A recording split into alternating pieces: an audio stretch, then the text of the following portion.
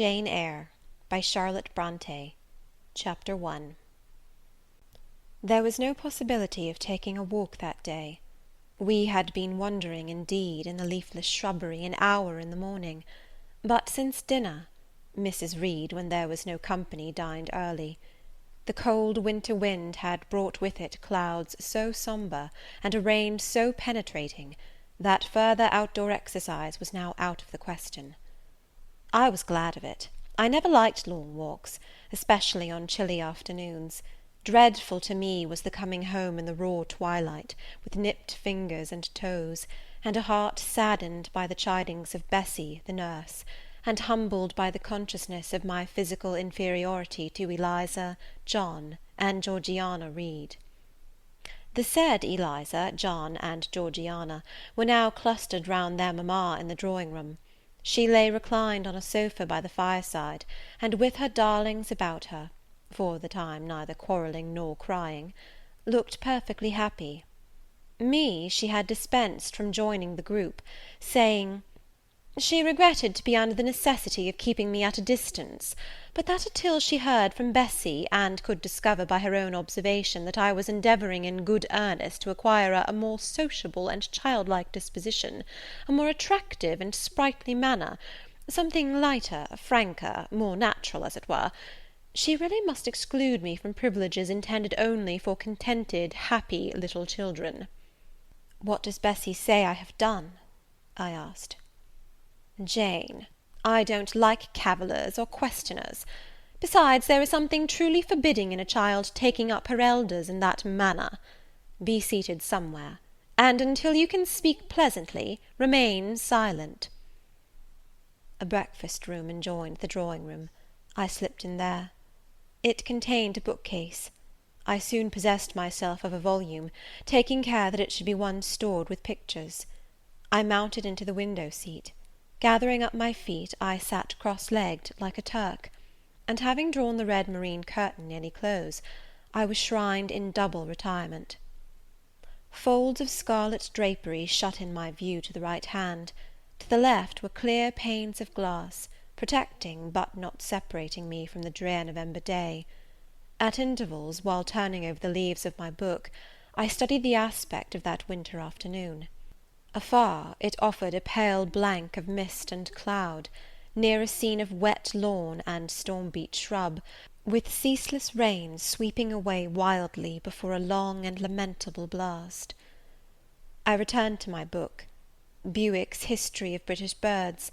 The letterpress thereof I cared little for, generally speaking, and yet there were certain introductory pages that, child as I was, I could not pass quite as a blank. They were those which treat of the haunts of sea-fowl, of the solitary rocks and promontories, by them only inhabited, of the coast of Norway, studded with isles from its southern extremity, the Lindness or Naze, to the North Cape, where the northern ocean, in vast whirls, boils round the naked melancholy isles of farthest Thule, and the Atlantic surge pours in among the stormy Hebrides. Nor could I pass unnoticed the suggestion of the bleak shores of Lapland, Siberia, Spitzbergen, Nova Zembla, Iceland, Greenland, with the vast sweep of the Arctic zone, and those forlorn regions of dreary space, that reservoir of frost and snow, where firm fields of ice, the accumulation of centuries of winters, glazed in alpine heights above heights, surround the pole, and concentrate the multiplied rigours of extreme cold. Of these death-white realms I formed an idea of my own, shadowy, like all the half-comprehended notions that float dim through children's brains, but strangely impressive. The words in these introductory pages connected themselves with the succeeding vignettes, and gave significance to the rock standing at Boulogne in a sea of billow and spray, to the broken boat stranded on a desolate coast, to the cold and ghastly moon glancing through bars of cloud at a wreck just sinking. I cannot tell what sentiment haunted the quite solitary churchyard, with its inscribed headstone, its gate, its 2 trees, its low horizon, girdled by a broken wall, and its newly risen crescent attesting the hour of eventide. The two ships becalmed on a torpid sea I believed to be marine phantoms. The fiend pinning down the thief's pack behind him I passed over quickly. It was an object of terror. So was the black horned thing, seated aloof on a rock, surveying a distant crowd surrounding a gallows. Each picture told a story, mysterious often to my undeveloped understanding and imperfect feelings, yet ever profoundly interesting. As interesting as the tales Bessie sometimes narrated on winter evenings, when she chanced to be in a good humour, and when, having brought her ironing table to the nursery hearth, she allowed us to sit about it, and while she got up Mrs. Reed's lace frills, and crimped her nightcap borders, fed our eager attention with passages of love and adventure taken from old fairy tales and other ballads. Or, as at a later period I discovered, from the pages of Pamela and Henry, Earl of Morland. With Buick on my knee, I was then happy at least in my way. I feared nothing but interruption, and that came too soon. The breakfast-room door opened. "Beau, Madam Mope!" cried the voice of John Reed. Then he paused. He found the room apparently empty. "Where the dickens is she?" he continued. "Lizzie, Georgie," calling to his sisters, "Joan is not here. Tell mamma she has run out into the rain, bad animal." It is well I drew the curtain, thought I, and I wished fervently he might not discover my hiding place. Nor would John Reed have found it out himself. He was not quick either of vision or conception. But Eliza just put her head in at the door, and said at once, "She is in the window seat, to be sure, Jack." And I came out immediately, for I trembled at the idea of being dragged forth by the said Jack. "What do you want?" I asked with awkward diffidence. "Say, what do you want, Master Reed?" was the answer. "I want you to come here." And seating himself in an armchair, he intimated by a gesture that I was to approach and stand before him.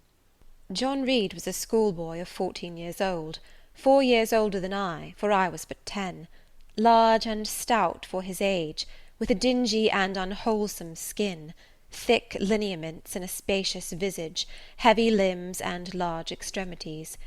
He gorged himself habitually at table, which made him bilious, and gave him a dim and bleared eye and flabby cheeks. He ought now to have been at school, but his mamma had taken him home for a month or two, on account of his delicate health. Mr. Miles, the master, affirmed that he would do very well if he had fewer cakes and sweetmeats sent him from home.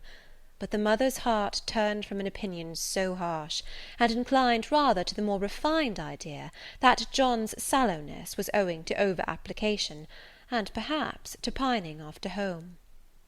John had not much affection for his mother and sisters, and an antipathy to me. He bullied and punished me, not 2 or 3 times in the week, nor once or twice in the day, but continually. Every nerve I had feared him, and every morsel of flesh in my bones shrank when he came near. There were moments when I was bewildered by the terror he inspired, because I had no appeal whatever against either his menaces or his inflictions. The servants did not like to offend their young master by taking my part against him, and Mrs. Reed was blind and deaf on the subject. She never saw him strike or heard him abuse me, though he did both now and then in her very presence, more frequently, however, behind her back. Habitually obedient to John, I came up to his chair. He spent some 3 minutes in thrusting out his tongue at me as far as he could without damaging the roots. I knew he would soon strike, and while dreading the blow, I mused on the disgusting and ugly appearance of him who would presently deal it. I wonder if he read that notion in my face, for all at once, without speaking, he struck suddenly and strongly. I tottered, and on regaining my equilibrium retired back a step or 2 from his chair. "That is for your impudence in answering mamma a while since," said he, "and for your sneaking way of getting behind curtains, and for the look you had in your eyes 2 minutes since, you rat." Accustomed to John Reed's abuse, I never had an idea of replying to it. My care was how to endure the blow which would certainly follow the insult. "What were you doing behind the curtain?" he asked. "I was reading." "Show the book." I returned to the window and fetched it thence. "You have no business to take our books. You are a dependent, mamma says. You have no money. Your father left you none. You ought to beg, and not to live here with gentlemen's children like us, and eat the same meals we do, and wear clothes at our mamma's expense. Now I'll teach you to rummage my bookshelves, for they are mine. All the house belongs to me, or will do in a few years. Go and stand by the door, out of the way of the mirror and windows." I did so, not at first aware what was his intention; but when I saw him lift and poise the book, and stand in act to hurl it, I instinctively started aside with a cry of alarm. Not soon enough, however. The volume was flung, it hit me, and I fell, striking my head against the door and cutting it. The cut bled, the pain was sharp, my terror had passed its climax, other feelings succeeded. "Wicked and cruel boy," I said, "you are like a murderer, you are like a slave-driver, you are like the Roman emperors." I had read Goldsmith's History of Rome, and had formed my opinion of Nero, Caligula, etc. Also I had drawn parallels in silence, which I never thought thus to have declared aloud. "What? What?" he cried. "Did she say that to me? Did you hear her, Eliza and Georgiana? Won't I tell mamma?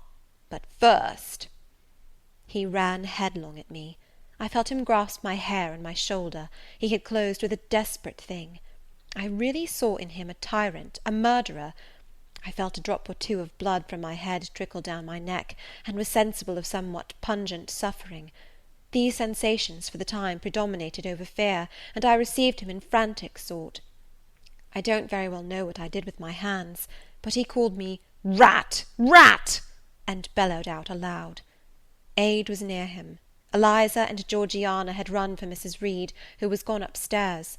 She now came upon the scene, followed by Bessie and her maid Abbot.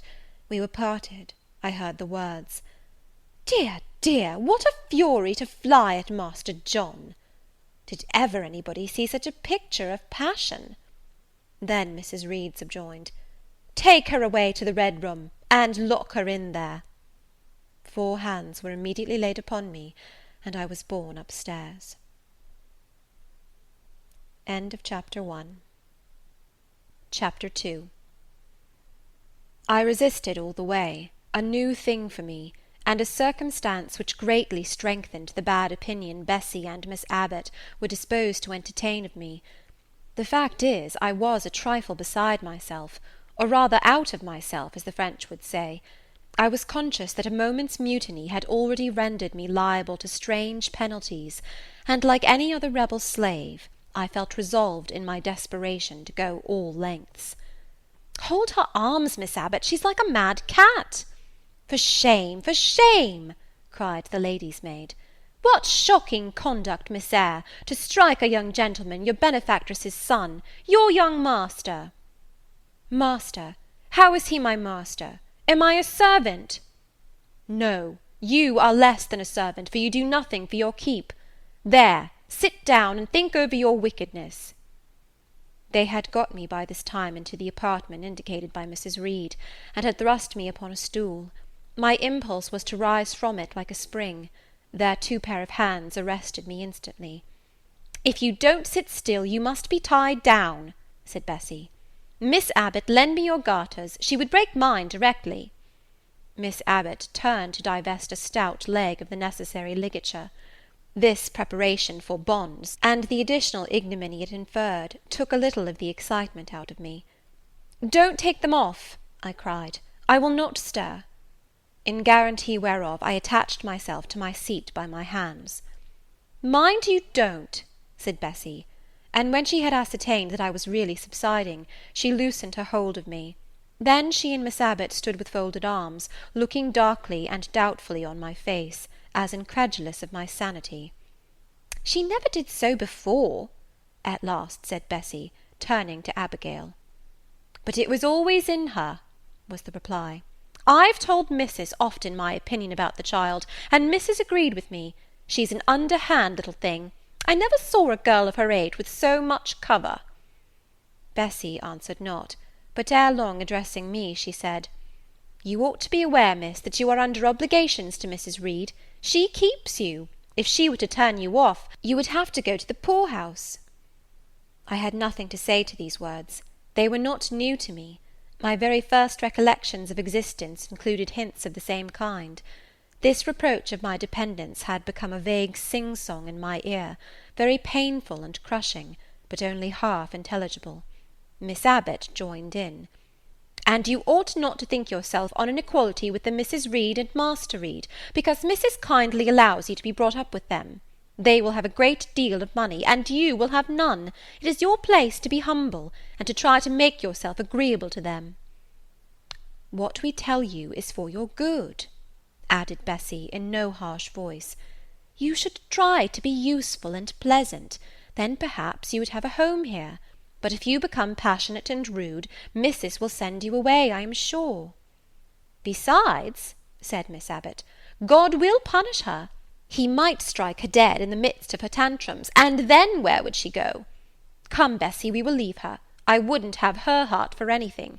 Say your prayers, Miss Eyre, when you are by yourself, for if you don't repent, something bad might be permitted to come down the chimney and fetch you away." They went, shutting the door, and locking it behind them. The Red Room was a square chamber, very seldom slept in, I might say never, indeed, unless when a chance influx of visitors at Gateshead Hall rendered it necessary to turn to account all the accommodation it contained. Yet it was one of the largest and stateliest chambers in the mansion.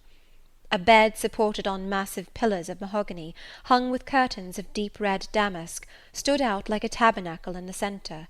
The two large windows, with their blinds always drawn down, were half shrouded in festoons and falls of similar drapery. The carpet was red. The table at the foot of the bed was covered with a crimson cloth. The walls were a soft fawn colour with a blush of pink in it. The wardrobe, the toilet table, the chairs were of darkly polished old mahogany. Out of these deep surrounding shades rose high, and glared white, the piled-up mattresses and pillows of the bed, spread with a snowy Marseille counterpane. Scarcely less prominent was an ample cushioned easy-chair near the head of the bed, also white, with a footstool before it, and looking, as I thought, like a pale throne. This room was chill, because it seldom had a fire. It was silent, because remote from the nursery and kitchen; solemn, because it was known to be so seldom entered. The housemaid alone came here on Saturdays, to wipe from the mirrors and the furniture a week's quiet dust, and Mrs. Reed herself, at far intervals, visited it to review the contents of a certain secret drawer in the wardrobe, where were stored divers parchments, her jewel casket, and a miniature of her deceased husband. And in those last words lies the secret of the Red Room, the spell which kept it so lonely in spite of its grandeur. Mr. Reed had been dead 9 years. It was in this chamber he breathed his last. Here he lay in state, hence his coffin was borne by the undertaker's men, and since that day a sense of dreary consecration had guarded it from frequent intrusion. My seat, to which Bessie and the bitter Miss Abbot had left me riveted, was a low ottoman near the marble chimney-piece. The bed rose before me. To my right hand there was the high dark wardrobe, with subdued broken reflections varying the gloss of its panels. To my left were muffled windows. A great looking-glass between them repeated the vacant majesty of the bed and room. I was not quite sure whether they had locked the door, and when I dared move I got up and went to see. Alas! Yes, no jail was ever more secure. Returning, I had to cross before the looking-glass. My fascinated glance involuntarily explored the depth it revealed. All looked colder and darker in that visionary hollow than in reality. And the strange little figure there gazing at me, with a white face and arms specking the gloom, and glittering eyes of fear moving where all else was still, had the effect of a real spirit. I thought it like one of the tiny phantoms, half fairy, half imp, Bessie's evening stories represented as coming out of lone ferny dells and moors, and appearing before the eyes of belated travellers. I returned to my stool. Superstition was with me at that moment, but it was not yet her hour for complete victory. My blood was still warm, the mood of the revolted slave was still bracing me with its bitter vigour. I had to stem a rapid rush of retrospective thought before I quailed to the dismal present.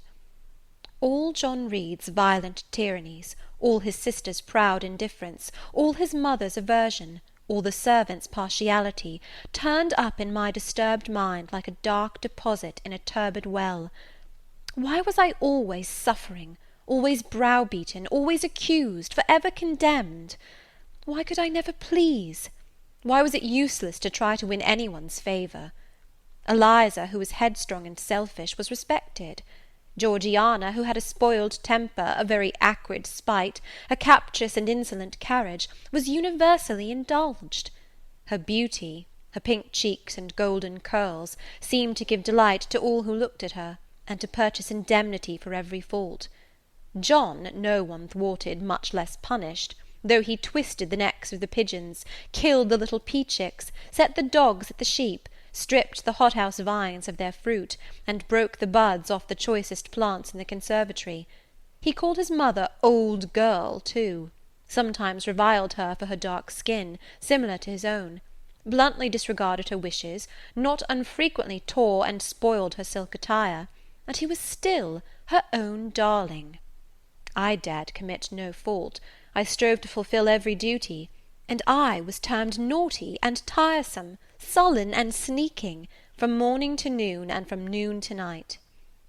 My head still ached and bled with the blow and fall I had received. No one had reproved John for wantonly striking me, and because I had turned against him to avert farther irrational violence, I was loaded with general opprobrium.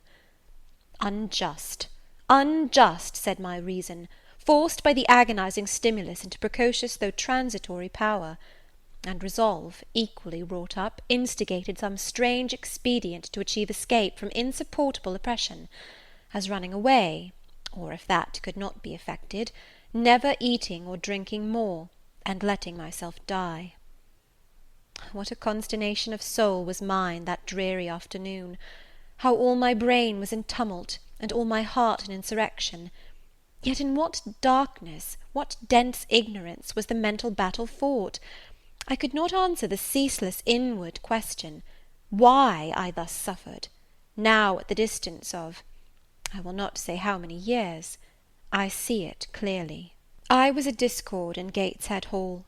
I was like nobody there. I had nothing in harmony with Mrs. Reed or her children, or her chosen vassalage. If they did not love me, in fact, as little did I love them.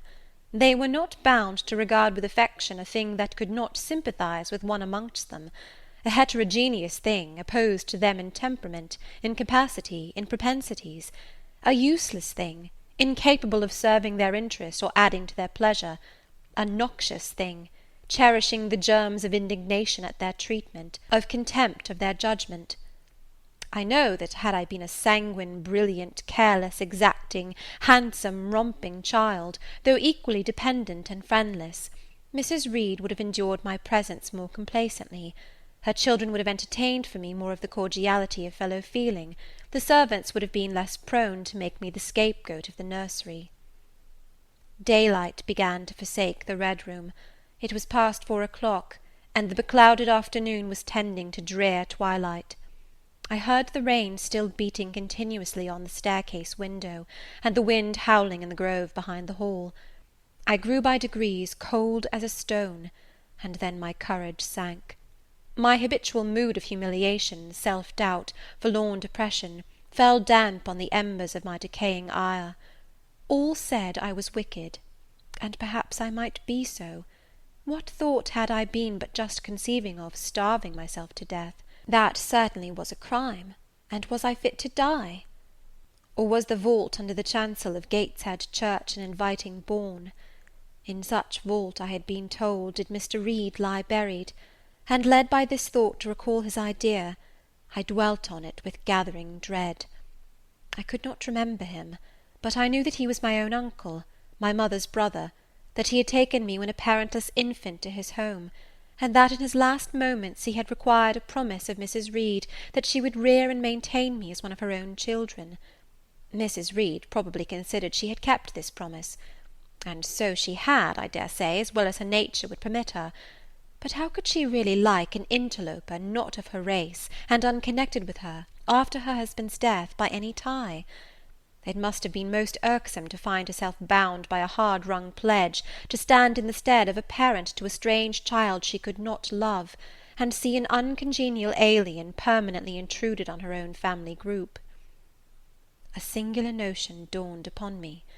I doubted not, never doubted, that if Mr. Reed had been alive he would have treated me kindly, and now, as I sat looking at the white bed and overshadowed walls, occasionally also turning a fascinated eye towards the dimly gleaming mirror, I began to recall what I had heard of dead men, troubled in their graves by the violation of their last wishes, revisiting the earth to punish the perjured and avenge the oppressed, and I thought Mr. Reed's spirit, harassed by the wrongs of his sister's child, might quit its abode, whether in the church vault or in the unknown world of the departed, and rise before me in this chamber.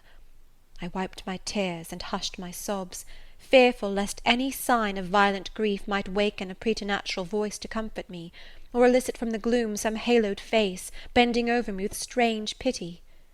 This idea, consolatory in theory, I felt would be terrible if realized.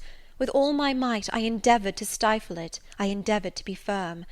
Shaking my hair from my eyes, I lifted my head and tried to look boldly round the dark room. At this moment a light gleamed on the wall. Was it, I asked myself, a ray from the moon penetrating some aperture in the blind? No, moonlight was still, and this stirred. While I gazed, it glided up to the ceiling and quivered over my head. I can now conjecture readily that this streak of light was, in all likelihood, a gleam from a lantern carried by some one across the lawn. But then, prepared as my mind was for horror, shaken as my nerves were by agitation, I thought the swift darting beam was a herald of some coming vision from another world. My heart beat thick, my head grew hot, a sound filled my ears which I deemed the rushing of wings. Something seemed near me. I was oppressed, suffocated, endurance broke down. I rushed to the door and shook the lock in desperate effort. Steps came running along the outer passage. The key turned. Bessie and Abbot entered. "Miss Eyre, are you ill?" said Bessie. "What a dreadful noise! It went quite through me," exclaimed Abbot. "Take me out! Let me go into the nursery!" was my cry. "What for? Are you hurt? Have you seen something?" again demanded Bessie. "Oh, I saw a light, and I thought a ghost would come." I had now got hold of Bessie's hand, and she did not snatch it from me. "She has screamed out on purpose," declared Abbot in some disgust. "And what a scream! If she had been in great pain, one would have excused it, but she only wanted to bring us all here. I know her naughty tricks." "What is all this?" demanded another voice peremptorily, and Mrs. Reed came along the corridor, her cap flying wide, her gown rustling stormily. "Abbot and Bessie, I believe I gave orders that Jane Eyre should be left in the red room till I came to her myself." "Miss Jane screamed so loud, mum," pleaded Bessie. "Let her go," was the only answer. "Loose Bessie's hand, child. You cannot succeed in getting out by these means, be assured. I abhor artifice, particularly in children. It is my duty to show you that tricks will not answer. You will now stay here an hour longer, and it is only on condition of perfect submission and stillness that I shall liberate you then." "Oh, aunt, have pity! Forgive me! I cannot endure it! Let me be punished some other way! I shall be killed if—" "Silence! This violence is all most repulsive." And so, no doubt, she felt it. I was a precocious actress in her eyes. She sincerely looked on me as a compound of virulent passions, mean spirit, and dangerous duplicity. Bessie and Abbot having retreated, Mrs. Reed, impatient of my now frantic anguish and wild sobs, abruptly thrust me back and locked me in without further parley. I heard her sweeping away, and soon after she was gone, I suppose I had a species of fit. Unconsciousness closed the scene. End of Chapter 2. Chapter 3. The next thing I remember is, waking up with a feeling as if I had had a frightful nightmare, and seeing before me a terrible red glare, crossed with thick black bars. I heard voices, too, speaking with a hollow sound, and as if muffled by a rush of wind or water. Agitation, uncertainty, and an all-predominating sense of terror confused my faculties. Ere long I became aware that someone was handling me, lifting me up and supporting me in a sitting posture, and that more tenderly than I had ever been raised or upheld before. I rested my head against a pillow or an arm, and felt easy. In 5 minutes more the cloud of bewilderment dissolved. I knew quite well that I was in my own bed, and that the red glare was the nursery fire. It was night. A candle burnt on the table. Bessie stood at the bed foot with a basin in her hand, and a gentleman sat in a chair near my pillow, leaning over me. I felt an inexpressible relief, a soothing conviction of protection and security, when I knew that there was a stranger in the room, an individual not belonging to Gateshead, and not related to Mrs. Reed. Turning from Bessie, though her presence was far less obnoxious to me than that of Abbot, for instance, would have been, I scrutinized the face of the gentleman. I knew him. It was Mr. Lloyd, an apothecary, sometimes called in by Mrs. Reed when the servants were ailing. For herself and the children she employed a physician. "Well, who am I?" he asked. I pronounced his name, offering him at the same time my hand. He took it, smiling and saying, "We shall do very well by and by." Then he laid me down, and addressing Bessie, charged her to be very careful that I was not disturbed during the night. Having given some further directions, and intimates that he should call again the next day, he departed, to my grief. I felt so sheltered and befriended while he sat in the chair near my pillow, and as he closed the door after him, all the room darkened, and my heart again sank. Inexpressible sadness weighed it down. "Do you feel as if you should sleep, miss?" asked Bessie, rather softly. Scarcely dared I answer her, for I feared the next sentence might be rough. "I will try." "Would you like to drink, or could you eat anything?" "No, thank you, Bessie." "Then I think I shall go to bed, for it is past 12 o'clock, but you may call me if you want anything in the night." Wonderful civility this! It emboldened me to ask a question. "Bessie, what is the matter with me? Am I ill?" "You fell sick, I suppose, in the Red Room with the crying. You'll be better soon, no doubt." Bessie went into the housemaid's apartment, which was near. I heard her say, "Sarah, come and sleep with me in the nursery. I daren't for my life be alone with that poor child to-night. She might die. It's such a strange thing she should have that fit. I wonder if she saw anything. Missus was rather too hard." Sarah came back with her. They both went to bed. They were whispering together for half an hour before they fell asleep. I caught scraps of their conversation, from which I was able only too distinctly to infer the main subject discussed. Something passed her, all dressed in white, and vanished. A great black dog behind him. 3 loud raps on the chamber door. A light in the churchyard just over his grave, etc., etc. At last both slept. The fire and the candle went out. For me, the watches of that long night passed in ghastly wakefulness, strained by dread, such dread as children only can feel. No severe or prolonged bodily illness followed this incident of the Red Room. It only gave my nerves a shock, of which I feel the reverberation to this day. Yes, Mrs. Reed, to you I owe some fearful pangs of mental suffering, but I ought to forgive you, for you knew not what you did. While rending my heartstrings, you thought you were only uprooting my bad propensities.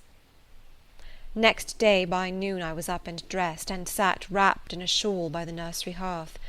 I felt physically weak and broken down, but my worst ailment was an unutterable wretchedness of mind, a wretchedness which kept drawing from me silent tears.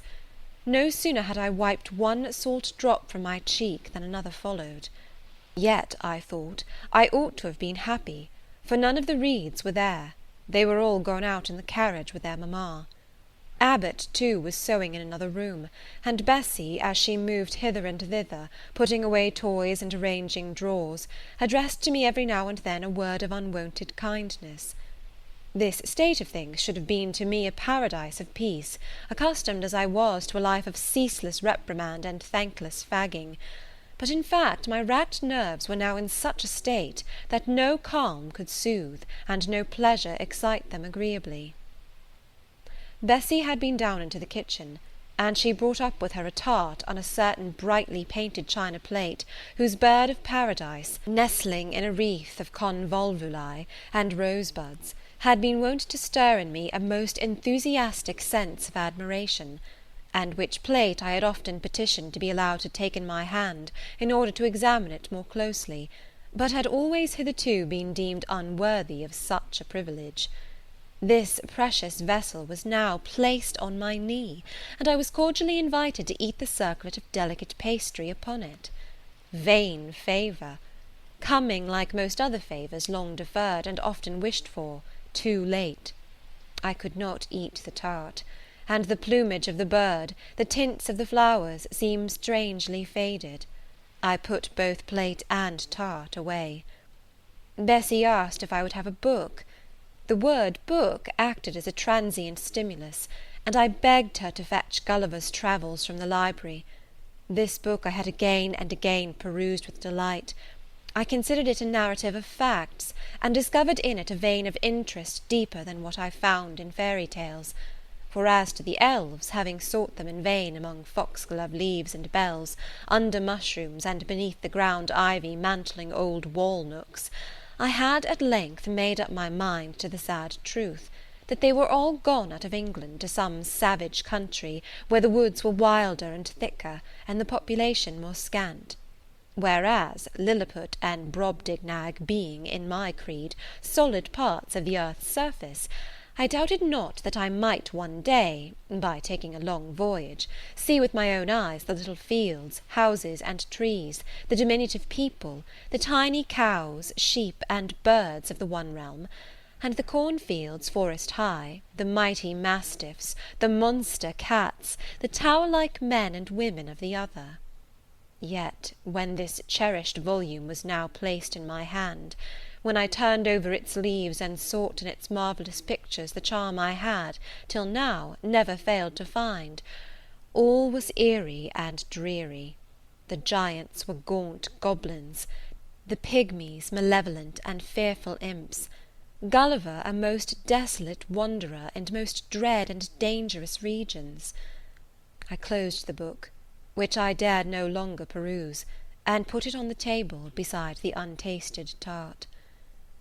Bessie had now finished dusting and tidying the room, and having washed her hands, she opened a certain little drawer, full of splendid shreds of silk and satin, and began making a new bonnet for Georgiana's doll.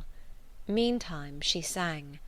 Her song was, "In the days when we went gypsying, a long time ago." I had often heard the song before, and always with lively delight, for Bessie had a sweet voice. At least I thought so. But now, though her voice was still sweet, I found in its melody an indescribable sadness. Sometimes, preoccupied with her work, she sang the refrain very low, very lingeringly.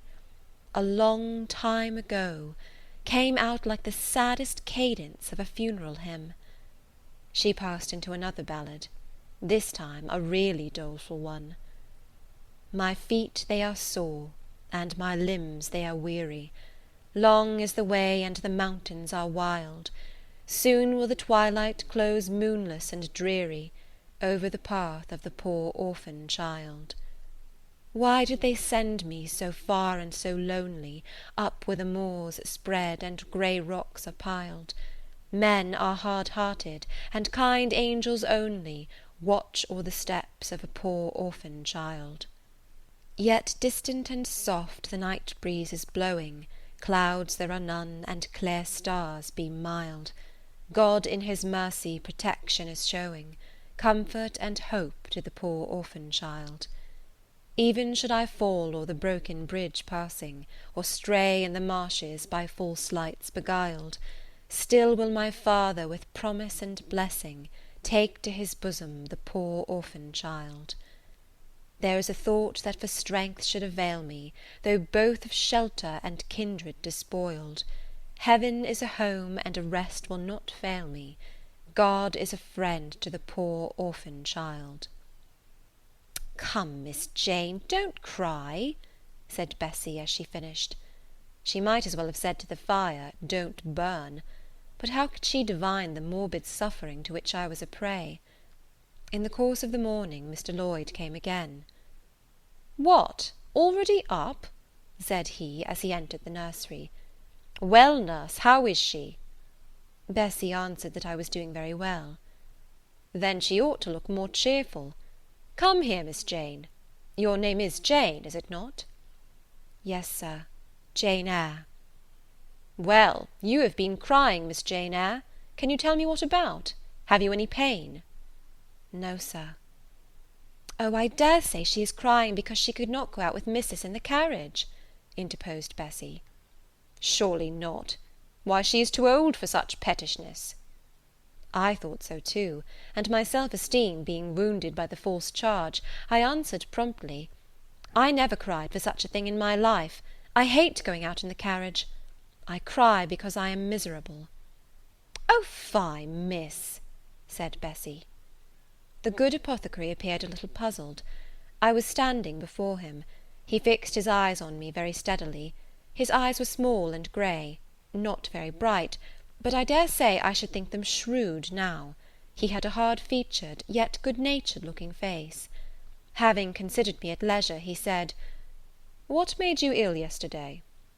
"She had a fall," said Bessie, again putting in her word. "Fall? Why, that is like a baby again. Can't she manage to walk at her age? She must be 8 or 9 years old." "I was knocked down," was the blunt explanation, jerked out of me by another pang of mortified pride. "But that did not make me ill," I added, while Mr. Lloyd helped himself to a pinch of snuff. As he was returning the books to his waistcoat pocket, a loud bell rang for the servants' dinner. He knew what it was. "That's for you, nurse," said he. "You can go down. I'll give Miss Jane a lecture till you come back."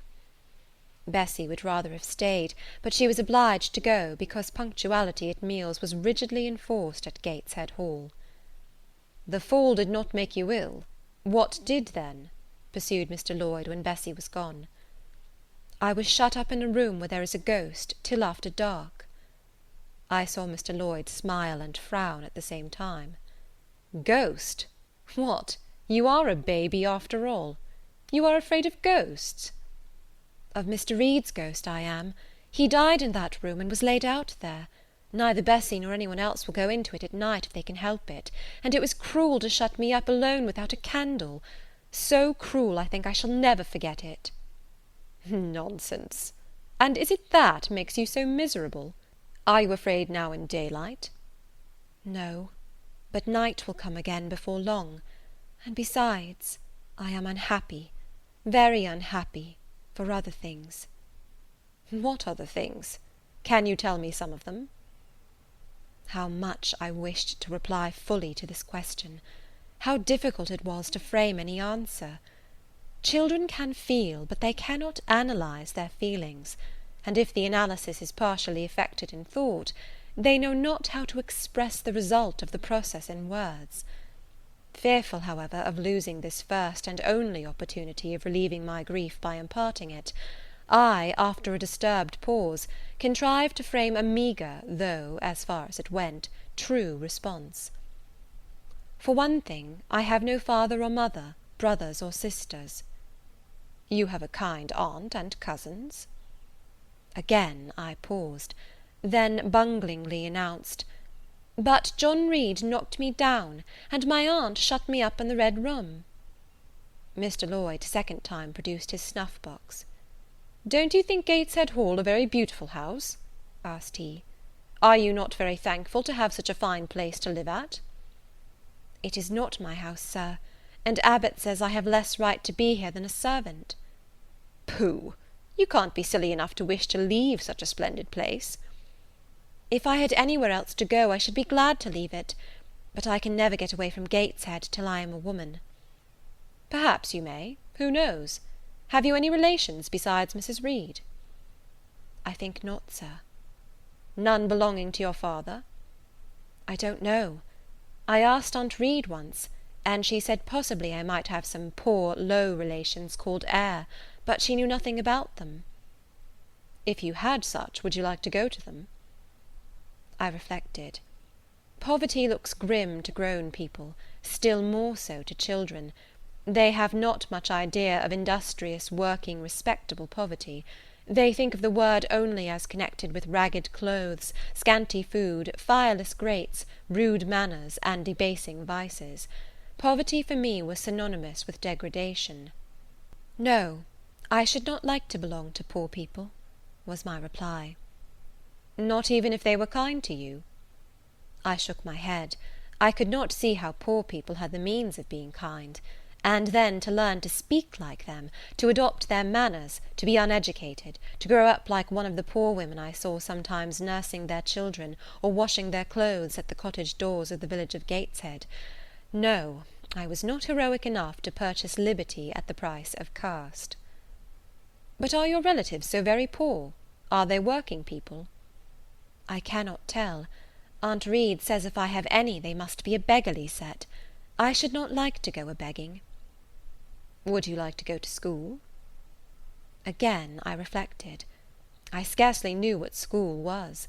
Bessie sometimes spoke of it as a place where young ladies sat in the stocks, wore backboards, and were expected to be exceedingly genteel and precise. John Reed hated his school, and abused his master.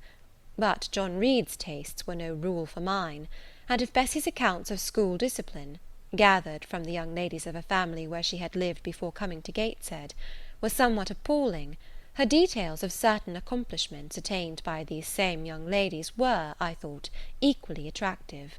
She boasted of beautiful paintings of landscapes and flowers by them executed, of songs they could sing and pieces they could play, of purses they could net, of French books they could translate, till my spirit was moved to emulation as I listened. Besides, school would be a complete change. It implied a long journey, an entire separation from Gateshead, an entrance into a new life. "I should indeed like to go to school," was the audible conclusion of my musings. "Well, well, who knows what may happen?" said Mr. Lloyd as he got up. "The child ought to have a change of air and scene," he said, speaking to himself. "Nerves not in a good state." Bessie now returned. At the same moment the carriage was heard rolling up the gravel walk. "Is that your mistress, nurse?" asked Mr. Lloyd. "I should like to speak to her before I go." Bessie invited him to walk into the breakfast room, and led the way out.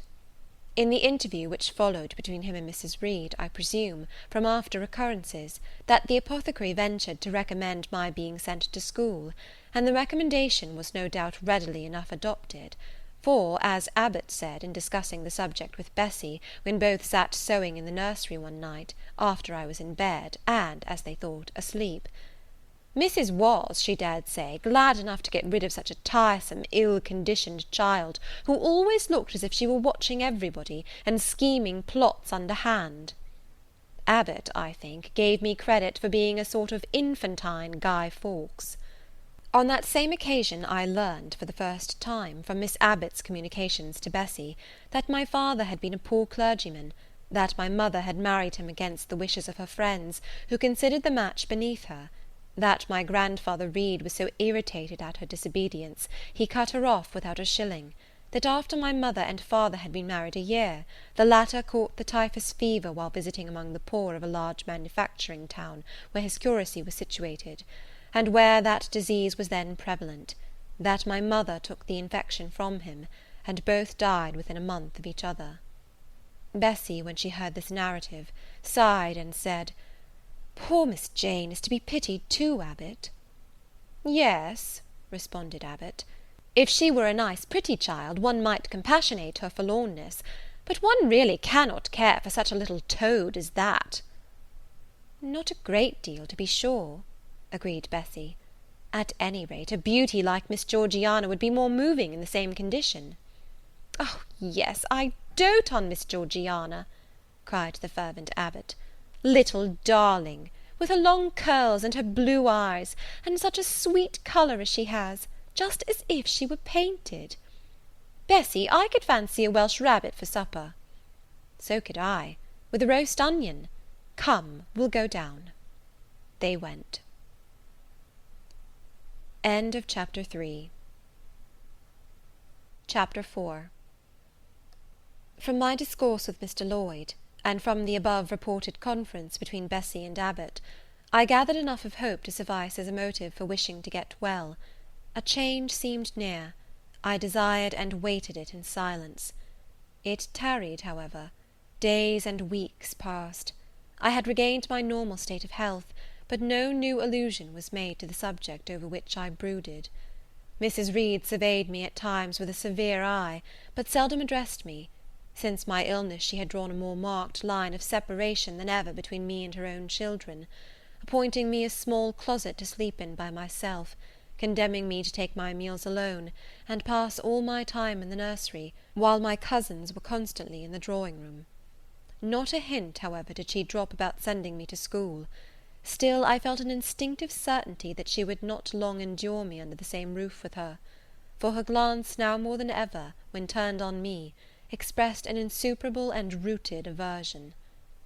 Eliza and Georgiana, evidently acting according to orders, spoke to me as little as possible. John thrust his tongue in his cheek whenever he saw me, and once attempted chastisement; but as I instantly turned against him, roused by the same sentiment of deep ire and desperate revolt which had stirred my corruption before, he thought it better to desist, and ran from me tittering execrations, and vowing I had burst his nose.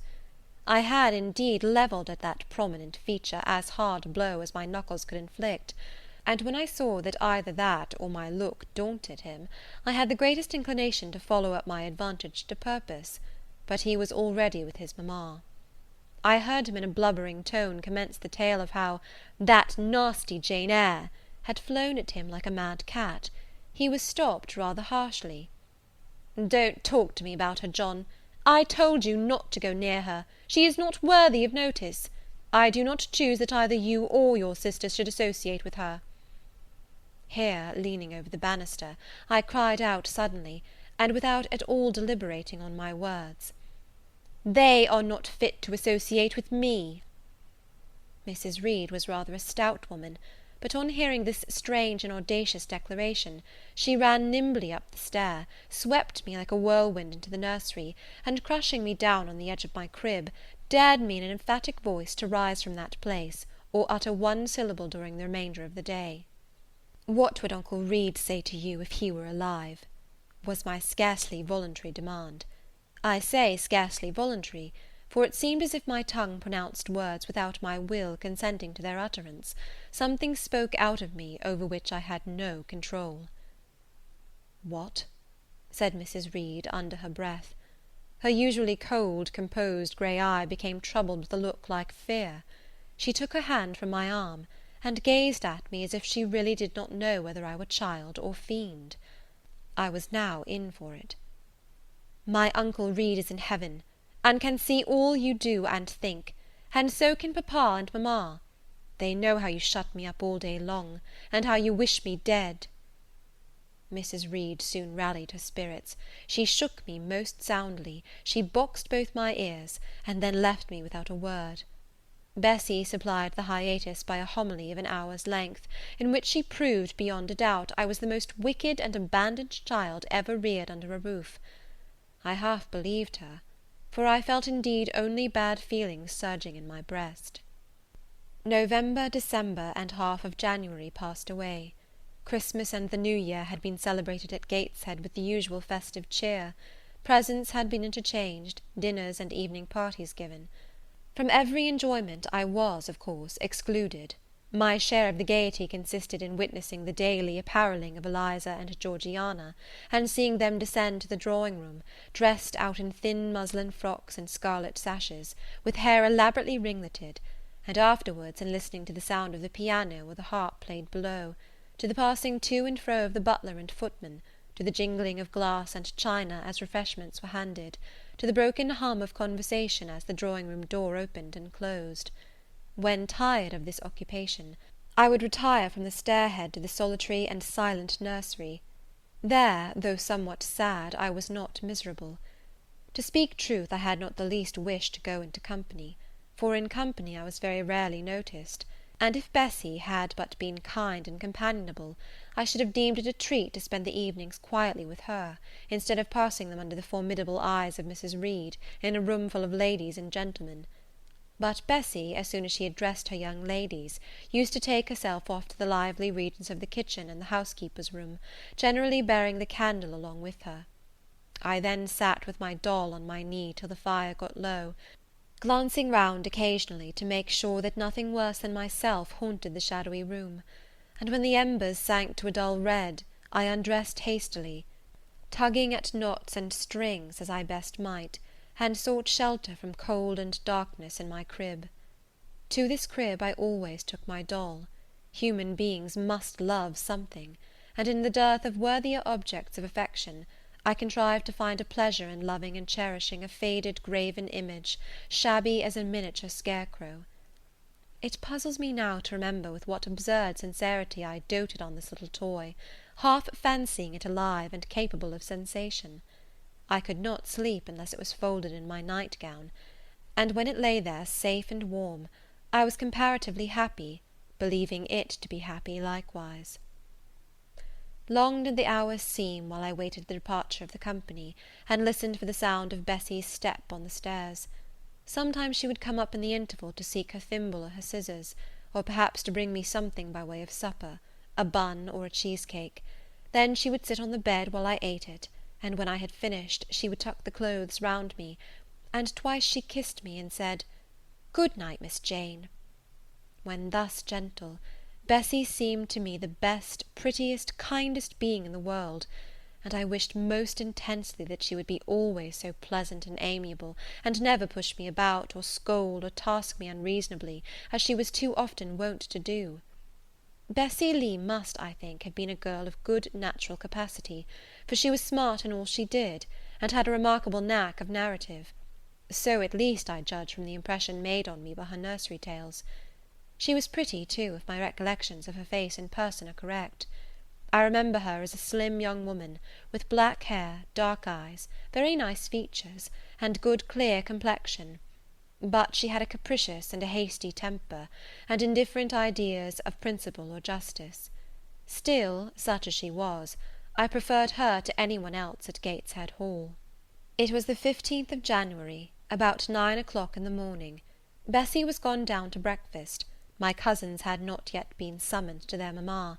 Eliza was putting on her bonnet and warm garden coat to go and feed her poultry, an occupation of which she was fond, and not less so of selling the eggs to the housekeeper, and hoarding up the money she thus obtained. She had a turn for traffic, and a marked propensity for saving, shown not only in the vending of eggs and chickens, but also in driving hard bargains with the gardener about flower roots, seeds, and slips of plants, that functionary having orders from Mrs. Reed to buy of his young lady all the products of her parterre she wished to sell, and Eliza would have sold the hair off her head if she could have made a handsome profit thereby. As to her money, she first secreted it in odd corners, wrapping it in a rag or an old curl paper; but some of these hoards having been discovered by the housemaid, Eliza, fearful of one day losing her valued treasure, consented to entrust it to her mother, at a usurious rate of interest, 50 or 60 per cent., which interest she exacted every quarter, keeping her accounts in a little book with anxious accuracy. Georgiana sat on a high stool, dressing her hair at the glass, and interweaving her curls with artificial flowers and faded feathers, of which she had found a store in a drawer in the attic. I was making my bed, having received strict orders from Bessie to get it arranged before she returned. for Bessy now frequently employed me as a sort of under-nursery maid, to tidy the room, dust the chairs, etc. Having spread the quilt and folded my night-dress, I went to the window-seat to put in order some picture-books and doll's-house furniture scattered there. An abrupt command from Georgiana to let her playthings alone, for the tiny chairs and mirrors, the fairy plates and cups were her property, stopped my proceedings; and then, for lack of other occupation, I fell to breathing on the frost flowers with which the window was fretted, and thus clearing a space in the glass through which I might look out on the grounds, where all was still and petrified under the influence of a hard frost. From this window were visible the porter's lodge and the carriage road, and just as I had dissolved so much of the silver-white foliage veiling the panes as left room to look out, I saw the gates thrown open and a carriage roll through. I watched it ascending the drive with indifference. Carriages often came to Gateshead, but none ever brought visitors in whom I was interested. It stopped in front of the house, the door-bell rang loudly, the newcomer was admitted. All this being nothing to me, my vacant attention soon found livelier attraction in the spectacle of a hungry little robin, which came and chirruped on the twigs of the leafless cherry-tree nailed against the wall near the casement. The remains of my breakfast of bread and milk stood on the table, and having crumbled a morsel of roll, I was tugging at the sash to put out the crumbs on the window-sill, when Bessy came running upstairs to the nursery. "Miss Jane, take off your pinafore. What are you doing there? Have you washed your hands and face this morning?" I gave another tug before I answered, for I wanted the bird to be secure of its bread. The sash yielded, I scattered the crumbs, some on the stone sill, some on the cherry-tree bough; then, closing the window, I replied, "No, Bessy, I have only just finished dusting."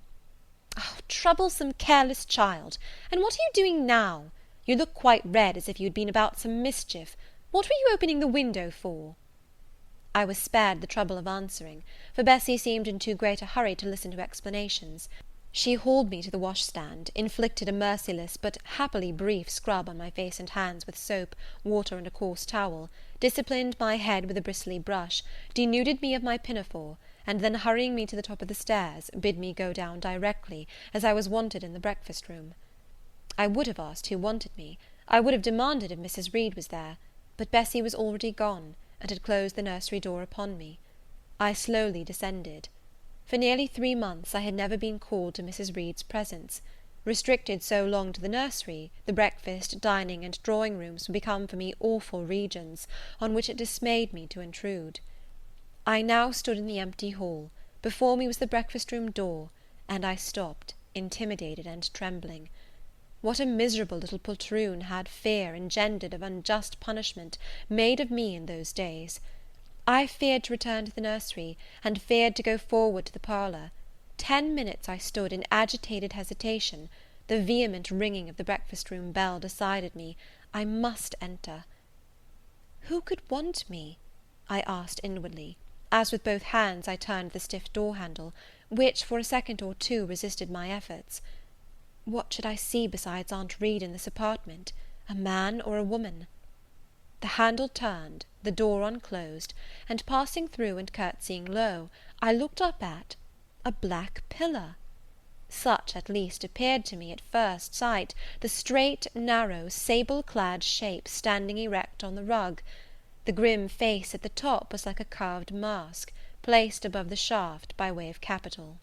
Mrs. Reed occupied her usual seat by the fireside. She made a signal to me to approach. I did so, and she introduced me to the stony stranger with the words, "This is the little girl respecting whom I applied to you." He, for it was a man, turned his head slowly towards where I stood, and having examined me with the 2 inquisitive-looking grey eyes which twinkled under a pair of bushy brows, said solemnly, and in a bass voice, "Her size is small. What is her age?" 10 years. "So much," was the doubtful answer, and he prolonged his scrutiny for some minutes. Presently he addressed me. "Your name, little girl?" "Jane Eyre, sir." In uttering these words I looked up. He seemed to me a tall gentleman, but then I was very little. His features were large, and they and all the lines of his frame were equally harsh and prim. "Well, Jane Eyre, and are you a good child?" Impossible to reply to this in the affirmative. My little world held a contrary opinion. I was silent. Mrs. Reed answered for me by an expressive shake of the head, adding soon, "Perhaps the less said on that subject the better, Mr. Brocklehurst." "Sorry, indeed, to hear it. She and I must have some talk." And bending from the perpendicular, he installed his person in the armchair opposite Mrs. Reed's. "Come here," he said. I stepped across the rug. He placed me square and straight before him. What a face he had, now that it was almost on a level with mine! What a great nose! And what a mouth! And what large prominent teeth! "No sight so sad as that of a naughty child," he began, "especially a naughty little girl. Do you know where the wicked go after death?" "They go to hell," was my ready and orthodox answer. "And what is hell? Can you tell me that?" "A pit full of fire." "And should you like to fall into that pit, and then be burning there forever?" "No, sir." "What must you do to avoid it?"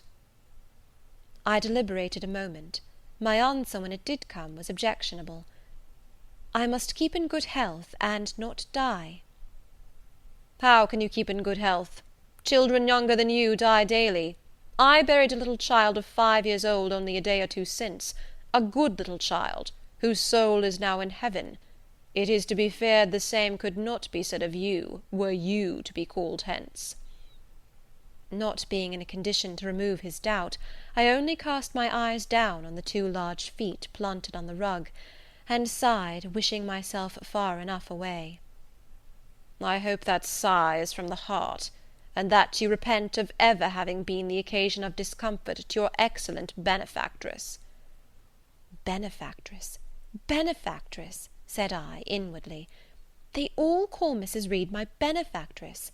If so, a benefactress is a disagreeable thing." "Do you say your prayers night and morning?" continued my interrogator. "Yes, sir." "Do you read your Bible?" "Sometimes." "With pleasure? Are you fond of it?"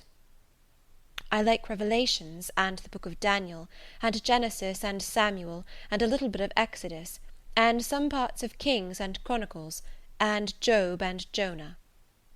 "And the Psalms? I hope you like them?" "No, sir." "No? Oh, shocking!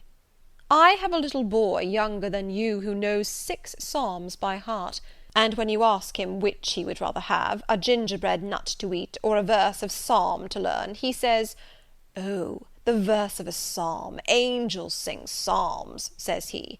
'I wish to be a little angel here below.' He then gets 2 nuts in recompense for his infant piety." "Psalms are not interesting," I remarked. "That proves you have a wicked heart, and you must pray to God to change it, to give you a new and clean one, to take away your heart of stone and give you a heart of flesh." I was about to propound a question, touching the manner in which that operation of changing my heart was to be performed, when Mrs. Reed interposed, telling me to sit down. She then proceeded to carry on the conversation herself. "Mr. Brocklehurst, I believe I intimated in the letter which I wrote to you 3 weeks ago, that this little girl has not quite the character and disposition I could wish.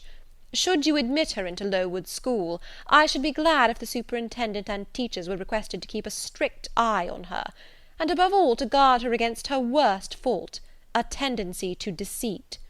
I mention this in your hearing, Jane, that you may not attempt to impose on Mr. Brocklehurst."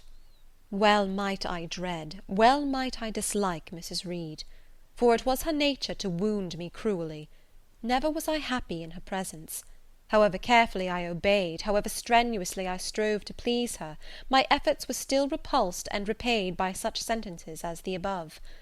Now, uttered before a stranger, the accusation cut me to the heart.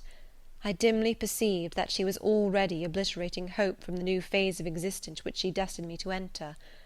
I felt, though I could not have expressed the feeling, that she was sowing aversion and unkindness along my future path.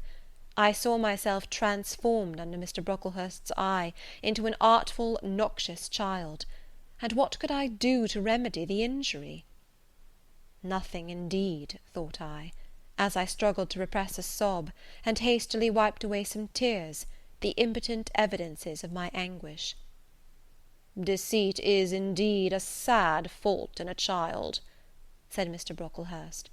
It is akin to falsehood, and all liars will have their portion in the lake burning with fire and brimstone. She shall, however, be watched, Mrs. Reed. I will speak to Miss Temple and the teachers. I should wish her to be brought up in a manner suiting her prospects, continued my benefactress, to be made useful, to be kept humble. As for the vacations, she will, with your permission, spend them always at Lowood. Your decisions are perfectly judicious, madam, returned Mr. Brocklehurst. Humility is a Christian grace, and one peculiarly appropriate to the pupils of Lowood. I, therefore, direct that especial care shall be bestowed on its cultivation amongst them. I have studied how best to mortify in them the worldly sentiment of pride, and only the other day I had a pleasing proof of my success. My second daughter, Augusta, went with her mamma to visit the school, and on her return she exclaimed, "Oh dear, papa, how quiet and plain all the girls at Lowood look, with their hair combed behind their ears, and their long pinafores, and the little holland pockets outside their frocks. They are almost like poor people's children. And, said she, they looked at my dress and mamma's as if they had never seen a silk gown before." "This is the state of things I quite approve," returned Mrs. Reed. "Had I sought all England over, I could scarcely have found a system more exactly fitting a child like Jane Eyre. Consistency, my dear Mr. Brocklehurst. I advocate consistency in all things."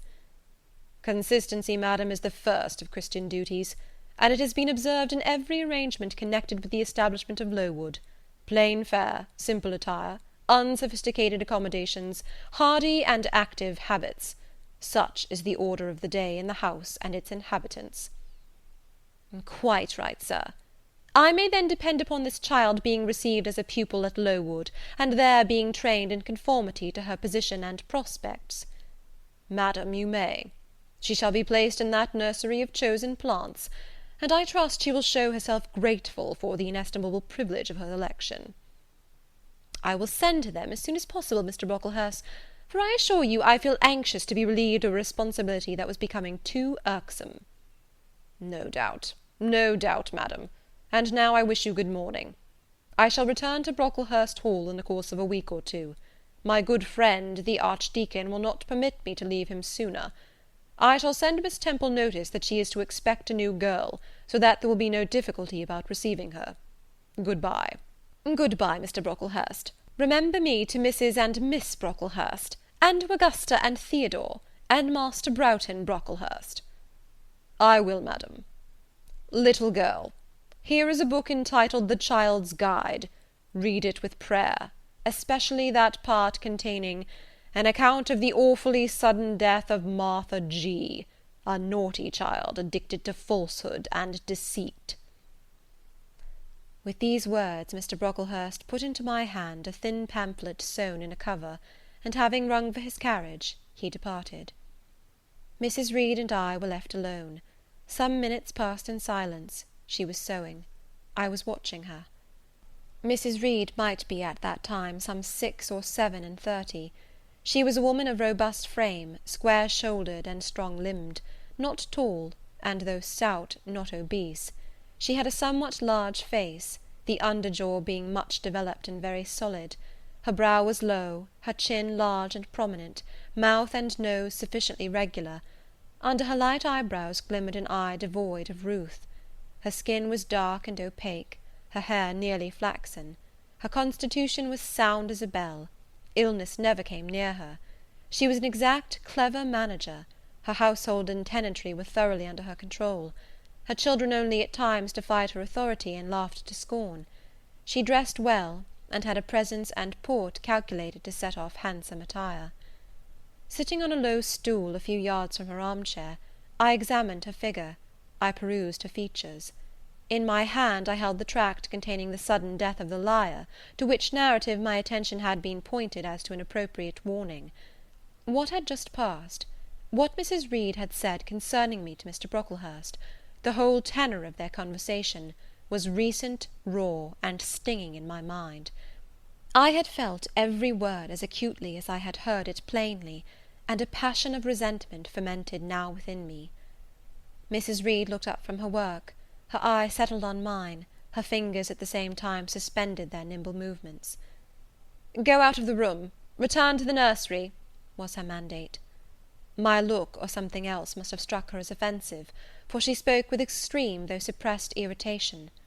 I got up, I went to the door, I came back again, I walked to the window, across the room, then close up to her.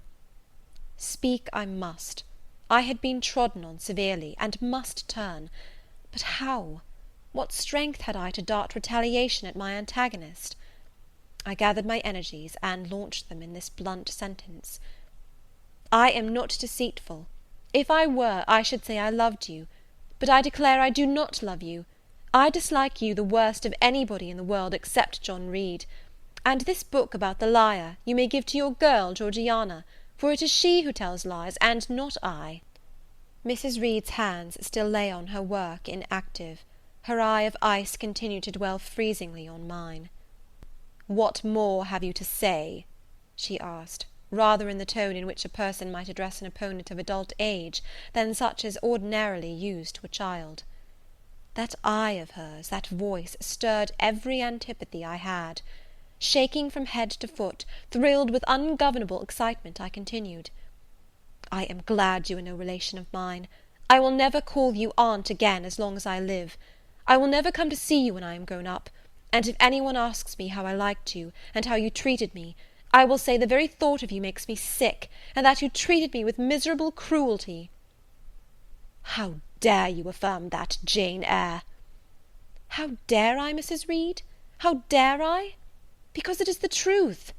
You think I have no feelings, and that I can do without one bit of love or kindness; but I cannot live so, and you have no pity.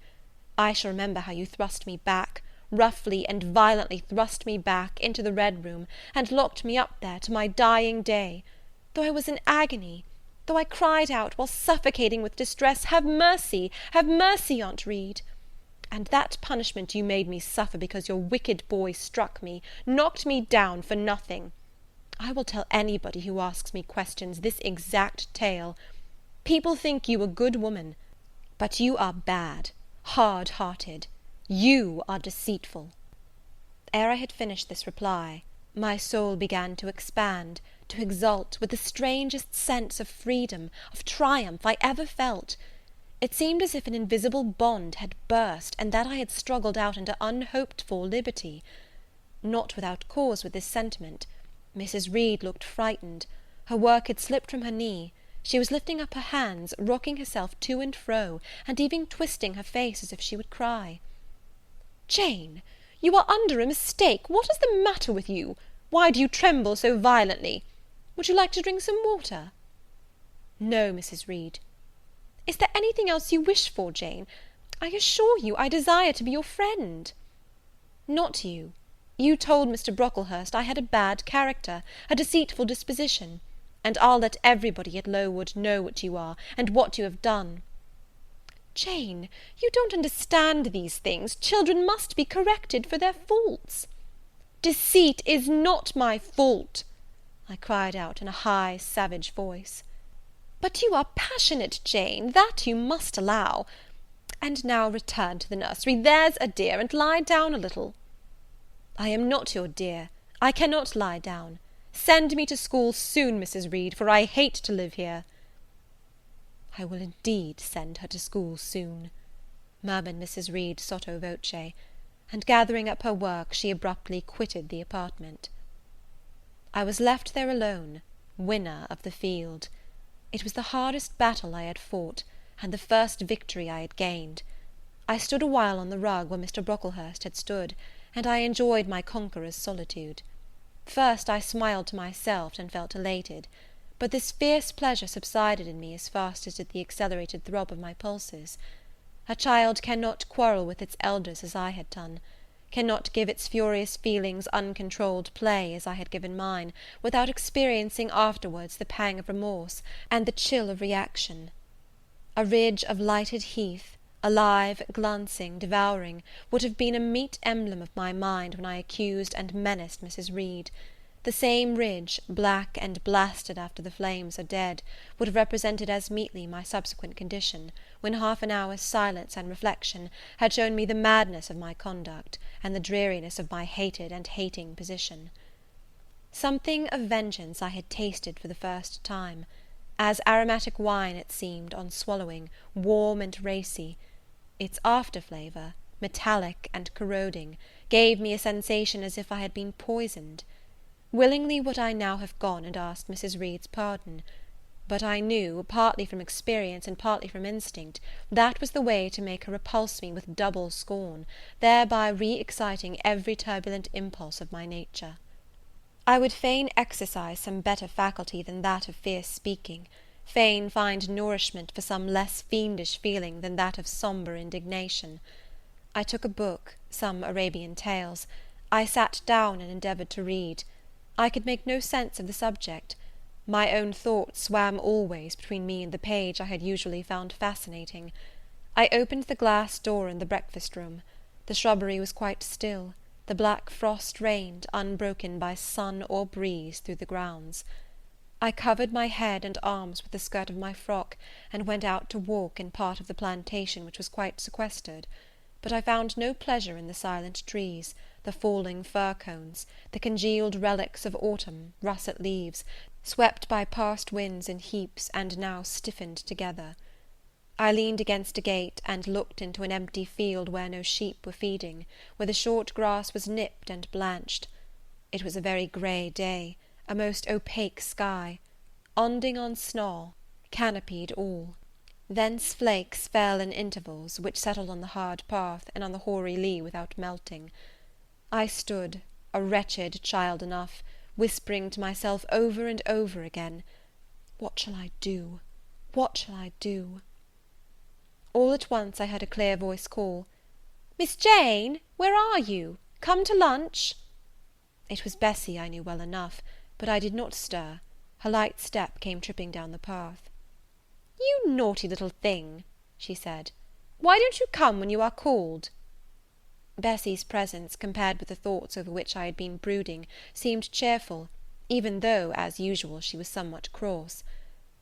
The fact is, after my conflict with and victory over Mrs. Reed, I was not disposed to care much for the nursemaid's transitory anger, and I was disposed to bask in her youthful lightness of heart. I just put my two arms round her, and said, "Come, Bessie, don't scold."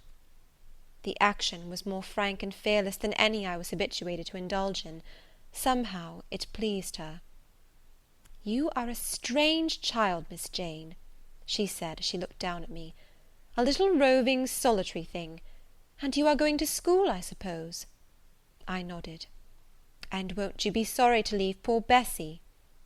"What does Bessie care for me? She's always scolding me." "Because you're such a queer, frightened, shy little thing. You should be bolder." "What, to get more knocks?" "Nonsense." "But you are rather put upon, that's certain. My mother said, when she came to see me last week, that she would not like a little one of her own to be in your place. Now come in, and I've some good news for you." "I don't think you have, Bessie." "Child, what do you mean? What sorrowful eyes you fix on me? Well, but Missis and the young ladies and Master John are going out to tea this afternoon, and you shall have tea with me. I'll ask cook to bake you a little cake, and then you shall help me look over your drawers, for I am soon to pack your trunk. Missis intends you to leave Gateshead in a day or two, and you shall choose what toys you like to take with you." "Bessie, you must promise not to scold me any more till I go." "Well, I will; but mind you are a very good little girl, and don't be afraid of me. Don't start when I chance to speak rather sharply, it's so provoking." "I don't think I shall ever be afraid of you again, Bessie, because I have got used to you, and I shall soon have another set of people to dread." "If you dread them, they'll dislike you." "As you do, Bessie." "I don't dislike you, miss. I believe I am fonder of you than of all the others." "You don't show it." "You sharp little thing! You've got quite a new way of talking. What makes you so venturesome and hardy?"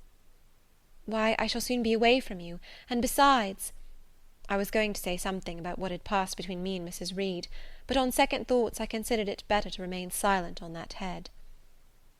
"And so you're glad to leave me?" "Not at all, Bessy. Indeed, just now I'm rather sorry." "Just now, and rather! How coolly my little lady says it! I dare say now, if I were to ask you for a kiss, you wouldn't give it me. You'd say you'd rather not." "I'll kiss you, and welcome. Bend your head down." Bessy stooped, we mutually embraced, and I followed her into the house quite comforted. That afternoon lapsed in peace and harmony, and in the evening Bessy told me some of her most enchanting stories, and sang me some of her sweetest songs. Even for me, life had its gleams of sunshine. End of Chapter 4. Chapter 5. 5 o'clock had hardly struck on the morning of the 19th of January, when Bessy brought a candle into my closet, and found me already up and nearly dressed. I had risen half an hour before her entrance, and had washed my face and put on my clothes by the light of a half-moon just setting, whose rays streamed through the narrow window near my crib. I was to leave Gateshead that day by a coach which passed the lodge gates at 6 a.m. Bessy was the only person yet risen. She had lit a fire in the nursery, where she now proceeded to make my breakfast. Few children can eat when excited with the thoughts of a journey, nor could I. Bessy, having pressed me in vain to take a few spoonfuls of the boiled milk and bread she had prepared for me, wrapped up some biscuits in a paper, and put them into my bag. Then she helped me on with my pelisse and bonnet, and wrapping herself in a shawl, she and I left the nursery. As we passed Mrs. Reed's bedroom, she said, "Will you go in and bid Missus good-bye?" "No, Bessy. She came to my crib last night when you were gone down to supper, and said I need not disturb her in the morning, or my cousins either, and she told me to remember that she had always been my best friend, and to speak of her and be grateful to her accordingly." "What did you say, miss?" "Nothing. I covered my face with the bedclothes, and turned from her to the wall." "Oh, that was wrong, Miss Jane." "It was quite right, Bessy. Your missus has not been my friend, she has been my foe." "Oh, Miss Jane, don't say so." "Good-bye to Gateshead," cried I, as we passed through the hall and went out at the front door. The moon was set, and it was very dark. Bessy carried a lantern, whose light glanced on wet steps and gravel roads sodden by a recent thaw. Raw and chill was the winter morning. My teeth chattered as I hastened down the drive. There was a light in the porter's lodge. When we reached it, we found the porter's wife just kindling her fire. My trunk, which had been carried down the evening before, stood corded at the door. It wanted but a few minutes of 6, and shortly after that hour had struck, the distant roll of wheels announced the coming coach. I went to the door and watched its lamps approach rapidly through the gloom. "Is she going by herself?" asked the porter's wife. "Yes." "And how far is it?" 50 miles. "What a long way! I wonder Mrs. Reed is not afraid to trust her so far alone." The coach drew up. There it was at the gates, with its 4 horses, and its top laden with passengers. The guard and coachman loudly urged haste. My trunk was hoisted up.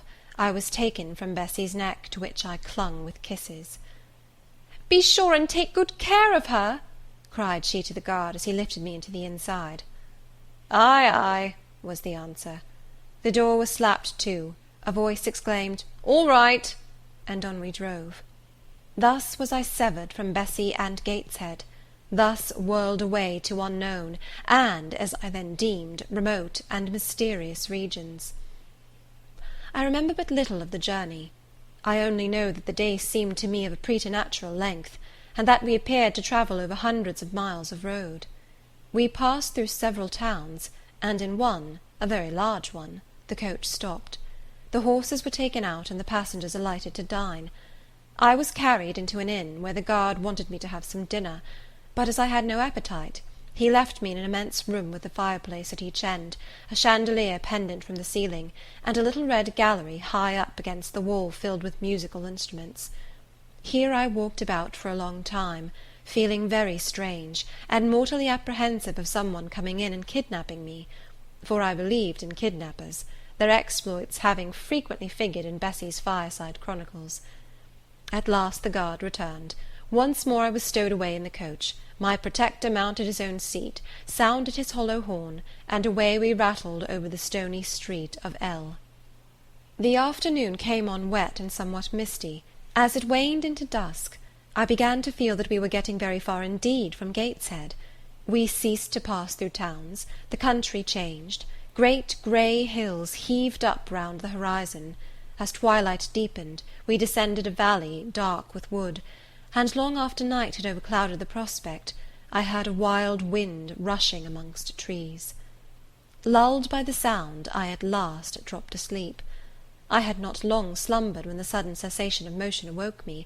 The coach door was open, and a person like a servant was standing at it. I saw her face and dress by the light of the lamps. "Is there a little girl called Jane Eyre here?" she asked. I answered yes, and was then lifted out. My trunk was handed down, and the coach instantly drove away. I was stiff with long sitting, and bewildered with the noise and motion of the coach. Gathering my faculties, I looked about me. Rain, wind, and darkness filled the air. Nevertheless, I dimly discerned a wall before me and a door open in it. Through this door I passed with my new guide. She shut and locked it behind her. There was now visible a house, or houses, for the building spread far, with many windows, and lights burning in some. We went up a broad pebbly path, splashing wet, and were admitted at a door. Then the servant led me through a passage into a room with a fire, where she left me alone. I stood and warmed my numbed fingers over the blaze. Then I looked round. There was no candle, but the uncertain light from the hearth showed, by intervals, papered walls, carpet, curtains, shining mahogany furniture. It was a parlour, not so spacious or splendid as the drawing-room at Gateshead, but comfortable enough. I was puzzling to make out the subject of a picture on the wall, when the door opened, and an individual carrying a light entered. Another followed close behind. The first was a tall lady with dark hair, dark eyes, and a pale and large forehead. Her figure was partly enveloped in a shawl. Her countenance was grave, her bearing erect. "The child is very young to be sent alone," said she, putting her candle down on the table. She considered me attentively for a minute or two, then further added, "She had better be put to bed soon. She looks tired. Are you tired?" she asked, placing her hand on my shoulder. "A little, mum." "And hungry too, no doubt. Let her have some supper before she goes to bed, Miss Miller. Is this the first time you have left your parents to come to school, my little girl?" I explained to her that I had no parents. She inquired how long they had been dead, then how old I was, what was my name, whether I could read, write, and sew a little. Then she touched my cheek gently with her forefinger, and saying, she hoped I should be a good child, dismissed me along with Miss Miller. The lady I had left might be about 29. The one who went with me appeared some years younger. The first impressed me by her voice, look, and air. Miss Miller was more ordinary, ruddy in complexion, though of a careworn countenance, hurried in gait and action, like one who had always a multiplicity of tasks on hand. She looked, indeed, what I afterwards found she really was, an under-teacher. Led by her, I passed from compartment to compartment, from passage to passage, of a large and irregular building, till, emerging from the total and somewhat dreary silence pervading that portion of the house we had traversed, we came upon the hum of many voices, and presently entered a wide long room, with great deal tables, 2 at each end, on each of which burnt a pair of candles, and seated all round on benches, a congregation of girls of every age, from 9 or 10 to 20. Seen by the dim light of the dips, their number to me appeared countless, though not in reality exceeding 80. They were uniformly dressed in brown stuff frocks of quaint fashion, and long holland pinafores. It was the hour of study. They were engaged in conning over their tomorrow's task, and the hum I had heard was the combined result of their whispered repetitions. Miss Miller signed to me to sit on a bench near the door, then walking up to the top of the long room, she cried out, "Monitors, collect the lesson books and put them away." 4 tall girls arose from different tables, and going round, gathered the books and removed them. Miss Miller again gave the word of command, "Monitors, fetch the supper trays." The tall girls went out and returned presently, each bearing a tray with portions of something, I knew not what, arranged thereon, and a pitcher of water and mug in the middle of each tray. The portions were handed round.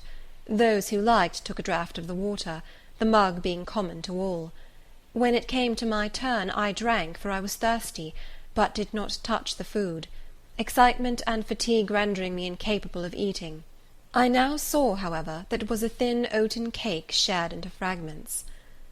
The meal over, prayers were read by Miss Miller, and the classes filed off, 2 and 2, upstairs.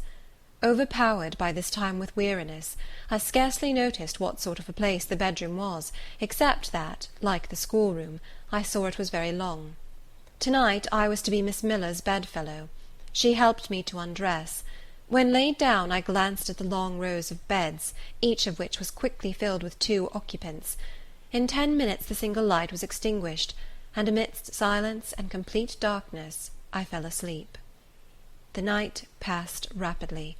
I was too tired even to dream. I only once awoke to hear the wind rave in furious gusts, and the rain fall in torrents, and to be sensible that Miss Miller had taken her place by my side. When I again unclosed my eyes, a loud bell was ringing. The girls were up and dressing. Day had not yet begun to dawn, and a rushlight or 2 burned in the room. I too rose reluctantly. It was bitter cold, and I dressed as well as I could for shivering, and washed when there was a basin at liberty, which did not occur soon, as there was but 1 basin to 6 girls, on the stands down the middle of the room. Again the bell rang. All formed in file, 2 and 2, and in that order descended the stairs, and entered the cold and dimly lit schoolroom. Here prayers were read by Miss Miller. Afterwards she called out, "Form classes." A great tumult succeeded for some minutes, during which Miss Miller repeatedly exclaimed, "Silence!" and "Order!" When it subsided, I saw them all drawn up in 4 semicircles, before 4 chairs, placed at the 4 tables. All held books in their hands, and a great book, like a Bible, lay on each table before the vacant seat.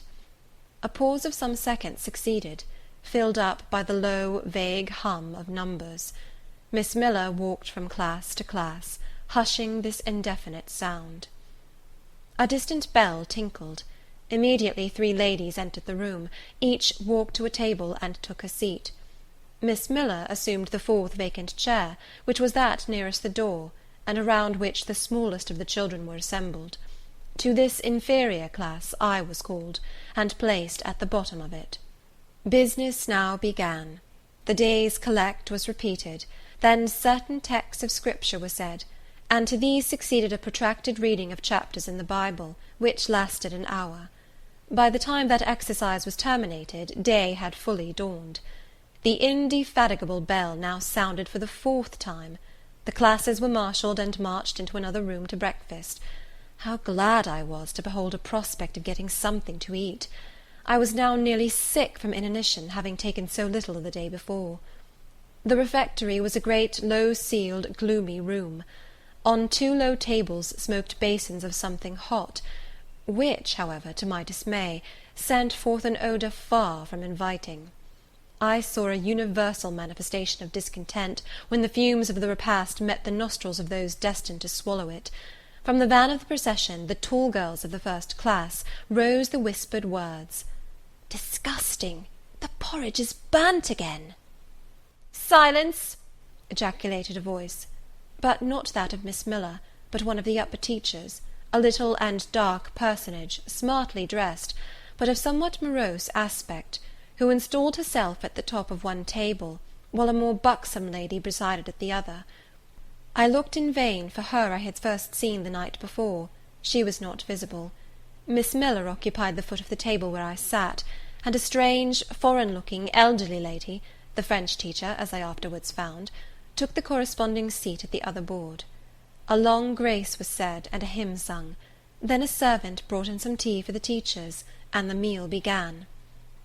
Ravenous, and now very faint, I devoured a spoonful or two of my portion without thinking of its taste; but the first edge of hunger blunted, I perceived I had got in hand a nauseous mess. Burnt porridge is almost as bad as rotten potatoes. Famine itself soon sickens over it. The spoons were moved slowly. I saw each girl taste her food and try to swallow it, but in most cases the effort was soon relinquished. Breakfast was over, and none had breakfasted. Thanks being returned for what we had not got, and a second hymn chanted, the refectory was evacuated for the schoolroom. I was one of the last to go, and in passing the tables, I saw one teacher take a basin of the porridge and taste it. She looked at the others. All their countenances expressed displeasure, and one of them, the stout one, whispered, "Abominable stuff! How shameful!" A quarter of an hour passed before lessons again began, during which the schoolroom was in glorious tumult. For that space of time it seemed to be permitted to talk loud and more freely, and they used their privilege. The whole conversation ran on the breakfast, which one and all abused roundly. Poor things! It was the sole consolation they had. Miss Miller was now the only teacher in the room. A group of great girls standing about her spoke with serious and sullen gestures. I heard the name of Mr. Brocklehurst pronounced by some lips, at which Miss Miller shook her head disapprovingly; but she made no great effort to check the general wrath. Doubtless she shared in it. A clock in the schoolroom struck 9. Miss Miller left her circle, and standing in the middle of the room, cried, "Silence! To your seats!" Discipline prevailed. In 5 minutes the confused throng was resolved into order, and comparative silence quelled the babbled clamour of tongues. The upper teachers now punctually resumed their posts, but still all seemed to wait. Ranged on benches down the sides of the room, the 80 girls sat motionless and erect. A quaint assemblage they appeared, all with plain locks combed from their faces, not a curl visible, in brown dresses, made high and surrounded by a narrow tucker about the throat, with little pockets of holland, shaped something like a Highlander's purse, tied in front of their frocks, and destined to serve the purpose of a work-bag; all, too, wearing woollen stockings and country-made shoes, fastened with brass buckles. About 20 of those clad in this costume were full-grown girls, or rather young women. It suited them ill, and gave an air of oddity even to the prettiest. I was still looking at them, and also at intervals examining the teachers, none of whom precisely pleased me, for the stout one was a little coarse, the dark one not a little fierce, the foreigner harsh and grotesque, and Miss Miller, poor thing, looked purple, weather-beaten, and overworked; when, as my eye wandered from face to face, the whole school rose simultaneously, as if moved by a common spring. What was the matter? I had heard no order given. I was puzzled. Ere I had gathered my wits, the classes were again seated; but as all eyes were now turned to one point, mine followed the general direction, and encountered the personage who had received me last night. She stood at the bottom of the long room, on the hearth, for there was a fire at each end. She surveyed the 2 rows of girls silently and gravely. Miss Miller, approaching, seemed to ask her a question, and having received her answer, went back to her place, and said aloud, "Monitor of the first class, fetch the globes." While the direction was being executed, the lady consulted moved slowly up the room. I suppose I have a considerable organ of veneration, for I retain yet the sense of admiring awe with which my eyes traced her steps. Seen now in broad daylight, she looked tall, fair, and shapely. Brown eyes with a benignant light in their irids, and a fine pencilling of long lashes round, relieved the whiteness of her large front. On each of her temples her hair, of a very dark brown, was clustered in round curls, according to the fashion of those times, when neither smooth bands nor long ringlets were in vogue. Her dress, also in the mode of the day, was of purple cloth, relieved by a sort of Spanish trimming of a black velvet. A gold watch (watches were not so common then as now) shone at her girdle. Let the reader add, to complete the picture, refined features, a complexion, if pale, clear, and a stately air and carriage, and he will have, at least, as clearly as words can give it, a correct idea of the exterior of Miss Temple, Maria Temple, as I afterwards saw the name written in a prayer book entrusted to me to carry to church. The superintendent of Lowood, for such was this lady, having taken her seat before a pair of globes placed on one of the tables, summoned the first class round her, and commenced giving a lesson on geography. The lower classes were called by the teachers. Repetitions in history, grammar, etc., went on for an hour. Writing and arithmetic succeeded, and music lessons were given by Miss Temple to some of the elder girls. The duration of each lesson was measured by the clock, which at last struck 12. The superintendent rose. "I have a word to address to the pupils," said she. The tumult of cessation from lessons was already breaking forth, but it sank at her voice. She went on. "You had this morning a breakfast which you could not eat. You must be hungry. I have ordered that a lunch of bread and cheese shall be served to all." The teachers looked at her with a sort of surprise. "It is to be done on my responsibility," she added, in an explanatory tone to them, and immediately afterwards left the room. The bread and cheese was presently brought in and distributed, to the high delight and refreshment of the whole school. The order was now given, "To the garden." Each put on a coarse straw bonnet, with strings of coloured calico and a cloak of grey frieze. I was similarly equipped, and following the stream, I made my way into the open air. The garden was a wide enclosure, surrounded with walls so high as to exclude every glimpse of prospect. A covered veranda ran down one side, and broad walks bordered a middle space divided into scores of little beds. These beds were assigned as gardens for the pupils to cultivate, and each bed had an owner. When full of flowers they would doubtless look pretty, but now, at the latter end of January, all was wintry blight and brown decay. I shuddered as I stood and looked round me. It was an inclement day for outdoor exercise. Not positively rainy, but darkened by a drizzling yellow fog. All underfoot was still soaking wet with the floods of yesterday. The stronger among the girls ran about and engaged in active games, but sundry pale and thin ones herded together for shelter and warmth in the veranda, and amongst these, as the dense mist penetrated to their shivering frames, I heard frequently the sound of a hollow cough. As yet I had spoken to no one, nor did anybody seem to take notice of me. I stood lonely enough, but to that feeling of isolation I was accustomed. It did not oppress me much.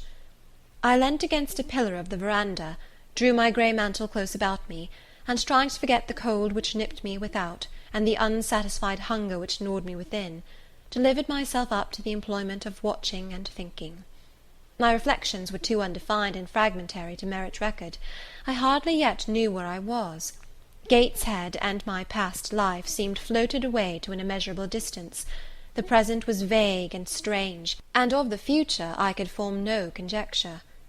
I looked round the convent-like garden, and then up at the house, a large building, half of which seemed grey and old, the other half quite new. The new part, containing the schoolroom and dormitory, was lit by mullioned and latticed windows, which gave it a church-like aspect. A stone tablet over the door bore this inscription: "Lowood Institution. This portion was rebuilt A.D. by Naomi Brocklehurst of Brocklehurst Hall, in this county. Let your light so shine before men, that they may see your good works, and glorify your Father which is in heaven." St. Matthew, verse 16. I read these words over and over again. I felt that an explanation belonged to them, and was unable fully to penetrate their import. I was still pondering the significance of institution, and endeavouring to make out a connection between the first words and verse of Scripture, when the sound of a cough close behind me made me turn my head. I saw a girl sitting on a stone bench near. She was bent over a book, on the perusal of which she seemed intent. From where I stood I could see the title. It was Rasselas, a name that struck me as strange, and consequently attractive. In turning a leaf she happened to look up, and I said to her directly, "Is your book interesting?" I had already formed the intention of asking her to lend it to me some day. "I like it," she answered. after a pause of a second or two, during which she examined me. "What is it about?" I continued. I hardly know where I found the hardihood thus to open a conversation with a stranger. The step was contrary to my nature and habits. But I think her occupation touched a chord of sympathy somewhere, for I too liked reading, though of a frivolous and childish kind. I could not digest or comprehend the serious or substantial. "You may look at it," replied the girl, offering me the book. I did so. A brief examination convinced me that the contents were less taking than the title. Rasselas looked dull to my trifling taste. I saw nothing about fairies, nothing about genii, no bright variety seemed spread over the closely printed pages. I returned it to her. She received it quietly, and without saying anything she was about to relapse into her former studious mood. Again I ventured to disturb her. "Can you tell me what the writing on that stone over the door means? What is Lowood Institution?" "This house where you are come to live." "And why do they call it an institution? Is it in any way different from other schools?" "It is partly a charity school. You and I and all the rest of us are charity children. I suppose you are an orphan. Are not either your father or your mother dead?" "Both died before I can remember." "Well, all the girls here have lost either one or both parents, and this is called an institution for educating orphans." "Do we pay no money? Do they keep us for nothing?" "We pay, or our friends pay, £15 a year for each." "Then why do they call us charity children?" "Because £15 is not enough for board and teaching, and the deficiency is supplied by subscription." "Who subscribes?" "Different benevolent-minded ladies and gentlemen in this neighbourhood and in London." "Who is Naomi Brocklehurst?" "The lady who built the new part of this house, as that tablet records, and whose son overlooks and directs everything here."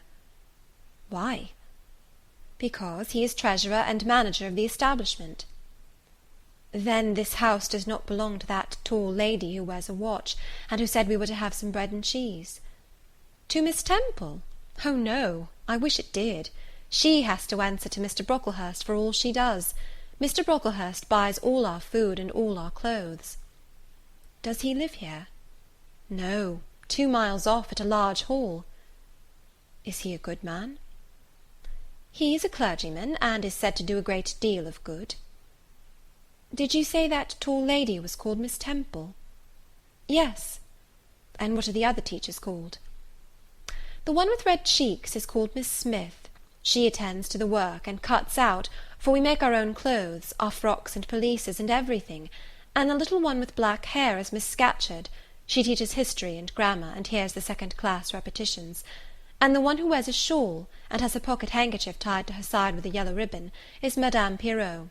She comes from Lille, in France, and teaches French." "Do you like the teachers?" "Well enough." "Do you like the little black one, and the Madame— I cannot pronounce her name as you do. Miss Scatcherd is hasty. You must take care not to offend her. Madame Pirot is not a bad sort of person." "But Miss Temple is the best, isn't she?" "Miss Temple is very good, and very clever.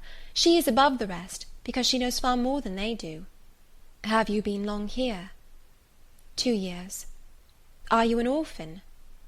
"My mother is dead." "Are you happy here?" "You ask rather too many questions. I have given you enough answers for the present. Now I want to read." But at that moment the summons sounded for dinner. All re-entered the house. The odour which now filled the refectory was scarcely more appetizing than that which had regaled our nostrils at breakfast. The dinner was served in 2 huge tin-plated vessels, whence rose a strong steam redolent of rancid fat. I found the mess to consist of indifferent potatoes and strange shreds of rusty meat, mixed and cooked together. Of this preparation a tolerably abundant plateful was apportioned to each pupil. I ate what I could, and wondered within myself whether every day's fare would be like this. After dinner we immediately adjourned to the schoolroom. Lessons recommenced, and were continued till 5 o'clock. The only marked event of the afternoon was, that I saw the girl with whom I had conversed in the veranda dismissed and disgraced by Miss Scatcherd from a history class, and sent to stand in the middle of the large schoolroom. The punishment seemed to me in high degree ignominious, especially for so great a girl. She looked 13 or upwards. I expected she would show signs of great distress and shame, but to my surprise she neither wept nor blushed. Composed, though grave, she stood, the central mark of all eyes. How can she bear it so quietly, so firmly? I asked myself. Were I in her place, it seems to me I should wish the earth to open and swallow me up. She looks as if she were thinking of something beyond her punishment, beyond her situation, of something not round her, nor before her. I have heard of daydreams. Is she in a daydream now? Her eyes are fixed on the floor, but I am sure they do not see it. Her sight seems turned in, gone down into her heart. She is looking at what she can remember, I believe, not at what is really present. I wonder what sort of a girl she is, whether good or naughty. Soon after 5 p.m. we had another meal, consisting of a small mug of coffee and half a slice of brown bread. I devoured my bread and drank my coffee with relish, but I should have been glad of as much more. I was still hungry. Half an hour's recreation succeeded, then study, then the glass of water and the piece of oat-cake, prayers, and bed. Such was my first day at Lowood. End of Chapter 5. Chapter 6. The next day commenced as before, getting up and dressing by rushlight, but this morning we were obliged to dispense with the ceremony of washing. The water in the pitchers was frozen. A change had taken place in the weather the preceding evening, and a keen north-east wind, whistling through the crevices of our bedroom windows all night long, had made us shiver in our beds, and turned the contents of the ewers to ice.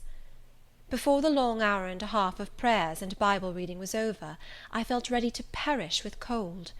Breakfast time came at last, and this morning the porridge was not burnt. The quality was eatable, the quantity small. How small my portion seemed! I wished it had been doubled. In the course of the day I was enrolled a member of the 4th class, and regular tasks and occupations were assigned me. Hitherto I had only been a spectator of the proceedings at Lowood. I was now to become an actor therein. At first, being little accustomed to learn by heart, the lessons appeared to me both long and difficult. The frequent change from task to task, too, bewildered me, and I was glad when, about 3 o'clock in the afternoon, Miss Smith put into my hands a border of muslin 2 yards long, together with needle, thimble, etc., and sent me to sit in a quiet corner of the schoolroom, with directions to hem the same. At that hour most of the others were sewing likewise, but one class still stood round Miss Scatcherd's chair reading, and as all was quiet, the subject of their lessons could be heard, together with the manner in which each girl acquitted herself, and the animadversions or commendations of Miss Scatcherd on the performance. It was English history. Among the readers I observed my acquaintance of the veranda. At the commencement of the lesson, her place had been at the top of the class, but for some error of pronunciation, or some inattention to stops, she was suddenly sent to the very bottom. Even in that obscure position, Miss Scatcherd continued to make her an object of constant notice. She was continually addressing to her such phrases as the following: "Burns," such it seems was her name. The girls here were all called by their surnames, as boys are elsewhere. "Burns, you are standing on the side of your shoe. Turn your toes out immediately." "Burns, you poke your chin most unpleasantly. Draw it in." "Burns, I insist on your holding your head up. I will not have you before me in that attitude," etc., etc. A chapter having been read through twice, the books were closed and the girls examined. The lesson had comprised part of the reign of Charles I, and there were sundry questions about tonnage and poundage and ship money, which most of them appeared unable to answer. Still, every little difficulty was solved instantly when it reached Burns. Her memory seemed to have retained the substance of the whole lesson, and she was ready with answers on every point. I kept expecting that Miss Scatcherd would praise her attention, but instead of that she suddenly cried out, "You dirty, disagreeable girl! You have never cleaned your nails this morning." Burns made no answer. I wondered at her silence. Why, thought I, does she not explain that she could neither clean her nails nor wash her face, as the water was frozen? My attention was now called off by Miss Smith desiring me to hold a skein of thread while she was winding it. She talked to me from time to time, asking whether I had ever been at school before, whether I could mark, stitch, knit, etc. Till she dismissed me, I could not pursue my observations on Miss Scatcherd's movements. When I returned to my seat, that lady was just delivering an order of which I did not catch the import; but Burns immediately left the class, and going into the small inner room where the books were kept, returned in half a minute, carrying in her hand a bundle of twigs tied together at one end. This ominous tool she presented to Miss Scatcherd with a respectful courtesy. Then she quietly, and without being told, unloosed her pinafore, and the teacher instantly and sharply inflicted on her neck a dozen strokes with the bunch of twigs. Not a tear rose to Burns's eye, and while I paused from my sewing, because my fingers quivered at this spectacle with a sentiment of unavailing and impotent anger, not a feature of her pensive face altered its ordinary expression. "Hardened girl!" exclaimed Miss Scatcherd, "nothing can correct you of your slatternly habits. Carry the rod away." Burns obeyed. I looked at her narrowly as she emerged from the book-closet. She was just putting back her handkerchief into her pocket, and the trace of a tear glistened on her thin cheek. The play hour in the evening I thought the pleasantest fraction of the day at Lowood. The bit of bread, the draught of coffee swallowed at 5 o'clock had revived vitality, if it had not satisfied hunger. The long restraint of the day was slackened. The schoolroom felt warmer than in the morning, its fires being allowed to burn a little more brightly, to supply, in some measure, the place of candles not yet introduced. The ruddy gloaming, the licensed uproar, the confusion of many voices gave one a welcome sense of liberty. On the evening of the day on which I had seen Miss Scatcherd flog her pupil, Burns, I wandered as usual among the forms and tables and laughing groups without a companion, yet not feeling lonely. When I passed the windows, I now and then lifted a blind and looked out. It snowed fast. A drift was already forming against the lower panes. Putting my ear close to the window, I could distinguish from the gleeful tumult within the disconsolate moan of the wind outside. Probably, if I had lately left a good home and kind parents, this would have been the hour when I should have most keenly regretted the separation. That wind would then have saddened my heart. This obscure chaos would have disturbed my peace. As it was, I derived from both a strange excitement, and, reckless and feverish, I wished the wind to howl more wildly, the gloom to deepen to darkness, and the confusion to rise to clamour. Jumping over forms and creeping under tables, I made my way to one of the fireplaces. There, kneeling by the high wire fender, I found Burns, absorbed, silent, abstracted from all round her by the companionship of a book, which she read by the dim glare of the embers. "Is it still Rasselas?" I asked, coming behind her. "Yes," she said, "and I have just finished it." And in 5 minutes more she shut it up. I was glad of this. Now, thought I can perhaps get her to talk. I sat down by her on the floor. "What is your name besides Burns?" "Helen." "Do you come a long way from here?" "I come from a place farther north, quite on the borders of Scotland." "Will you ever go back?" "I hope so, but nobody can be sure of the future." "You must wish to leave Lowood." "No, why should I? I was sent to Lowood to get an education, and it would be of no use going away until I have attained that object." "But that teacher, Miss Scatcherd, is so cruel to you." "Cruel? Not at all. She is severe. She dislikes my faults." "And if I were in your place, I should dislike her. I should resist her. If she struck me with that rod, I should get it from her hand. I should break it under her nose." "Probably you would do nothing of the sort. But if you did, Mr. Brocklehurst would expel you from the school. That would be a great grief to your relations. It is far better to endure patiently a smart which nobody feels but yourself, than to commit a hasty action whose evil consequences will extend to all connected with you. And besides, the Bible bids us return good for evil. But then it seems disgraceful to be flogged, and to be sent to stand in the middle of a room full of people. And you are such a great girl. I am far younger than you, and I could not bear it." "Yes, it would be your duty to bear it, if you could not avoid it. It is weak and silly to say you cannot bear what it is your fate to be required to bear." I heard her with wonder. I could not comprehend this doctrine of endurance, and still less could I understand or sympathize with the forbearance she expressed for her chastiser. Still I felt that Helen Burns considered things by a light invisible to my eyes. I suspected she might be right and I wrong, but I would not ponder the matter deeply. Like Felix, I put it off to a more convenient season. "You say you have faults, Helen. What are they? To me you seem very good." "Then learn from me not to judge by appearances. I am, as Miss Scatcherd said, slatternly. I seldom put and never keep things in order. I am careless. I forget rules. I read when I should learn my lessons. I have no method, and I sometimes say, like you, I cannot bear to be subjected to systematic arrangements. This is all very provoking to Miss Scatcherd, who is naturally neat, punctual, and particular." "And cross, and cruel," I added, but Helen Burns would not admit my addition. She kept silence.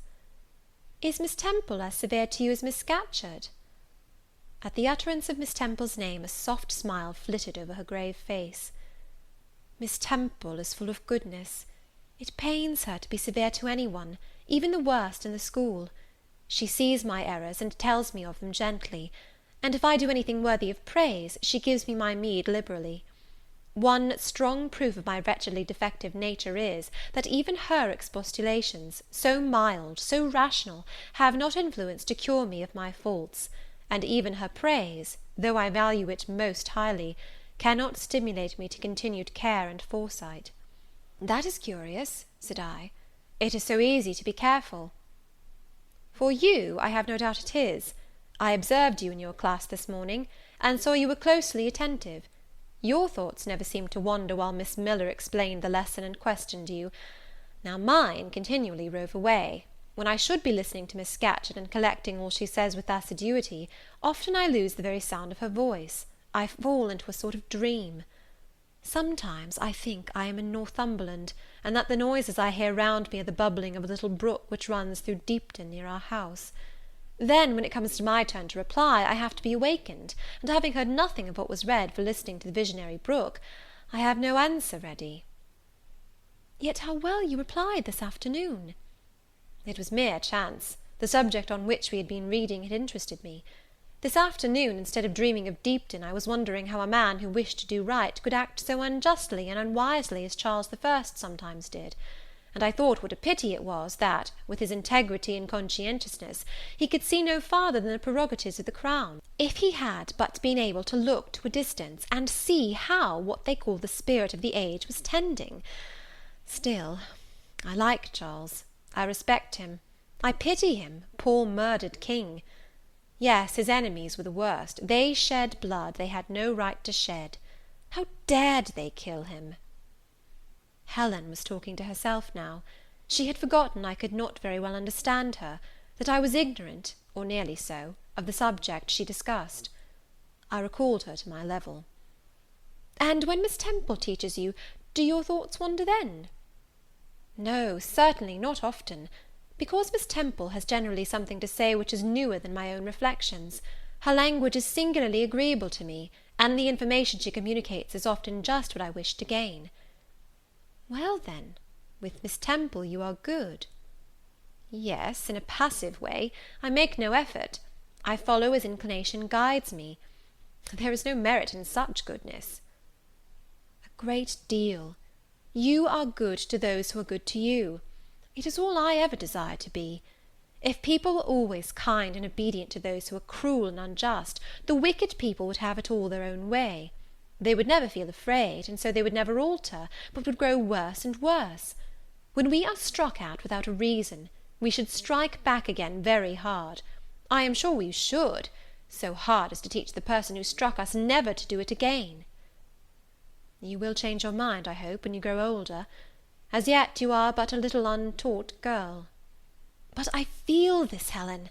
I must dislike those who, whatever I do to please them, persist in disliking me. I must resist those who punish me unjustly.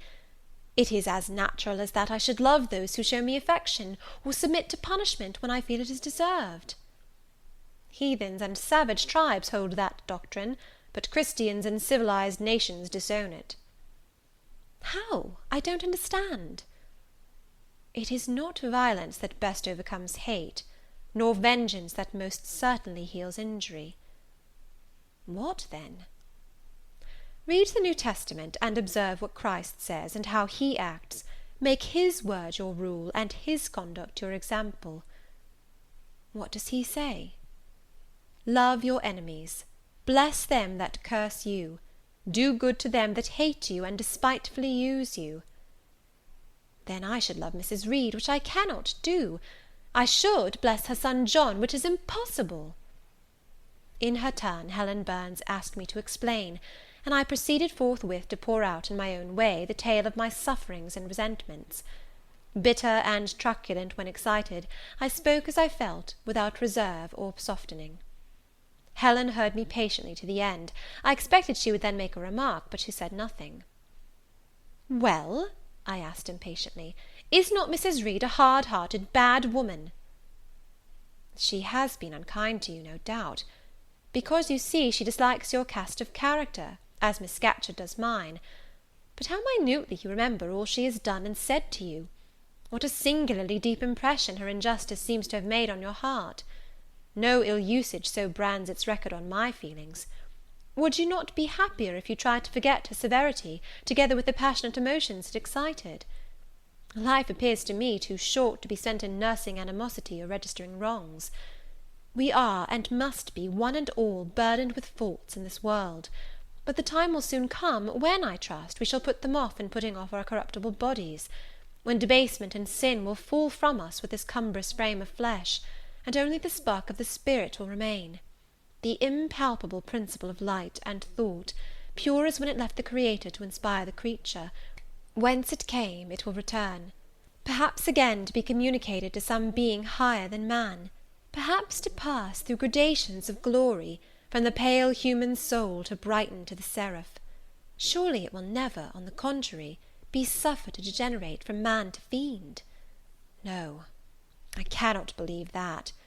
I hold another creed, which no one ever taught me, and which I seldom mention, but in which I delight, and to which I cling, for it extends hope to all. It makes eternity a rest, a mighty home, not a terror and an abyss. Besides, with this creed, I can so clearly distinguish between the criminal and his crime, I can so sincerely forgive the first while I abhor the last. With this creed, revenge never worries my heart, degradation never too deeply disgusts me, injustice never crushes me too low. I live in calm, looking to the end. Helen's head, always drooping, sank a little lower as she finished this sentence. I saw by her look she wished no longer to talk to me, but rather to converse with her own thoughts. She was not allowed much time for meditation. A monitor, a great rough girl, presently came up, exclaiming in a strong Cumberland accent, "Helen Burns, if you don't go and put your drawer in order, and fold up your work this minute, I'll tell Miss Scatcherd to come and look at it." Helen sighed as her reverie fled, and getting up, obeyed the monitor without reply as without delay. End of Chapter 6. Chapter 7. My first quarter at Lowood seemed an age, and not the golden age either. It comprised an irksome struggle with difficulties in habituating myself to new rules and unwonted tasks. The fear of failure in these points harassed me worse than the physical hardships of my lot, though these were no trifles. During January, February, and part of March, the deep snows, and after their melting, the almost impassable roads, prevented our stirring beyond the garden walls, except to go to church; but within these limits we had to pass an hour every day in the open air. Our clothing was insufficient to protect us from the severe cold. We had no boots, the snow got into our shoes and melted there. Our ungloved hands became numbed and covered with chilblains, as were our feet. I remember well the distracting irritation I endured from this cause every evening, when my feet inflamed, and the torture of thrusting the swelled, raw, and stiff toes into my shoes in the morning. Then the scanty supply of food was distressing. With the keen appetites of growing children, we had scarcely sufficient to keep alive a delicate invalid. From this deficiency of nourishment resulted an abuse, which pressed hardly on the younger pupils. Whenever the famished great girls had an opportunity, they would coax or menace the little ones out of their portion. Many a time I have shared between two claimants the precious morsel of brown bread distributed at tea-time, and after relinquishing to a third half the contents of my mug of coffee, I have swallowed the remainder with an accompaniment of secret tears, forced from me by the exigency of hunger. Sundays were dreary days in that wintry season. We had to walk 2 miles to Brocklebridge Church, where our patron officiated. We set out cold, we arrived at church colder. During the morning service we became almost paralyzed. It was too far to return to dinner, and an allowance of cold meat and bread, in the same penurious proportion observed in our ordinary meals, was served round between the services. At the close of the afternoon service we returned by an exposed and hilly road, where the bitter winter wind, blowing over a range of snowy summits to the north, almost flayed the skin from our faces. I can remember Miss Temple walking lightly and rapidly along our drooping line, her plaid cloak, which the frosty wind fluttered, gathered close about her, and encouraging us by precept and example to keep up our spirits and march forward, as she said, like stalwart soldiers. The other teachers, poor things, were generally themselves too much dejected to attempt the task of cheering others. How we longed for the light and heat of a blazing fire when we got back! But to the little ones at least this was denied. Each hearth in the schoolroom was immediately surrounded by a double row of great girls, and behind them the younger children crouched in groups, wrapping their starved arms in their pinafores. A little solace came at tea-time in the shape of a double ration of bread, a whole instead of a half slice, with the delicious addition of a thin scrape of butter. It was the hebdomadal treat to which we all looked forward from Sabbath to Sabbath. I generally contrived to reserve a moiety of this bounteous repast for myself, but the remainder I was invariably obliged to part with. The Sunday evening was spent in repeating by heart the church catechism, and the 5th, 6th, and 7th chapters of St. Matthew, and in listening to a long sermon read by Miss Miller, whose irrepressible yawns attested her weariness. A frequent interlude of these performances was the enactment of the part of Eutychus by some half-dozen of little girls, who, overpowered with sleep, would fall down, if not out of the 3rd loft, yet off the 4th form, and be taken up half dead. The remedy was to thrust them forward into the centre of the schoolroom, and oblige them to stand there till the sermon was finished. Sometimes their feet failed them, and they sank together in a heap. They were then propped up with the monitor's high stools. I have not yet alluded to the visits of Mr. Brocklehurst, and indeed that gentleman was from home during the great part of the first month after my arrival, perhaps prolonging his stay with his friend the Archdeacon. His absence was a relief to me. I need not say that I had my own reasons for dreading his coming, but come he did at last. One afternoon, I had then been 3 weeks at Lowood, as I was sitting with a slate in my hand, puzzling over a sum in long division, my eyes, raised in abstraction to the window, caught sight of a figure just passing. I recognized almost instinctively that gaunt outline, and when, 2 minutes after, all the school, teachers included, rose en masse, it was not necessary for me to look up in order to ascertain whose entrance they thus greeted. A long stride measured the schoolroom, and presently beside Miss Temple, who had herself risen, stood the same black column which had frowned on me so ominously from the hearthrug of Gateshead. I now glanced sideways at this piece of architecture. Yes, I was right. It was Mr. Brocklehurst, buttoned up in a surtout, and looking longer, narrower, and more rigid than ever. I had my own reasons for being dismayed at this apparition. Too well I remembered the perfidious hints given by Mrs. Reed about my disposition, etc. The promise pledged by Mr. Brocklehurst to apprise Miss Temple and the teachers of my vicious nature. All along I had been dreading the fulfilment of this promise. I had been looking out daily for the coming man, whose information respecting my past life and conversation was to brand me as a bad child for ever. Now there he was. He stood at Miss Temple's side. He was speaking low in her ear. I did not doubt he was making disclosures of my villainy, and I watched her eye with painful anxiety, expecting every moment to see its dark orb turn on me a glance of repugnance and contempt. I listened too, and as I happened to be seated quite at the top of the room, I caught most of what he said. Its import relieved me from immediate apprehension. "I suppose, Miss Temple, the thread I bought at Lowton will do. It struck me that it would be just of the quality for the calico chemises, and I sorted the needles to match. You may tell Miss Smith that I forgot to make a memorandum of the darning needles, but she shall have some papers sent in next week, and she is not on any account to give out more than one at a time to each pupil.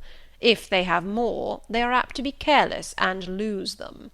And, oh, ma'am, I wish the woollen stockings were better looked to. When I was here last, I went into the kitchen garden and examined the clothes drying on the line. There was a quantity of black hose in a very bad state of repair. From the size of the holes in them, I was sure they had not been well mended from time to time." He paused.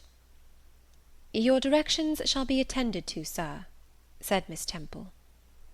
"And, ma'am," he continued, "the laundress tells me some of the girls have 2 clean tuckers in the week. It is too much. The rules limit them to 1. "I think I can explain that circumstance, sir. Agnes and Catherine Johnston were invited to take tea with some friends at Lowton last Thursday, and I gave them leave to put on clean tuckers for the occasion." Mr. Brocklehurst nodded. "Well, for once it may pass. But please not to let the circumstance occur too often. And there is another thing which surprised me. I find, in settling accounts with the housekeeper, that a lunch, consisting of bread and cheese, has twice been served out to the girls during the past fortnight. How is this? I looked over the regulations, and I find no such meal as lunch mentioned. Who introduced this innovation, and by what authority?" "I must be responsible for the circumstance, sir," replied Miss Temple. "The breakfast was so ill prepared that the pupils could not possibly eat it, and I dared not allow them to remain fasting till dinner-time." "Madam, allow me an instant. You are aware that my plan in bringing up these girls is not to accustom them to habits of luxury and indulgence, but to render them hardy, patient, self-denying. Should any little accidental disappointment of the appetite occur, such as the spoiling of a meal, the under or the over-dressing of a dish, the incident ought not to be neutralized by replacing with something more delicate the comfort lost, thus pampering the body, and obviating the aim of this institution. It ought to be improved to the spiritual edification of the pupils, by encouraging them to evince fortitude under temporary privation. A brief address on those occasions would not be mistimed, wherein a judicious instructor would take the opportunity of referring to the sufferings of the primitive Christians, to the torments of martyrs, to the exhortations of our blessed Lord himself, calling upon his disciples to take up their cross and follow him, to his warnings that man shall not live by bread alone, but by every word that proceedeth out of the mouth of God, to his divine consolations. If ye suffer hunger or thirst for my sake, happy are ye. Oh, madam, when you put bread and cheese instead of burnt porridge into these children's mouths, you may indeed feed their vile bodies, but you little think how you starve their immortal souls." Mr. Brocklehurst again paused, perhaps overcome by his feelings. Miss Temple had looked down when he first began to speak to her, but she now gazed straight before her, and her face, naturally pale as marble, appeared to be assuming also the coldness and fixity of that material, especially her mouth, closed as if it would have required a sculptor's chisel to open it, and her brow settled gradually into petrified severity. Meantime Mr. Brocklehurst, standing on the hearth with his hands behind his back, majestically surveyed the whole school. Suddenly his eye gave a blink, as if it had met something that either dazzled or shocked its pupil. Turning, he said in more rapid accents than he had hitherto used, Miss Temple, what is that girl with curled hair? Red hair, ma'am, curled all over?" and extending his cane, he pointed to the awful object, his hand shaking as he did so. "It is Julia Severn," replied Miss Temple very quietly. "Julia Severn, ma'am? And why has she or any other curled hair? Why, in defiance of every precept and principle of this house, does she conform to the world so openly, here in an evangelical charitable establishment, as to wear her hair one mass of curls?" "Julia's hair curls naturally," returned Miss Temple, still more quietly. "Naturally? Yes, but we are not to conform to nature. I wish these girls to be the children of grace. And why that abundance? I have again and again intimated that I desire the hair to be arranged closely, modestly, plainly. Miss Temple, that girl's hair must be cut off entirely. I will send a barber to-morrow. And I see others who have far too much of the excrescence. That tall girl, tell her to turn round. Tell all the first form to rise up and direct their faces to the wall." Miss Temple passed her handkerchief over her lips, as if to smooth away the involuntary smile that curled them. She gave the order, however, and when the first class could take in what was required of them, they obeyed. Leaning a little back on my bench, I could see the looks and grimaces with which they commented on this manoeuvre. It was a pity Mr. Brocklehurst could not see them too. He would perhaps have felt that, whatever he might do with the outside of the cup and platter, the inside was further beyond his interference than he imagined. He scrutinized the reverse of these living medals some 5 minutes, then pronounced sentence. These words fell like the knell of doom. "All those top-knots must be cut off." Miss Temple seemed to remonstrate. "Madam," he pursued, "I have a master to serve whose kingdom is not of this world. My mission is to mortify in these girls the lusts of the flesh, to teach them to clothe themselves with shamefacedness and sobriety, not with braided hair and costly apparel. And each of the young persons before us has a string of hair twisted in plaits, which vanity itself might have woven. These, I repeat, must be cut off. Think of the time wasted of—" Mr. Brocklehurst was here interrupted. 3 other visitors, ladies, now entered the room. They ought to have come a little sooner to have heard his lecture on dress, for they were splendidly attired in velvet, silk, and furs. The 2 younger of the trio, fine girls of 16 and 17, had grey beaver hats, then in fashion, shaded with ostrich plumes, and from under the brim of this graceful head-dress fell a profusion of light tresses, elaborately curled. The elder lady was enveloped in a costly velvet shawl, trimmed with ermine, and she wore a false front of French curls. These ladies were deferentially received by Miss Temple as Mrs. and the Misses Brocklehurst, and conducted to seats of honour at the top of the room. It seems they had come in the carriage with their reverend relative, and had been conducting a rummaging scrutiny of the rooms upstairs, while he transacted business with the housekeeper, questioned the laundress, and lectured the superintendent. They now proceeded to address divers remarks and reproofs to Miss Smith, who was charged with the care of the linen and inspection of the dormitories. But I had no time to listen to what they said. Other matters called off and enchanted my attention. Hitherto, while gathering up the discourse of Mr. Brocklehurst and Miss Temple, I had not at the same time neglected precautions to secure my personal safety, which I thought would be effected if I could only elude observation. To this end I had sat well back on the form, and while seeming to be busy with my sum, had held my slate in such a manner as to conceal my face. I might have escaped notice, had not my treacherous slate somehow happened to slip from my hand, and falling with an obtrusive crash, directly drawn every eye upon me.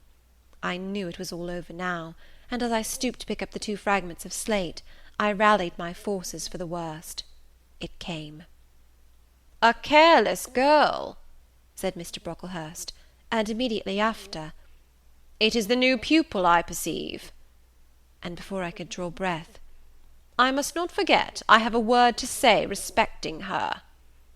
Then aloud, how loud it seemed to me, "Let the child who broke her slate come forward." Of my own accord I could not have stirred. I was paralysed.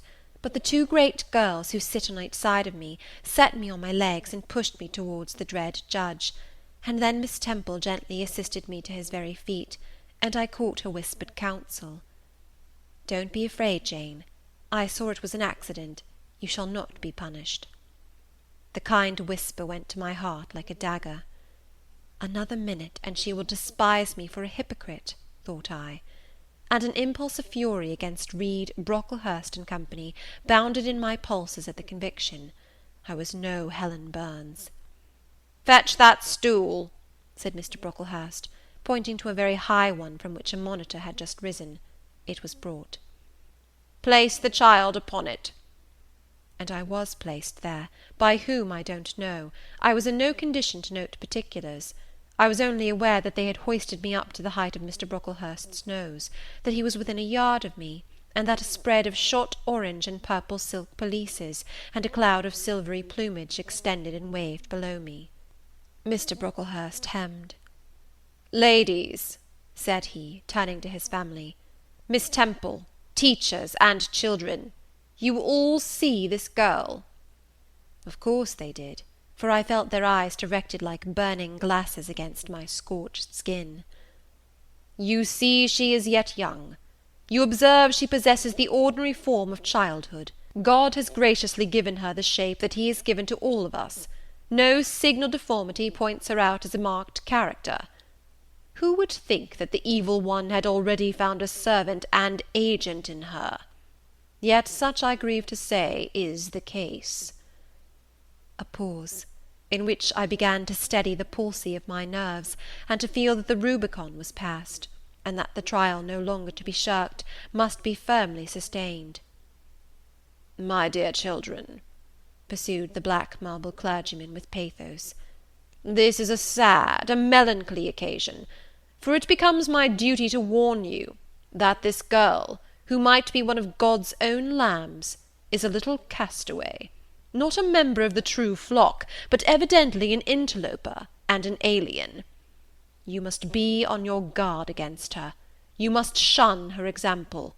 If necessary, avoid her company, exclude her from your sports, and shut her out from your converse.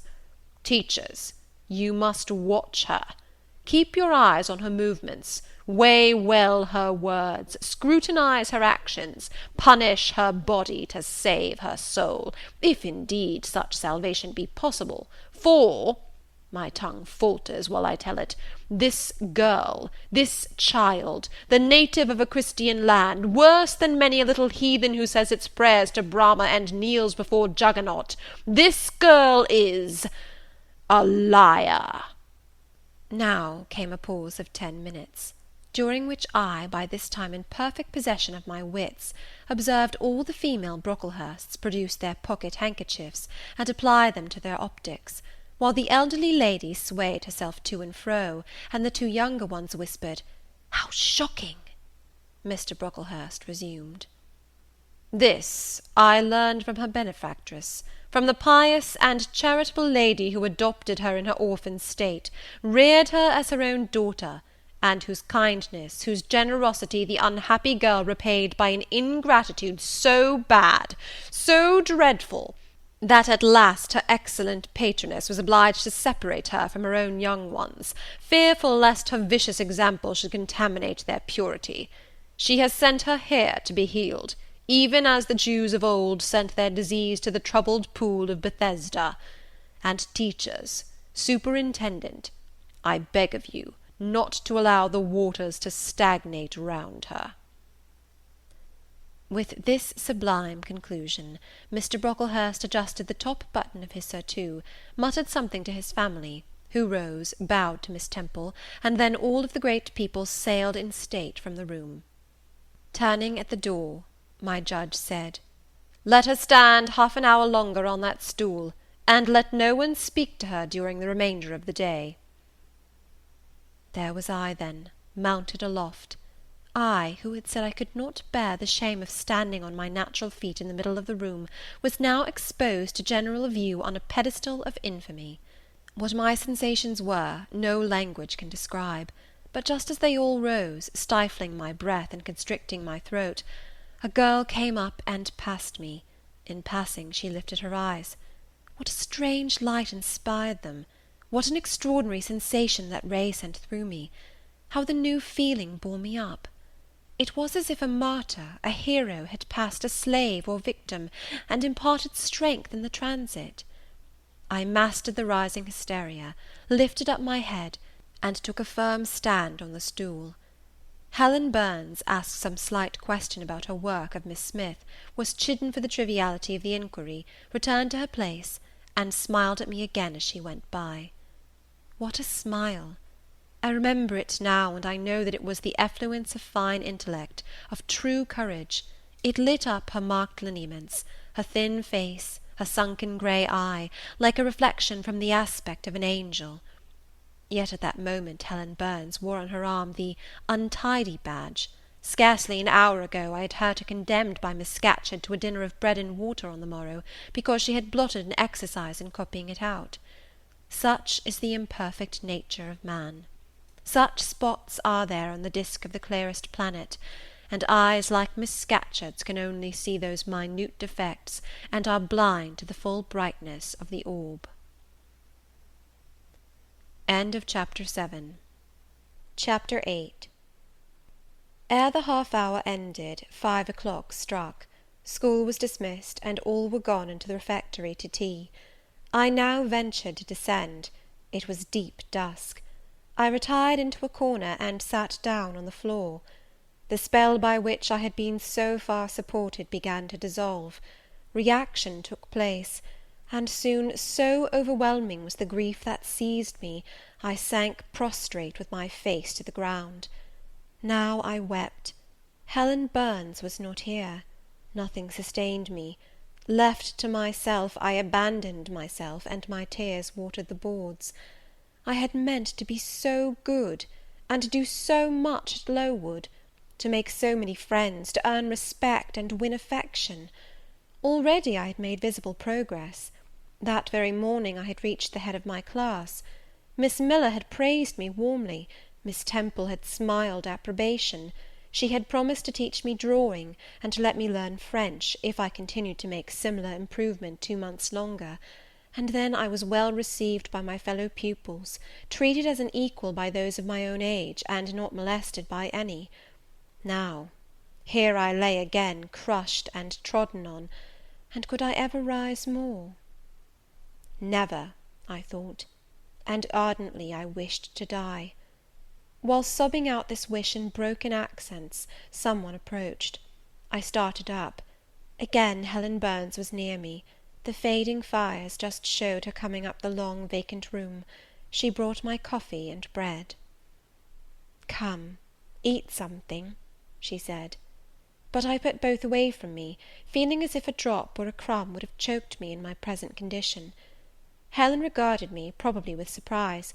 I could not now abate my agitation, though I tried hard. I continued to weep aloud.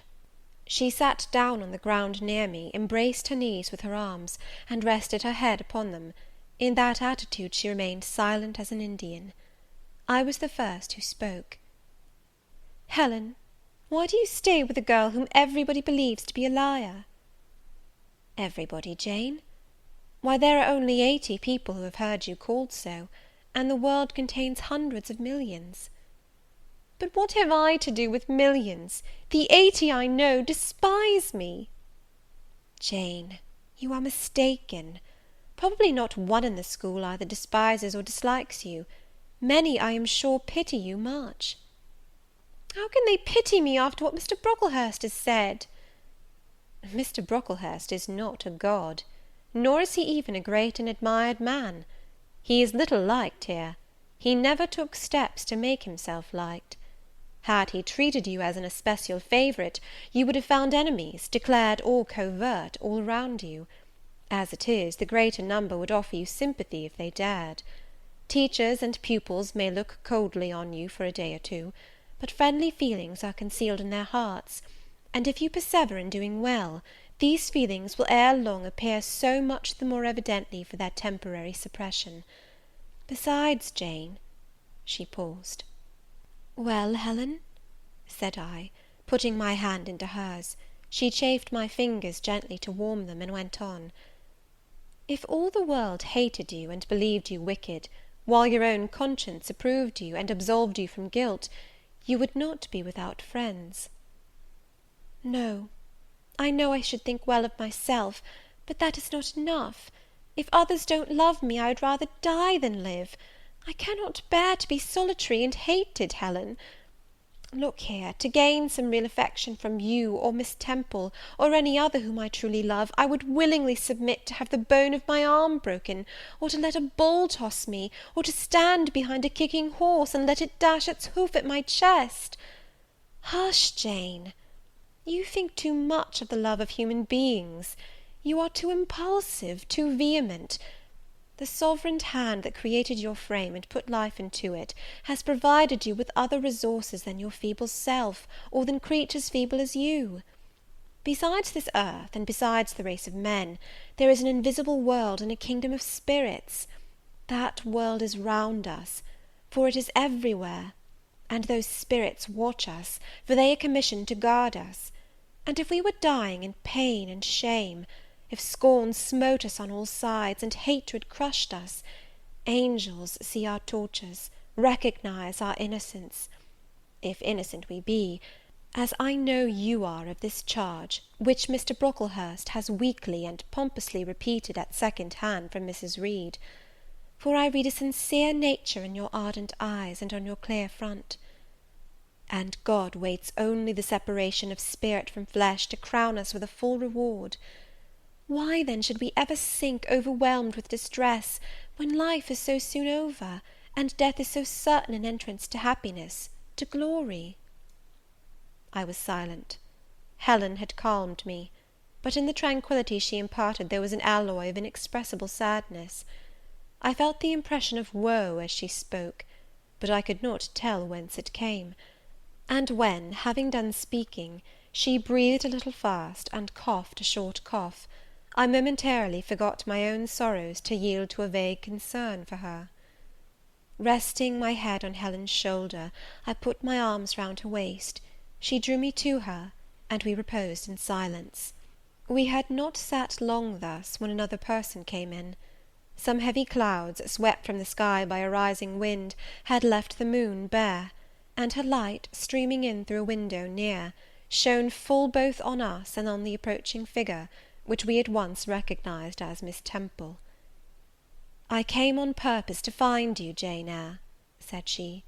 "I want you in my room, and as Helen Burns is with you, she may come too." We went, following the superintendent's guidance. We had to thread some intricate passages, and mount a staircase before we reached her apartment. It contained a good fire, and looked cheerful. Miss Temple told Helen Burns to be seated in a low arm chair on one side of the hearth, and herself taking another, she called me to her side. "Is it all over?" she asked, looking down at my face. "Have you cried your grief away?" "I'm afraid I never shall do that." "Why?" "Because I have been wrongly accused, and you, Ma'am, and everybody else, will now think me wicked." "We shall think you what you prove yourself to be, my child. Continue to act as a good girl, and you will satisfy us." "Shall I, Miss Temple?" "You will," said she, passing her arm round me. "And now tell me, who is the lady whom Mr. Brocklehurst called your benefactress?" "Mrs. Reed, my uncle's wife. My uncle is dead, and he left me to her care." "Did she not then adopt you of her own accord?" "No, Ma'am. She was sorry to have to do it; but my uncle, as I have often heard the servants say, got her to promise before he died that she would always keep me." "Well now, Jane, you know, or at least I will tell you, that when a criminal is accused, he is always allowed to speak in his own defence. You have been charged with falsehood. Defend yourself to me as well as you can. Say whatever your memory suggests is true, but add nothing, and exaggerate nothing." I resolved, in the depth of my heart, that I would be most moderate, most correct, and having a few minutes in order to arrange coherently what I had to say, I told her all the story of my sad childhood. Exhausted by emotion, my language was more subdued than it generally was when it developed that sad theme; and mindful of Helen's warnings against the indulgence of resentment, I infused into the narrative far less of gall and wormwood than ordinary. Thus restrained and simplified, it sounded more credible. I felt as I went on that Miss Temple fully believed me. In the course of the tale I had mentioned Mr. Lloyd as having come to see me after the fit. I never forgot the, to me, frightful episode of the Red Room, in detailing which my excitement was sure in some degree to break bounds; for nothing could soften in my reflection the spasm of agony which clutched my heart when Mrs. Reed spurned my wild supplication for pardon, and locked me a second time in the dark and haunted chamber. I had finished. Miss Temple regarded me a few minutes in silence. She then said, "I know something of Mr. Lloyd. I shall write to him. If his reply agrees with your statement, you shall be publicly cleared from every imputation. To me, Jane, you are clear now." She kissed me, and still keeping me at her side, where I was well contented to stand, for I derived a child's pleasure from the contemplation of her face, her dress, her one or two ornaments, her white forehead, her clustered and shining curls, and beaming dark eyes. She proceeded to address Helen Burns. "How are you to night, Helen? Have you coughed much to day?" "Not quite so much, I think, ma'am." "And the pain in your chest?" "It is a little better." Miss Temple got up, took her hand, and examined her pulse. Then she returned to her own seat. As she resumed it, I heard her sigh low. She was pensive a few minutes; then, rousing herself, she said cheerfully, "But you two are my visitors to night. I must treat you as such." She rang her bell. "Barbara," she said to the servant who answered it, "I have not yet had tea. Bring the tray, and place cups for these two young ladies." And a tray was soon brought. How pretty, to my eyes, did the china cups and bright teapot look, placed on the little round table near the fire! How fragrant was the steam of the beverage, and the scent of the toast! Of which, however, I, to my dismay, for I was beginning to be hungry, discerned only a very small portion. Miss Temple discerned it too. "Barbara," said she, "can you not bring a little more bread and butter? There is not enough for 3. Barbara went out. She returned soon. "Madam, Mrs. Harden says she has sent up the usual quantity." Mrs. Harden, be it observed, was the housekeeper, a woman after Mr. Brocklehurst's own heart, made up of equal parts of whalebone and iron. "Oh, very well," returned Miss Temple, "we must make it do, Barbara, I suppose." As the girl withdrew, she added, smiling, "Fortunately, I have it in my power to supply deficiencies for this once." Having invited Helen and me to approach the table, and placed before each of us a cup of tea with one delicious but thin morsel of toast, she got up, unlocked a drawer, and taking from it a parcel wrapped in paper, disclosed presently to our eyes a good-sized seed cake. "I meant to give each of you some of this to take with you," said she, "but as there is so little toast, you must have it now." And she proceeded to cut slices with a generous hand. We feasted that evening as on nectar and ambrosia, and not the least delight of the entertainment was the smile of gratification with which our hostess regarded us, as we satisfied our famished appetites on the delicate fare she liberally supplied. Tea over, and the tray removed, she again summoned us to the fire. We sat one on each side of her, and now a conversation followed between her and Helen, which it was indeed a privilege to be admitted to hear. Miss Temple had always something of serenity in her air, of state in her mien, of refined propriety in her language, which precluded deviation into the ardent, the excited, the eager; something which chastened the pleasure of those who looked on her and listened to her, by a controlling sense of awe; and such was my feeling now; but as to Helen Burns, I was struck with wonder. The refreshing meal, the brilliant fire, the presence and kindness of her beloved instructress, or perhaps, more than all these, something in her own unique mind, had roused her powers within her. They woke, they kindled. First they glowed in the bright tint of her cheek, which till this hour I had never seen but pale and bloodless. Then they shone in the liquid lustre of her eyes, which had suddenly acquired a beauty more singular than that of Miss Temple's, a beauty neither of fine colour, nor long eyelash, nor pencilled brow, but of meaning, of movement, of radiance. Then her soul sat on her lips, and language flowed, from what source I cannot tell. Has a girl of 14 a heart large enough, vigorous enough, to hold the swelling spring of pure, full, fervid eloquence? Such was the characteristic of Helen's discourse on that, to me, memorable evening. Her spirit seemed hastening to live, within a very brief span, as much as many live during a protracted existence.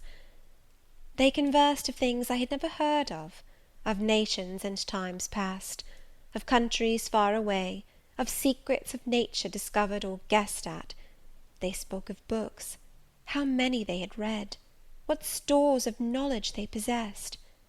Then they seemed so familiar with French names and French authors; but my amazement reached its climax when Miss Temple asked Helen if she sometimes snatched a moment to recall the Latin her father had taught her, and, taking a book from a shelf, bade her read and construe a page of Virgil; and Helen obeyed, my organ of veneration expanding at every sounding line.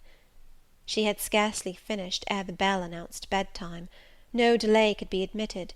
Miss Temple embraced us both, saying, as she drew us to her heart, "God bless you, my children." Helen she held a little longer than me. She let her go more reluctantly. It was Helen her eye followed to the door. It was for her she a second time breathed a sad sigh; for her she wiped a tear from her cheek. On reaching the bedroom, we heard the voice of Miss Scatcherd. She was examining drawers. She had just pulled out Helen Burns, and when we entered, Helen was greeted with a sharp reprimand, and told that to-morrow she should have half a dozen of untidily folded articles pinned to her shoulder. "My things were indeed in shameful disorder," murmured Helen to me in a low voice. "I intended to have arranged them, but I forgot." Next morning, Miss Scatcherd wrote in conspicuous characters on a piece of pasteboard the word "Slattern," and bound it like a phylactery around Helen's large, mild, intelligent, and benign looking forehead. She wore it till evening, patient, unresentful, regarding it as deserved punishment. The moment Miss Scatcherd withdrew after afternoon school, I ran to Helen, tore it off, and thrust it into the fire, the fury of which she was incapable had been burning in my soul all day, and tears, hot and large, had continually been scalding my cheek, for the spectacle of her sad resignation gave me an intolerable pain at the heart. About a week subsequently to the incidents above narrated, Miss Temple, who had written to Mr. Lloyd, received his answer. It appeared that what he said went to corroborate my account. Miss Temple, having assembled the whole school, announced that inquiry had been made into the charges alleged against Jane Eyre, and that she was most happy to be able to pronounce her completely cleared from every imputation. The teachers then shook hands with me and kissed me, and a murmur of pleasure ran through the ranks of my companions. Thus relieved of a grievous load, I from that hour set to work afresh, resolved to pioneer my way through every difficulty. I toiled hard, and my success was proportionate to my efforts. My memory, not naturally tenacious, improved with practice. Exercise sharpened my wits. In a few weeks I was promoted to a higher class. In less than 2 months I was allowed to commence French and drawing. I learned the first 2 tenses of the verb être, and sketched my first cottage, whose walls, by the by, outrivalled in slope those of the Leaning Tower of Pisa, on the same day. That night, on going to bed, I forgot to prepare in imagination the Barmecide supper of hot roast potatoes, or white bread and new milk, with which I was wont to amuse my inward cravings. I feasted instead on the spectacle of ideal drawings which I saw in the dark, all the work of my own hands, freely pencilled houses and trees, picturesque rocks and ruins, Cuyp-like groups of cattle, sweet paintings of butterflies hovering over unblown roses, of birds picking at ripe cherries, of wrens' nests enclosing pearl-like eggs, wreathed about with young ivy sprays. I examined, too, in thought, the possibility of my ever being able to translate currently a certain little French story which Madame Pirot had that day shown me, nor was that problem solved to my satisfaction ere I fell sweetly asleep. Well has Solomon said, "Better is a dinner of herbs where love is, than a stalled ox and hatred therewith." I would not now have exchanged Lowood, with all its privations, for Gateshead and its daily luxuries. Chapter 9. But the privations, or rather the hardships of Lowood lessened. Spring drew on; she was indeed already come; the frosts of winter had ceased; its snows were melted, its cutting winds ameliorated. My wretched feet, flayed and swollen to lameness by the sharp air of January, began to heal and subside under the gentler breathings of April. The nights and mornings no longer, by their Canadian temperature, froze the very blood in our veins. We could now endure the play hour passed in the garden; sometimes on a sunny day it began even to be pleasant and genial, and a greenness grew over those brown beds, which, freshening daily, suggested the thought that hope traversed them at night, and left each morning brighter traces of her steps. Flowers peeped out amongst the leaves, snowdrops, crocuses, purple auriculas, and golden-eyed pansies. On Thursday afternoons, half holidays, we now took walks, and found still sweeter flowers opening by the wayside, under the hedges. I discovered, too, that a great pleasure, an enjoyment which the horizon only bounded, lay all outside the high and spike-guarded walls of our garden.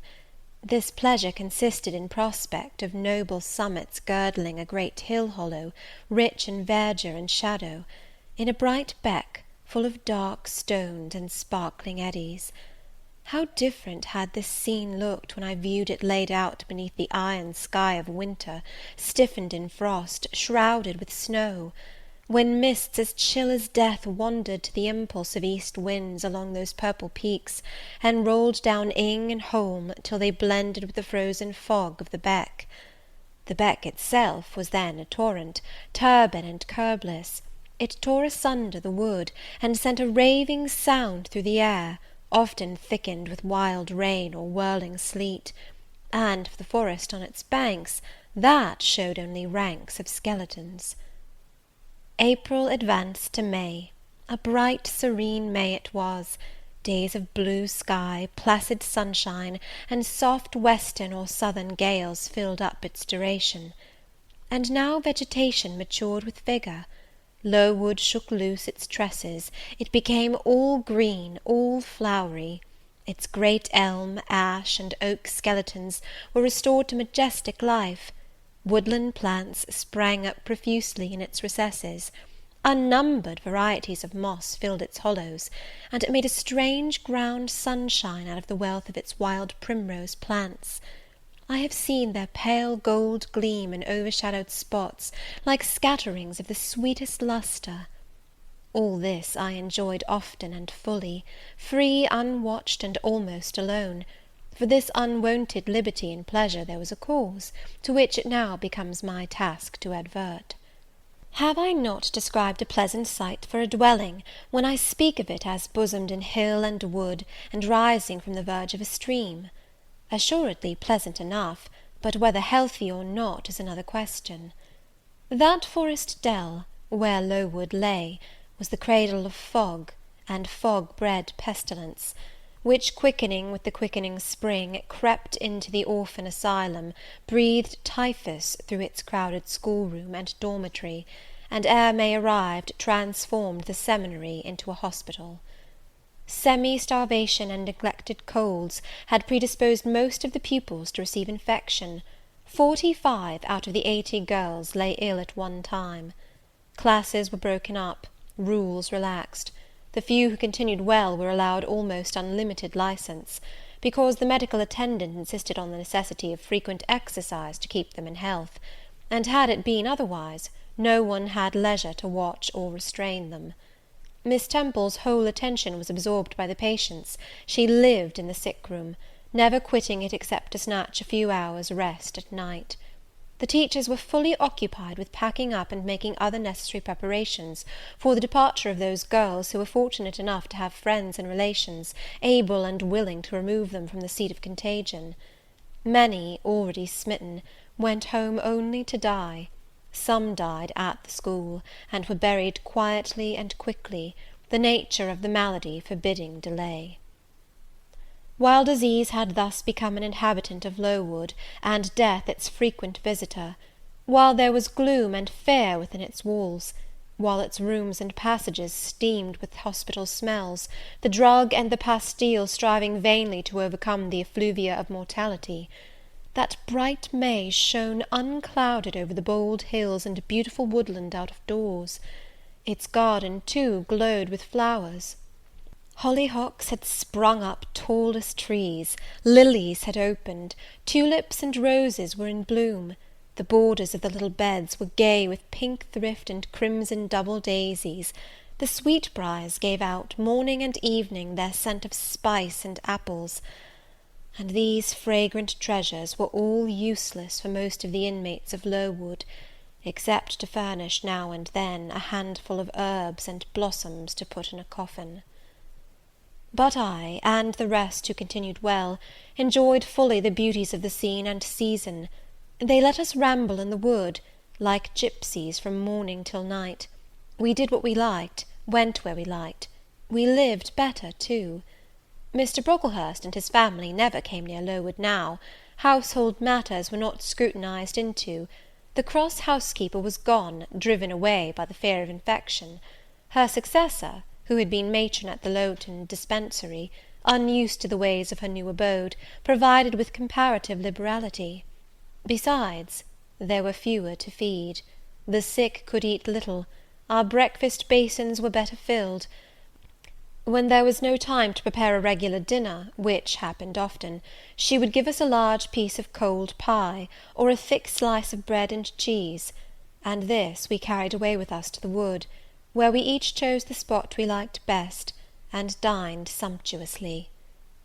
My favourite seat was a smooth and broad stone, rising white and dry from the very middle of the beck, and only to be got at by wading through the water, a feat I accomplished barefoot. The stone was just broad enough to accommodate, comfortably, another girl and me; at that time my chosen comrade, one Mary Ann Wilson, a shrewd, observant personage, whose society I took pleasure in, partly because she was witty and original, and partly because she had a manner which set me at my ease.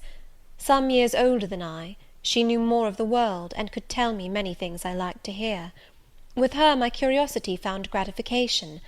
To my faults, also, she gave ample indulgence, never imposing curb or rein on anything I said. She had a turn for narrative, I for analysis; she liked to inform, I to question; so we got on swimmingly together, deriving much entertainment, if not much improvement, from our mutual intercourse. And where, meantime, was Helen Burns? Why did I not spend these sweet days of liberty with her? Had I forgotten her? Or was I so worthless as to have grown tired of her pure society? Surely the Mary Ann Wilson I have mentioned was inferior to my first acquaintance. She could only tell me amusing stories, and reciprocate any racy and pungent gossip I chose to indulge in; while, if I have spoken truth of Helen, she was qualified to give those who enjoyed the privilege of her converse a taste of far higher things. True, reader, and I knew and felt this; and though I am a defective being, with many faults and few redeeming points, yet I never tired of Helen Burns, nor ever ceased to cherish for her a sentiment of attachment, as strong, tender, and respectful as any that ever animated my heart. How could it be otherwise, when Helen, at all times, and under all circumstances, evinced for me a quiet and faithful friendship, which ill humour never soured, nor irritation never troubled? But Helen was ill at present. For some weeks she had been removed from my sight, to I knew not what room upstairs. She was not, I was told, in the hospital portion of the house with the fever patients; for her complaint was consumption, not typhus; and by consumption I, in my ignorance, understood something mild, which time and care would be sure to alleviate. I was confirmed in this idea by the fact of her once or twice coming down stairs on very warm sunny afternoons, and being taken by Miss Temple into the garden; but on these occasions I was not allowed to go and speak to her. I only saw her from the schoolroom window, and then not distinctly, for she was much wrapped up, and sat at a distance under the veranda. One evening, in the beginning of June, I had stayed out very late with Mary Ann in the wood. We had, as usual, separated ourselves from the others, and had wandered far; so far that we lost our way, and had to ask it at a lonely cottage, where a man and woman lived, who looked after a herd of half wild swine that fed on the mast in the wood. When we got back, it was after moonrise. A pony, which we knew to be the surgeon's, was standing at the garden door. Mary Ann remarked that she supposed some one must be very ill, as Mr. Bates had been sent for at that time of the evening. She went into the house. I stayed behind a few minutes to plant in my garden a handful of roots I had dug up in the forest, and which I feared would wither if I left them till the morning. This done, I lingered yet a little longer. The flowers smelt so sweet as the dew fell. It was such a pleasant evening, so serene, so warm. The still glowing west promised so fairly another fine day on the morrow. The moon rose with such majesty in the grave east. I was noting these things and enjoying them as a child might, when it entered my mind as it had never done before. How sad to be lying now on a sick bed, and to be in danger of dying! This world is pleasant. It would be dreary to be called from it, and to have to go who knows where. And then my mind made its first earnest effort to comprehend what had been infused into it concerning heaven and hell; and for the first time it recoiled, baffled; and for the first time, glancing behind, on each side, and before it, it saw all round an unfathomed gulf. It felt the one point where it stood, the present; all the rest was formless cloud and vacant depth, and it shuddered at the thought of tottering and plunging amid that chaos. While pondering this new idea, I heard the front door open. Mr. Bates came out, and with him was a nurse. After she had seen him mount his horse and depart, she was about to close the door, but I ran up to her. "How is Helen Burns?" "Very poorly," was the answer. "Is it her Mr. Bates has been to see?" "Yes." "And what does he say about her?" "He says she'll not be here long." This phrase, uttered in my hearing yesterday, would have only conveyed the notion that she was about to be removed to Northumberland, to her own home. I should not have suspected that it meant she was dying; but I knew instantly now. It opened clear on my comprehension that Helen Burns was numbering her last days in this world, and that she was going to be taken to the region of spirits, if such region there were. I experienced a shock of horror, then a strong thrill of grief, then a desire, a necessity to see her, and I asked in what room she lay. "She is in Miss Temple's room," said the nurse. "May I go up and speak to her?" "Oh, no, child, it is not likely; and now it is time for you to come in. You'll catch the fever if you stop out when the dew is falling." The nurse closed the front door. I went in by the side entrance which led to the schoolroom. I was just in time. It was 9 o'clock, and Miss Miller was calling the pupils to go to bed. It might be 2 hours later, probably near 11, when I, not having been able to fall asleep, and deeming from the perfect silence of the dormitory that my companions were all wrapped in profound repose, rose softly, put on my frock over my night-dress, and without shoes crept from the apartment, and set off in quest of Miss Temple's room. It was quite at the other end of the house, but I knew my way, and the light of the unclouded summer moon, entering here and there at passage windows, enabled me to find it without difficulty. An odour of camphor and burnt vinegar warned me when I came near the fever room, and I passed its door quickly, fearful lest the nurse who sat up all night should hear me. I dreaded being discovered and sent back, for I must see Helen, I must embrace her before she died, I must give her one last kiss, exchange with her one last word. Having descended a staircase, traversed a portion of the house below, and succeeded in opening and shutting without noise 2 doors, I reached another flight of steps. These I mounted, and then, just opposite to me, was Miss Temple's room. A light shone through the keyhole and from under the door. A profound stillness pervaded the vicinity. Coming near, I found the door slightly ajar, probably to admit some fresh air into the close abode of sickness. Indisposed to hesitate, and full of impatient impulses, soul and senses quivering with keen throes, I put it back and looked in. My eyes sought Helen, and feared to find death. Close by Miss Temple's bed, and half covered with its white curtains, there stood a little crib. I saw the outline of a form under the clothes, but the face was hid by the hangings. The nurse I had spoken to in the garden sat in an easy chair asleep. An unsnuffed candle burnt dimly on the table. Miss Temple was not to be seen. I knew afterwards that she had been called to a delirious patient in the fever room. I advanced, then paused by the crib's side. My hand was on the curtain, but I preferred speaking before I withdrew it. I still recoiled at the dread of seeing a corpse. "Helen," I whispered softly, "are you awake?" She stirred herself, put back the curtain, and I saw her face, pale, wasted, but quite composed. She looked so little changed that my fear was instantly dissipated. "Can it be you, Jane?" she asked, in her own gentle voice. "Oh," I thought, "she is not going to die! They are mistaken! She could not speak and look so calmly if she were." I got under her crib and kissed her. Her forehead was cold, and her cheek both cold and thin, and so were her hand and wrist, but she smiled as of old. "Why are you come here, Jane? It is past 11 o'clock. I heard it strike some minutes since." "I came to see you, Helen. I heard you were very ill, and I could not sleep till I had spoken to you." "You came to bid me good-bye, then? You are just in time, probably." "Are you going somewhere, Helen? Are you going home?" "Yes, to my long home, my last home." "No, no, Helen!" I stopped, distressed. While I tried to devour my tears, a fit of coughing seized Helen. It did not, however, wake the nurse. When it was over, she lay some minutes exhausted.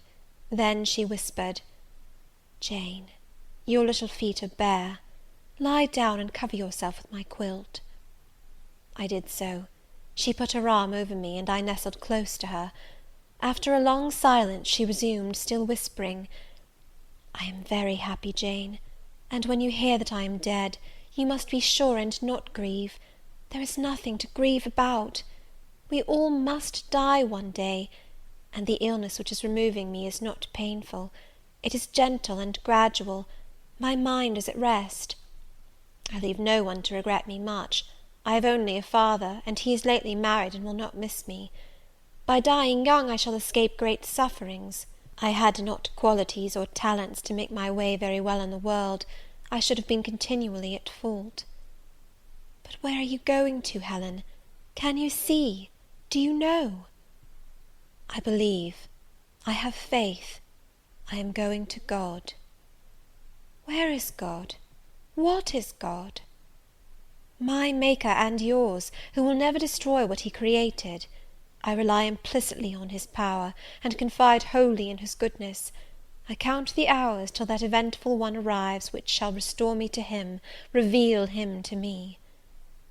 "You are sure, then, Helen, that there is such a place as heaven, and that our souls can get to it when we die?" "I am sure there is a future state. I believe God is good. I can resign my immortal part to him without any misgiving. God is my Father, God is my friend. I love him. I believe he loves me." "And shall I see you again, Helen, when I die?" "You will come to the same region of happiness, be received by the same mighty universal parent, no doubt, dear Jane." Again I questioned, but this time only in thought. Where is that region? Does it exist? And I clasped my arms closer round Helen. She seemed dearer to me than ever. I felt as if I could not let her go.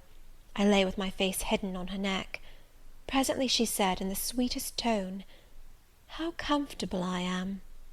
The last fit of coughing has tired me a little. I feel as if I could sleep. But don't leave me, Jane. I like to have you near me." "I'll stay with you. Dear Helen, no one shall take me away." "Are you warm, darling?" "Yes. Good night, Jane. Good night, Helen." She kissed me, and I her, and we both soon slumbered.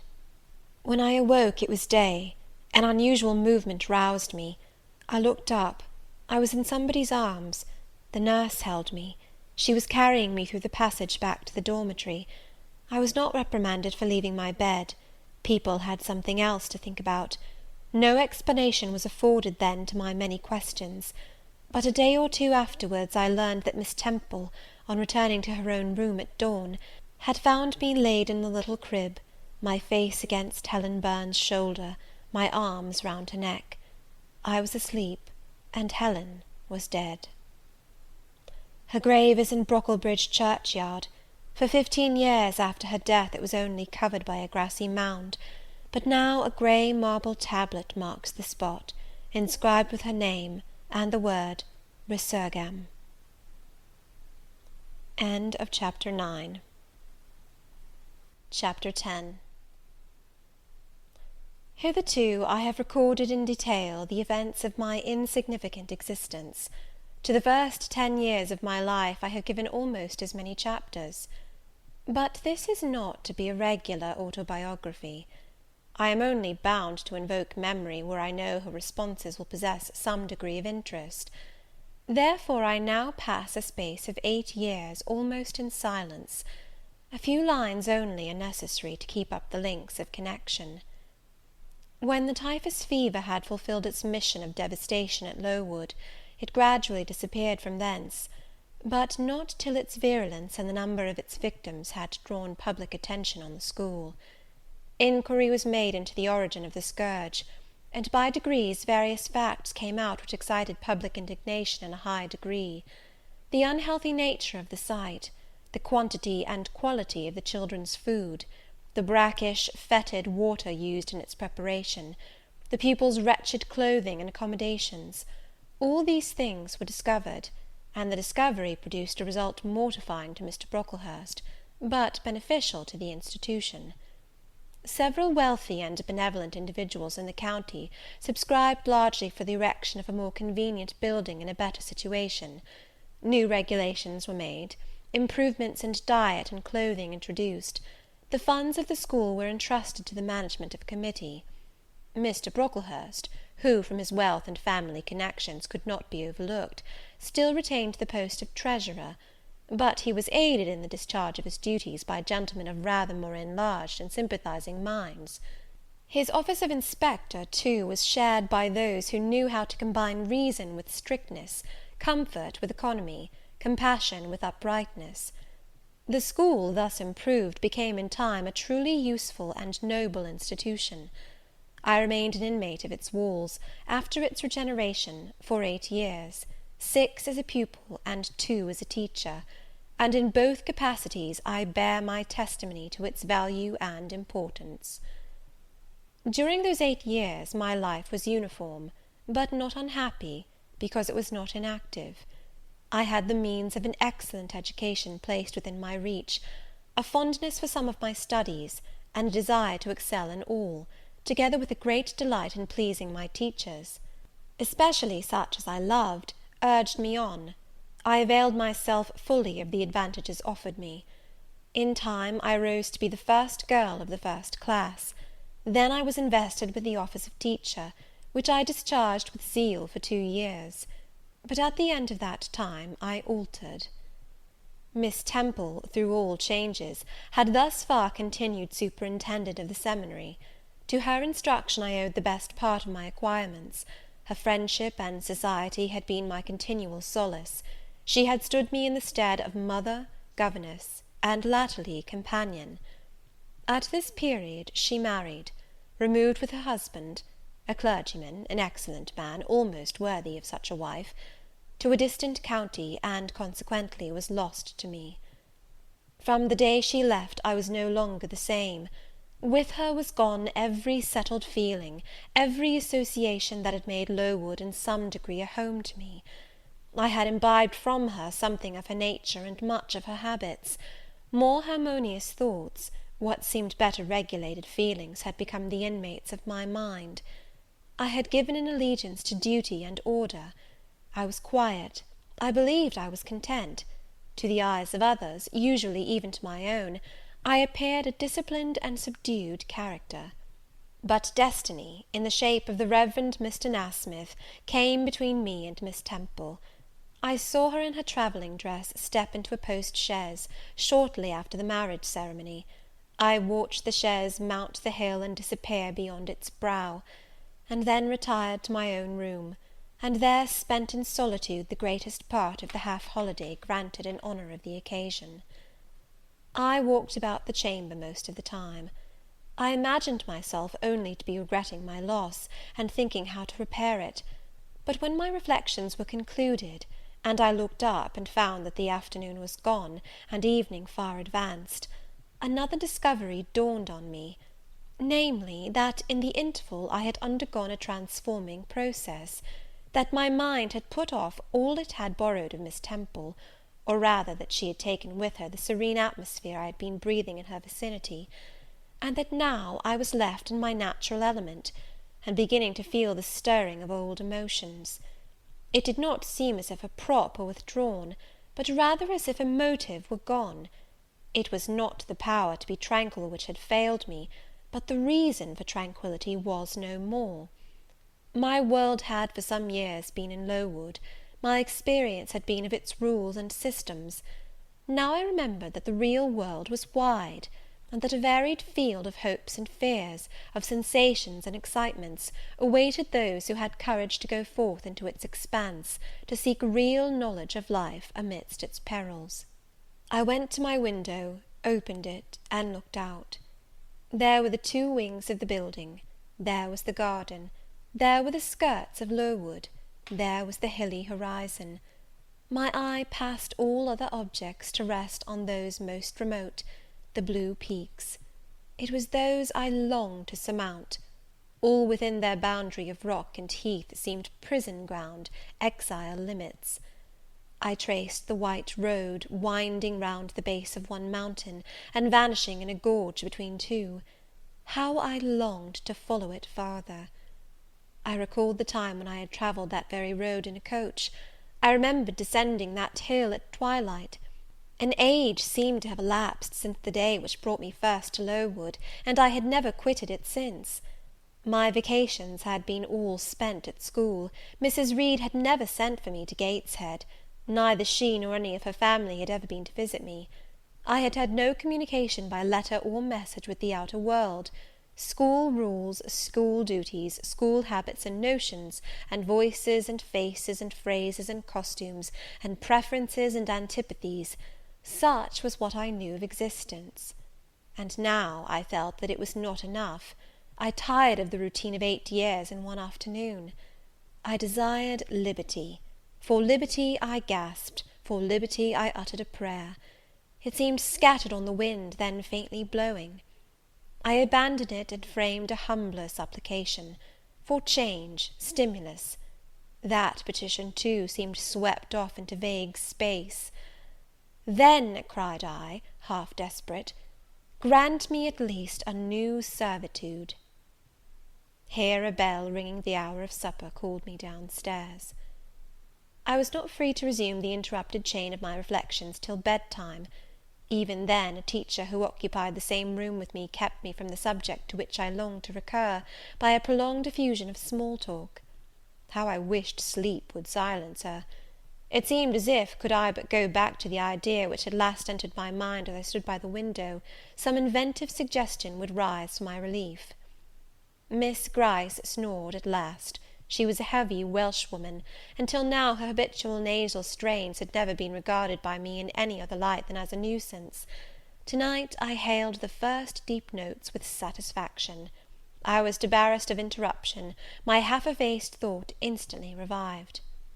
A new servitude, there is something in that, I soliloquized. Mentally, be it understood, I did not talk aloud. I know there is, because it does not sound too sweet. It is not like such words as liberty, excitement, enjoyment. Delightful sounds, truly, but no more than sounds for me, and so hollow and fleeting that it is mere waste of time to listen to them. But servitude, that must be matter of fact. Any one may serve. I have served here 8 years. Now all I want is to serve elsewhere. Can I not get so much of my own will? Is not the thing feasible? Yes, yes, the end is not so difficult, if I had only a brain active enough to ferret out the means of attaining it. I sat up in bed by way of arousing this said brain. It was a chilly night. I covered my shoulders with a shawl, and then I proceeded to think again with all my might. What do I want? A new place, in a new house, amongst new faces, under new circumstances. I want this, because it is of no use wanting anything better. How do people do to get a new place? They apply to friends, I suppose. I have no friends. There are many others who have no friends, who must look about for themselves, and be their own helpers. And what is their resource? I could not tell. Nothing answered me. I then ordered my brain to find a response, and quickly. It worked and worked faster. I felt the pulses throb in my head and temples, but for nearly an hour it worked in chaos, and no result came of its efforts.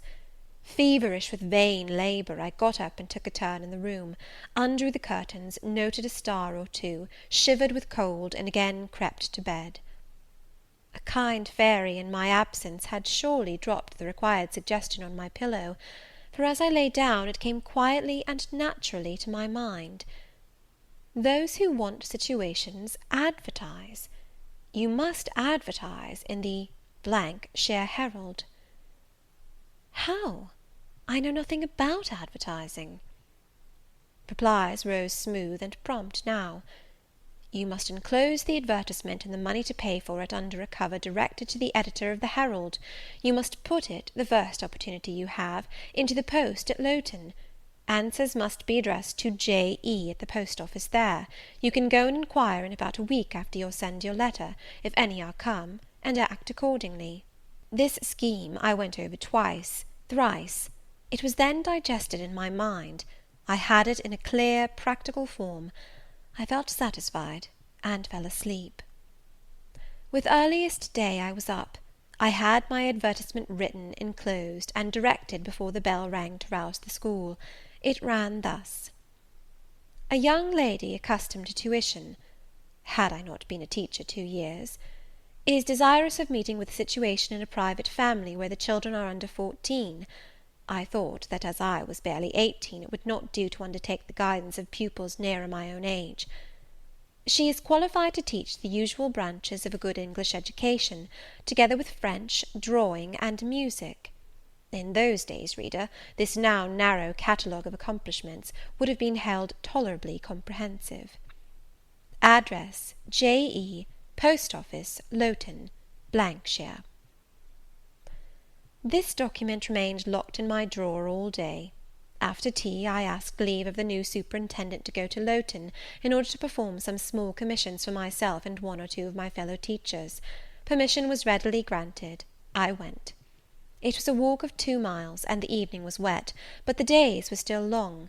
I visited a shop or two, slipped the letter into the post office, and came back through heavy rain, with streaming garments, but with a relieved heart. The succeeding week seemed long. It came to an end at last, however, like all sublunary things, and once more, towards the close of a pleasant autumn day, I found myself afoot on the road to Lowton. A picturesque track it was, by the way, lying along the side of the beck and through the sweetest curves of the dale. But that day I thought more of the letters that might or might not be awaiting me at the little burgh whither I was bound, than of the charms of lea and water. My ostensible errand on this occasion was to get measured for a pair of shoes, so I discharged that business first, and when it was done, I stepped across the clean and quiet little street from the shoemaker's to the post office. It was kept by an old dame, who wore horn spectacles on her nose, and black mittens on her hands. "Are there any letters for J.E.?" I asked. She peered at me over her spectacles, and then she opened a drawer and fumbled among its contents for a long time, so long that my hopes began to falter. At last, having held a document before her glasses for nearly 5 minutes, she presented it across the counter, accompanying the act by another inquisitive and mistrustful glance. It was for J.E. "Is there only one?" I demanded. "There are no more," said she, and I put it in my pocket, and turned my face homeward. I could not open it then; rules obliged me to be back by 8, and it was already 7:30. Various duties awaited me on my arrival. I had to sit with the girls during their hour of study; then it was my turn to read prayers, to see them to bed. Afterwards I supped with the other teachers. Even when we finally retired for the night, the inevitable Miss Gryce was still my companion. We had only a short end of a candle in our candlestick, and I dreaded lest she should talk till it was all burnt out. Fortunately, however, the heavy supper she had eaten produced a soporific effect; she was already snoring before I had finished undressing. There still remained an inch of candle. I now took out my letter. The seal was an initial F. I broke it. The contents were brief. If J. E., who advertised in the shire Herald of last Thursday, possesses the acquirements mentioned, and if she is in a position to give satisfactory references as to character and competency, a situation can be offered her where there is but one pupil, a little girl, under 10 years of age, and where the salary is £30 per annum. J. E. is requested to send references, name, address, and all particulars to the direction Mrs. Fairfax, Thornfield, near Millcote, shire. I examined the document long. The writing was old-fashioned, and rather uncertain, like that of an elderly lady. This circumstance was satisfactory. A private fear had haunted me, that in thus acting for myself and by my own guidance, I ran the risk of getting into some scrape; and, above all things, I wished the result of my endeavours to be respectable, proper, en règle. I now felt that an elderly lady was no bad ingredient in the business I had on hand. Mrs. Fairfax. I saw her in a black gown and widow's cap, frigid perhaps, but not uncivil, a model of elderly English respectability. Thornfield, that doubtless was the name of her house, a neat orderly spot, I was sure, though I failed in my efforts to conceive a correct plan of the premises. Millcote, shire. I brushed up my recollections of the map of England. Yes, I saw it, both the shire and the town. shire was 70 miles nearer London than the remote county where I now resided. That was a recommendation to me. I longed to go where there was life and movement. Millcote was a large manufacturing town on the banks of the A. A busy place enough, doubtless; so much the better; it would be a complete change at least. Not that my fancy was much captivated by the idea of long chimneys and clouds of smoke; but, I argued, Thornfield will probably be a good way from the town. Here the socket of the candle dropped, and the wick went out. Next day new steps were to be taken.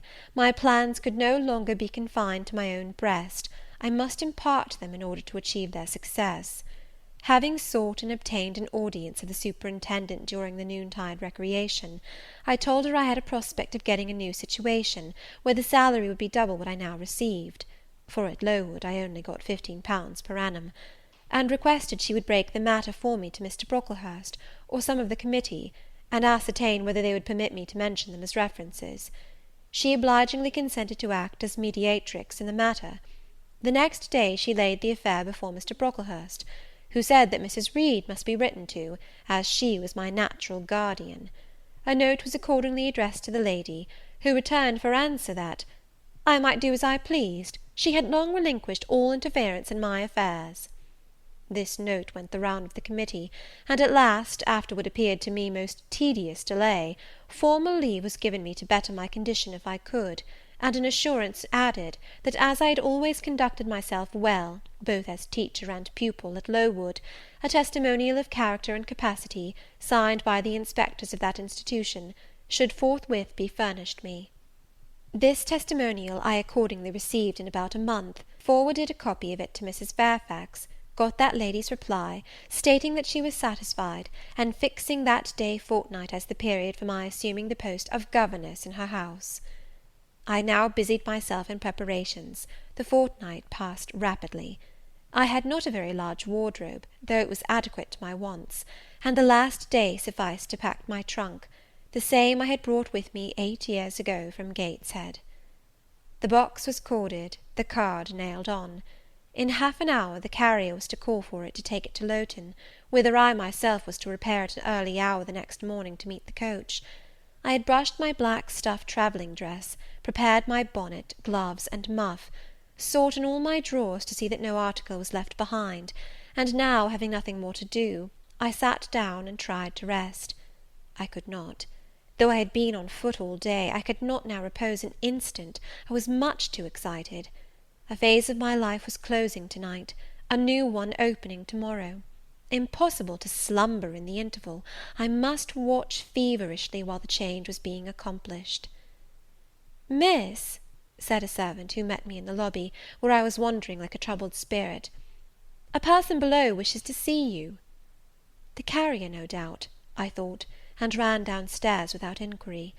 I was passing the back parlour or teacher's sitting room, the door of which was half open, to go to the kitchen, when some one ran out. "It's her, I'm sure! I could have told her anywhere!" cried the individual who stopped my progress and took my hand. I looked. I saw a woman attired like a well-dressed servant, matronly, yet still young, very good-looking, with black hair and eyes, and lively complexion. "Well, who is it?" she asked, in a voice and with a smile I half recognized. "You've not quite forgotten me, I think, Miss Jane." In another second I was embracing and kissing her rapturously. "Bessy! Bessy! Bessy!" That was all I said, whereat she half laughed, half cried, and we both went into the parlour. By the fire stood a little fellow of 3 years old, in plaid frock and trousers. "That is my little boy," said Bessy directly. "Then you are married, Bessy?" "Yes, nearly 5 years since, to Robert Levin, the coachman, and I've a little girl besides Bobby there, that I've christened Jane." "And you don't live at Gateshead?" "I live at the lodge. The old porter has left." "Well, and how do they all get on? Tell me everything about them, Bessy. But sit down first, and, Bobby, come and sit at my knee, will you?" But Bobby preferred sidling over to his mother. "You're not grown so very tall, Miss Jane, nor so very stout," continued Mrs. Levin. "I dare say they've not kept you too well at school. Miss Reed is the head and shoulders taller than you are, and Miss Georgiana would make 2 of you in breadth." "Georgiana is handsome, I suppose, Bessy?" "Very. She went up to London last winter with her mamma, and there everybody admired her, and a young lord fell in love with her, but his relations were against the match, and what do you think? He and Miss Georgiana made it up to run away, but they were found out and stopped. It was Miss Reed that found them out. I believe she was envious, and now she and her sister lead a cat and dog life together. They are always quarrelling." "Well, and what of John Reed?" "Oh, he is not doing so well as his mamma could wish. He went to college, and he got plucked, I think they call it, and then his uncles wanted him to be a barrister, and study the law, but he is such a dissipated young man, they will never make much of him, I think." "What does he look like?" "He is very tall. Some people call him a fine-looking young man, but he has such thick lips." "And Mrs. Reed?" "Mrs. looks stout and well enough in the face, but I think she's not quite easy in her mind. Mr. John's conduct does not please her. He spends a great deal of money." "Did she send you here, Bessy?" "No, indeed. But I have long wanted to see you, and when I heard that there had been a letter from you, and that you were going to another part of the country, I thought I'd just set off and get a look at you before you were quite out of my reach." "I am afraid you are disappointed in me, Bessy." I said this laughing. I perceived that Bessy's glance, though it expressed regard, did in no shape denote admiration. "No, Miss Jane, not exactly. You are genteel enough, you look like a lady, and it is as much as I ever expected of you. You were no beauty as a child." I smiled at Bessy's frank answer. I felt that it was correct, but I confess I was not quite indifferent to its import. At 18 most people wish to please, and the conviction that they have not an exterior likely to second that desire brings anything but gratification. "I dare say you are clever, though," continued Bessy, by way of solace. "What can you do? Can you play on the piano?" "A little." There was one in the room. Bessy went and opened it, and then asked me to sit down and give her a tune. I played a waltz or two, and she was charmed. "The Miss Reeds could not play as well," said she exultingly. "I always said you would surpass them in learning. And can you draw?" "That is one of my paintings over the chimney piece."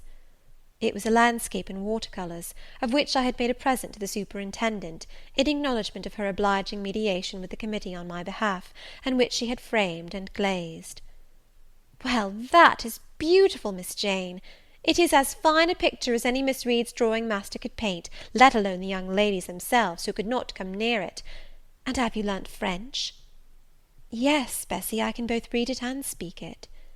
"And you can work on muslin and canvas?" "I can." "Oh, you are quite a lady, Miss Jane. I knew you would be. You will get on whether your relations notice you or not. There was something I wanted to ask you. Have you ever heard anything from your father's kinsfolk, the Eyres?" "Never in my life."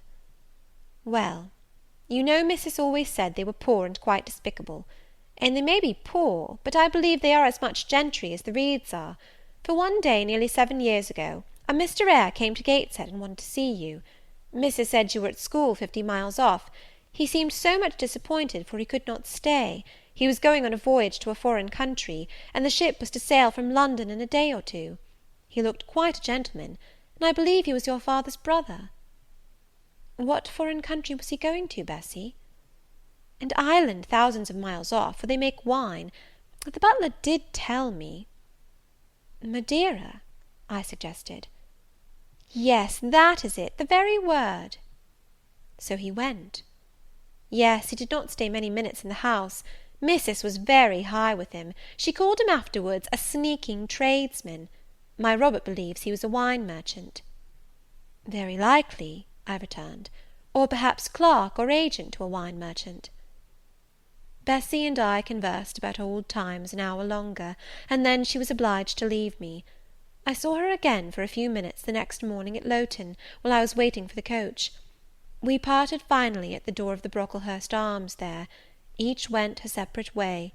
She set off for the brow of Lowood Fell to meet the conveyance which was to take her back to Gateshead.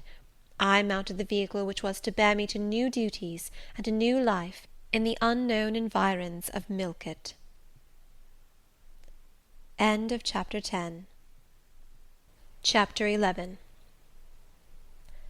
A new chapter in a novel is something like a new scene in a play; and when I draw up the curtain this time, reader, you must fancy you see a room in the George Inn at Millcote, with such large figured papering on the walls as inn-rooms have, such a carpet, such furniture, such ornaments on the mantelpiece, such prints, including a portrait of George III, and another of the Prince of Wales, and a representation of the death of Wolfe. All this is visible to you by the light of an oil lamp hanging from the ceiling, and by that of an excellent fire, near which I sit in my cloak and bonnet. My muff and umbrella lie on the table, and I am warming away the numbness and chill contracted by 16 hours' exposure to the rawness of an October day. I left Lowton at 4 o'clock a.m., and the Millcote town clock is now just striking 8. Reader, though I look comfortably accommodated, I am not very tranquil in my mind. I thought when the coach stopped here, there would be some one to meet me. I looked anxiously round as I descended the wooden steps the boots placed for my convenience, expecting to hear my name pronounced, and to see some description of carriage waiting to convey me to Thornfield. Nothing of the sort was visible; and when I asked a waiter if any one had been to inquire after a Miss Eyre, I was answered in the negative. So I had no resource but to request to be shown into a private room; and here I am waiting, while all sorts of doubts and fears are troubling my thoughts. It is a very strange sensation to inexperienced youth to feel itself quite alone in the world, cut adrift from every connection, uncertain whether the port to which it is bound can be reached, and prevented by many impediments from returning to that it has quitted. The charm of adventure sweetens that sensation, the glow of pride warms it; but then the throb of fear disturbs it, and fear with me became predominant when half an hour elapsed and I was still alone. I bethought myself to ring the bell. "Is there a place in this neighbourhood called Thornfield?" I asked of the waiter who answered the summons. "Thornfield? I don't know, mum. I'll inquire at the bar." He vanished, but reappeared instantly. "Is your name Eyre, miss?" "Yes." "Person here waiting for you." I jumped up, took my muff and umbrella, and hastened into the inn passage. A man was standing by the open door, and in the lamplit street I dimly saw a one-horse conveyance. "This will be your luggage, I suppose?" said the man rather abruptly when he saw me, pointing to my trunk in the passage. "Yes." He hoisted it on to the vehicle, which was a sort of car, and then I got in. Before he shut me up, I asked him how far it was to Thornfield. "A matter of 6 miles." "How long shall we be before we get there?" "Happen an hour and a half." He fastened the car door, climbed to his own seat outside, and set off. Our progress was leisurely, and gave me ample time to reflect. I was content to be at length so near the end of my journey, and as I leaned back in the comfortable, though not elegant conveyance, I meditated much at my ease. I suppose, thought I, judging from the plainness of the servant and carriage, Mrs. Fairfax is not a very dashing person. So much the better. I never lived amongst fine people but once, and I was very miserable with them. I wonder if she lives alone, except this little girl? If so, and if she is in any degree amiable, I shall be surely able to get on with her. I will do my best. It is a pity that doing one's best does not always answer. At Lowood, indeed, I took that resolution, kept it, and succeeded in pleasing. But with Mrs. Reed, I remember my best was always spurned with scorn. I pray God Mrs. Fairfax may not turn out a second Mrs. Reed. But if she does, I am not bound to stay with her. Let the worst come to the worst, I can advertise again. How far are we now on our road, I wonder? I let down the window and looked out. Millcote was behind us.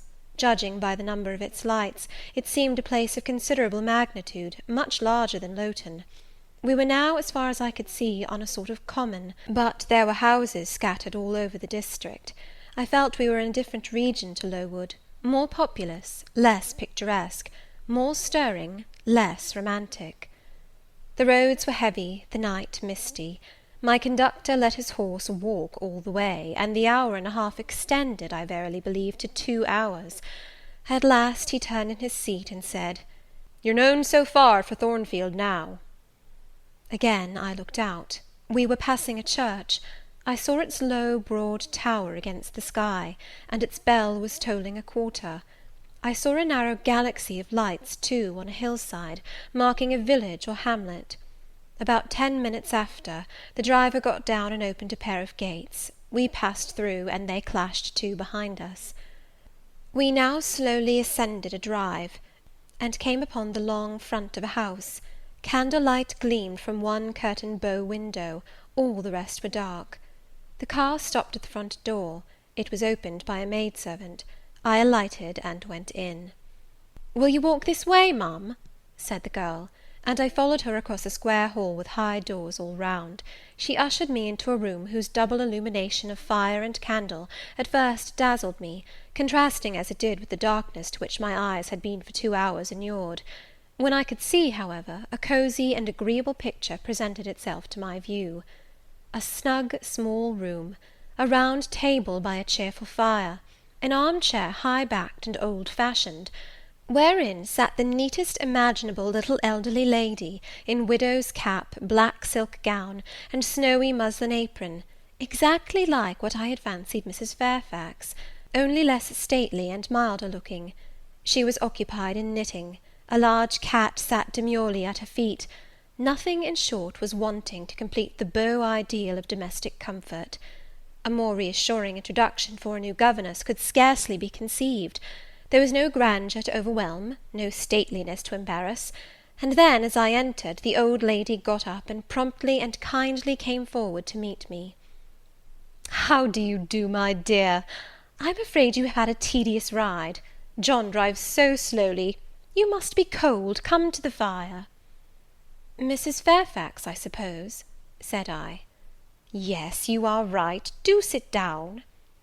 She conducted me to her own chair, and then began to remove my shawl and untie my bonnet strings. I begged she would not give herself so much trouble. "Oh, it is no trouble. I dare say your own hands are almost numbed with cold. Leah, make a little hot negus and cut a sandwich or two. Here are the keys of the storeroom." and she produced from her pocket a most housewifely bunch of keys, and delivered them to the servant. "Now then, draw nearer to the fire," she continued. "You've brought your luggage with you, haven't you, my dear?" "Yes, ma'am." "I'll see it carried into your room," she said, and bustled out. She treats me like a visitor, thought I. I little expected such a reception. I anticipated only coldness and stiffness. This is not like what I have heard of the treatment of governesses, but I must not exult too soon. She returned, with her own hands cleared her knitting apparatus and a book or two from the table, to make room for the tray which Leah now brought, and then herself handed me the refreshments.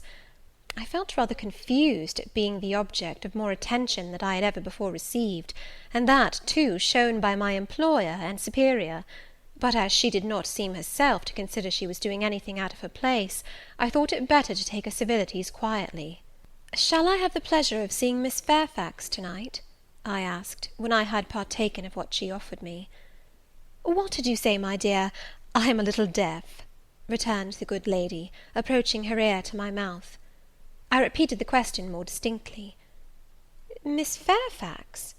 Oh, you mean Miss Varenne. Varenne is the name of your future pupil." "Indeed? Then she is not your daughter?" "No, I have no family." I should have followed up my first inquiry, by asking in what way Miss Varens was connected with her, but I recollected it was not polite to ask too many questions; besides, I was sure to hear in time. "I am so glad," she continued, as she sat down opposite to me, and took the cat on her knee, "I am so glad you are come. It will be quite pleasant living here now with a companion. To be sure it is pleasant at any time, for Thornfield is a fine old hall, rather neglected of late years, perhaps, but still it is a respectable place. Yet, you know, in winter time one feels dreary quite alone in the best quarters. I say alone. Leah is a nice girl, to be sure, and John and his wife are very decent people, but then you see they are only servants, and one can't converse with them on terms of equality. One must keep them at due distance, for fear of losing one's authority. I'm sure last winter, it was a very severe one, if you recollect, and when it did not snow, it rained and blew, not a creature but the butcher and the postman came to the house from November till February, and I really got quite melancholy with sitting night after night alone. I had Leah in to read to me sometimes, but I don't think the poor girl liked the task much. She felt it confining. In spring and summer one got on better. Sunshine and long days make such a difference. And then, just at the commencement of this autumn, little Adela Varens came and her nurse. A child makes a house alive all at once, and now you are here, I shall be quite gay." My heart really warmed to the worthy lady as I heard her talk, and I drew my chair a little nearer to her, and expressed my sincere wish that she might find my company as agreeable as she anticipated. "But I'll not keep you sitting up late to-night," said she. "It is on the stroke of 12 now, and you have been travelling all day. You must feel tired. If you have got your feet well warmed, I'll show you your bedroom. I've had the room next to mine prepared for you. It is only a small apartment, but I thought you would like it better than one of the large front chambers. To be sure, they have finer furniture, but they are so dreary and solitary, I never sleep in them myself." I thanked her for her considerate choice, and, as I really felt fatigued with my long journey, expressed my readiness to retire. She took her candle, and I followed her from the room. First she went to see if the hall door was fastened. Having taken the key from the lock, she led the way up-stairs. The steps and banisters were of oak. The staircase window was high and latticed. Both it and the long gallery into which the bedroom doors opened looked as if they belonged to a church rather than a house. A very chill and vault-like air pervaded the stairs and gallery, suggesting cheerless ideas of space and solitude, and I was glad, when finally ushered into my chamber, to find it of small dimensions, and furnished in ordinary modern style. When Mrs. Fairfax had bidden me a kind good night, and I had fastened my door, gazed leisurely round, and in some measure effaced the eerie impression made by that wide hall, that dark and spacious staircase, and that long cold gallery, by the livelier aspect of my little room, I remembered that, after a day of bodily fatigue and mental anxiety, I was now at last in safe haven. The impulse of gratitude swelled my heart, and I knelt down at the bedside, and offered up thanks where thanks were due, not forgetting, ere I rose, to implore aid on my further path, and the power of meriting the kindness which seemed so frankly offered me before it was earned. My couch had no thorns in it that night, my solitary room no fears. At once weary and content, I slept soon and soundly. When I awoke, it was broad day. The chamber looked such a bright little place to me as the sun shone in between the gay blue chintz window curtains, showing papered walls and a carpeted floor, so unlike the bare planks and stained plaster of Lowood, that my spirits rose at the view. Externals have a great effect on the young. I thought that a fairer era of life was beginning for me, one that was to have its flowers and pleasures, as well as its thorns and toils. My faculties, roused by the change of scene, the new field offered to hope, seemed all astir. I cannot precisely define what they expected, but it was something pleasant; not perhaps that day or that month, but at an indefinite future period. I rose. I dressed myself with care. Obliged to be plain, for I had no article of attire that was not made with extreme simplicity, I was still by nature solicitous to be neat. It was not my habit to be disregardful of appearance, or careless of the impression I made. On the contrary, I ever wished to look as well as I could, and to please as much as my want of beauty would permit. I sometimes regretted that I was not handsomer. I sometimes wished to have rosy cheeks, a straight nose, and a small cherry mouth. I desired to be tall, stately, and finely developed in figure. I felt it a misfortune that I was so little, so pale, and had features so irregular and so marked. And why had I these aspirations and these regrets? It would be difficult to say. I could not then distinctly say it to myself, yet I had a reason, and a logical, natural reason too. However, when I had brushed my hair very smooth, and put on my black frock, which, Quaker-like as it was, at least had the merit of fitting to a nicety, and adjusted my clean white tucker, I thought that I should do respectably enough to appear before Mrs. Fairfax, and that my new pupil would not at least recoil from me with antipathy. Having opened my chamber window, and seen that I left all things straight and neat on the toilet table, I ventured forth. Traversing the long and matted gallery, I descended the slippery steps of oak. Then I gained the hall. I halted there a minute. I looked at some pictures on the walls. One, I remember, represented a grim man and a querist, and one a lady with powdered hair and a pearl necklace. At a bronze lamp pendant from the ceiling, at a great clock whose case was of oak curiously carved, an ebon black with time and rubbing. Everything appeared very stately and imposing to me, but then I was so little accustomed to grandeur. The hall door, which was half of glass, stood open. I stepped over the threshold. It was a fine autumn morning. The early sun shone serenely on embrowned groves and still green fields. Advancing on to the lawn, I looked up and surveyed the front of the mansion. It was 3 stories high, of proportions not vast, though considerable, a gentleman's manor-house, not a nobleman's seat. Battlements round the top gave it a picturesque look. Its grey front stood out well from the background of a rookery, whose cawing tenants were now on the wing. They flew over the lawn and grounds to alight in a great meadow, from which these were separated by a sunk fence, and where an array of mighty old thorn trees, strong, knotty, and broad as oaks, at once explained the etymology of the mansion's designation. Farther off were hills, not so lofty as those round Lowood, nor so craggy, nor so like barriers of separation from the living world, but yet quiet and lonely hills enough, and seeming to embrace Thornfield with a seclusion I had not expected to find existent so near the stirring locality of Millcote. A little hamlet, whose roofs were blent with trees, straggled up the side of one of these hills. The church of the district stood nearer Thornfield. Its old tower-top looked over a knoll between the house and gates. I was yet enjoying the calm prospect and pleasant fresh air, yet listening with delight to the cawing of the rooks, yet surveying the wide hoary front of the hall, and thinking what a great place it was for one lonely little dame like Mrs. Fairfax to inhabit, when that lady appeared at the door. "What, out already?" said she. "I see you are an early riser." I went up to her, and was received with an affable kiss and shake of the hand. How do you like Thornfield?" she asked. I told her I liked it very much. "Yes," she said, "it is a pretty place; but I fear it will be getting out of order unless Mr. Rochester should take it into his head to come and reside here permanently, or at least visit it rather oftener. Great houses and fine grounds require the presence of the proprietor." "Mr. Rochester?" I exclaimed. "Who is he?" "The owner of Thornfield," she responded quietly. "Did you not know he was called Rochester?" Of course I did not. I had never heard of him before, but the old lady seemed to regard his existence as a universally understood fact, with which everybody must be acquainted by instinct.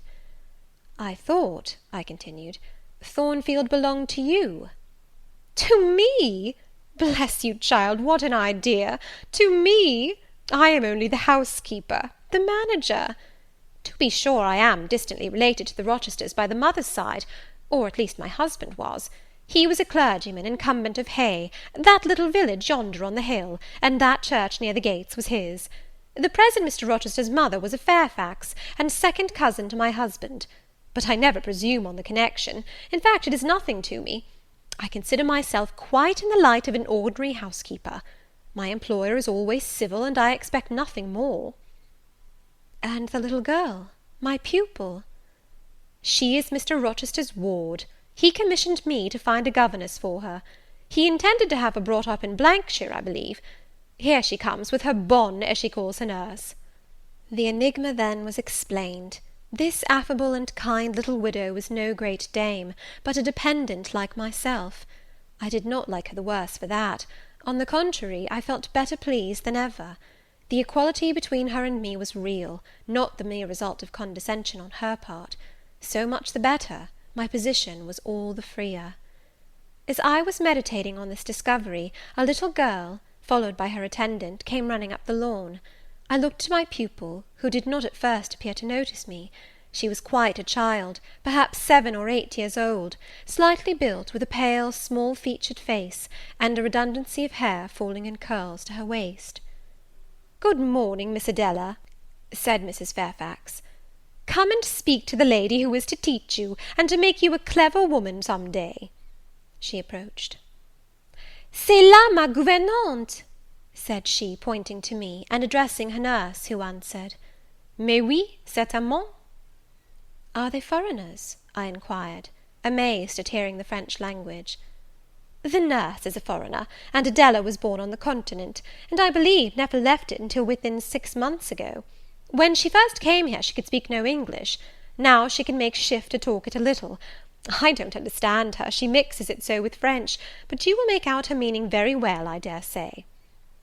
Fortunately, I had had the advantage of being taught French by a French lady; and as I had always made a point of conversing with Madame Pirot as often as I could, and had, besides, during the last 7 years, learnt a portion of French by heart daily, applying myself to take pains with my accent, and imitating as closely as possible the pronunciation of my teacher, I had acquired a certain degree of readiness and correctness in the language, and was not likely to be much at a loss with Mademoiselle Adela. She came and shook hands with me when she heard that I was her governess, and as I led her into breakfast, I addressed some phrases to her in her own tongue. She replied briefly at first, but after we were seated at the table, and she had examined me some 10 minutes with her large hazel eyes, she suddenly commenced chattering fluently.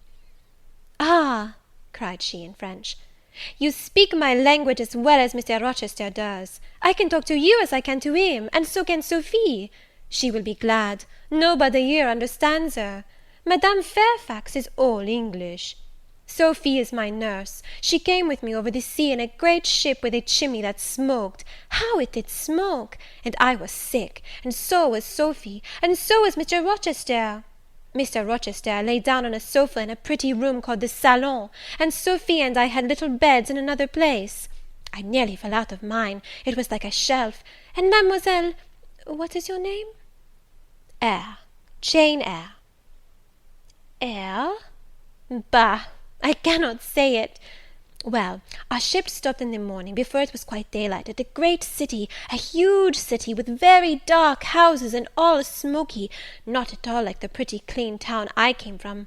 And Mr. Rochester carried me in his arms over a plank to the land, and Sophy came after, and we all got into a coach, which took us to a beautiful large house, larger than this, and finer, called an hotel. We stayed there nearly a week. I and Sophie used to walk every day in a great green place full of trees, called the park, and there were many children there besides me, and a pond with beautiful birds in it that I fed with crumbs." "Can you understand her when she runs on so fast?" asked Mrs. Fairfax. I understood her very well, for I had been accustomed to the fluent tongue of Madame Pirot. "I wish," continued the good lady, "you would ask her a question or two about her parents.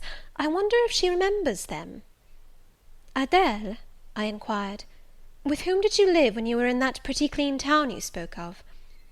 "I lived long ago with mamma, but she is gone to the Holy Virgin. Mamma used to teach me to dance and sing and to say verses. A great many gentlemen and ladies came to see mamma, and I used to dance before them, or to sit on their knees and sing to them. I liked it.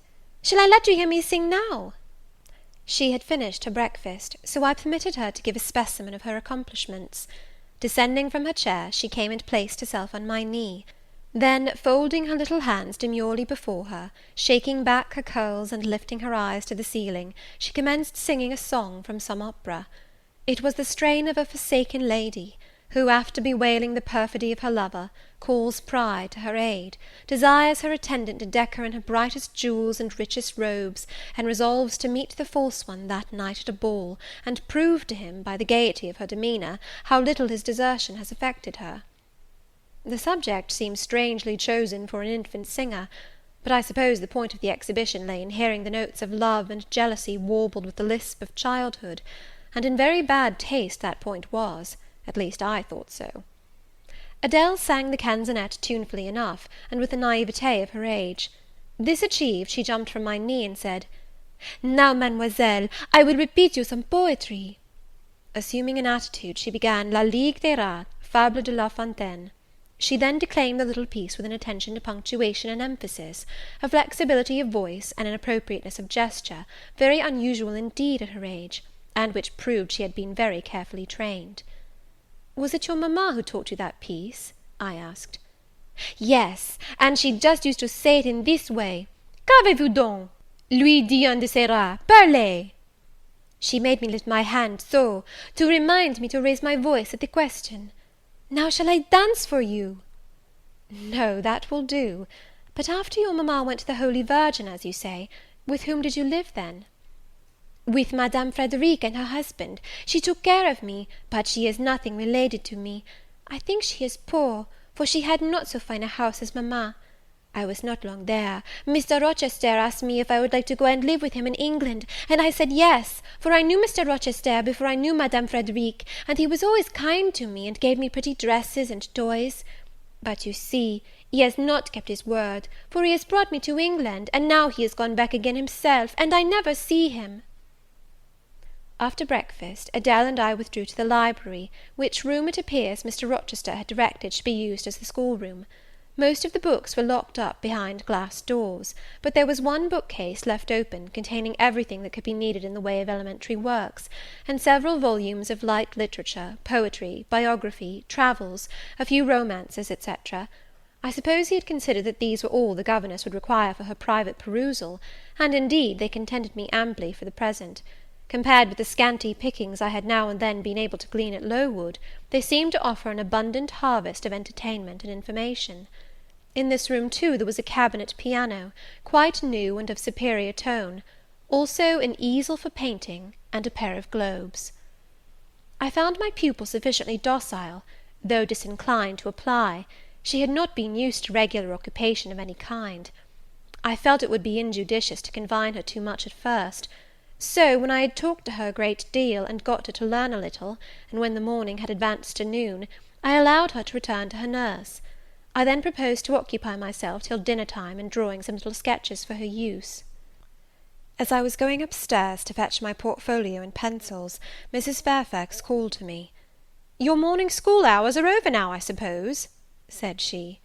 She was in a room the folding doors of which stood open. I went in when she addressed me. It was a large, stately apartment, with purple chairs and curtains, a Turkey carpet, walnut-panelled walls, one vast window rich in slanted glass, and a lofty ceiling nobly moulded. Mrs. Fairfax was dusting some vases of fine purple spar, which stood on a sideboard. "What a beautiful room!" I exclaimed as I looked round, for I had never seen before any half so imposing.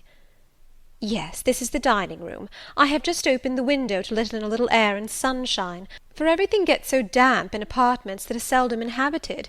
The drawing-room yonder feels like a vault." She pointed to a wide arch corresponding to the window, and hung like it with Tyrian-dyed curtain, now looped up. Mounting to it by two broad steps, and looking through, I thought I caught a glimpse of a fairy place, so bright to my novice eyes appeared the view beyond. Yet it was merely a very pretty drawing-room, and within it a boudoir, both spread with white carpets, on which seemed laid brilliant garlands of flowers, both sealed with snowy mouldings of white grapes and vine leaves, beneath which glowed in rich contrast crimson couches and ottomans, while the ornaments on the pale Parian mantelpiece were of sparkling Bohemian glass, ruby red, and between the windows large mirrors repeated the general blending of snow and fire. "In what order you keep these rooms, Mrs. Fairfax," said I. "No dust, no canvas coverings. Except that the air feels chilly, one would think they were inhabited daily." "Why, Miss Eyre, though Mr. Rochester's visits here are rare, they are always sudden and unexpected; and as I observed that it put him out to find everything swathed up, and to have a bustle of arrangement on his arrival, I thought it best to keep the rooms in readiness." "Is Mr. Rochester an exacting, fastidious sort of man?" "Not particularly so, but he has a gentleman's tastes and habits, and he expects to have things managed in conformity to them." "Do you like him? Is he generally liked?" "Oh, yes, the family have always been respected here. Almost all the land in this neighbourhood, as far as you can see, has belonged to the Rochesters time out of mind." "Well, but leaving his land out of the question, do you like him? Is he liked for himself?" "I have no cause to do otherwise than like him, and I believe he is considered a just and liberal landlord by his tenants; but he has never lived much amongst them." "But he has no peculiarities? What, in short, is his character?" "Oh, his character is unimpeachable, I suppose. He is rather peculiar, perhaps. He has travelled a great deal, and seen a great deal of the world, I should think. I dare say he is clever, but I never had much conversation with him." "In what way is he peculiar?" "I don't know. It is not easy to describe. Nothing striking. But you feel it when he speaks to you. You cannot be always sure whether he is in jest or earnest, whether he is pleased or the contrary. You don't thoroughly understand him, in short. At least I don't. But it is of no consequence. He is a very good master." This was all the account I got from Mrs. Fairfax of her employer and mine. There are people who seem to have no notion of sketching a character, or observing and describing salient points, either in persons or things. The good lady evidently belonged to this class. My queries puzzled, but did not draw her out. Mr. Rochester was Mr. Rochester in her eyes, a gentleman, a landed proprietor, nothing more. She inquired and searched no further, and evidently wondered at my wish to gain a more definite notion of his identity. When we left the dining-room, she proposed to show me over the rest of the house, and I followed her upstairs and downstairs, admiring as I went, for all was well arranged and handsome. The large front chambers I thought especially grand, and some of the third-story rooms, though dark and low, were interesting from their air of antiquity. The furniture once appropriated to the lower apartments had from time to time been removed here, as fashion changed, and the imperfect light entering by their narrow casement showed bedsteads of 100 years old, chests in oak or walnut, looking, with their strange carvings of palm branches and cherubs' heads, like types of the Hebrew ark. Rows of venerable chairs, high-backed and narrow, stools still more antiquated, on whose cushioned tops were yet apparent traces of half-effaced embroideries, wrought by fingers that for 2 generations had been coffin dust. All these relics gave to the third story of Thornfield Hall the aspect of a home of the past, a shrine of memory. I liked the hush, the gloom, the quaintness of these retreats in the day, but I by no means coveted a night's repose on one of those wide and heavy beds, shut in, some of them with doors of oak, shaded others with wrought old English hangings crusted with thick work, portraying effigies of strange flowers, and stranger birds, and strangest human beings, all which would have looked strange indeed by the pallid gleam of moonlight. "Do the servants sleep in these rooms?" I asked. "No, they occupy a range of smaller apartments to the back. No one ever sleeps here. One would almost say that, if there were a ghost at Thornfield Hall, this would be its haunt." "So I think. You have no ghost, then?" "None that I ever heard of," returned Mrs. Fairfax, smiling. "Nor any traditions of one? No legends or ghost stories?" "I believe not. And yet it is said the Rochesters have been rather a violent than a quiet race in their time. Perhaps, though, that is the reason they rest tranquilly in their graves now." "Yes, after life's fitful fever they sleep well," I muttered. "Where are you going now, Mrs. Fairfax?" For she was moving away. "On to the Leads. Will you come and see the view from thence?" I followed still, up a very narrow staircase to the attics, and thence by a ladder and through a trap door to the roof of the hall. I was now on a level with the crow colony, and could see into their nests. Leaning over the battlements and looking far down, I surveyed the grounds laid out like a map, the bright and velvet lawn closely girdling the grey base of the mansion, the field, wide as a park, dotted with its ancient timber, the wood, dun and sere, divided by a path visibly overgrown, greener with moss than the trees were with foliage, the church at the gates, the road, the tranquil hills, all reposing in the autumn day's sun, the horizon bounded by a propitious sky, azure, marbled with pearly white. No feature in the scene was extraordinary, but all was pleasing. When I turned from it and repassed the trap door, I could scarcely see my way down the ladder. The attic seemed black as a vault compared with that arch of blue air to which I had been looking up, and to that sunlit scene of grove, pasture, and green hill, of which the hall was the centre, and over which I had been gazing with delight. Mrs. Fairfax stayed behind a moment to fasten the trap door. I, by drift of groping, found the outlet from the attic, and proceeded to descend the narrow garret staircase. I lingered in the long passage to which this led, separating the front and back rooms of the third story, narrow, low, and dim, with only one little window at the far end, and looking, with its 2 rows of small black doors, all shut, like a corridor in some Bluebeard's castle.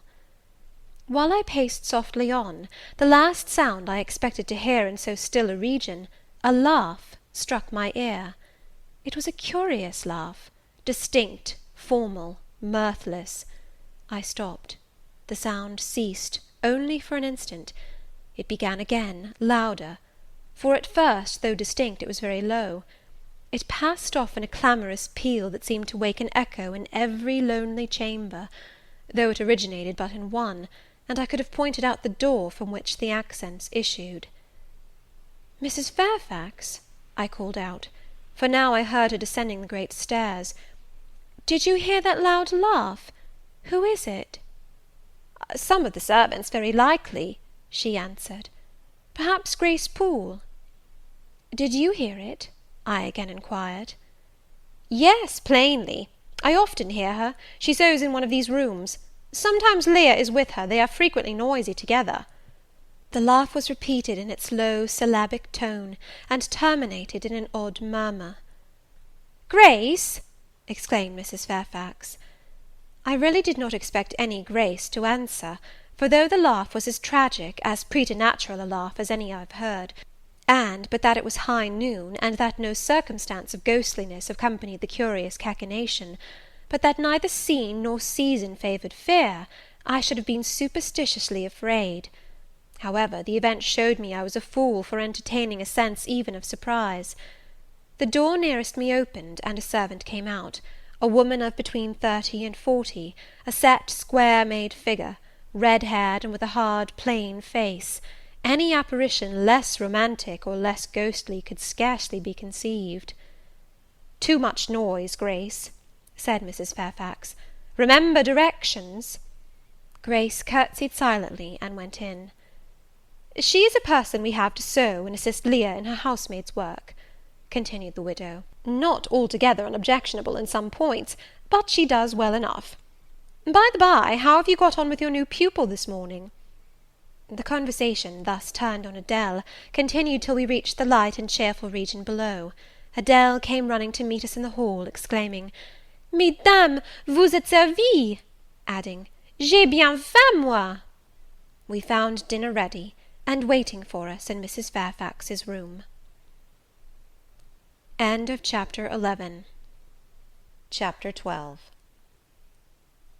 The promise of a smooth career, which my first calm introduction to Thornfield Hall seemed to pledge, was not belied on a longer acquaintance with the place and its inmates. Mrs. Fairfax turned out to be what she appeared, a placid-tempered, kind-natured woman, of competent education and average intelligence. My pupil was a lively child, who had been spoilt and indulged, and therefore was sometimes wayward; but as she was committed entirely to my care, and no injudicious interference from any quarter ever thwarted my plans for her improvement, she soon forgot her little freaks, and became obedient and teachable. She had no great talents, no marked traits of character, no peculiar development of feeling or taste which raised her 1 inch above the ordinary level of childhood; but neither had she any deficiency or vice which sunk her below it.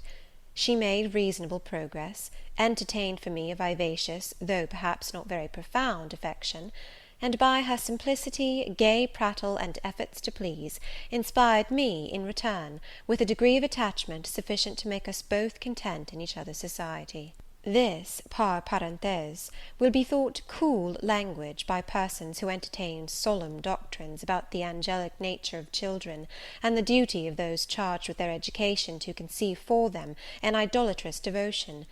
But I am not writing to flatter parental egotism, to echo cant, or prop up humbug.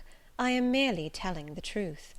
I felt a conscientious solicitude for Adele's welfare and progress, and a quiet liking for her little self, just as I cherished towards Mrs. Fairfax a thankfulness for her kindness, and a pleasure in her society proportionate to the tranquil regard she had for me, and the moderation of her mind and character.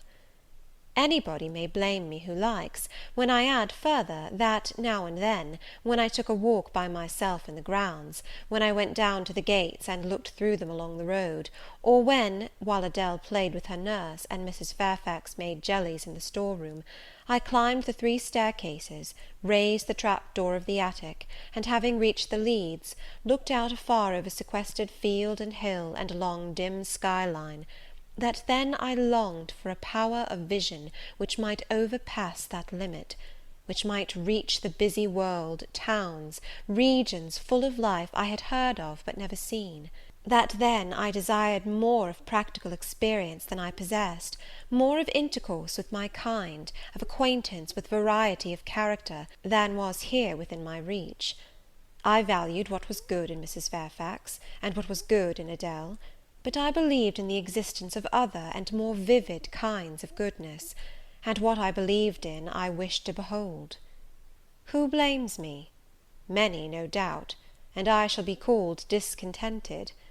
I could not help it. The restlessness was in my nature; it agitated me to pain sometimes. Then my sole relief was to walk along the corridor of the 3rd story, backwards and forwards, safe in the silence and solitude of the spot, and allow my mind's eye to dwell on whatever bright visions rose before it, and certainly they were many and glowing; to let my heart be heaved by the exultant movement, which, while it swelled it in trouble, expanded it with life; and, best of all, to open my inward ear to a tale that was never ended, a tale my imagination created, and narrated continuously, quickened with all of incident, life, fire, feeling, that I desired and had not in my actual existence. It is in vain to say human beings ought to be satisfied with tranquillity. They must have action, and they will make it if they cannot find it. Millions are condemned to a stiller doom than mine, and millions are in silent revolt against their lot.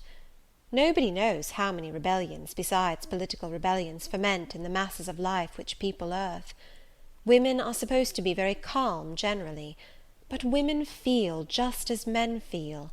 They need exercise for their faculties, and a field for their efforts, as much as their brothers do. They suffer from too rigid a restraint, too absolute a stagnation, precisely as men would suffer; and it is narrow-minded in their more privileged fellow-creatures to say that they ought to confine themselves to making puddings and knitting stockings, to playing on the piano and embroidering bags. It is thoughtless to condemn them, or laugh at them, if they seek to do more or learn more than custom has pronounced necessary for their sex. When thus alone, I not unfrequently heard Grace Poole's laugh, the same peal, the same low, slow ha, ha, which, when first heard, had thrilled me.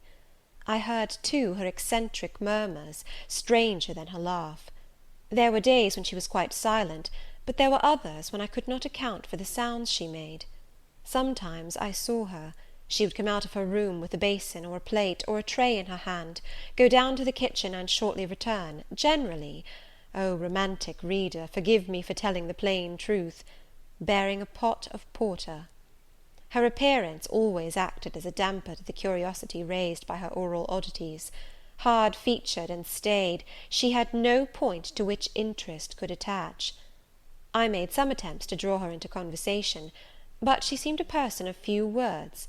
A monosyllabic reply usually cut short every effort of that sort. The other members of the household, viz., John and his wife, Leah the housemaid, and Sophy the French nurse, were decent people, but in no respect remarkable.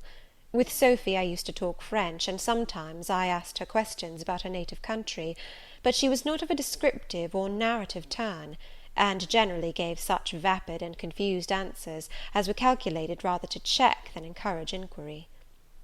October, November, December passed away. One afternoon in January, Mrs. Fairfax had begged a holiday for Adele because she had a cold, and as Adele seconded the request with an ardour that reminded me how precious occasional holidays had been to me in my own childhood, I accorded it, deeming that I did well in showing pliability on the point. It was a fine calm day, though very cold. I was tired of sitting still in the library through a whole long morning. Mrs. Fairfax had just written a letter which was waiting to be posted, so I put on my bonnet and cloak, and volunteered to carry it to Hay. The distance, 2 miles, would be a pleasant winter afternoon walk.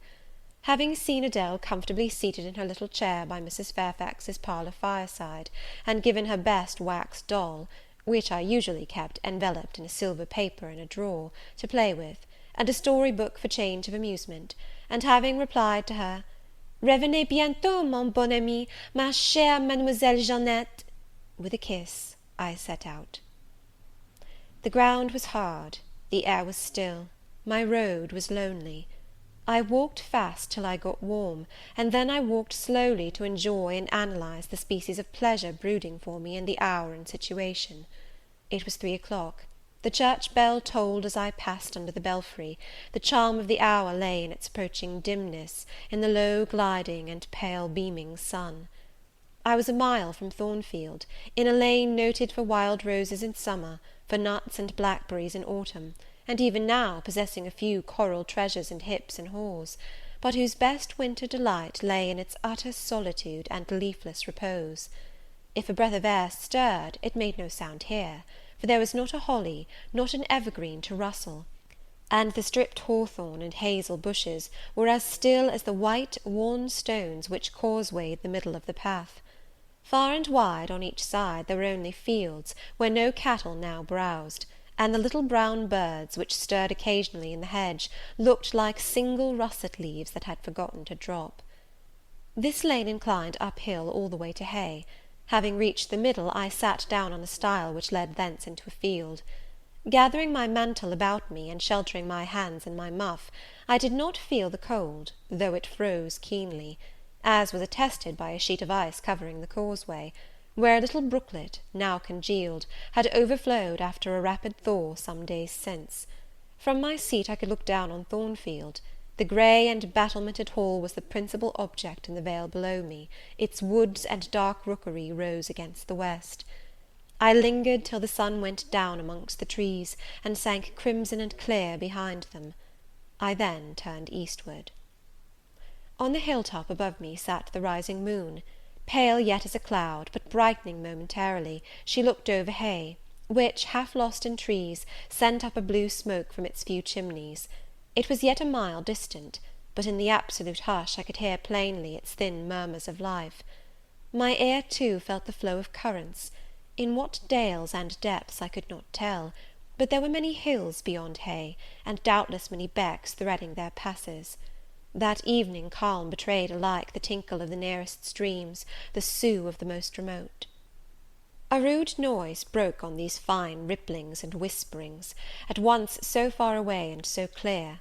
A positive tramp, tramp, a metallic clatter, which effaced the soft wave wanderings, as, in a picture, the solid mass of a crag, or the rough boles of a great oak, drawn in dark and strong on the foreground, efface the aerial distance of azure hill, sunny horizon, and blended clouds, where tint melts into tint. The din was on the causeway. A horse was coming. The windings of the lane yet hid it, but it approached. I was just leaving the stile, yet, as the path was narrow, I sat still to let it go by. In those days I was young, and all sorts of fancies, bright and dark, tenanted my mind. The memories of nursery stories were there amongst other rubbish, and when they recurred, maturing youth added to them a vigour and vividness beyond what childhood could give. As this horse approached, and as I watched for it to appear through the dusk, I remembered certain of Bessie's tales, wherein figured a north of England spirit called a Gytrash, which, in the form of a horse, mule, or large dog, haunted solitary ways, and sometimes came upon belated travellers, as this horse was now coming upon me. It was very near, but not yet in sight, when, in addition to the tramp, tramp, I heard a rush under the hedge, and close down by the hazel stems glided a great dog, whose black and white colour made him a distinct object against the trees.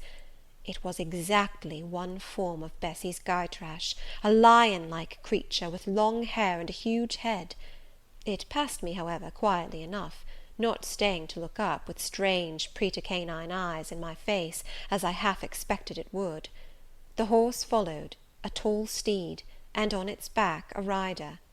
The man, the human being, broke the spell at once. Nothing ever rode the Gytrash. It was always alone, and goblins, to my notions, though they might tenant the dumb carcasses of beasts, could scarce covet shelter in the commonplace human form. No Gytrash was this, only a traveller taking the short cut to Millcote. He passed, and I went on. A few steps, and I turned. A sliding sound, and an exclamation of "What the deuce is to do now?" and a clattering tumble arrested my attention. Man and horse were down. They had slipped on the sheet of ice which glazed the causeway. The dog came bounding back, and seeing his master in a predicament, and hearing the horse groan, barked till the evening hills echoed the sound, which was deep in proportion to his magnitude. He snuffed round the prostrate group, and then he ran up to me. It was all he could do, there was no other help at hand to summon. I obeyed him, and walked down to the traveller, by this time struggling himself free of his steed. His efforts were so vigorous, I thought he could not be much hurt, but I asked him the question, "Are you injured, sir?" I think he was swearing, but I am not certain. However, he was pronouncing some formula which prevented him from replying to me directly. "Can I do anything?" I asked again. "You must just stand on one side," he answered as he rose, first to his knees, and then to his feet. I did, whereupon began a heaving, stamping, clattering process, accompanied by a barking and baying which removed me effectually some yards distance, but I would not be driven quite away till I saw the event. This was finally fortunate. The horse was re-established, and the dog was silenced with a "Down, Pilot!" The traveller, now stooping, felt his foot and leg, as if trying whether they were sound. Apparently something ailed them, for he halted to the stile whence I had just risen, and sat down. I was in the mood for being useful, or at least officious, I think, for I now drew near him again. "If you are hurt, and want help, sir, I can fetch some one either from Thornfield Hall or from Hay." "Thank you, I shall do. I have no broken bones, only a sprain." And again he stood up and tried his foot, but the result extorted an involuntary "Ugh!" Something of daylight still lingered, and the moon was waxing bright. I could see him plainly.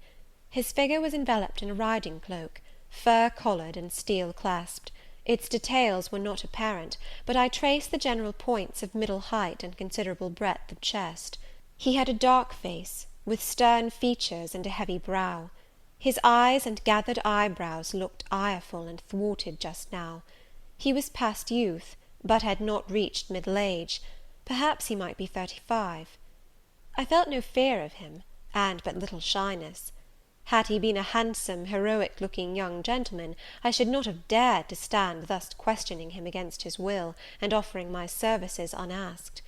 I had hardly ever seen a handsome youth, never in my life spoken to one.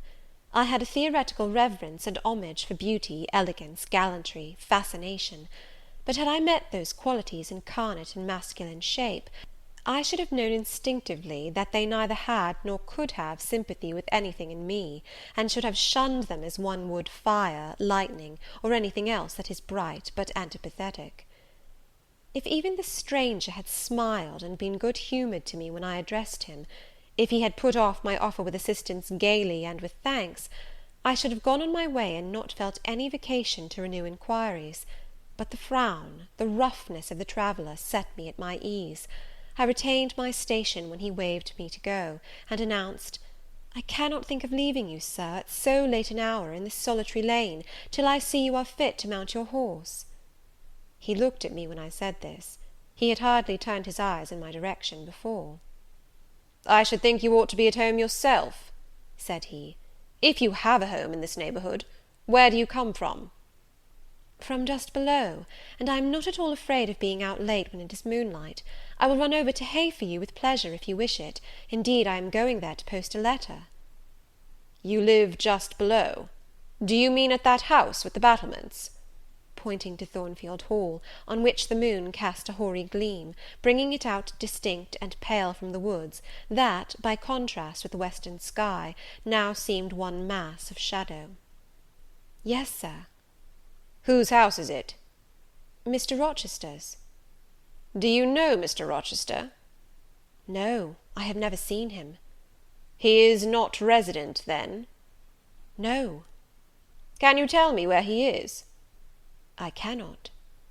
"You are not a servant at the Hall, of course? You are—" He stopped, ran his eye over my dress, which, as usual, was quite simple, a black merino cloak, a black beaver bonnet, neither of them half fine enough for a lady's maid. He seemed puzzled to decide what I was. I helped him. "I am the governess." "Ah, the governess," he repeated. "Deuce take me if I had not forgotten. The governess!" And again my raiment underwent scrutiny. In 2 minutes he rose from the stile. His face expressed pain when he tried to move. "I cannot commission you to fetch help," he said, "but you may help me a little yourself, if you will be so kind." "Yes, Sir." "You have not an umbrella that I can use as a stick?" "No." "Try to get hold of my horse's bridle, and lead him to me. You are not afraid?" I should have been afraid to touch a horse when alone, but when told to do it, I was disposed to obey. I put down my muff on the stile, and went up to the tall steed. I endeavoured to catch the bridle, but it was a spirited thing, and would not let me come near its head. I made effort on effort, though in vain. Meantime I was mortally afraid of its trampling forefeet. The traveller waited and watched for some time, and at last he laughed. "I see," he said. "The mountain will never be brought to Mahomet, so all you can do is to aid Mahomet to go to the mountain. I must beg of you to come here." I came.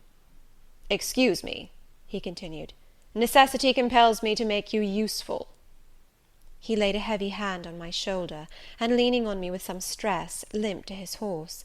Having once caught the bridle, he mastered it directly, and sprang to his saddle, grimacing grimly as he made the effort, for it wrenched his sprain.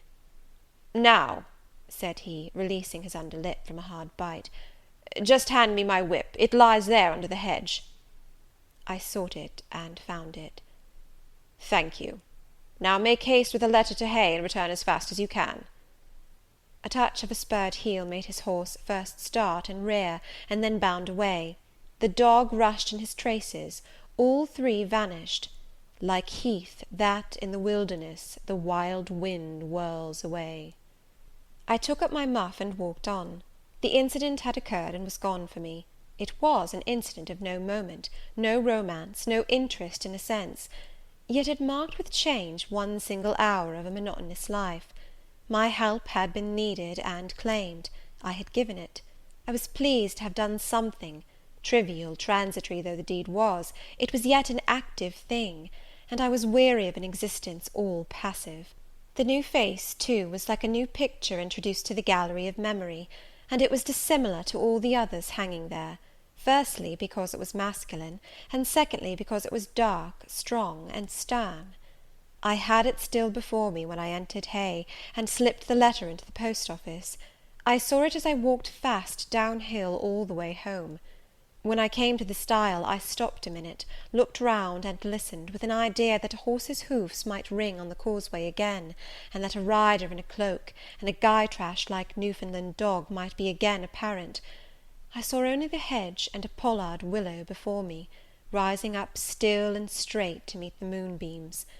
I heard only the faintest waft of wind roaming fitful among the trees round Thornfield a mile distant, and when I glanced down in the direction of the murmur, my eye, traversing the hall front, caught a light kindling in a window.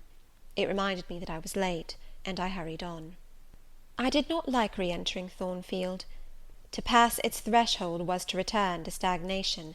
To cross the silent hall, to ascend the darksome staircase, to seek my own lonely little room, and then to meet tranquil Mrs. Fairfax, and spend the long winter evening with her, and her only, was to quell wholly the faint excitement awakened by my walk, to slip again over my faculties the viewless fetters of a uniform and too still existence, of an existence whose very privileges of security and ease I was becoming incapable of appreciating. What good it would have done me at that time to have been tossed in the storms of an uncertain, struggling life, and to have been taught by rough and bitter experience to long for the calm amidst which I now repined. Yes, just as much good as it would do a man tired of sitting still in a too easy chair to take a long walk, and just as natural was the wish to stir, under my circumstances, as it would be under his.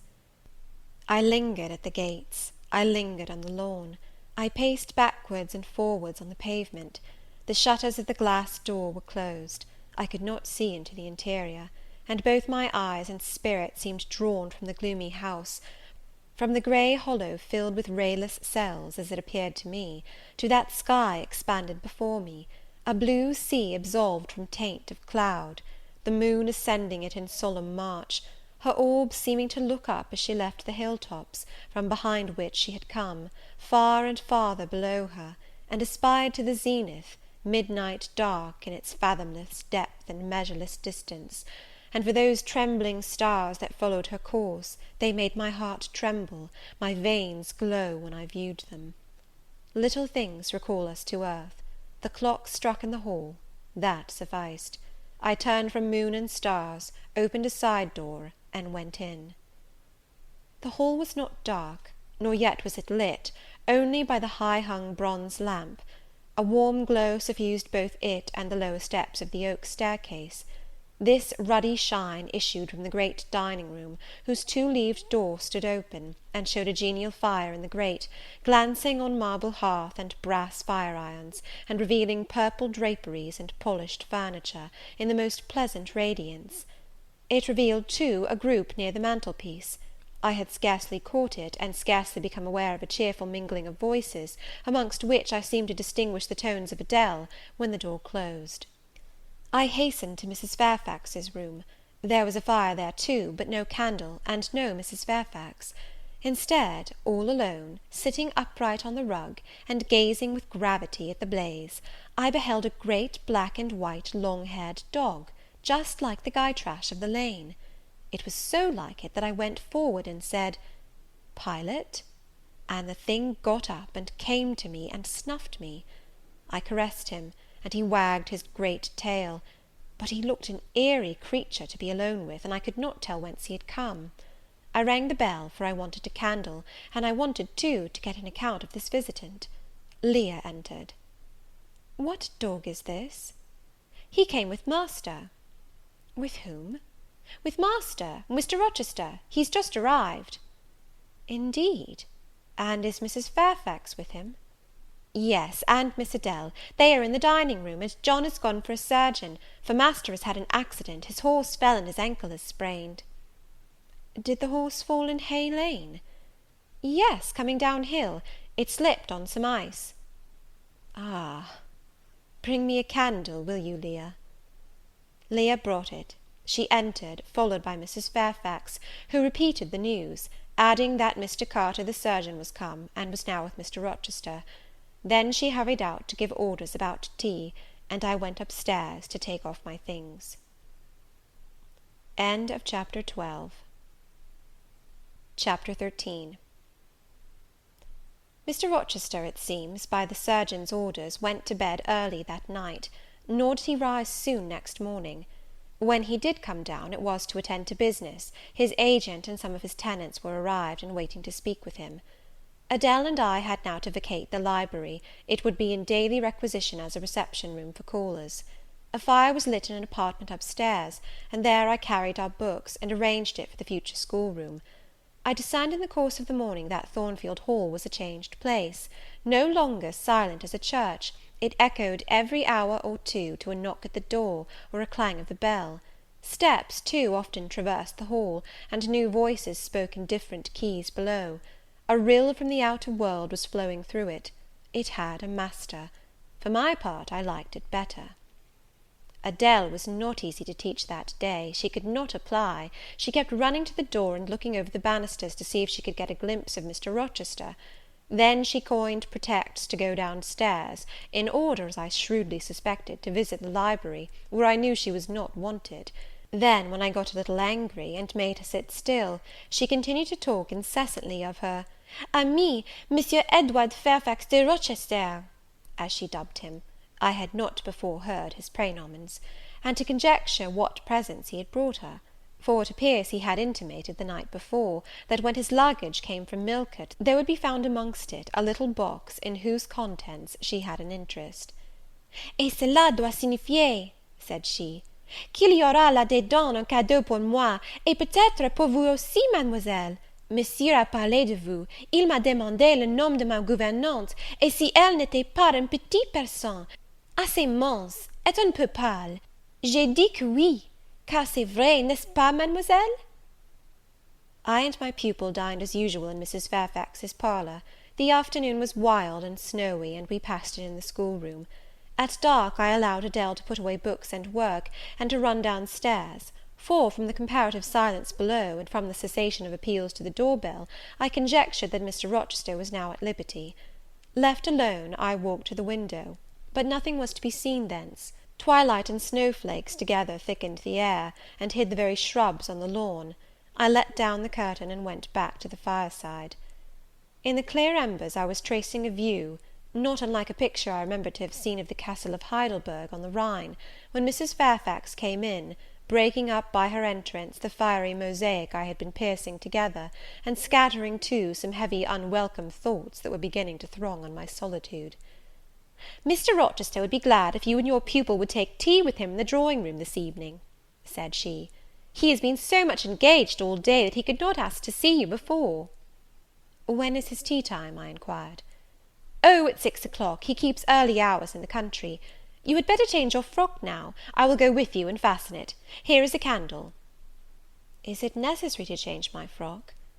"Yes, you had better. I always dress for the evening when Mr. Rochester is here." This additional ceremony seemed somewhat stately. However, I repaired to my room, and, with Mrs. Fairfax's aid, replaced my black stuff dress by one of black silk, the best and the only additional one I had, except one of light grey, which, in my Lowood notions of the toilet, I thought too fine to be worn, except on first-rate occasions. "You want a brooch," said Mrs. Fairfax. I had a single little pearl ornament, which Miss Temple gave me as a parting keepsake. I put it on, and then we went downstairs. Unused as I was to strangers, it was rather a trial to appear thus formally summoned in Mr. Rochester's presence. I let Mrs. Fairfax precede me into the dining-room, and kept in her shade as we crossed that apartment, and passing the arch, whose curtain was now dropped, entered the elegant recess beyond. 2 wax candles stood lighted on the table, and 2 on the mantelpiece. Basking in the light and heat of a superb fire lay Pilot. Adele knelt near him. Half reclined on a couch appeared Mr. Rochester, his foot supported by the cushion. He was looking at Adele and the dog. The fire shone full on his face. I knew my traveller, with his broad and jetty eyebrows, his square forehead, made squarer by the horizontal sweep of his black hair. I recognized his decisive nose, more remarkable for character than beauty, his full nostrils, denoting, I thought, choler, his grim mouth, chin, and jaw. Yes, all 3 were very grim, and no mistake. His shape, now divested of cloak, I perceived harmonized in squareness with his physiognomy. I suppose it was a good figure, in the athletic sense of the term, broad-chested and thin-flanked, though neither tall nor graceful. Mr. Rochester must have been aware of the entrance of Mrs. Fairfax and myself, but it appeared he was not in the mood to notice us, for he never lifted his head as we approached.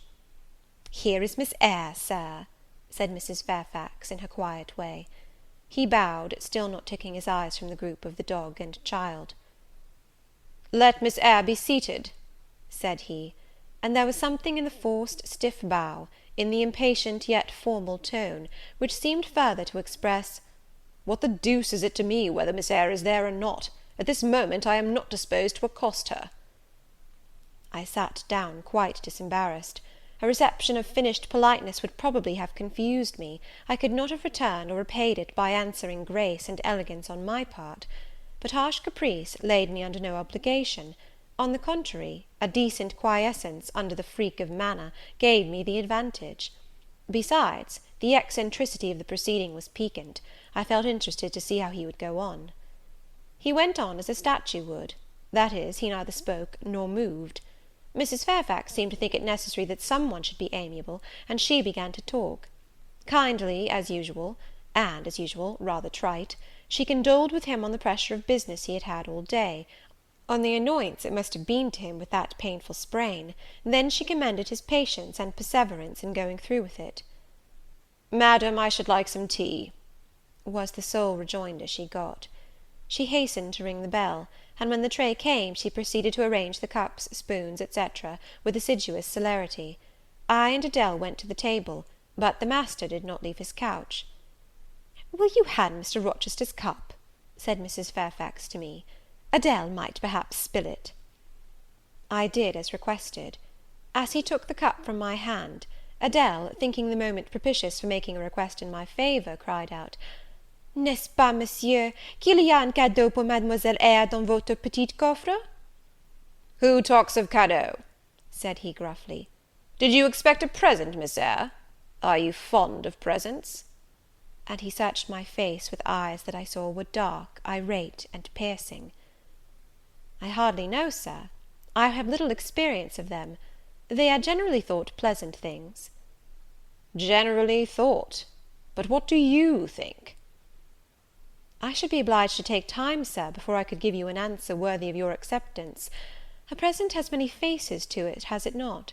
And one should consider all before pronouncing an opinion as to its nature." "Miss Eyre, you are not so unsophisticated as Adele. She demands a cadeau clamorously the moment she sees me. You beat about the bush." "Because I have less confidence in my deserts than Adele has. She can prefer the claim of old acquaintance, and the right too of custom, for she says you have always been in the habit of giving her playthings. But if I had to make out a case, I should be puzzled, since I am a stranger, and have done nothing to entitle me to an acknowledgment." "Oh, don't fall back on over-modesty. I have examined Adele, and find you have taken great pains with her. She is not bright, she has no talents, yet in a short time she has made much improvement." "Sir, you have now given me my cadeau. I am obliged to you.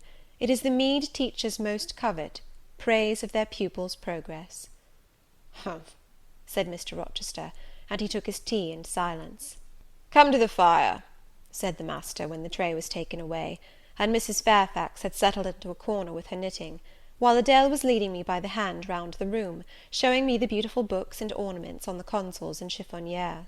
We obeyed as in duty bound. Adele wanted to take a seat on my knee, but she was ordered to amuse herself with Pilot. "You have been resident in my house 3 months?" "Yes, sir." "And you came from—" "From Lowood School, in Blankshire." "Ah, a charitable concern. How long were you there?" 8 years. 8 years! You must be tenacious of life. I thought half the time in such a place would have done up any constitution. No wonder you have rather the look of another world. I marvelled where you had got that sort of face. When you came on me in Hay Lane last night, I thought unaccountably of fairy tales, and had half a mind to demand whether you had bewitched my horse. I am not sure yet. Who are your parents?" "I have none." "Nor ever had, I suppose. Do you remember them?" "No." "I thought not. And so you were waiting for your people when you sat on that stile?" "For whom, sir?" "For the men in green. It was a proper moonlight evening for them. Did I break through one of your rings that you spread that damned ice on the causeway?" I shook my head. "The men in green all forsook England 100 years ago," said I, speaking as seriously as he had done; "and not even in Hay Lane, or the fields about it, could you find a trace of them. I don't think either summer or harvest, or winter moon will ever shine on their revels more."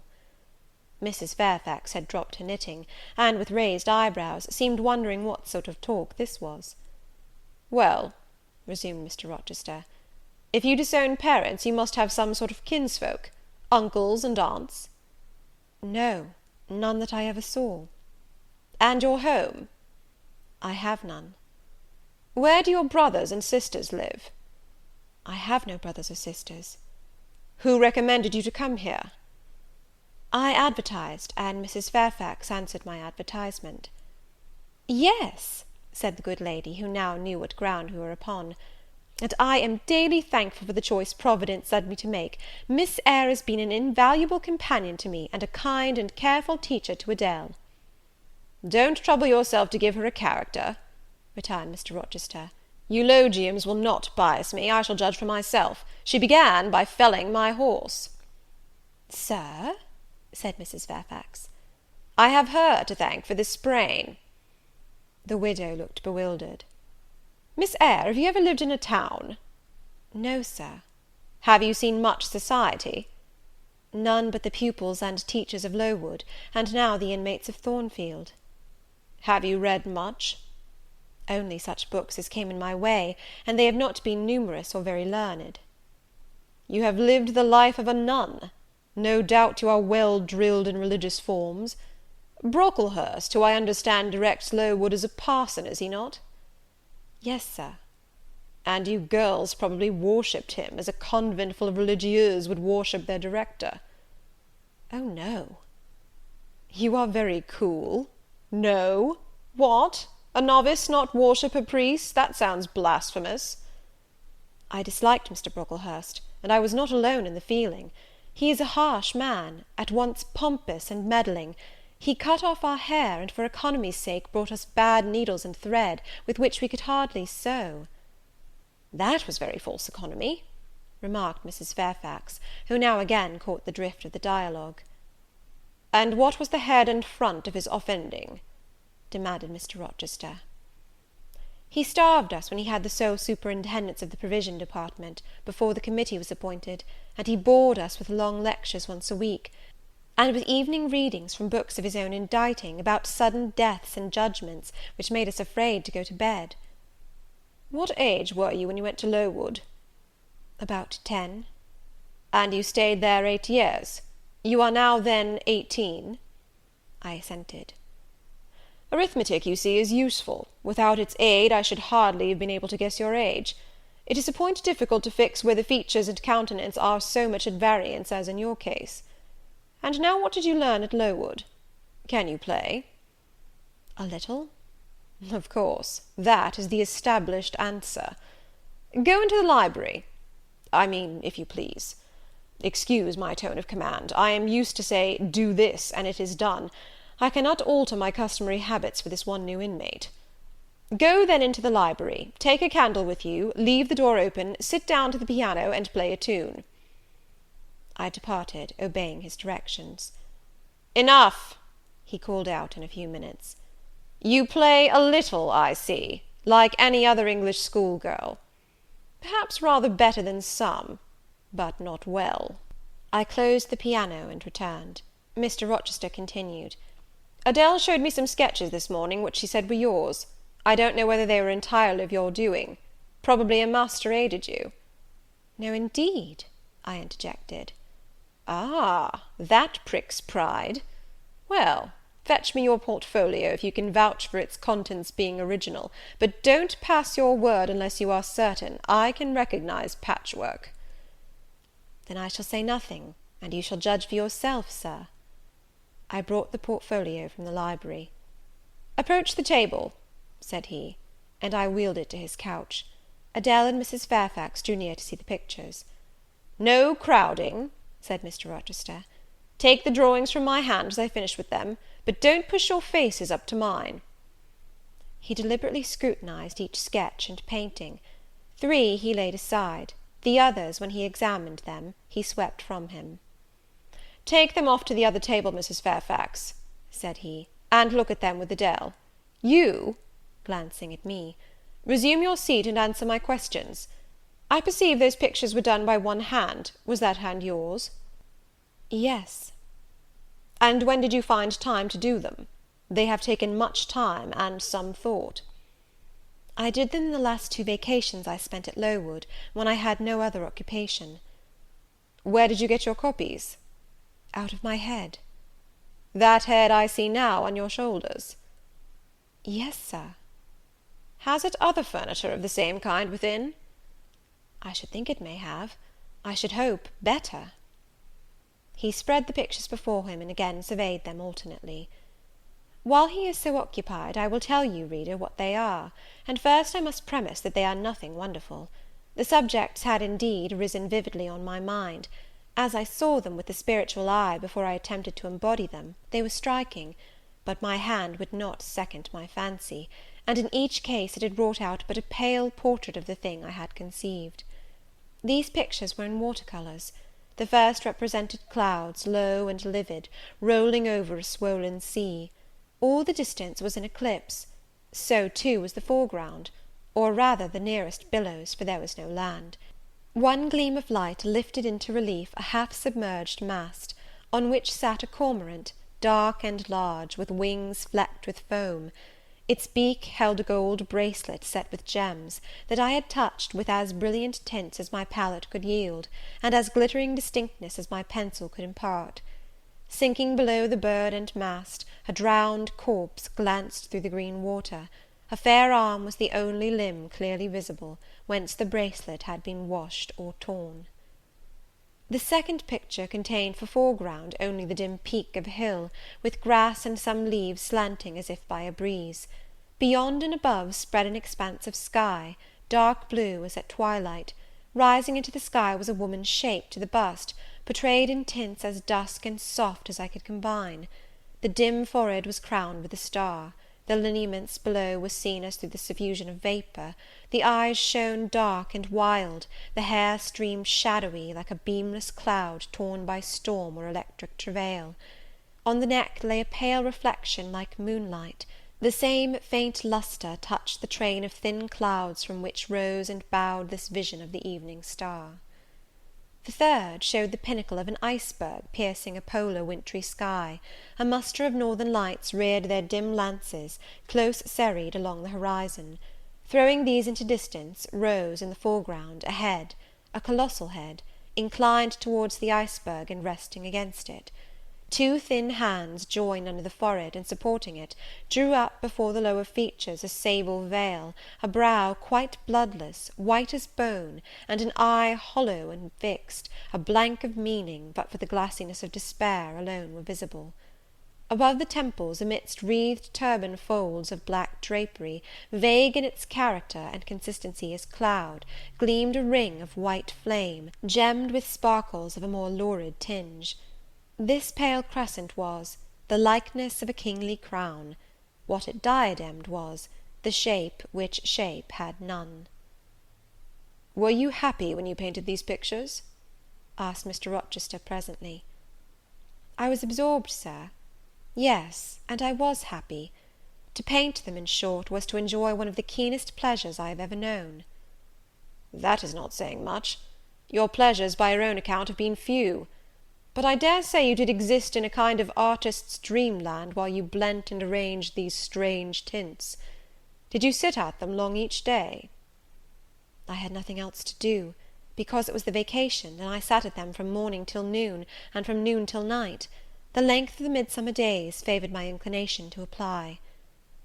And you felt self-satisfied with the result of your ardent labours? Far from it. I was tormented by the contrast between my idea and my handiwork. In each case I had imagined something which I was quite powerless to realize. Not quite. You have secured the shadow of your thought, but no more, probably. You had not enough of the artist's skill and science to give it full being. Yet the drawings are, for a schoolgirl, peculiar. As to the thoughts, they are elfish. These eyes in the evening star you must have seen in a dream. How could you make them look so clear, and yet not at all brilliant? For the planet above quells their rays. And what meaning is that in their solemn depth? And who taught you to paint wind? There is a high gale in that sky, and on this hilltop. Where did you see Latmos? For that is Latmos. There, put the drawings away. I had scarce tied the strings of the portfolio, when, looking at his watch, he said abruptly, "It is 9 o'clock. What are you about, Miss Eyre, to let Adele sit up so long? Take her to bed." Adele went to kiss him before quitting the room. He endured the caress, but scarcely seemed to relish it more than Pilot would have done, nor so much. "I wish you all good night now," said he, making a movement of the hand towards the door, in token that he was tired of our company, and wished to dismiss us. Mrs. Fairfax folded up her knitting, I took my portfolio, we curtsied to him, received a frigid bow in return, and so withdrew. "You said Mr. Rochester was not strikingly peculiar, Mrs. Fairfax," I observed, when I rejoined her in her room, after putting Adele to bed. "Well, is he?" "I think so. He is very changeful and abrupt." "True. No doubt he may appear so to a stranger, but I am so accustomed to his manner I never think of it; and then if he has peculiarities of temper, allowance should be made." "Why?" "Partly because it is his nature, and we can none of us help our nature; and partly because he has painful thoughts, no doubt, to harass him and make his spirits unequal." "What about?" "Family troubles, for one thing." "But he has no family." "Not now, but he has had, or at least relatives. He lost his elder brother a few years since." "His elder brother?" "Yes, the present Mr. Rochester has not been very long in possession of the property, only about 9 years.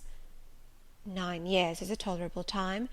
Was he so very fond of his brother as to be still inconsolable for his loss?" "Why, no, perhaps not. I believe there was some misunderstanding between them. Mr. Rowland Rochester was not quite just to Mr. Edward, and perhaps he prejudiced his father against him.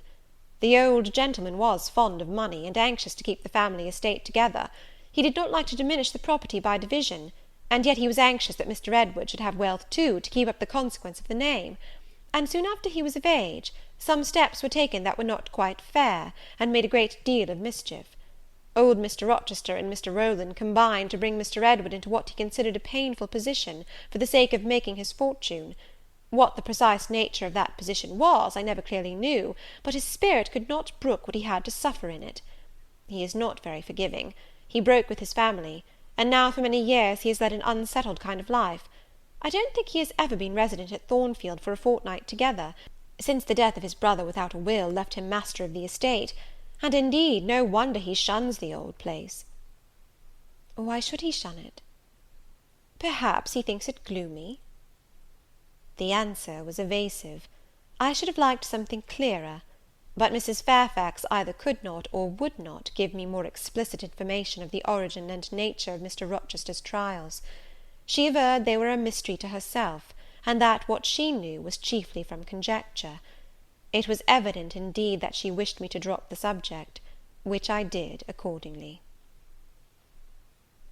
Chapter 14. Chapter 14. For several subsequent days I saw little of Mr. Rochester. In the mornings he seemed much engaged with business, and in the afternoon gentlemen from Millcote or the neighbourhood called, and sometimes stayed to dine with him. When his sprain was well enough to admit of horse exercise, he rode out a good deal, probably to return these visits, as he generally did not come back till late at night. During this interval, even Adele was seldom sent for to his presence, and all my acquaintance with him was confined to an occasional rencontre in the hall, on the stairs, or in the gallery, when he would sometimes pass me haughtily and coldly, just acknowledging my presence by a distant nod or a cool glance, and sometimes bow and smile with gentlemanlike affability. His changes of mood did not offend me, because I saw that I had nothing to do with their alternation. The ebb and flow depended on causes quite disconnected with me. One day he had had company to dinner, and had sent for my portfolio, in order, doubtless, to exhibit its contents. The gentleman went away early, to attend a public meeting at Millcote, as Mrs. Fairfax informed me; but the night being wet and inclement, Mr. Rochester did not accompany them. Soon after they were gone, he rang the bell. A message came that I and Adele were to go down stairs. I brushed Adele's hair and made her neat, and having ascertained that I was myself in my usual Quaker trim, where there was nothing to retouch, all being too close and plain, braided locks included, to admit of disarrangement, we descended. Adele, wondering whether the petit coffre was at length come, for, owing to some mistake, its arrival had hitherto been delayed. She was gratified. There it stood, a little carton, on the table when we entered the dining room. She appeared to know it by instinct. "Ma boîte! Ma boîte!" exclaimed she, running towards it.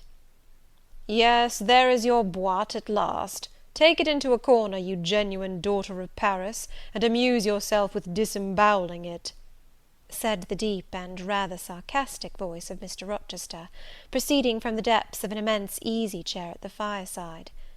"And mind," he continued, "don't bother me with any details of the anatomical process, or any notice of the condition of the entrails. Let your operation be conducted in silence. Tiens-toi tranquille, enfant, comprends-tu?" Adele seemed scarcely to need the warning. She had already retired to a sofa with her treasure, and was busy untying the cord which secured the lid. Having removed this impediment, and lifted certain silvery envelopes of tissue paper, she merely exclaimed, "Oh ciel, que c'est beau!" and then remained absorbed in ecstatic contemplation. "Is Miss Eyre there?" now demanded the master, half rising from his seat to look round to the door, near which I still stood. "Ah, well, come forward. Be seated here." He drew a chair near his own. "I am not fond of the prattle of children," he continued. "For, old bachelor as I am, I have no pleasant associations connected with their lisp. It would be intolerable to me to pass a whole evening tête-à-tête with a brat. Don't draw that chair farther off, Miss Eyre. Sit down exactly where I placed it, if you please, that is. Confound these civilities! I continually forget them. Nor do I particularly affect simple-minded old ladies. By the by, I must have mine in mind. It won't do to neglect her. She is a Fairfax, or wed to one, and blood is said to be thicker than water." He rang, and dispatched an invitation to Mrs. Fairfax, who soon arrived, knitting basket in hand. "Good evening, Madam. I sent to you for a charitable purpose. I have forbidden Adele to talk to me about her presents, and she is bursting with repletion. Have the goodness to serve her as an auditress and interlocutrice. It will be one of the most benevolent acts you ever performed." Adele, indeed, no sooner saw Mrs. Fairfax, than she summoned her to her sofa, and there quickly filled her lap with the porcelain, the ivory, the waxen contents of her boîte, pouring out, meantime, explanations and raptures, in such broken English as she was mistress of. "Now I have performed the part of a good host," pursued Mr. Rochester. "Put my guests into the way of amusing each other, I ought to be at liberty to attend to my own pleasure. Miss Eyre, Draw your chair still a little farther forward. You are yet too far back. I cannot see you without disturbing my position in this comfortable chair, which I have no mind to do." I did as I was bid, though I would much rather have remained somewhat in the shade; but Mr. Rochester had such a direct way of giving orders, it seemed a matter of course to obey him promptly. We were, as I have said, in the dining room. The lustre, which had been lit for dinner, filled the room with a festal breadth of light. The large fire was all red and clear. The purple curtains hung rich and ample before the lofty window and loftier arch. Everything was still, save the subdued chat of Adele, she dared not speak loud, and filling up each pause, the beating of winter rain against the panes. Mr. Rochester, as he sat in his damask-covered chair, looked different to what I had seen him look before, not quite so stern, much less gloomy. There was a smile on his lips, and his eyes sparkled, whether with wine or not I am not sure, but I think it very probable. He was, in short, in his after-dinner mood, more expanded and genial, and also more self-indulgent than the frigid and rigid temper of the morning. Still he looked preciously grim, cushioning his massive head against the swelling back of his chair, and receiving the light of the fire on his granite-hewn features, and in his great dark eyes. For he had great dark eyes, and very fine eyes too, not without a certain change in their depth sometimes, which, if it was not softness, reminded you, at least, of that feeling. He had been looking 2 minutes at the fire, and I had been looking the same length of time at him, when, turning suddenly, he caught my gaze fastened on his physiognomy. "You examine me, Miss Eyre," said he. "Do you think me handsome?" I should, if I had deliberated, have replied to this question by something conventionally vague and polite, but the answer somehow slipped from my tongue before I was aware. "No, Sir." "Ah? By my word, there is something singular about you," said he. "You have the air of a little Nonette, quaint, quiet, grave, and simple, as you sit with your hands before you, and your eyes generally bent on the carpet, except, by the by, when they are directed piercingly to my face, as just now, for instance. And when one asks you a question, or makes a remark to which you are obliged to reply, you rap out a round rejoinder, which, if not blunt, is at least brusque. What do you mean by it?"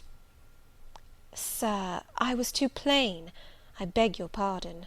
I ought to have replied that it was not easy to give an impromptu answer to a question about appearances, that tastes mostly differ, and that beauty is of little consequence, or something of that sort."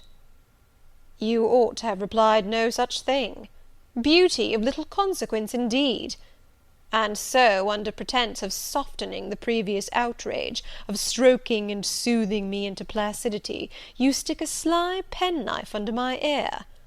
Go on. What fault do you find with me, pray? I suppose I have all my limbs and all my features like any other man?" "Mr. Rochester, allow me to disown my first answer. I intended no pointed repartee, it was only a blunder." "Just so. I think so, and you shall be answerable for it. Criticise me. Does my forehead not please you?" He lifted up the sable waves of hair which lay horizontally over his brow, and showed a solid enough mass of intellectual organs, but an abrupt deficiency where the suave sign of benevolence should have risen. "Now, ma'am, am I a fool?" "Far from it, Sir. You would perhaps think me rude if I inquired in return whether you are a philanthropist." "There again! Another stick of the penknife, when she pretended to pat my head; and that is because I said I did not like the society of children and old women, low be it spoken. No, young lady, I am not a general philanthropist, but I bear a conscience," and he pointed to the prominences which are said to indicate that faculty, and which, fortunately for him, was sufficiently conspicuous, giving indeed a marked breadth to the upper part of his head. "And besides, I once had a kind of rude tenderness of heart. When I was as old as you, I was a feeling fellow enough, partial to the unfledged, unfostered, and unlucky. But fortune has knocked me about since. She has even kneaded me with her knuckles, and now I flatter myself I am as hard and tough as an india-rubber ball, pervious, though, through a chink or two still, and with one sentient point in the middle of the lump. Yes, does that leave hope for me?" "Hope of what, Sir?" "Of my final re-transformation from india-rubber back to flesh." Decidedly he has had too much wine, I thought, and I did not know what answer to make to his queer question. How could I tell whether he was capable of being re-transformed? "You look very much puzzled, Miss Eyre; and though you are not pretty any more than I am handsome, yet a puzzled air becomes you. Besides, it is convenient, for it keeps those searching eyes of yours away from my physiognomy, and busies them with the worsted flowers of the rug. So puzzle on. Young lady, I am disposed to be gregarious and communicative to-night." With this announcement he rose from his chair, and stood, leaning his arm on the marble mantelpiece. In this attitude his shape was seen plainly, as well as his face, his unusual breadth of chest, disproportionate almost to his length of limb. I am sure most people would have thought him an ugly man, yet there was so much unconscious pride in his port, so much ease in his demeanour, such a look of complete indifference to his own external appearance, so haughty a reliance on the power of other qualities, intrinsic or adventitious, to atone for the lack of mere personal attractiveness, that in looking at him one inevitably shared the indifference, and even in a blind imperfect sense put faith in the confidence. "I am disposed to be gregarious and communicative to-night," he repeated, "and that is why I sent for you.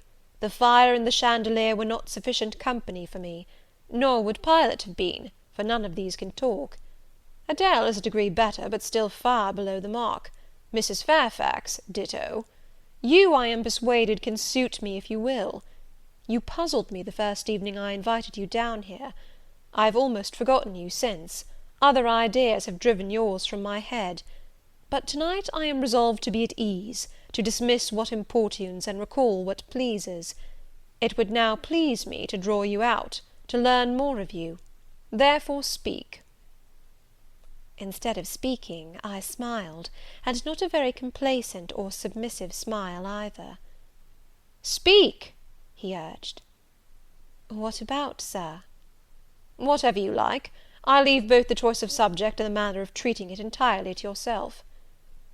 Accordingly I sat and said nothing. If he expects me to talk for the mere sake of talking and showing off, he will find he has addressed himself to the wrong person, I thought. "You are dumb, Miss Eyre." I was dumb still. He bent his head a little towards me, and with a single hasty glance seemed to dive into my eyes. "Stubborn?" he said. "And annoyed? Ah, it is consistent. I put my request in an absurd, almost insolent form. Miss Eyre, I beg your pardon. The fact is, once for all, I don't wish to treat you as an inferior. That is," correcting himself, "I claim only such superiority as must result from 20 years' difference in age and a century's advance in experience. This is legitimate, et j'y tiens, as Adele would say; and it is by virtue of this superiority, and this alone, that I desire you to have the goodness to talk to me a little now, and divert my thoughts, which are galled with dwelling on one point, cankering as a rusty nail." He had deigned an explanation, almost an apology, and I did not feel insensible to his condescension, and would not seem so. "I am willing to amuse you if I can, Sir, quite willing; but I cannot introduce a topic, because how do I know what will interest you? Ask me questions, and I will do my best to answer them."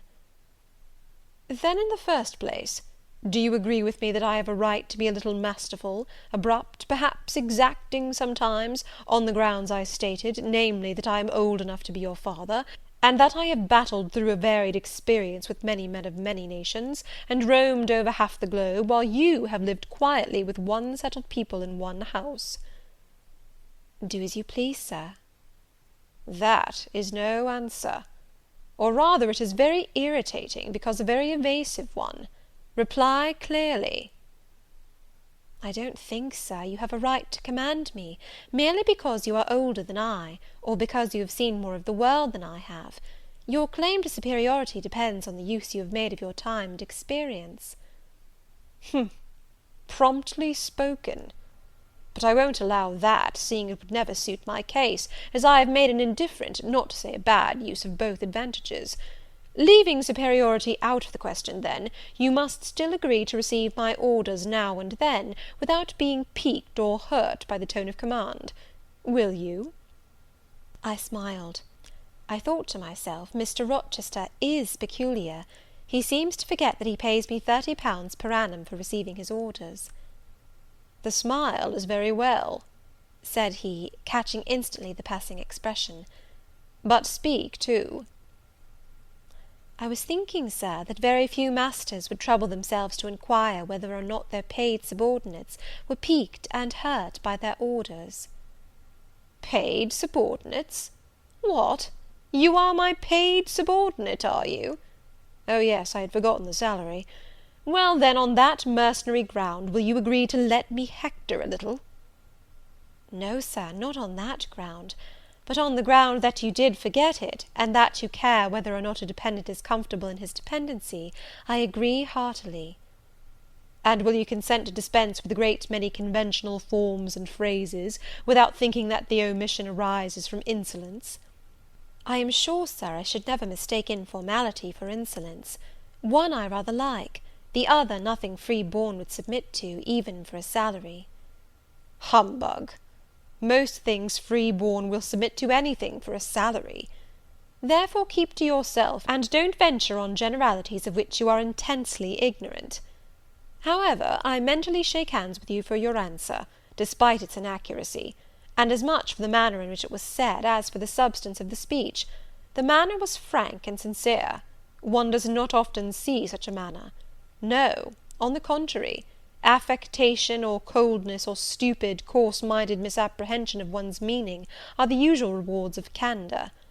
Not 3 in 3,000 raw schoolgirl governesses would have answered me as you have just done. But I don't mean to flatter you. If you are cast in a different mould to the majority, it is no merit of yours. Nature did it. And then, after all, I go too fast in my conclusions. For what I yet know, you may be no better than the rest. You may have intolerable defects to counterbalance your few good points." And so may you, I thought. My eye met his as the idea crossed my mind. He seemed to read the glance, answering as if its import had been spoken as well as imagined. "Yes, yes, you are right," said he. "I have plenty of faults of my own. I know it, and I don't wish to palliate them, I assure you. God wot, I need not be too severe about others. I have a past experience, a series of deeds, a colour of life to contemplate within my own breast, which I might well call my sneers and censures from my neighbours to myself. I started, or rather, for like other defaulters, I like to lay half the blame on ill fortune and adverse circumstances, was thrust on to a wrong tack at the age of 21, and have never recovered the right course since. But I might have been very different. I might have been as good as you, wiser, almost as stainless. I envy you your peace of mind, your clean conscience, your unpolluted memory. Little girl, a memory without blot or contamination must be an exquisite treasure, an inexhaustible source of pure refreshment, is it not?" "How was your memory when you were 18, sir?" "All right then. Limpid, salubrious. No gush of bilge water had turned it to fetid puddle. I was your equal at 18, quite your equal. Nature meant me to be, on the whole, a good man, Miss Eyre, one of the better kind, and you see I am not so. You would say you don't see it, at least I flatter myself I read as much in your eye. Beware, by the by, what you express with that organ. I am quick at interpreting its language. Then take my word for it, I am not a villain, you are not to suppose that. Not to attribute to me any such bad eminence, but owing, I verily believe, rather to circumstances than to my natural bent, I am a trite, commonplace sinner, hackneyed in all the poor petty dissipations with which the rich and worthless try to put on life. Do you wonder that I avow this to you? Know that in the course of your future life You will often find yourself elected the involuntarily confidant of your acquaintances' secrets. People will instinctively find out, as I have done, that it is not your forte to tell of yourself, but to listen while others talk of themselves. They will feel, too, that you listen with no malevolent scorn of their indiscretion, but with a kind of innate sympathy, not the less comforting and encouraging because it is very unobtrusive in its manifestations. How do you know? How can you guess all this, sir? I know it well. Therefore I proceed almost as freely as if I were writing my thoughts in a diary. You would say I should have been superior to circumstances. So I should. But you see I was not. When fate wronged me, I had not the wisdom to remain cool. I turned desperate. Then I degenerated. Now, when any vicious simpleton excites my disgust by his paltry ribaldry, I cannot flatter myself that I am better than he. I am forced to confess that he and I are on a level. I wish I had stood firm. God knows I do. Dread remorse when you are tempted to err, Miss Eyre. Remorse is the poison of life. Repentance is said to be its cure, sir. It is not its cure. Reformation may be its cure, and I could reform. I have strength yet for that. But where is the use of thinking of it, hampered, burdened, cursed as I am? Besides, since happiness is irrevocably denied me, I have a right to get pleasure out of life, and I will get it, cost what it may. Then you will degenerate still more, sir. Possibly. Yet why should I, if I can get sweet, fresh pleasure? And I may get it as sweet and fresh as the wild honey the bee gathers on the moor. It will sting. It will taste bitter, sir. How do you know? You never tried it. How very serious, how very solemn you look! And you are as ignorant of the matter as this cameo head," taking one from the mantelpiece. "You have no right to preach to me, you neophyte, that have not passed the porch of life, and are absolutely unacquainted with its mysteries." "I only remind you of your own words, sir. You said error brought remorse, and you pronounced remorse the poison of existence." "And who talks of error now? I scarcely think the notion that flitted across my brain was an error. I believe it was an inspiration rather than a temptation. It was very genial, very soothing. I know that. Here it comes again. It is no devil, I assure you; or if it be, it has put on the robes of an angel of light. I think I must admit so fair a guest when it asks entrance to my heart." "Distrust it, sir. It is not a true angel." "Once more, how do you know? By what instinct do you pretend to distinguish between a fallen seraph of the abyss and a messenger from the eternal throne? Between a guide and a seducer?" "I judge by your countenance, sir, which was troubled when you said the suggestion had returned upon you. I feel sure it will work you more misery if you listen to it." "Not at all. It bears the most gracious message in the world. For the rest, you are not my conscience keeper, so don't make yourself uneasy. Here, come in, bonny wanderer." He said this as if he spoke to a vision, viewless to any eye but his own. Then, folding his arms, which he had half extended, on his chest, he seemed to enclose in their embrace the invisible being.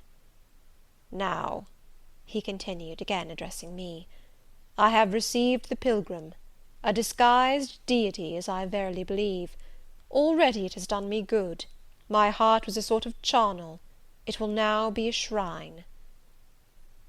"To speak truth, sir, I don't understand you at all.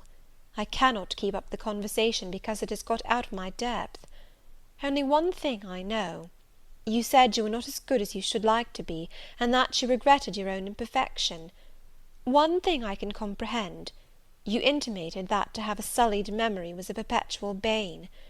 It seems to me that if you tried hard, you would in time find it possible to become what you yourself would approve, and that if from this day you began with resolution to correct your thoughts and actions, you would in a few years have laid up a new and stainless store of recollections, to which you might revert with pleasure."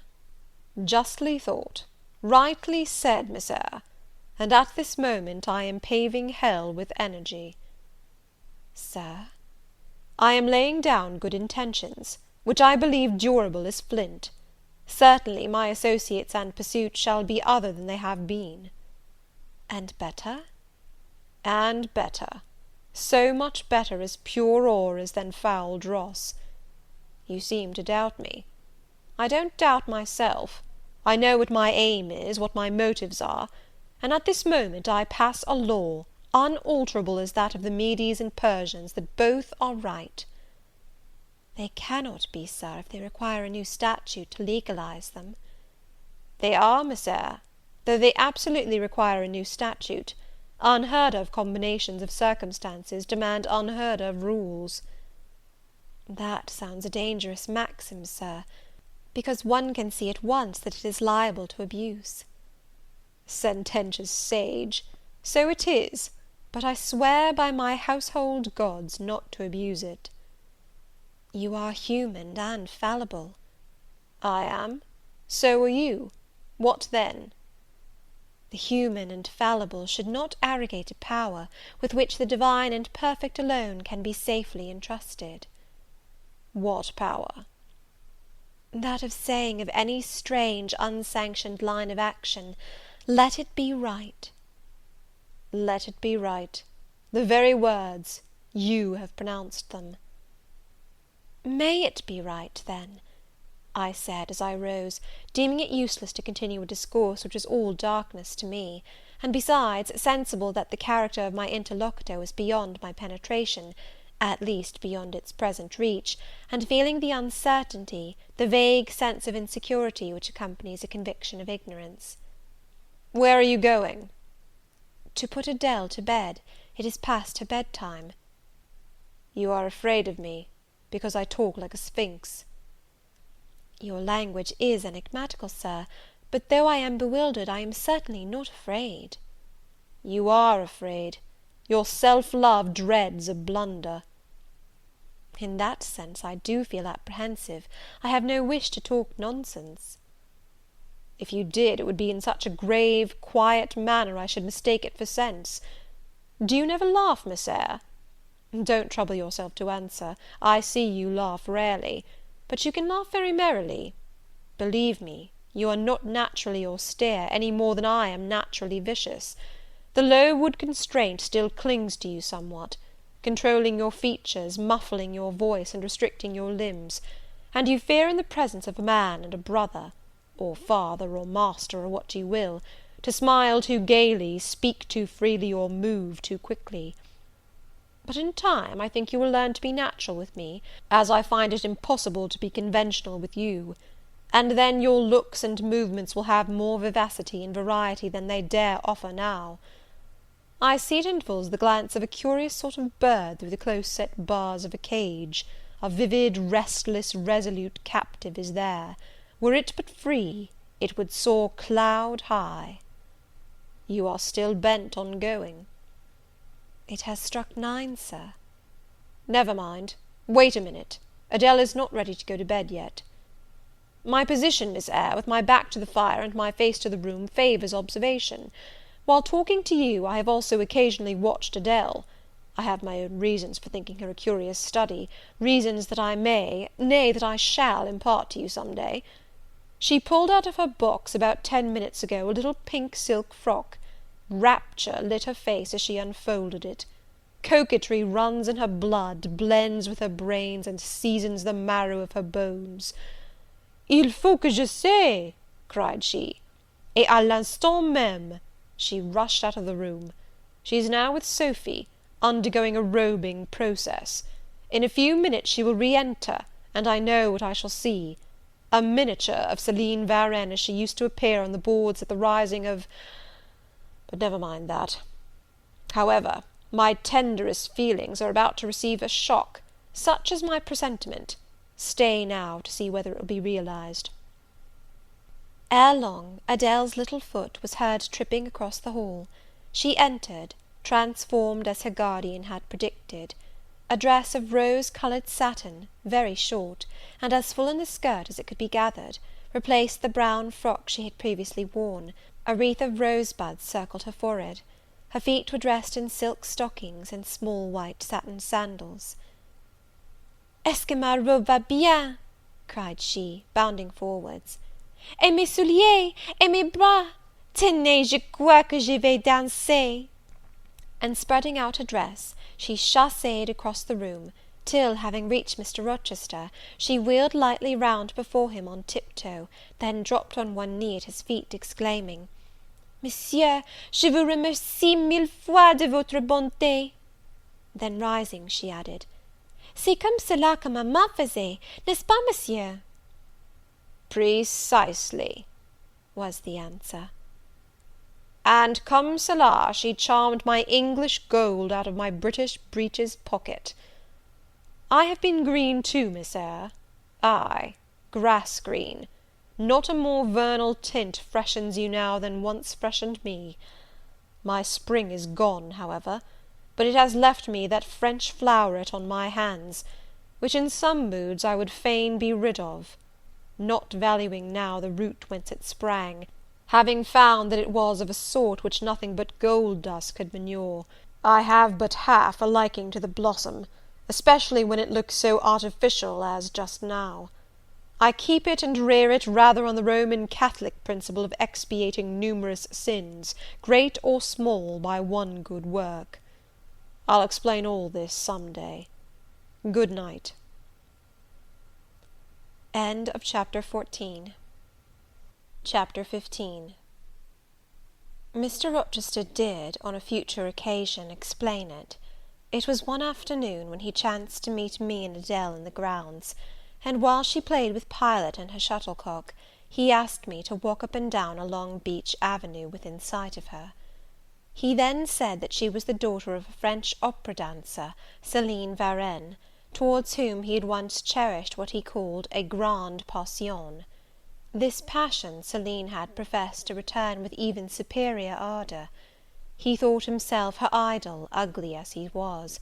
He believed, as he said, that she preferred his taille d'athlète to the elegance of the Apollo Belvedere. And so, Miss Eyre, so much was I flattered by this preference of the Gallic sylph for her British gnome, that I installed her in hotel. I gave her a complete establishment of servants, a carriage, cashmeres, diamonds, dentelle, etc. In short, I began the process of ruining myself in the received style, like any other spoony. I had not, it seemed, the originality to chalk out a new road to shame and destruction, but trode the old track with stupid exactness not to deviate an inch from the beaten centre. I had, as I deserved to have, the fate of all other spoonies. Happening to call one evening when Céline did not expect me, I found her out; but it was a warm night, and I was tired with strolling through Paris, so I sat down in her boudoir, happy to breathe the air consecrated so lately by her presence. No, I exaggerate. I never thought that there was any consecrating virtue about her. It was rather a sort of pastille perfume she had left, a scent of musk and amber than an odour of sanctity. I was just beginning to stifle with the fumes of conservatory flowers and sprinkled essences, when I bethought myself to open the window and step out onto the balcony. It was moonlight and gaslight besides, and very still and serene. The balcony was furnished with a chair or two. I sat down and took out a cigar. I will take one now, if you will excuse me. Here ensued a pause, filled up by the producing and lighting of a cigar. Having placed it to his lips, and breathed a trail of Havana incense on the freezing and sunless air, he went on. I liked bonbons, too, in those days, Miss Eyre, and I was croquant, overlook the barbarism, croquant chocolat confit, and smoking alternately, and watching meantime the equipage that rolled along the fashionable streets toward the neighbouring opera house, when in an elegant close carriage, drawn by a beautiful pair of English horses, and distinctly seen in the brilliant city night, I recognized the voiture I had given Céline. She was returning. Of course my heart thumped with impatience against the iron rails I leant upon. The carriage stopped, as I had expected, at the hotel door. My flame, that is the very word for an opera inamorata, alighted. Though muffled in a cloak, an unnecessary encumbrance, by the by, on so warm a June evening, I knew her instantly by her little foot, seen peeping from the skirt of her dress as she skipped from the carriage step. Bending over the balcony, I was about to murmur, "Mon ange," in a tone, of course, which should be audible to the ear of love alone, when a figure jumped from the carriage after her, cloaked also; but that was a spurred heel which had rung on the pavement, and that was a hatted head which now passed under the arched porte-cochere of the hotel. You never felt jealousy, did you, Miss Eyre? Of course not. I need not ask you, because you have never felt love. You have both sentiments yet to experience. Your soul sleeps, the shock is yet to be given which shall waken it. You think all existence lapses in as quiet a flow as that in which your youth has hitherto slid away. Floating on with closed eyes and muffled ears, you neither see the rocks bristling not far off on the bed of the flood, nor hear the breakers boil at their base. But I tell you, and you may mark my words, you will come some day to a craggy pass in the Channel, where the whole of life's stream will be broken up into whirl and tumult, foam and noise. Either you will be dashed to atoms on crag points, or lifted up and borne on by some master wave into a calmer current, as I am now. I like this day. I like that sky of steel. I like the sternness and stillness of the world under this frost. I like Thornfield, its antiquity, its retirement, its old crow-trees and thorn-trees, its grey facade and lines of dark windows reflecting that metal welkin. And yet how long have I abhorred the very thought of it, shunned it like a great plague-house! How do I still abhor? He ground his teeth and was silent. He arrested his step and struck his boot against the hard ground. Some hated thought seemed to have him in its grip, and to hold him so tightly that he could not advance. We were ascending the avenue when he thus paused. The hall was before us. Lifting his eye to its battlements, he cast over them a glare such as I never saw before or since. Pain, shame, ire, impatience, disgust, detestation, seemed momentarily to hold a quivering conflict in the large pupil dilating under his ebon eyebrow.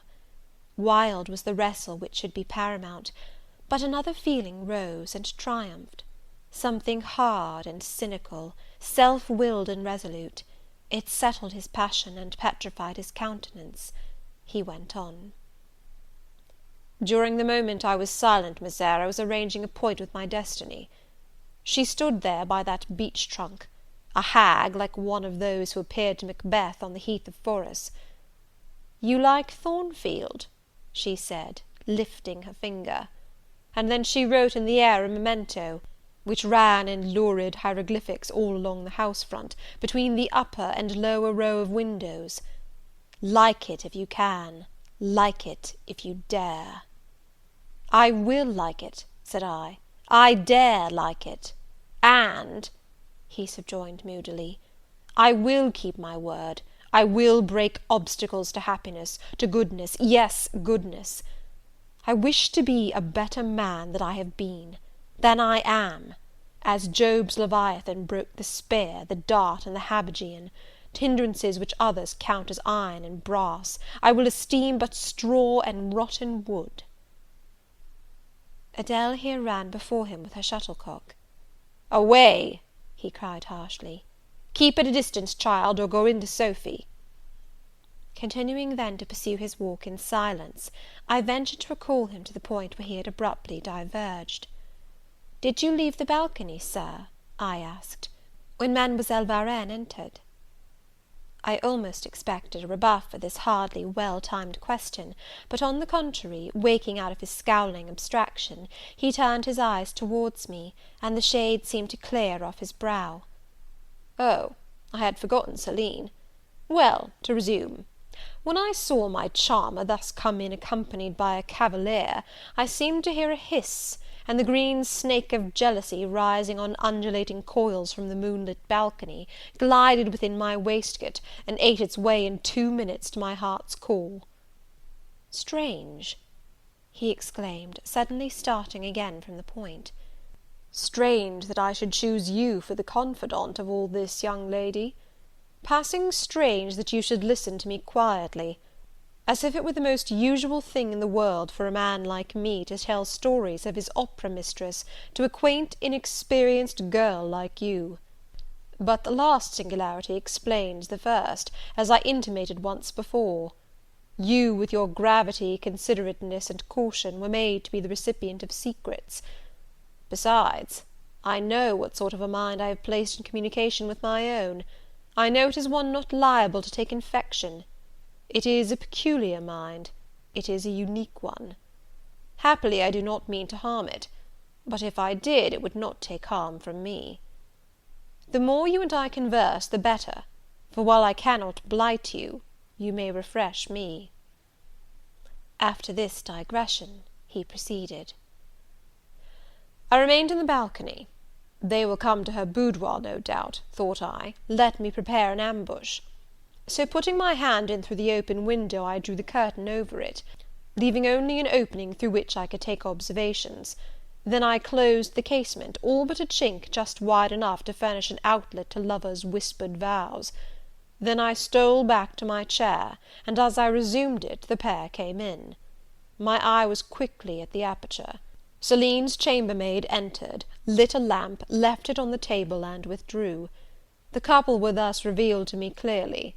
Both removed their cloaks, and there was the Varenne, shining in satin and jewels, my gifts, of course, and there was her companion in an officer's uniform, and I knew him for a young roué of a vicomte, a brainless and vicious youth whom I had sometimes met in society, and had never thought of hating because I despised him so absolutely. On recognizing him, the fang of the snake jealousy was instantly broken, because at the same moment my love for Celine sank under an extinguisher. A woman who could betray me for such a rival was not worth contending for. She deserved only scorn. Less, however, than I, who had been her dupe. They began to talk. Their conversation eased me completely. Frivolous, mercenary, heartless, and senseless, it was rather calculated to weary than enrage a listener. A card of mine lay on the table. This, being perceived, brought my name under discussion. Neither of them possessed an energy or wit to belabour me soundly, but they insulted me as coarsely as they could in their little way, especially Celine, who even waxed rather brilliant on my personal defects, deformities, she termed them. Now it had been her custom to launch out into fervent admiration of what she called my beauté mâle, wherein she differed diametrically from you, who told me point blank at the second interview that you did not think me handsome. The contrast struck me at the time, and Adele here came running up again. "Monsieur, John has just been to say that your agent has called and wishes to see you." Ah, in that case I must abridge. Opening the window, I walked in upon them, liberated Celine from my protection, gave her notice to vacate her hotel, offered her a purse for immediate exigencies, disregarded screams, hysterics, prayers, protestations, convulsions, made an appointment with the Vicomte for a meeting at the Bois de Boulogne. Next morning I had the pleasure of encountering him, left a bullet in one of his poor etiolated arms, feeble as the wing of a chicken in the pip, and then thought I had done with the whole crew. But unluckily the Varenne, 6 months before, had given me this fillette Adele, who, she affirmed, was my daughter; and perhaps she may be, though I see no proofs of such grim paternity written in her countenance. Pilot is more like me than she. Some years after I had broken with the mother, she abandoned her child, and ran away to Italy with a musician or singer. I acknowledged no natural claim, on Adele's part, to be more supported by me, nor do I now acknowledge any, for I am not her father; but hearing that she was quite destitute, I e'en took the poor thing out of the slime and mud of Paris, and transplanted it here, to grow up clean in the wholesome soil of an English country garden. Mrs. Fairfax found you to train it. But now you know that it is the illegitimate offspring of a French opera girl, you will perhaps think differently of your post and protégé. You will be coming to me some day with notice that you have found another place, that you beg me to look out for a new governess, etc. Eh? No, Adele is not answerable for either her mother's faults or yours.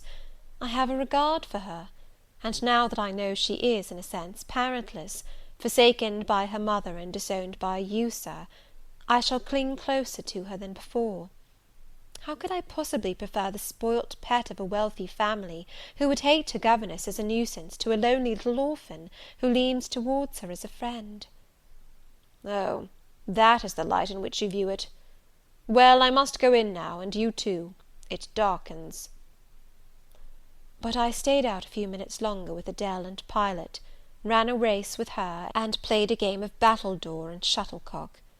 When we went in, and I had removed her bonnet and coat, I took her on my knee, kept her there an hour, allowing her to prattle as she liked, not rebuking even some little freedoms and trivialities into which she was apt to stray when much noticed, and which betrayed in her a superficiality of character, inherited probably from her mother, hardly congenial to an English mind. Still she had her merits, and I was disposed to appreciate all that was good in her to the utmost. I sought in her countenance and features a likeness to Mr. Rochester, but found none. No trait, no turn of expression announced relationship. It was a pity. If she could but have been proved to resemble him, he would have thought more of her. It was not till after I had withdrawn to my own chamber for the night that I steadily reviewed the tale Mr. Rochester had told me. As he had said, there was probably nothing at all extraordinary in the substance of the narrative itself. A wealthy Englishman's passion for a French dancer, and her treachery to him, were everyday matters enough, no doubt, in society; but there was something decidedly strange in the paroxysm of emotion which had suddenly seized him when he was in the act of expressing the present contentment of his mood, and his newly revived pleasure in the old hall and its environs. I meditated wonderingly on this incident, but gradually quitting it, as I found it for the present inexplicable, I turned to the consideration of my master's manner to myself. The confidence he had thought fit to repose in me seemed a tribute to my discretion. I regarded and accepted it as such. His deportment had now, for some weeks, been more uniform towards me than at the first. I never seemed in his way; he did not take fits of chilling hauteur; when he met me unexpectedly, the encounter seemed welcome. He had always a word and sometimes a smile for me. When summoned by formal invitation to his presence, I was honoured by a cordiality of reception that made me feel I really possessed the power to amuse him, and that these evening conferences were sought as much for his pleasure as for my benefit. I, indeed, talked comparatively little, but I heard him talk with relish. It was his nature to be communicative. He liked to open to a mind unacquainted with the world glimpses of its scenes and ways. I do not mean its corrupt scenes and wicked ways, but such as derived their interest from the great scale on which they were acted, the strange novelty by which they were characterized.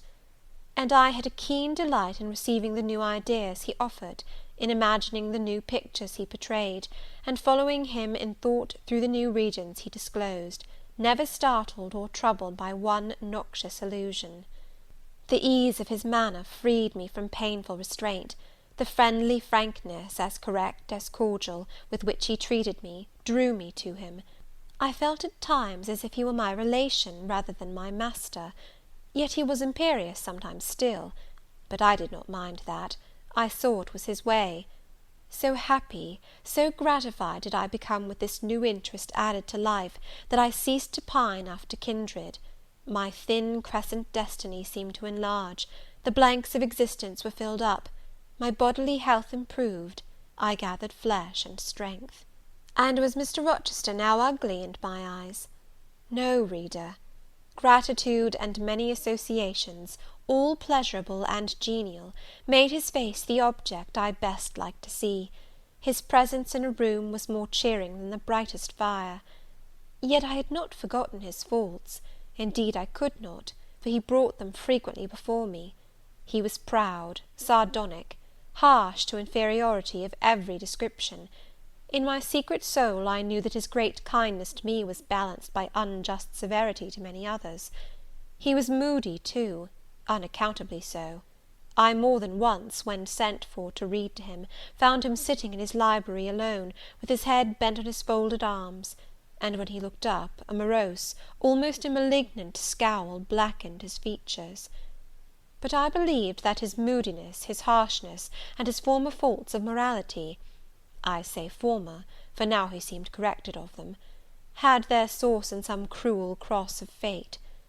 I believed he was naturally a man of better tendencies, higher principles, and purer taste than such as circumstances had developed, education instilled, or destiny encouraged. I thought there were excellent materials in him, though for the present they hung together somewhat spoiled and tangled. I cannot deny that I grieved for his grief, whatever that was, and would have given much to assuage it. Though I had now extinguished my candle and was laid down in bed, I could not sleep for thinking of his look when he paused in the avenue, and told how his destiny had risen up before him, and dared him to be happy at Thornfield. Why not? I asked myself. What alienates him from the house? Will he leave it again soon? Mrs. Fairfax said he seldom stayed here longer than a fortnight at a time, and he has now been resident 8 weeks. If he does go, the change will be doleful. Suppose he should be absent spring, summer, and autumn, how joyless sunshine and fine days will seem! I hardly know whether I had slept or not after this musing. At any rate, I started wide awake on hearing a vague murmur, peculiar and lugubrious, which sounded, I thought, just above me. I wished I had kept my candle burning. The night was drearily dark. My spirits were depressed. I rose and sat up in bed, listening. The sound was hushed. I tried again to sleep, but my heart beat anxiously, my inward tranquillity was broken. The clock, far down in the hall, struck 2. Just then it seemed my chamber door was touched, as if fingers had swept the panels and groping away along the dark gallery outside. I said, "Who is there?" Nothing answered. I was chilled with fear. All at once I remembered that it might be Pilot, who, when the kitchen door chanced to be left open, not unfrequently found his way up to the threshold of Mr. Rochester's chamber. I had seen him lying there myself in the mornings. The idea calmed me somewhat. I lay down. Silence composes the nerves, and as an unbroken hush now reigned again through the whole house, I began to feel the return of slumber. But it was not fated that I should sleep that night. A dream had scarcely approached my ear, when it fled affrighted, scared by a marrow-freezing incident enough. This was a demonic laugh, low, suppressed, and deep, uttered as it seemed at the very keyhole of my chamber door. The head of my bed was near the door, and I thought at first the goblin laugher stood at my bedside, or rather crouched by my pillow. But I rose, looked round, and could see nothing; while, as I still gazed, the unnatural sound was reiterated, and I knew it came from behind the panels. My first impulse was to rise and fasten the bolt; my next, again to cry out, "Who is there?" Something gurgled and moaned. Ere long, steps retreated up the gallery towards the 3rd-story staircase. A door had lately been made to shut in that staircase. I heard it open and close, and all was still. Was that Grace Poole? And is she possessed with a devil? thought I. Impossible now to remain longer by myself. I must go to Mrs. Fairfax. I hurried on my frock and a shawl.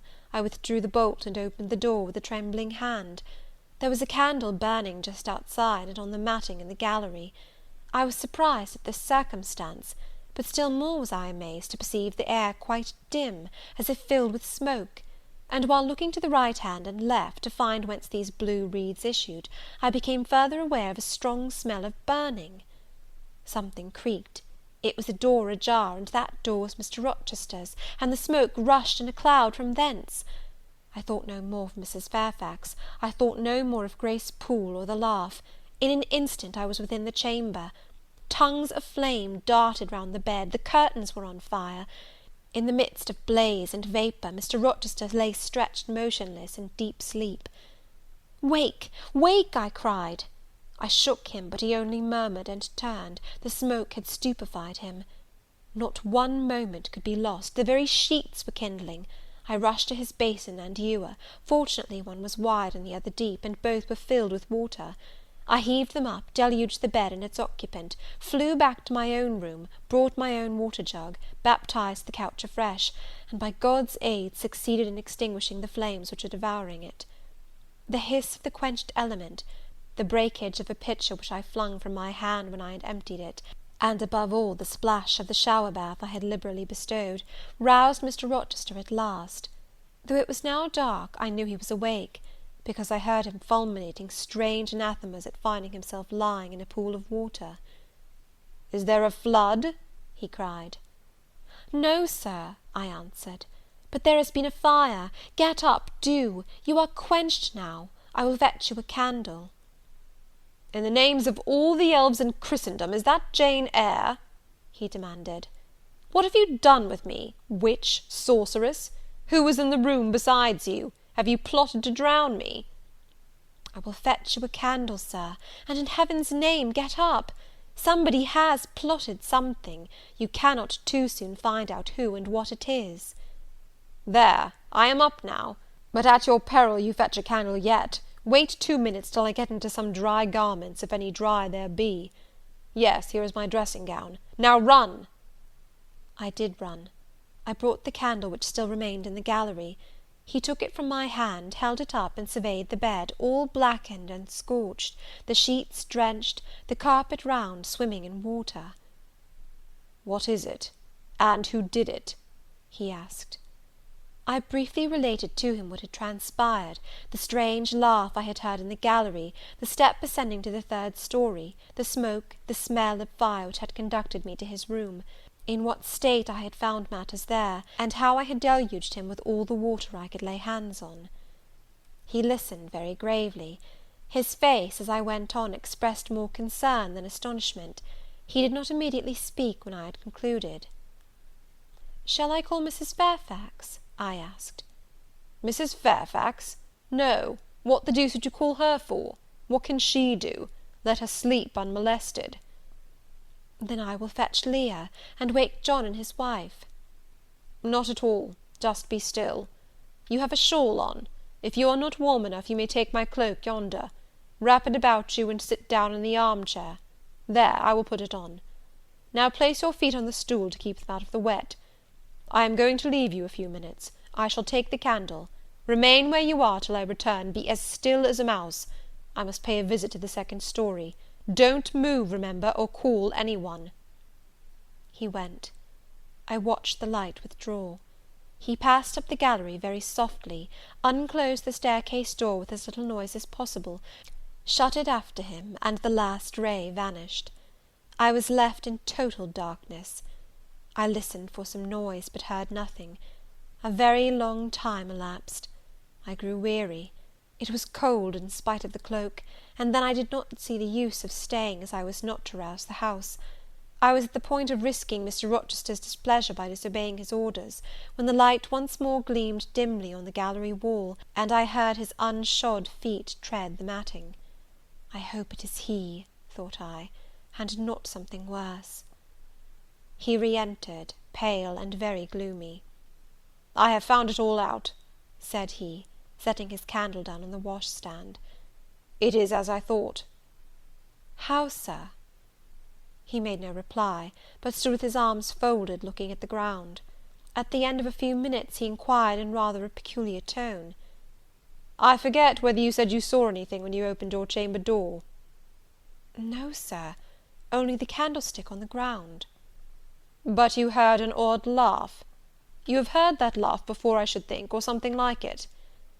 "Yes, Sir, there is a woman who sews here, called Grace Poole. She laughs in that way.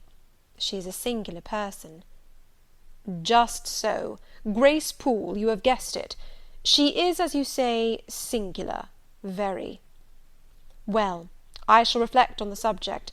Meantime, I am glad that you are the only person besides myself acquainted with the precise details of to-night's incident.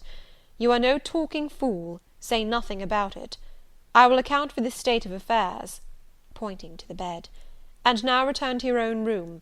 I shall do very well on the sofa in the library for the rest of the night. It is near 4.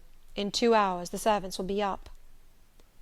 "Good night, then, Sir," said I, departing. He seemed surprised, very inconsistently so, as he had just told me to go. "What?" he exclaimed. "Are you quitting me already, and in that way?" "You said I might go, Sir." "But not without taking leave? Not without a word or two of acknowledgment and good will? not, in short, in that brief, dry fashion. Why, you have saved my life, snatched me from a horrible and excruciating death, and you walk past me as if we were mutual strangers. At least shake hands." He held out his hand. I gave him mine. He took it first in one, then in both his own. "You have saved my life.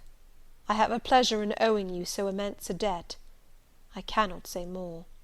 Nothing else that has being would have been tolerable to me in the character of creditor for such an obligation; but you, it is different. I feel your benefits no burden, Jane." He paused, gazed at me. Words almost visible trembled on his lips, but his voice was checked. "Good night again, sir. There is no debt, benefit, burden, obligation in the case." "I knew," he continued, "you would do me good in some way, at some time. I saw it in your eyes when I first beheld you. Their expression and smile did not—" Again he stopped. "Did not," he proceeded hastily, "strike delight to my very inmost heart so for nothing. People talk of natural sympathies. I have heard of good Jane Eyre. There are grains of truth in the wildest fable. My cherished preserver, good night." Strange energy was in his voice, strange fire in his look. "I am glad I happened to be awake," I said, and then I was going. "What? You will go?" "I am cold, sir." "Cold? Yes, and standing in a pool. Go, then, Jane, go." But still he retained my hand, and I could not free it. I bethought myself an expedient. "I think I hear Mrs. Fairfax move, sir," said I. "Well, leave me." He relaxed his fingers, and I was gone. I regained my couch, but never thought of sleep. Till morning dawned, I was tossed on a buoyant but unquiet sea, where billows of trouble rolled under surges of joy. I thought sometimes I saw beyond its wild waters a shore, sweet as the hills of Beulah, and now and then a freshening gale, wakened by hope, bore my spirit triumphantly towards the bourne. But I could not reach it, even in fancy. A counteracting breeze blew off land, and continually drove me back. Sense would resist delirium, judgment would warn passion. Too feverish to rest, I rose as soon as day dawned. End of chapter 15. Chapter 16. I both wished and feared to see Mr. Rochester on the day which followed this sleepless night. I wanted to hear his voice again, yet feared to meet his eye. During the early part of the morning I momentarily expected his coming. He was not in the frequent habit of entering the schoolroom, but he did step in for a few minutes sometimes, and I had the impression that he was sure to visit it that day. But the morning passed just as usual. Nothing happened to interrupt the quiet course of Adele's studies. Only soon after breakfast I heard some bustle in the neighbourhood of Mr. Rochester's chamber, Mrs. Fairfax's voice, and Leah's, and the cook's, that is, John's wife, and even John's own gruff tones. There were exclamations of, "What a mercy master was not burnt in his bed!" "It is always dangerous to keep a candle lit at night." "How providential that he had presence of mind to think of the water-jug!" "I wonder he waked nobody." "It is to be hoped he will not take cold with sleeping on the library sofa," etc. To much confabulation succeeded a sound of scrubbing and setting to rights, and when I passed the room, in going downstairs to dinner, I saw through the open door that all was again restored to complete order, only the bed was stripped of its hangings. Leah stood up in the window-seat, rubbing the panes of glass dimmed with smoke. I was about to address her, for I wished to know what account had been given of the affair; but on advancing, I saw a second person in the chamber, a woman sitting on a chair by the bedside, and sewing rings to new curtains. That woman was no other than Grace Poole. There she sat, staid and taciturn looking as usual in her brown stuff gown, her check apron, white handkerchief, and cap. She was intent on her work, in which her whole thoughts seemed absorbed. On her hard forehead, and in her commonplace features, was nothing either of the paleness or desperation one would have expected to see marking the countenance of a woman who had attempted murder, and whose intended victim had followed her late last night to her lair, and, as I believed, charged her with the crime she wished to perpetrate.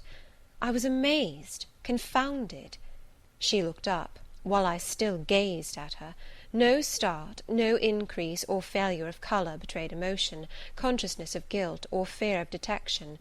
She said, "Good morning, miss," in her usual phlegmatic and brief manner, and taking up another ring and more tape, went on with her sewing. I will put her to some test, thought I. Such absolute impenetrability is past comprehension. "Good morning, Grace," I said. "Has anything happened here? I thought I heard the servants all talking together a while ago." "Only master had been reading in his bed last night. He fell asleep with his candle lit, and the curtains got on fire, but fortunately he awoke before the bedclothes or the woodwork caught, and contrived to quench the flames with the water in the ewer." "A strange affair," I said in a low voice. Then, looking at her fixedly, "Did Mr. Rochester wake nobody? Did no one hear him move?" She again raised her eyes to me, and this time there was something of consciousness in her expression. She seemed to examine me warily. Then she answered, "The servants sleep so far off, you know, miss, they would not be likely to hear. Mrs. Fairfax's room and yours are the nearest to master's, but Mrs. Fairfax said she heard nothing.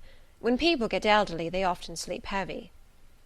She paused, and then added with a sort of assumed indifference, but still in a marked and significant tone, "But you are young, miss, and I should say a light sleeper.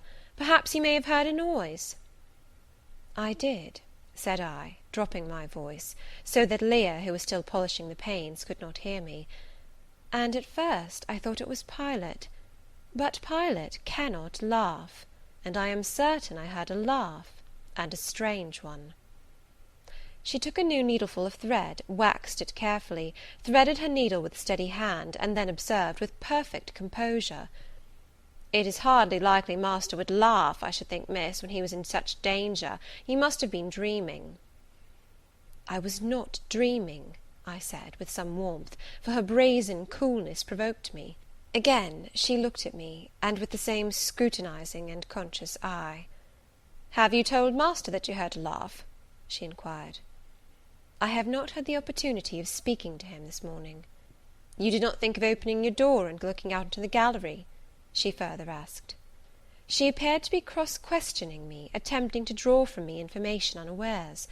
The idea struck me that if she discovered I knew or suspected her guilt, she would be playing some of her malignant pranks on me. I thought it advisable to be on my guard. "On the contrary," said I bolted my door." "Then you are not in the habit of bolting your door every night before you get into bed?" Fiend! She wants to know my habits, that she may lay her plans accordingly. Indignation again prevailed over prudence. I replied sharply, "Hitherto I have often omitted to fasten the bolt. I did not think it necessary. I was not aware any danger or annoyance was to be dreaded at Thornfield Hall. But in future," and I laid marked stress on the words, "I shall take good care to make all secure before I venture to lie down." "It will be wise to do so," was her answer. "This neighbourhood is as quiet as any I know, and I never heard of the Hall being attempted by robbers since it was a house, though there are hundreds of pounds worth of plate in the plate closet, as is well known. And you see, for such a large house, there are very few servants, because master has never lived here much, and when he does come, being a bachelor, he needs little waiting on. But I always think it best to err on the safe side. A door is soon fastened, and it is well to have a drawn bolt between one and any mischief that may be about. A deal of people, miss, are for trusting all to Providence, but I say Providence will not dispense with the means, though he often blesses them when they are used discreetly." And here she closed her harangue, a long one for her, and uttered with the demureness of a Quakeress. I still stood absolutely dumbfounded at what appeared to be her miraculous self-possession and most inscrutable hypocrisy, when the cook entered. "Mrs. Poole," said she, addressing Grace, "the servants' dinner will soon be ready. Will you come down?" "No, just put my pint of porter and a bit of pudding on a tray, and I'll carry it upstairs." "You'll have some meat?" Just a morsel, and a taste of cheese, that's all." "And the sago?" "Never mind it at present. I shall be coming down before tea time. I'll make it myself." The cook here turned to me, saying that Mrs. Fairfax was waiting for me, so I departed. I hardly heard Mrs. Fairfax's account of the curtain conflagration during dinner, so much was I occupied in puzzling my brains over the enigmatical character of Grace Poole, and still more in pondering the problem of her position at Thornfield, and questioning why she had not been given into custody that morning, or at the very least dismissed from her master's service. He had almost as much as declared his conviction of her criminality last night. What mysterious cause withheld him from accusing her? Why had he enjoined me, too, to secrecy?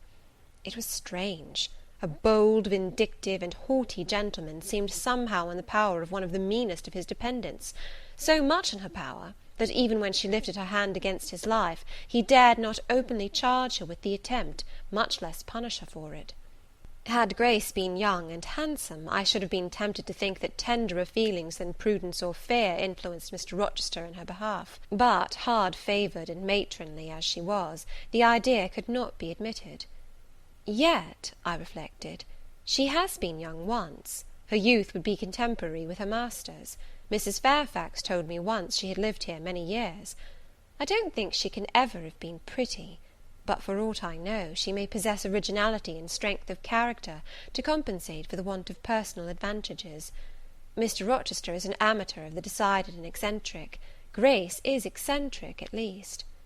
What of a former caprice, a freak very possible to a nature so sudden and headstrong as his, has delivered him into her power, and she now exercises over his actions a secret influence, the result of his own indiscretion, which he cannot shake off, and dare not disregard?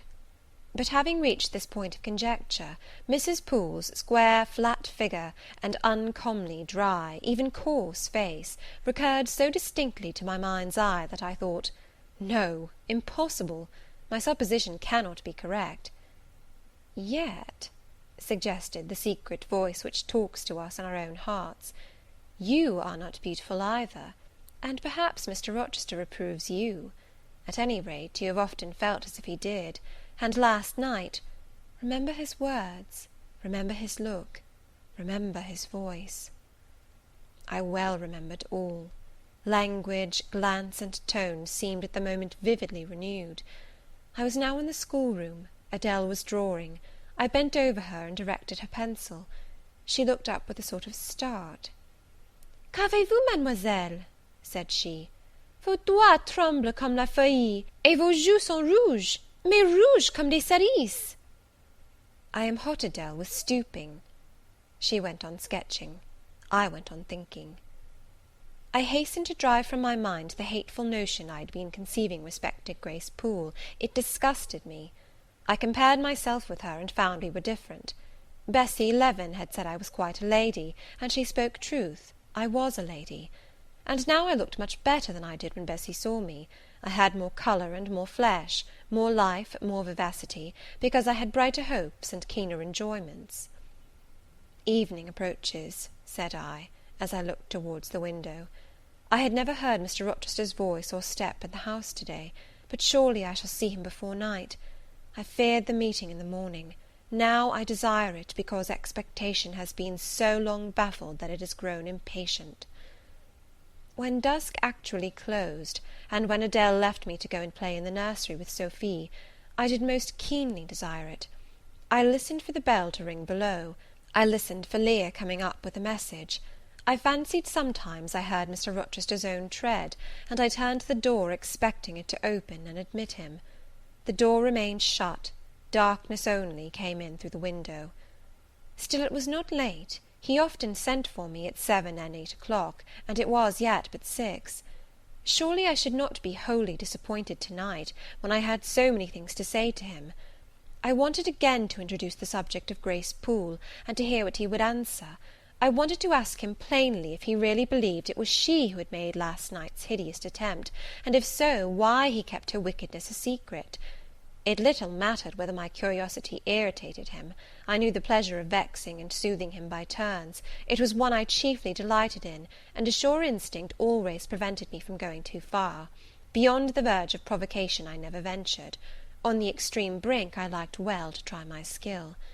Retaining every minute form of respect, every propriety of my station, I could still meet him in argument without fear or uneasy restraint. This suited both him and me. A tread creaked on the stairs at last. Leah made her appearance, but it was only to intimate that tea was ready in Mrs. Fairfax's room. Thither I repaired, glad at least to go down stairs, for that brought me, I imagined, nearer to Mr. Rochester's presence. "You must want your tea," said the good lady, as I joined her. "You ate so little at dinner. I am afraid," she continued, "you are not well to-day. You look flushed and feverish." "Oh, quite well. I never felt better." "Then you must prove it by evincing a good appetite. Will you fill the teapot while I knit off this needle?" Having completed her task, she rose to draw down the blind, which she had hitherto kept up, by way, I suppose, of making the most of daylight, though dusk was now fast deepening into total obscurity.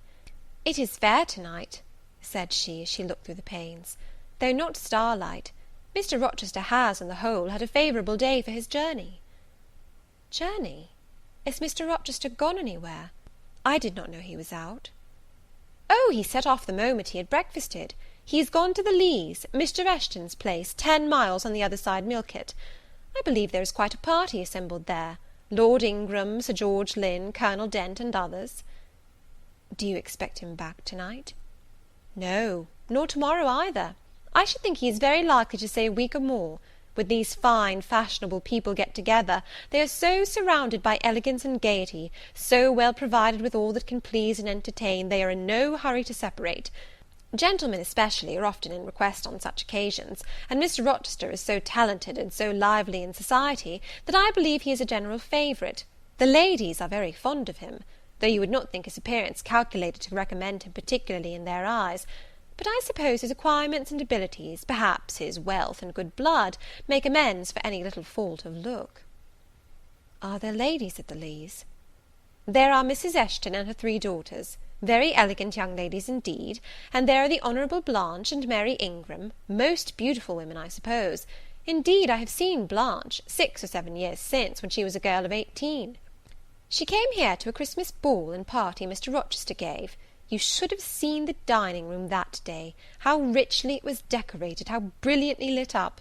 I should think there were 50 ladies and gentlemen present, all of the first county families, and Miss Ingram was considered the belle of the evening." "You saw her, you say, Mrs. Fairfax. What was she like?" "Oh, yes, I saw her. The dining-room doors were thrown open, and as it was Christmas time, the servants were allowed to assemble in the hall, to hear some of the ladies sing and play. Mr. Rochester would have me to come in, and I sat down in a quiet corner and watched them. I never saw a more splendid scene. The ladies were magnificently dressed. Most of them, at least most of the younger ones, looked handsome, but Miss Ingram was certainly the queen." "And what was she like?" "Tall, fine bust, sloping shoulders, long, graceful neck, olive complexion, dark and clear, noble features, eyes rather like Mr. Rochester's, large and black, and as brilliant as her jewels. And then she had such a fine head of hair, raven black, and so becomingly arranged, a crown of thick plaits behind, and in front the longest, the glossiest curls I ever saw. She was dressed in pure white. An amber-coloured scarf was passed over her shoulders and across her breast, tied at the side, and descending in a long fringed end below her knee. She wore an amber-coloured flower, too, in her hair. It contrasted well with the jetty mass of her curls." "She was greatly admired, of course?" "Yes, indeed, and not only for her beauty, but for her accomplishments. She was one of the ladies who sang. A gentleman accompanied her on the piano. She and Mr. Rochester sang a duet." "Mr. Rochester? I was not aware he could sing." "Oh, he has a fine bass voice, and an excellent taste for music." "And Miss Ingram, what sort of a voice had she?" "A very rich and powerful one. She sang delightfully. It was a treat to listen to her, and she played afterwards. I am no judge of music, but Mr. Rochester is, and I heard him say her execution was remarkably good." "And this beautiful and accomplished lady, she is not yet married?" "It appears not. I fancy neither she nor her sister have very large fortunes. Old Lord Ingram's estates was chiefly entailed, and the eldest son came in for everything almost. But I wonder no wealthy nobleman or gentleman has taken a fancy to her. Mr. Rochester, for instance. He is rich, is he not?" "Oh, yes; but you see there is a considerable difference in age. Mr. Rochester is nearly 40, she is but 25. "What of that? More unequal matches are made every day." "True; yet I should scarcely fancy Mr. Rochester would entertain an idea of the sort. But you eat nothing; you have scarcely tasted since you began tea." "No, I am too thirsty to eat. Will you let me have another cup?" I was about again to revert to the probability of a union between Mr. Rochester and the beautiful Blanche, but Adele came in, and the conversation was turned into another channel. When once more alone, I reviewed the information I had got, looked into my heart, examined its thoughts and feelings, and endeavoured to bring back with a strict hand such as had been straying through imagination's boundless and trackless waste into the safe fold of common sense. Arraigned at my own bar, memory, having given her evidence of the hopes, wishes, sentiments I had been cherishing since last night, of the general state of mind in which I had indulged for nearly a fortnight past, reason having come forward and told, in her own quiet way, a plain, unvarnished tale, showing how I had rejected the real and rabidly devoured the ideal, I pronounced judgment to this effect: that a greater fool than Jane Eyre had never breathed the breath of life, that a more fantastic idiot had never surfeited herself on sweet lies, and swallowed poison as if it were nectar. "You," I said, "a favourite with Mr. Rochester! You, gifted with the power of pleasing him! You, of importance to him in any way! Go! Your folly sickens me. And you have derived pleasure from occasional tokens of preference, equivocal tokens shown by a gentleman of family and a man of the world to a dependent and a novice! How dared you? Poor stupid dupe! Could not even self-interest make you wiser? You repeated to yourself this morning the brief scene of last night. Cover your face and be ashamed. He said something in praise of your eyes, did he? Blind puppy! Open their bleared lids, and look on your own accursed senselessness. It does good to no woman to be flattered by her superior, who cannot possibly intend to marry her; and it is madness in all women to let a secret love kindle within them, which, if unreturned and unknown, must devour the life that feeds it, and, if discovered and responded to, must lead, ignis fatuus like, into miry wilds whence there is no extrication. Listen, then, Jane Eyre, to your sentence. To-morrow, place the glass before you, and draw in chalk your own picture, faithfully, without softening one defect, omit no harsh line, smooth away no displeasing irregularity, write under it, Portrait of a Governess, disconnected, poor, and plain. Afterwards, take a piece of smooth ivory, you have one prepared in your drawing-box, take your palette, mix your freshest, finest, clearest tints, choose your most delicate camel-hair pencils, delineate carefully the loveliest face you can imagine, paint it in your softest shades and sweetest lines, according to the description given by Mrs. Fairfax of Blanche Ingram. Remember the raven ringlets, the oriental eye. What, you revert to Mr. Rochester as a model? Order, no snivel, no sentiment, no regret. I will endure only sense and resolution. Recall the august yet harmonious lineaments, the Grecian neck and bust. Let the round and dazzling arm be visible, and the delicate hand. Omit neither diamond ring nor gold bracelet. Portray faithfully the attire, aerial lace and glistening satin, graceful scarf and golden rose. Call it Blanche, an accomplished lady of rank.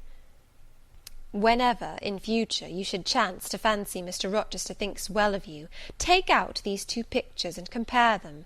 Say, Mr. Rochester might probably win that noble lady's love, if he chose to strive for it. Is it likely he would waste a serious thought on this indigent and insignificant plebeian? I'll do it, I resolved, and having framed this determination, I grew calm and fell asleep. I kept my word.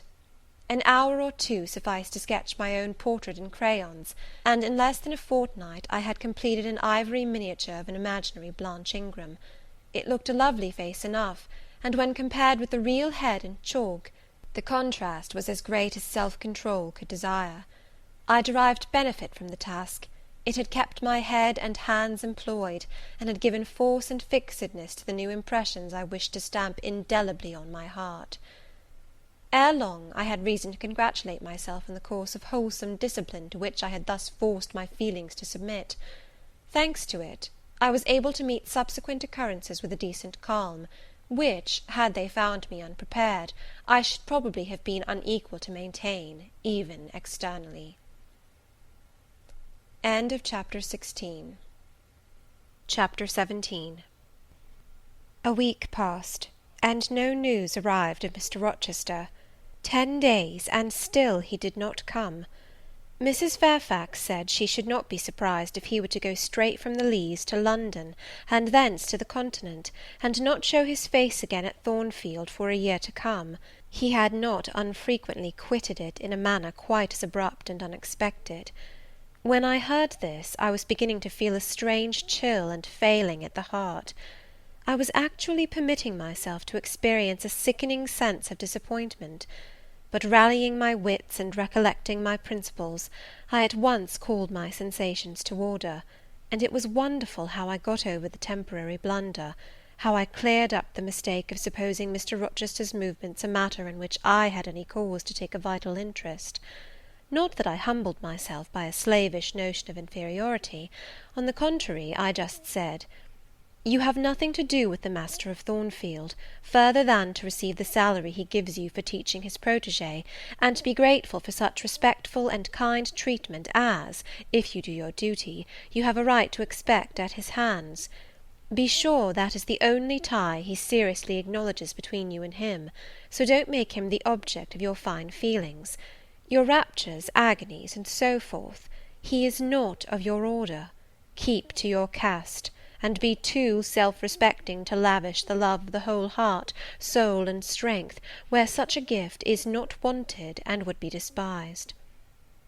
I went on with my day's business tranquilly, but ever and anon vague suggestions kept wandering across my brain of reasons why I should quit Thornfield, and I kept involuntarily framing advertisements, and pondering conjectures about new situations. These thoughts I did not think to check; they might germinate and bear fruit if they could. Mr. Rochester had been absent upwards of a fortnight, when the post brought Mrs. Fairfax a letter.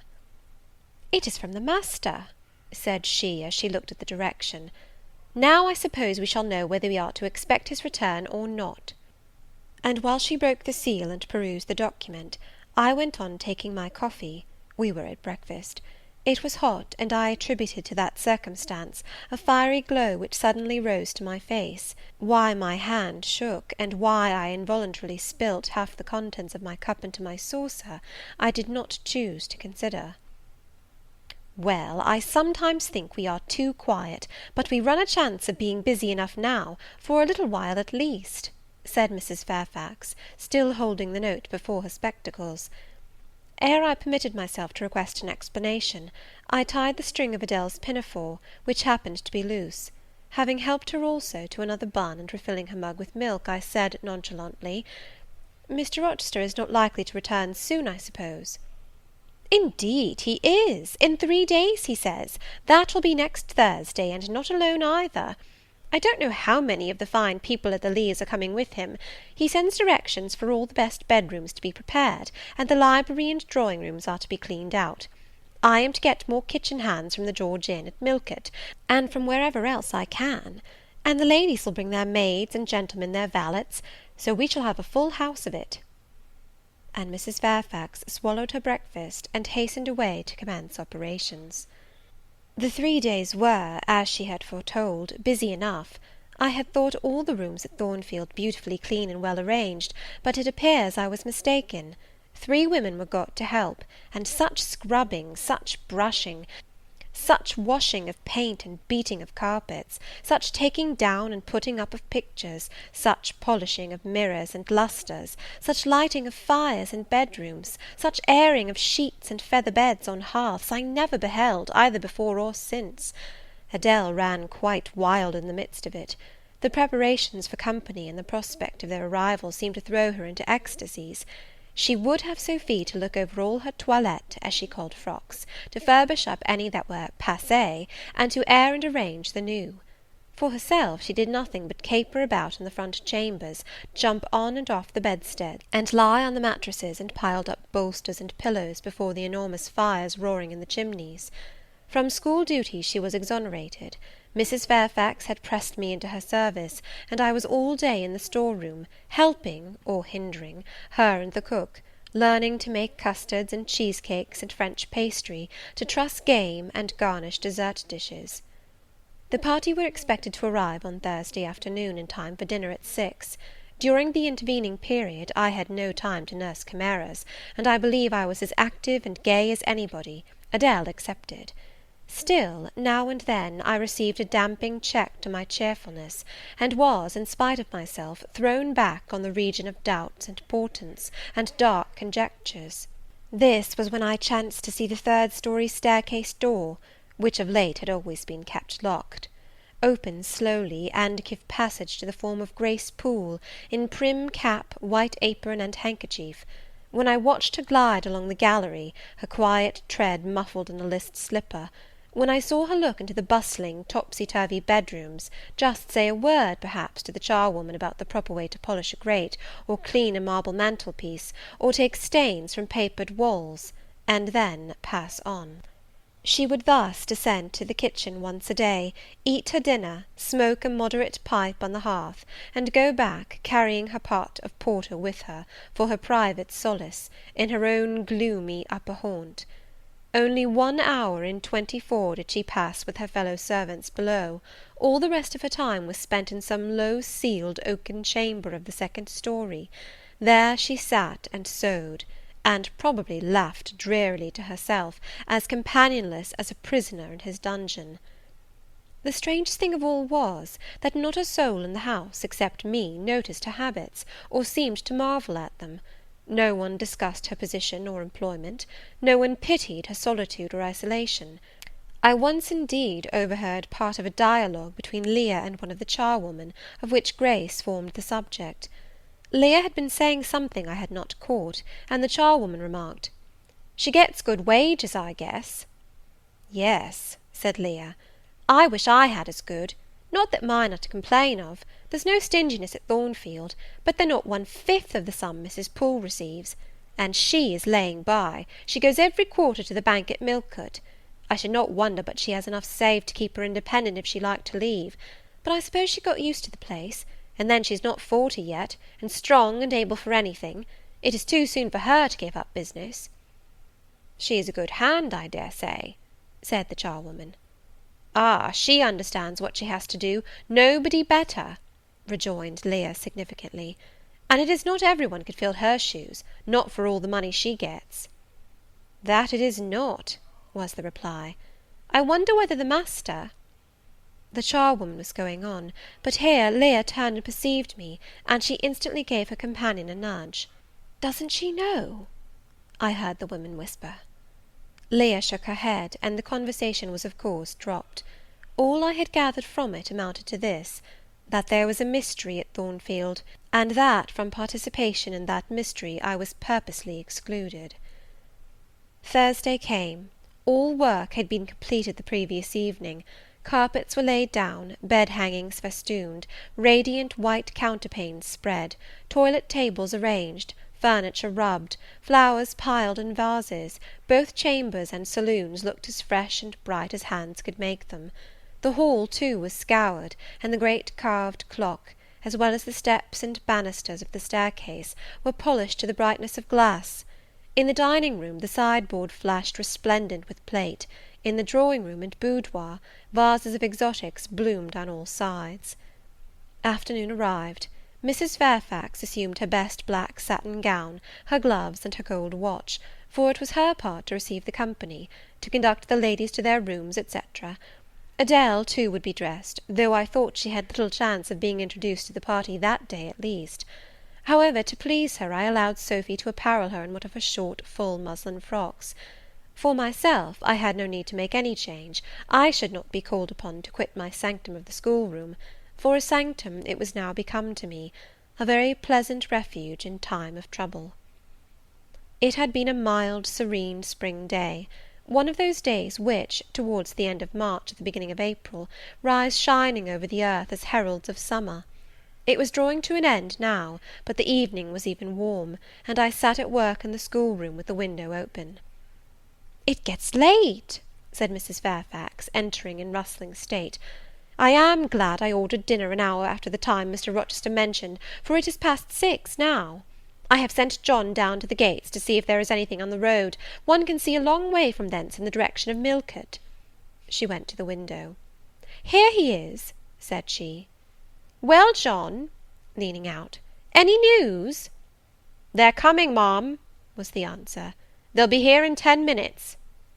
Adele flew to the window. I followed, taking care to stand on one side, so that, screened by the curtain, I could see without being seen. The 10 minutes John had given seemed very long, but at last wheels were heard, 4 equestrians galloped up the drive, and after them came 2 open carriages. Fluttering veils and waving plumes filled the vehicles. 2 of the cavaliers were young, dashing-looking gentlemen. The third was Mr. Rochester, on his black horse, Mesrour, Pilot bounding before him. At his side rode a lady, and he and she were the first of the party.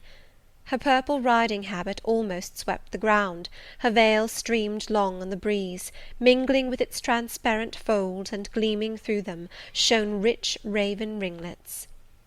"Miss Ingram!" exclaimed Mrs. Fairfax, and away she hurried to her post below. The cavalcade, following the sweep of the drive, quickly turned the angle of the house, and I lost sight of it. Adele now petitioned to go down, but I took her on my knee, and gave her to understand that she must not on any account think of venturing in sight of the ladies, either now or at any other time, unless expressly sent for, that Mr. Rochester would be very angry, etc. Some natural tears she shed on being told this, but as I began to look very grave, she consented at last to wipe them. A joyous stir was now audible in the hall. Gentlemen's deep tones and ladies' silvery accents blent harmoniously together, and distinguishable above all, though not loud, was the sonorous voice of the master of Thornfield Hall, welcoming his fair and gallant guests under his roof. Then light steps ascended the stairs, and there was a tripping through the gallery, and soft cheerful laughs, and opening and closing doors, and for a time a hush. "Elle change de toilette," said Adele, who, listening attentively, had followed every movement, and she sighed. "Chez maman," said she, "quand il y avait du monde, je le suivais partout, au salon et à la chambre. Souvent, je regardais les femmes de chambre coiffer et habiller les dames, et c'était si amusant. Comme cela on apprend." "Don't you feel hungry, Adele?" "Mais oui, mademoiselle, voilà 5 ou 6 heures que nous n'avons pas mangé." "Well now, while the ladies are in their rooms, I will venture down and get you something to eat." And issuing from my asylum with precaution, I sought a back stairs which conducted directly to the kitchen. All in that region was fire and commotion. The soup and fish were in the last stage of projection, and the cook hung over her crucibles in a frame of mind and body threatening spontaneous combustion. In the servants' hall 2 coachmen and 3 gentlemen's gentlemen stood or sat round the fire. The Abigails, I suppose, were upstairs with their mistresses. The new servants that had been hired from Millcote were bustling about everywhere. Threading this chaos, I at last reached the larder. There I took possession of a cold chicken, a roll of bread, some tarts, a plate or 2, and a knife and fork. With this booty I made a hasty retreat. I had regained the gallery, and was just shutting the back door behind me, when an accelerated hum warned me that the ladies were about to issue from their chambers. I could not proceed to the schoolroom without passing some of their doors, and running the risk of being surprised with my cargo of victuallage; so I stood still at this end, which, being windowless, was dark, quite dark now, for the sun was set, and twilight gathering. Presently the chambers gave up their fair tenants one after another. Each came out gaily and airily, with dresses that gleamed lustrous through the dark. For a moment they stood grouped together at the other extremity of the gallery, conversing in a key of sweet subdued vivacity. They then descended the staircase almost as noiselessly as a bright mist rolls down a hill. Their collective appearance had left on me an impression of high-born elegance, such as I had never before received. I found Adele peeping through the schoolroom door, which she held ajar. "What beautiful ladies!" cried she in English. "Oh, I wish I might go to them! Do you think Mr. Rochester will send for us by and by after dinner?" "No, indeed, I don't. Mr. Rochester has something else to think about. Never mind the ladies to-night. Perhaps you will see them tomorrow. Here is your dinner." She was really hungry, so the chicken and tarts served to divert her attention for a time. It was well I secured this forage, or both she and I, and Sophy, to whom I conveyed a share of our repast, would have run a chance of getting no dinner at all. Every one downstairs was too much engaged to think of us. The dessert was not carried out till after 9, and at 10 footmen were still running to and fro with trays and coffee cups. I allowed Adele to sit up much later than usual, for she declared she could not possibly go to sleep while the doors kept opening and shutting below, and people bustling about. Besides, she added, a message might possibly come from Mr. Rochester when she was undressed. Et alors, quel dommage! I told her stories as long as she would listen to them, and then for a change I took her out into the gallery. The hall lamp was now lit, and it amused her to look over the balustrade and watch the servants passing backwards and forwards. When the evening was far advanced, a sound of music issued from the drawing-room, whither the piano had been removed. Adele and I sat down on the top step of the stairs to listen. Presently a voice blent with the rich tones of the instrument. It was a lady who sang, and very sweet her notes were. The solo over, a duet followed, and then a glee. A joyous conversational murmur filled up the intervals. I listened long. Suddenly I discovered that my ear was wholly intent on analysing the mingled sounds, and trying to discriminate amidst the confusion of accents those of Mr. Rochester; and when it caught them, which it soon did, it found a further task in framing the tones, rendered by distance inarticulate, into words. The clock struck 11. I looked at Adele, whose head leant against my shoulder.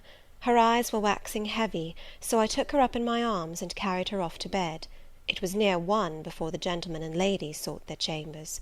The next day was as fine as its predecessor. It was devoted by the party to an excursion to some site in the neighbourhood. They set out early in the forenoon, some on horseback, the rest in carriages. I witnessed both the departure and the return. Miss Ingram, as before, was the only lady equestrian, and, as before, Mr. Rochester galloped at her side. The two rode a little apart from the rest. I pointed out this circumstance to Mrs. Fairfax, who was standing at the window with me. "You said it was not likely they should think of being married," said I, "but you see Mr. Rochester evidently prefers her to any of the other ladies." "Yes, I dare say, no doubt he admires her." "And she him," I added. Look how she leans her head toward him as if they were conversing confidentially. I wish I could see her face. I have never had a glimpse of it yet. "You will see her this evening," answered Mrs. Fairfax. "I happened to remark to Mr. Rochester how much Adele wished to be introduced to the ladies, and he said, 'Oh, let her come into the drawing-room after dinner, and request Miss Eyre to accompany her.'" "Yes, he said that from mere politeness. I need not go, I am sure," I answered. "Well, I observed to him that as you were unused to company, I did not think you would like appearing before so gay a party, all strangers; and he replied, in his quick way, 'Nonsense! If she objects, tell her it is my particular wish, and if she resists, say I shall come and fetch her in case of contumacy.'" "I will not give him that trouble," I answered. "I will go, if no better may be, but I don't like it. Shall you be there, Mrs. Fairfax?" "No, I pleaded off, and he admitted my plea. I'll tell you how to manage so as to avoid the embarrassment of making a formal entrance, which is the most disagreeable part of the business. You must go into the drawing-room while it is empty, before the ladies leave the dinner-table. Choose your seat in any quiet nook you like. You need not stay long after the gentlemen come in, unless you please. Just let Mr. Rochester see you are there, and slip away. Nobody will notice you." "Will these people remain long, do you think?" "Perhaps 2 or 3 weeks, certainly not more. After the Easter recess, Sir George Lynn, who is lately elected member for Millcote, will have to go up to town and take his seat. I dare say Mr. Rochester will accompany him. It surprises me that he has already made so protracted a stay at Thornfield." It was with some trepidation that I perceived the hour approach when I was to repair with my charge to the drawing-room. Adèle had been in a state of ecstasy all day, after hearing she was to be presented to the ladies in the evening, and it was not till Sophy commenced the operation of dressing her that she sobered down. Then the importance of the process quickly steadied her, and by the time she had her curls arranged in well-smoothed drooping clusters, her pink satin frock put on, her long sash tied, and her lace mittens adjusted, she looked as grave as any judge. No need to warn her not to disarrange her attire. When she was dressed, she sat demurely down in her little chair, taking care previously to lift up the satin skirt, for fear she should crease it, and assured me she would not stir thence till I was ready. This I quickly was. My best dress, the silver grey one, purchased for Miss Temple's wedding, and never worn since, was soon put on, my hair was soon smoothed, my sole ornament, the pearl brooch, soon assumed. We descended. Fortunately, there was another entrance to the drawing-room than that through the saloon where they were all seated at dinner. We found the apartment vacant, a large fire burning silently on the marble hearth, and wax candles shining in bright solitude, amid the exquisite flowers with which the tables were adorned. The crimson curtain hung before the arch; slight as was the separation this drapery formed from the party in the adjoining saloon, they spoke in so low a key, that nothing of their conversation could be distinguished beyond a soothing murmur. Adèle, who appeared to be still under the influence of a most solemnizing impression, sat down without a word on the footstool I pointed out to her. I retired to a window seat, and taking a book from a table near, endeavoured to read. Adèle brought her stool to my feet. Ere long she touched my knee. "What is it, Adèle?" "Est-ce que je ne puis pas prendre une seule de ces fleurs magnifiques, mademoiselle, seulement pour compléter ma toilette?" "You think too much of your toilette, Adèle, but you may have a flower." And I took a rose from a vase, and fastened it in her sash. She sighed a sigh of ineffable satisfaction, as if her cup of happiness were now full. I turned my face away to conceal a smile I could not suppress. There was something ludicrous as well as painful in the little Parisienne's earnest and innate devotion to matters of dress. A soft sound of rising now became audible. The curtain was swept back from the arch; through it appeared the dining-room, with its lit lustre pouring down light on the silver and glass of a magnificent dessert service, covering a long table. A band of ladies stood in the opening. They entered, and the curtain fell behind them. There were but 8, yet somehow, as they flocked in, they gave the impression of a much larger number. Some of them were very tall, many were dressed in white, and all had a sweeping amplitude of array that seemed to magnify their persons, as a mist magnifies the moon. I rose and curtsied to them. 1 or 2 bent their heads in return, the others only stared at me. They dispersed about the room, reminding me, by the lightness and buoyancy of their movements, of a flock of white plumy birds. Some of them threw themselves in half-reclining positions on the sofas and ottomans; some bent over the tables and examined the flowers and books; the rest gathered in a group round the fire. All talked in a low but clear tone, which seemed habitual to them. I knew their names afterwards, and may as well mention them now. First, there was Mrs. Eshton and 2 of her daughters. She had evidently been a handsome woman, and was well preserved still. Of her daughters, the eldest, Amy, was rather little, naive and childlike in face and manner, and piquant in form. Her white muslin dress and blue sash became her very well. The second, Louisa, was taller and more elegant in figure, with a very pretty face, of that order the French term minois chiffonnier. Both sisters were fair as lilies. Lady Lynn was a stout and large personage of about 40, very erect, very haughty-looking, richly dressed in a satin robe of changeful sheen. Her dark hair shone glossily under the shade of an azure plume, and within the circlet of a band of gems. Mrs. Colonel Dent was less showy, but I thought more ladylike. She had a slight figure, a pale, gentle face, and fair hair. Her black satin dress, her scarf of rich foreign lace, and her pearl ornaments pleased me better than the rainbow radiance of the titled dame.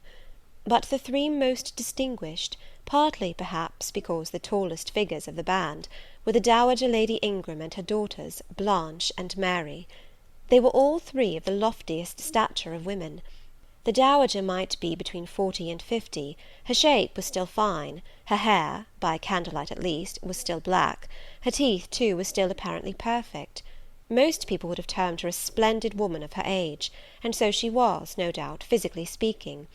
But then there was an expression of almost insupportable haughtiness in her bearing and countenance. She had Roman features and a double chin, disappearing into a throat like a pillar. These features appeared to me not only inflated and darkened, but even furrowed with pride; and the chin was sustained by the same principle, in a position of almost preternatural erectness. She had, likewise, a fierce and a hard eye; it reminded me of Mrs. Reed's. She mouthed her words in speaking; her voice was deep, its inflections very pompous, very dogmatical, very intolerable, in short. A crimson velvet robe and a shawl turban of some gold-wrought Indian fabric invested her, I suppose she thought, with a truly imperial dignity. Blanche and Mary were of equal stature, straight and tall as poplars. Mary was too slim for her height, but Blanche was moulded like a Dian. I regarded her, of course, with special interest. First, I wished to see whether her appearance accorded with Mrs. Fairfax's description; secondly, whether it at all resembled the fancy miniature I had painted of her; and thirdly, it will out, whether it was such as I should fancy likely to suit Mr. Rochester's taste.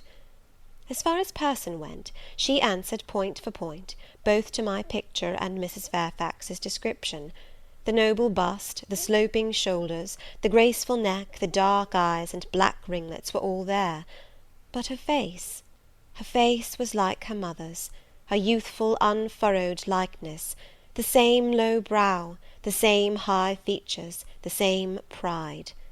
It was not, however, so saturnine a pride. She laughed continually; her laugh was satirical, and so was the habitual expression of her arched and haughty lip. Genius is said to be self-conscious. I cannot tell whether Miss Ingram was a genius, but she was self-conscious, remarkably self-conscious indeed. She entered into a discourse on botany with the gentle Mrs. Dent. It seemed Mrs. Dent had not studied that science, though, as she said, she liked flowers, especially wild ones. Miss Ingram had, and she ran over its vocabulary with an air. I presently perceived she was, what is vernacularly termed, trailing Mrs. Dent, that is, playing on her ignorance. Her trail might be clever, but it was decidedly not good-natured. She played, her execution was brilliant, she sang, her voice was fine, she talked French apart to her mamma, and she talked it well, with fluency and with a good accent. Mary had a milder and more open countenance than Blanche, softer features too, and a skin some shades fairer. Miss Ingram was as dark as a Spaniard, but Mary was deficient in life; her face lacked expression, her eye lustre; she had nothing to say, and having once taken her seat, remained fixed like a statue in its niche. The sisters were both attired in spotless white. And did I now think Miss Ingram such a choice as Mr. Rochester would be likely to make? I could not tell. I did not know his taste in female beauty. If he liked the majestic, she was the very type of majesty; then she was accomplished, sprightly. Most gentlemen would admire her, I thought; and that he did admire her I already seemed to have obtained proof. To remove the last shade of doubt, it remained but to see them together. You are not to suppose, reader, that Adèle has all this time been sitting motionless on the stool at my feet. No, when the ladies entered, she rose, advanced to meet them, made a stately reverence, and said with gravity, "Bonjour, mesdames." And Miss Ingram had looked down at her with a mocking air, and exclaimed, "Oh, what a little puppet!" Lady Lynn had remarked, "It is Mr. Rochester's ward, I suppose, the little French girl he was speaking of." Mrs. Dent had kindly taken her hand, and given her a kiss. Amy and Louisa Eshton had cried out simultaneously, "What a love of a child!" and then they had called her to a sofa, where she now sat, ensconced between them, chattering alternately in French and broken English, absorbing not only the young lady's attention, but that of Mrs. Eshton and Lady Lynn, and getting spoilt to her heart's content. At last coffee is brought in, and the gentlemen are summoned. I sit in the shade, if any shade there be in this brilliantly lit apartment. The window curtain half hides me. Again the arch yawns. They come. The collective appearance of the gentlemen, like that of the ladies, is very imposing. They are all costumed in black. Most of them are tall, some young. Henry and Frederick Lynn are very dashing sparks indeed, and Colonel Dent is a fine soldierly man. Mr. Eshton, the magistrate of the district, is gentlemanlike. His hair is quite white, his eyebrows and whiskers still dark, which gives him something of the appearance of a père noble de théâtre. Lord Ingram, like his sisters, is very tall. Like them also, he is handsome, but he shares Mary's apathetic and listless look. He seems to have more length of limb than vivacity of blood or vigour of brain. And where is Mr. Rochester? He comes in last. I am not looking at the arch, yet I see him enter. I try to concentrate my attention on those netting needles, on the measures of the purse I am forming. I wish to think only of the work I have in my hands, to see only the silver beads and silk threads that lie in my lap. Whereas I distinctly behold his figure, and I inevitably recall the moment when I last saw it, just after I had rendered him what he deemed an essential service, and he, holding my hand and looking down on my face, surveyed me with eyes that revealed a heart full and eager to overflow, in whose emotions I had a part. How near had I approached him at that moment? What had occurred since, calculated to change his and my relative positions? Yet now, how distant, how far estranged we were! So far estranged that I did not expect him to come and speak to me. I did not wonder, when, without looking at me, he took a seat at the other side of the room, and began conversing with some of the ladies. No sooner did I see that his attention was riveted on them, and that I might gaze without being observed, than my eyes were drawn involuntarily to his face. I could not keep their lids under control. They would rise, and the irids would fix on him.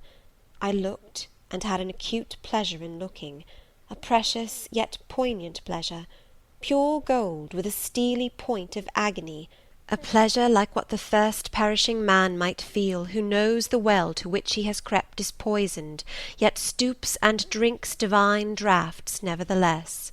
Most true it is that beauty is in the eye of the gazer. My master's colourless olive face, square massive brow, broad and jetty eyebrows, deep eyes, strong features, firm grim mouth, all energy, decision, will, were not beautiful, according to rule, but they were more than beautiful to me. They were full of an interest, an influence that quite mastered me, that took my feelings from my own power and fettered them in his. I had not intended to love him. The reader knows I had wrought hard to extirpate from my soul the germs of love there detected, and now, at the first renewed view of him, they spontaneously arrived, green and strong. He made me love him without looking at me. I compared him with his guests. What was the gallant grace of the Lynns, the languid elegance of Lord Ingram, even the military distinction of Colonel Dent, contrasted with his look of native pith and genuine power? I had no sympathy in their appearance, their expression, yet I could imagine that most observers would call them attractive, handsome, imposing, while they would pronounce Mr. Rochester at once harsh-featured and melancholy looking. I saw them smile, laugh. It was nothing. The light of the candles had as much soul in it as their smile, the tinkle of the bell as much significance as their laugh. I saw Mr. Rochester smile. His stern features softened. His eye grew both brilliant and gentle, its ray both searching and sweet. He was talking at the moment to Louisa and Amy Eshton. I wondered to see them receive with calm that look which seemed to me so penetrating. I expected their eyes to fall, their colour to rise under it, yet I was glad when I found they were in no sense moved. He is not to them what he is to me, I thought. He is not of their kind. I believe he is of mine. I am sure he is. I feel akin to him. I understand the language of his countenance and movements.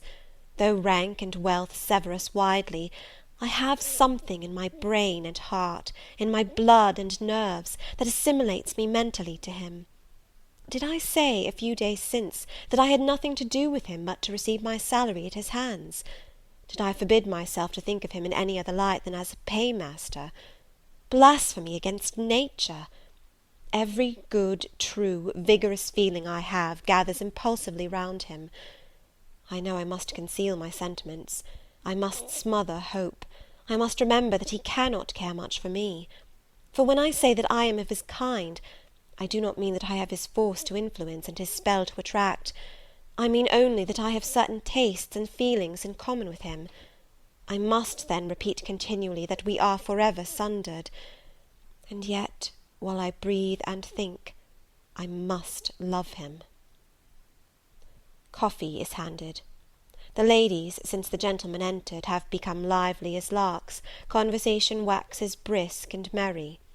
Colonel Dent and Mr. Eshton argue on politics. Their wives listen. The two proud dowagers, Lady Lynn and Lady Ingram, confabulate together. Sir George, whom, by the by, I have forgotten to describe, a very big and very fresh-looking country gentleman, stands before their sofa, coffee-cup in hand, and occasionally puts in a word. Mr. Frederick Lynn has taken a seat beside Mary Ingram, and is showing her the engravings of a splendid volume.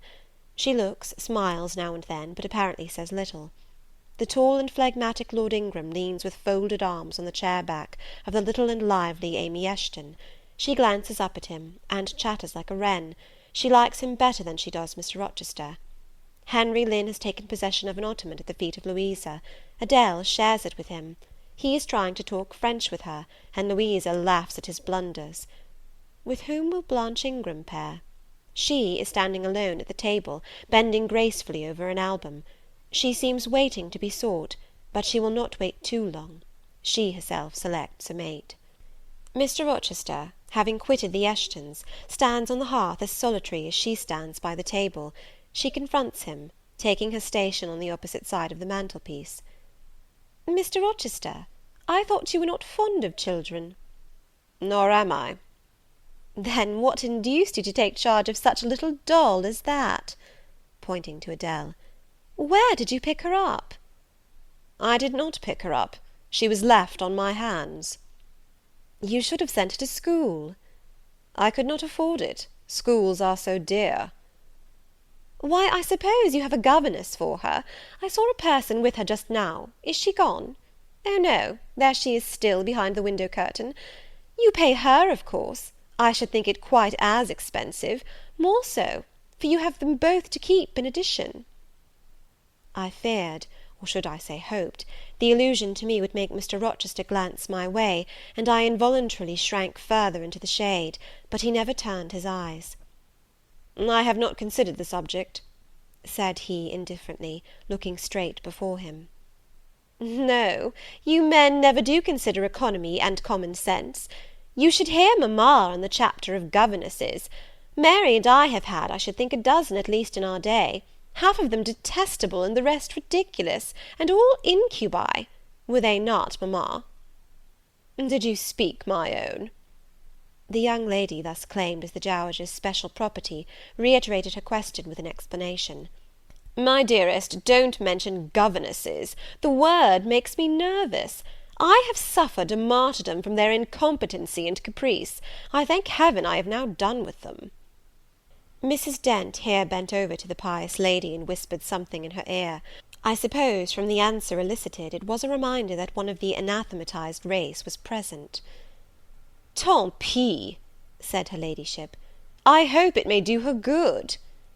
Then, in a lower tone, but still loud enough for me to hear, "I noticed her. I am a judge of physiognomy, and in hers I see all the faults of her class." "What are they, madam?" inquired Mr. Rochester aloud. "I will tell you in your private ear," replied she, wagging her turban 3 times with portentous significancy. "But my curiosity will be past its appetite. It craves food now." "Ask Blanche, she is nearer you than I." "Oh, don't refer him to me, mamma. I have just one word to say of the whole tribe. They are a nuisance. Not that I ever suffered much from them. I took care to turn the tables. What tricks Theodore and I used to play on Miss Wilsons, and Mrs. Greys, and Madame Joubert! Mary was always too sleepy to join in a plot with spirit. The best fun was with Madame Joubert. Miss Wilson was a poor sickly thing, lachrymose and low-spirited, not worth the trouble of vanquishing, in short. And Mrs. Grey was coarse and insensible, no blow took effect on her. But poor Madame Joubert!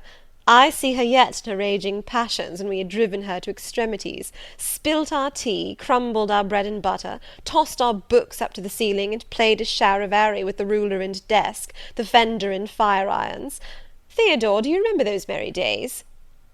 "Yes, to be sure I do," drawled Lord Ingram; "and the poor old stick used to cry out, 'Oh, you villain Giles!' and then we sermonized her on the presumption of attempting to teach such clever blades as we were, when she herself was so ignorant."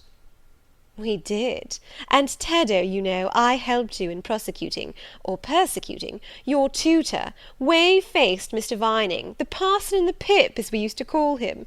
He and Miss Wilson took the liberty of falling in love with each other. At least Teddo and I thought so.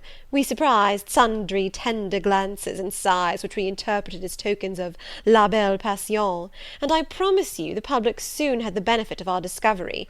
We employed it as a sort of lever to hoist our dead weights from the house. Dear mamma, there, as soon as she got an inkling of the business, found out that it wasn't of an immoral tendency. Did you not, my lady mother?"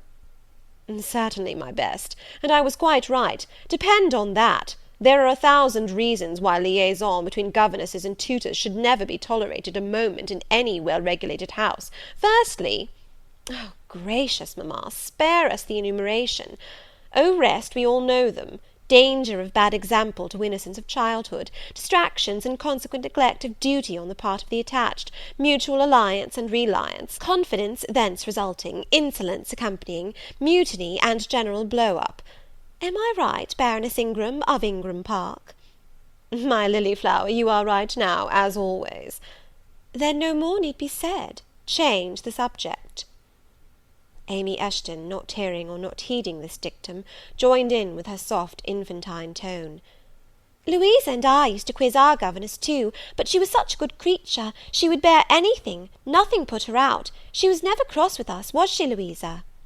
"No, never. We might do what we pleased, ransack her desk and her work-box, and turn her drawers inside out, and she was so good-natured she would give us anything we asked for."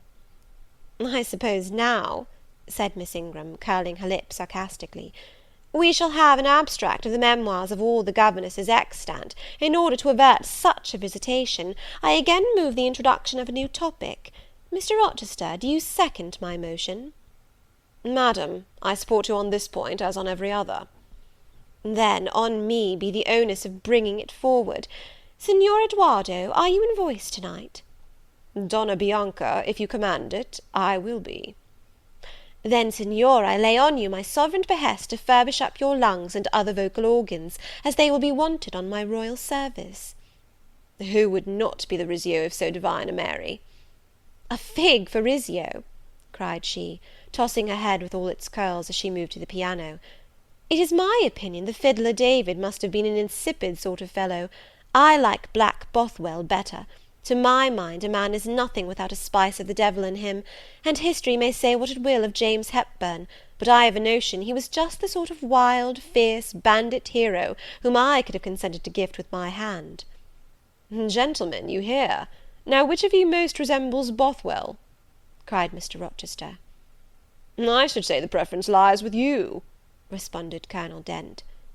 "On my honour, I am much obliged to you," was the reply.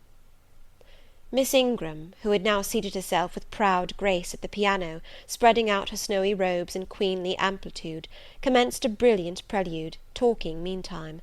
She appeared to be on her high horse to-night. Both her words and her air seemed intended to excite not only the admiration, but the amazement of her auditors. She was evidently bent on striking them as something very dashing and daring indeed. "Oh, I am so sick of the young men of the present day!"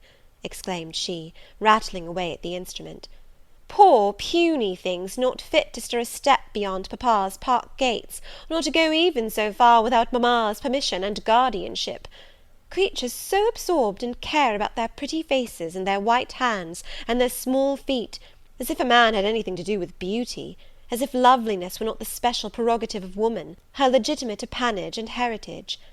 I grant an ugly woman is a blot on the fair face of creation, but as to the gentlemen, let them be solicitous to possess only strength and valour, let their motto be, hunt, shoot, and fight, the rest is not worth a fillip. Such should be my device were I a man. Whenever I marry, she continued, after a pause which none interrupted, I am resolved my husband shall not be a rival, but a foil to me. I will suffer no competitor near the throne. I shall exact an undivided homage. His devotions shall not be shared between me and the shape he sees in his mirror. Mr. Rochester, now sing, and I will play for you. I am all obedience, was the response. Here, then, is a Corsair song. Know that I dote on Corsairs, and for that reason sing it con spirito. Commands from Miss Ingram's lips would put spirit into a mug of milk and water. Take care, then. If you don't please me, I will shame you by showing how such things should be done.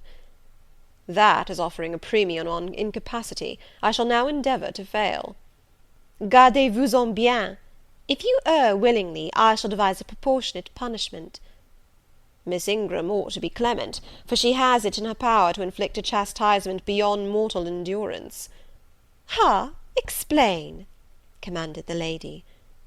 Pardon me, madam, no need of explanation. Your own fine sense must inform you that one of your own frowns would be sufficient substitute for capital punishment. Sing, said she, and again touching the piano, she commenced an accompaniment in spirited style. Now is my time to slip away, thought I, but the tones that then severed the air arrested me. Mrs. Fairfax had said Mr. Rochester possessed a fine voice. He did, a mellow, powerful bass, into which he threw his own feeling, his own force, finding a way through the ear to the heart, and there waking sensations strangely. I waited till the last deep and full vibration had expired, till the tide of talk, checked an instant, had resumed its flow. I then quitted my sheltered corner and made my exit by the side door, which was fortunately near. Thence a narrow passage led into the hall. In crossing it, I perceived my sandal was loose. I stopped to tie it, kneeling for that purpose on the mat at the foot of the staircase. I heard the dining-room door unclose. A gentleman came out. Rising hastily, I stood face to face with him. It was Mr. Rochester. "How do you do?" he asked. "I am very well, sir." "Why did you not come and speak to me in the room?" I thought I might have retorted the question on him who put it, but I would not take that freedom. I answered, "I did not wish to disturb you, as you seemed engaged, sir." "What have you been doing during my absence?" "Nothing particular. Teaching Adele, as usual." "And getting a good deal paler than you were, as I saw at first sight. What is the matter?" "Nothing at all, sir." "Did you take any cold that night you half drowned me?" "Not the least." "Return to the drawing-room. You are deserting too early." "I am tired, sir." He looked at me for a minute. "And a little depressed," he said. "What about? Tell me." "Nothing, nothing, sir. I am not depressed." "But I affirm that you are. So much depressed that a few more words would bring tears to your eyes. Indeed, they are there now, shining and swimming, and a bead has slipped from the lash and fallen on to the flag. If I had time, and was not in mortal dread of some prating prig of a servant passing, I would know what all this means. Well, to-night I excuse you. But understand that so long as my visitors stay, I expect you to appear in the drawing-room every evening. It is my wish. Don't neglect it. Now go and send Sophy for Adele. Good night, my—" He stopped, bit his lip, and abruptly left me. End of chapter 17. Chapter 18. Merry days were these at Thornfield Hall, and busy days too.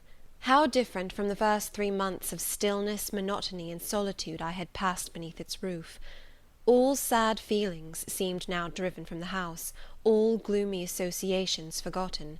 There was life everywhere, movement all day long. You could not now traverse the gallery, once so hushed, nor enter the front chambers, once so tenantless, without encountering a smart lady's maid or a dandy valet. The kitchen, the butler's pantry, the servants' hall, the entrance hall were equally alive, and the saloons were only left void and still when the blue sky and halcyon sunshine of the genial spring weather called their occupants out into the grounds. Even when that weather was broken, and continuous rain set in for some days, no damp seemed cast over enjoyment. Indoor amusements only became more lively and varied, in consequence of the stop put to outdoor gaiety. I wondered what they were going to do the first evening a change of entertainment was proposed. They spoke of playing charades, but in my ignorance I did not understand the term. The servants were called in, the dining-room tables wheeled away, the lights otherwise disposed, the chairs placed in a semicircle opposite the arch. While Mr. Rochester and the other gentlemen directed these alterations, the ladies were running up and down stairs, ringing for their maids. Mrs. Fairfax was summoned to give information respecting the resources of the house in shawls, dresses, draperies of any kind, and certain wardrobes of the third story were ransacked, and their contents, in the shape of brocaded and hooped petticoats, satin sacks, black modes, lace lappets, etc., were brought down in armfuls by the Abigails. Then a selection was made, and such things as were chosen were carried to the boudoir within the drawing-room. Meantime Mr. Rochester had again summoned the ladies round him, and was selecting certain of their number to be of his party. "Miss Ingram is mine, of course," said he. Afterwards he named the two Mrs. Eshton and Mrs. Dent. He looked at me. I happened to be near him, as I had been fastening the clasp of Mrs. Dent's bracelet, which had got loose. "Will you play?" he asked. I shook my head. He did not insist, which I rather feared he would have done. He allowed me to return quietly to my usual seat. He and his aides now withdrew behind the curtain. The other party, which was headed by Colonel Dent, sat down on the crescent of chairs. One of the gentlemen, Mr. Eshton, observing me, seemed to propose that I should be asked to join them, but Lady Ingram instantly negatived the notion. "No," I heard her say, "she looks too stupid for any game of the sort." Ere long a bell tinkled, and the curtain drew up. Within the arch, the bulky figure of Sir George Lynn, whom Mr. Rochester had likewise chosen, was seen enveloped in a white sheet. Before him, on a table, lay open a large book, and at his side stood Amy Eshton, draped in Mr. Rochester's cloak, and holding a book in her hand. Somebody unseen rang the bell merrily.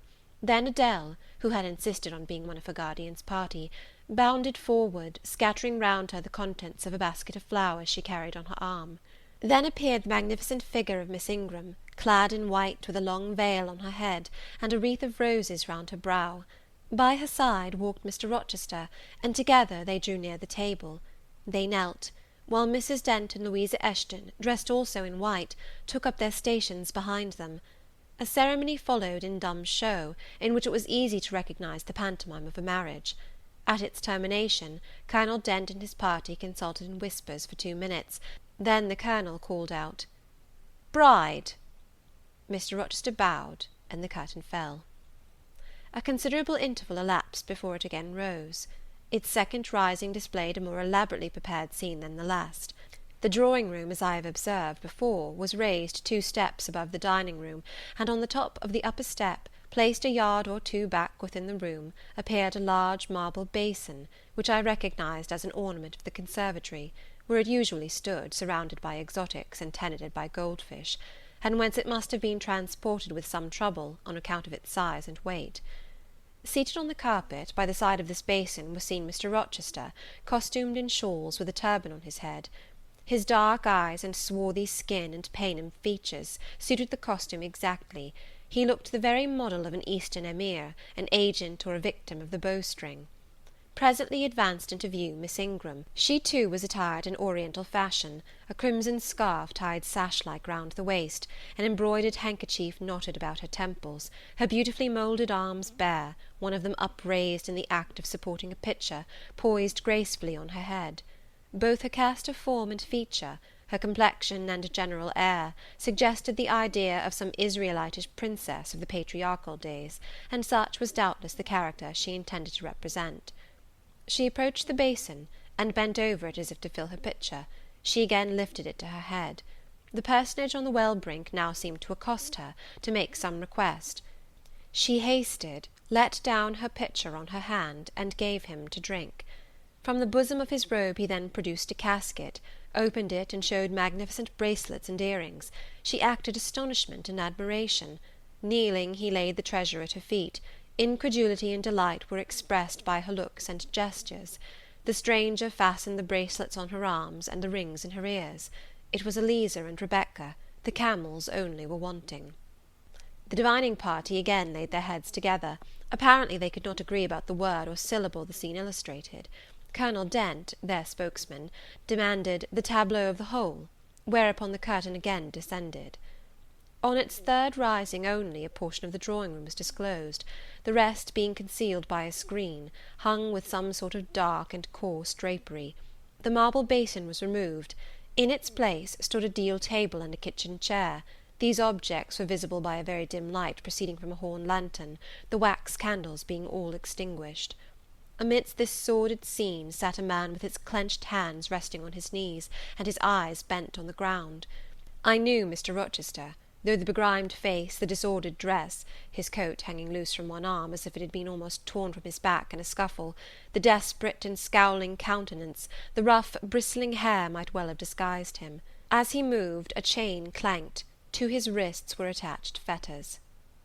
"Bridewell!" exclaimed Colonel Dent, and the charade was solved. A sufficient interval having elapsed for the performers to resume their ordinary costume, they re-entered the dining-room. Mr. Rochester led in Miss Ingram. She was complimenting him on his acting. "Do you know," said she, "that of the three characters I liked you in the last best. Oh, had you but lived a few years earlier, what a gallant gentleman highwayman you would have made!" "Is all the soot washed from my face?" he asked, turning it towards her. "Alas, yes, more's the pity. Nothing could be more becoming to your complexion than that ruffian's rouge." "You would like a hero of the road, then?" "An English hero of the road would be the next best thing to an Italian bandit, and that could only be surpassed by a Levantine pirate." "Well, whatever I am, remember you are my wife. We were married an hour since, in the presence of all these witnesses." She giggled, and her colour rose. "Now, Dent," continued Mr. Rochester, "it is your turn." And as the other party withdrew, he and his band took the vacated seats. Miss Ingram placed herself at her leader's right hand. The other diviners filled the chairs on each side of him and her. I did not now watch the actors. I no longer waited with interest for the curtain to rise. My attention was absorbed by the spectators. My eyes, erewhile fixed on the arch, were now irresistibly attracted to the semicircle of chairs. What charade Colonel Dent and his party played, what word they chose, how they acquitted themselves, I no longer remember; but I still see the consultation which followed each scene. I see Mr. Rochester turn to Miss Ingram, and Miss Ingram to him. I see her incline her head towards him, till the jetty curls almost touch his shoulder and wave against his cheek. I hear their mutual whisperings. I recall their interchanged glances, and something even of the feeling roused by the spectacle returns in memory at this moment. I have told you, reader, that I had learnt to love Mr. Rochester. I could not unlove him now, merely because I found that he had ceased to notice me, because I might pass hours in his presence, and he would never once turn his eyes in my direction, because I saw all his attentions appropriated by a great lady, who scorned to touch me with the hem of her robes as she passed, who, if even her dark and imperious eye fell on me by chance, would withdraw it instantly, as from an object too mean to merit observation. I could not unlove him, because I felt sure he would soon marry this very lady, because I read daily in her a proud security in his intentions respecting her, because I witnessed hourly in him a style of courtship which, if careless and choosing rather to be sought than to seek, was yet, in its very carelessness, captivating, and in its very pride irresistible. There was nothing to cool or banish love in these circumstances, though much to create despair. Much, too, you will think, reader, to engender jealousy, if a woman in my position could presume to be jealous of a woman in Miss Ingram's. But I was not jealous, or very rarely. The nature of the pain I suffered could not be explained by that word. Miss Ingram was a mark beneath jealousy. She was too inferior to excite the feeling. pardon the seeming paradox, I mean what I say. She was very showy, but she was not genuine. She had a fine person, many brilliant attainments, but her mind was poor, her heart barren by nature. Nothing bloomed spontaneously on that soil, no unforced natural fruit delighted by its freshness. She was not good, she was not original. She used to repeat sounding phrases from books. She never offered nor had an opinion of her own. She advocated a high tone of sentiment, but she did not know the sensations of sympathy and pity. Tenderness and truth were not in her. Too often she betrayed this by the undue vent she gave to a spiteful antipathy she had conceived against little Adele, pushing her away with some contumelious epithet if ever she happened to approach her, sometimes ordering her from the room, and always treating her with coldness and acrimony. Other eyes besides mine watched these manifestations of character, watched them closely, keenly, shrewdly. Yes, the future bridegroom, Mr. Rochester himself, exercised over his intended a ceaseless surveillance, and it was from this sagacity, this guardedness of his, this perfect, clear consciousness of his fair one's defects, this obvious absence of passion in his sentiments towards her, that my ever-torturing pain arose. I saw he was going to marry her, for family, perhaps political reasons, because her rank and connections suited him. I felt he had not given her his love, and that her qualifications were ill adapted to win from him that treasure. This was the point. This was where the nerve was touched and teased. This was where the fever was sustained and fed. She could not charm him. If she had managed the victory at once, and he had yielded and sincerely laid his heart at her feet, I should have covered my face, turned to the wall, and, figuratively, have died to them. If Miss Ingram had been a good and noble woman, endowed with force, fervour, kindness, sense, I should have had one vital struggle with two tigers, jealousy and despair. Then, my heart torn out and devoured, I should have admired her, acknowledged her excellence, and been quiet for the rest of my days. And the more absolute her superiority, the deeper would have been my admiration, the more truly tranquil my quiescence. But as matters really stood, to watch Miss Ingram's efforts at fascinating Mr. Rochester, to witness their repeated failure, herself unconscious that they did fail, vainly fancying that each shaft launched hit the mark, and infatuatedly pluming herself on success, when her pride and self-complacency repelled further and further what she wished to allure, to witness this was to be at once under ceaseless excitation and ruthless restraint. Because when she failed, I saw how she might have succeeded. Arrows that continually glanced off from Mr. Rochester's breast and fell harmless at his feet might, I knew, if shot by a surer hand, have quivered keen in his proud heart, have called love into his stern eye and softness into his sardonic face, or, better still, without weapons, a silent conquest might have been won. Why can she not influence him more, when she is privileged to draw so near to him? I asked myself. Surely she cannot truly like him, or not like him with true affection. If she did, she need not coin her smiles so lavishly, flash her glances so unremittingly, manufacture airs so elaborate, graces so multitudinous. It seems to me that she might, by merely sitting quietly at his side, saying little and looking less, get nigher his heart. I have seen in his face a far different expression from that which hardens it now, while she is so vivaciously accosting him. But then it came of itself. It was not elicited by meretricious arts and calculated manoeuvres, and one had but to accept it, to answer what he asked without pretension, to address him when needful without grimace, and it increased, and grew kinder and more genial, and warmed one like a fostering sunbeam. How will she manage to please him when they are married? I do not think she will manage it. And yet it might be managed, and his wife might, I verily believe, be the very happiest woman the sun shines on. I have not yet said anything condemnatory of Mr. Rochester's project of marrying for interest and connections. It surprised me when I first discovered that such was his intention. I had thought him a man unlikely to be influenced by motives so commonplace in his choice of a wife. But the longer I considered the position, education, etc., of the parties, the less I felt justified in judging and blaming either him or Miss Ingram for acting in conformity to ideas and principles instilled into them, doubtless, from their childhood. All their class held these principles. I supposed, then, they had reasons for holding them such as I could not fathom. It seemed to me that, were I a gentleman like him, I would take to my bosom only such a wife as I could love. But the very obviousness of the advantages to the husband's own happiness offered by this plan convinced me that there must be arguments against its general adoption of which I was quite ignorant; otherwise I felt sure all the world would act as I wished to act. But in other points, as well as this, I was growing very lenient to my master. I was forgetting all his faults, for which I had once kept a sharp look-out. It had formerly been my endeavour to study all sides of his character, to take the bad with the good, and from the just weighing of both to form an equitable judgment. Now I saw no bad. The sarcasm that had repelled, the harshness that had startled me once, were only like keen condiments in a choice dish. Their presence was pungent, but their absence would be felt as comparatively insipid.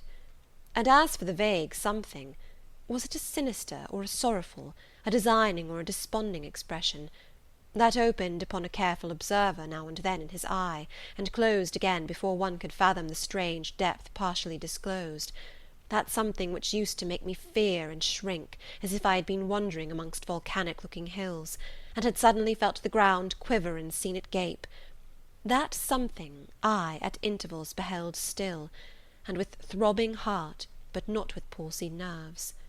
Instead of wishing to shun him, I longed only to dare, to divine it, and I thought Miss Ingram happy because one day she might look into the abyss at her leisure, explore its secrets, and analyse their nature.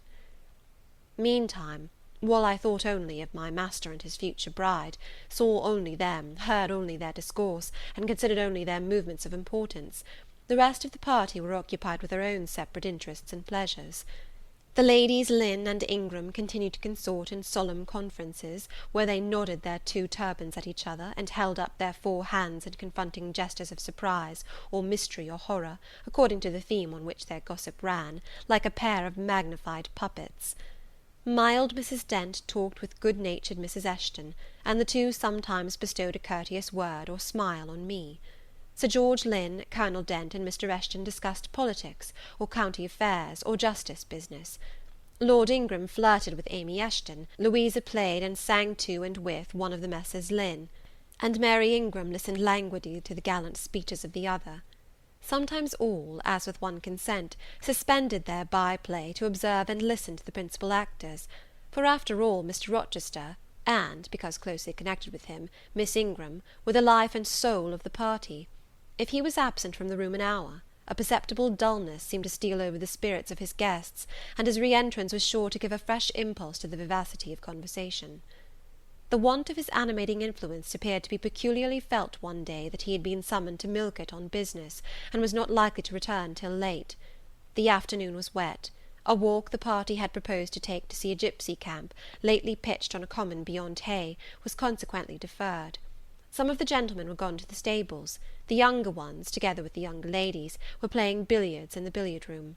The dowagers Ingram and Lynn sought solace in a quiet game at cards. Blanche Ingram, after having repelled, by supercilious taciturnity, some efforts of Mrs. Dent and Mrs. Eshton to draw her into conversation, had first murmured over some sentimental tunes and airs on the piano, and then, having fetched a novel from the library, had flung herself in haughty listlessness on a sofa, and prepared to beguile, by the spell of fiction, the tedious hours of absence. The room and the house were silent. Only now and then the merriment of the billiard players was heard from above. It was verging on dusk, and the clock had already given warning of the hour to dress for dinner, when little Adele, who knelt by me in the drawing-room window-seat, suddenly exclaimed, "Voilà Monsieur Rochester, qui revient!" I turned, and Miss Ingram darted forwards from her sofa. The others too looked up from their several occupations, for at the same time a crunching of wheels and a splashing tramp of horse-hoofs became audible on the wet gravel. A post-chaise was approaching. "What can possess him to come home in that style?" said Miss Ingram. "He rode Mesrour, the black horse, did he not, when he went out? And Pilot was with him? What has he done with the animals?" As she said this, she approached a tall person and ample garments so near the window that I was obliged to bend back almost to the breaking of my spine. In her eagerness she did not observe me at first, but when she did, she curled her lip and moved to another casement. The post-chaise stopped. The driver rang the door-bell, and a gentleman alighted attired in travelling garb, but it was not Mr. Rochester. It was a tall, fashionable-looking man, a stranger. "How provoking!" exclaimed Miss Ingram. "You tiresome monkey," apostrophising Adele, "who perched you up in the window to give false intelligence!" And she cast on me an angry glance, as if I were in fault. Some parleying was audible in the hall, and soon the newcomer entered. He bowed to Lady Ingram, as deeming her the eldest lady present. "It appears I come at an inopportune time, madam," said he, "when my friend, Mr. Rochester, is from home; but I arrive from a very long journey, and I think I may presume so far on old and intimate acquaintance as to install myself here till he returns." His manner was polite. His accent, in speaking, struck me as being somewhat unusual, not precisely foreign, but still not altogether English. His age might be about Mr. Rochester's, between 30 and 40. His complexion was singularly sallow.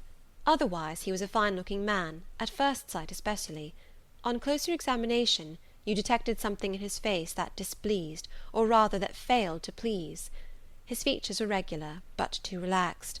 His eye was large and well cut, but the life looking out of it was a tame, vacant life. At least so I thought. The sound of the dressing-bell dispersed the party. It was not till after dinner that I saw him again. He seemed then quite at his ease. But I liked his physiognomy even less than before.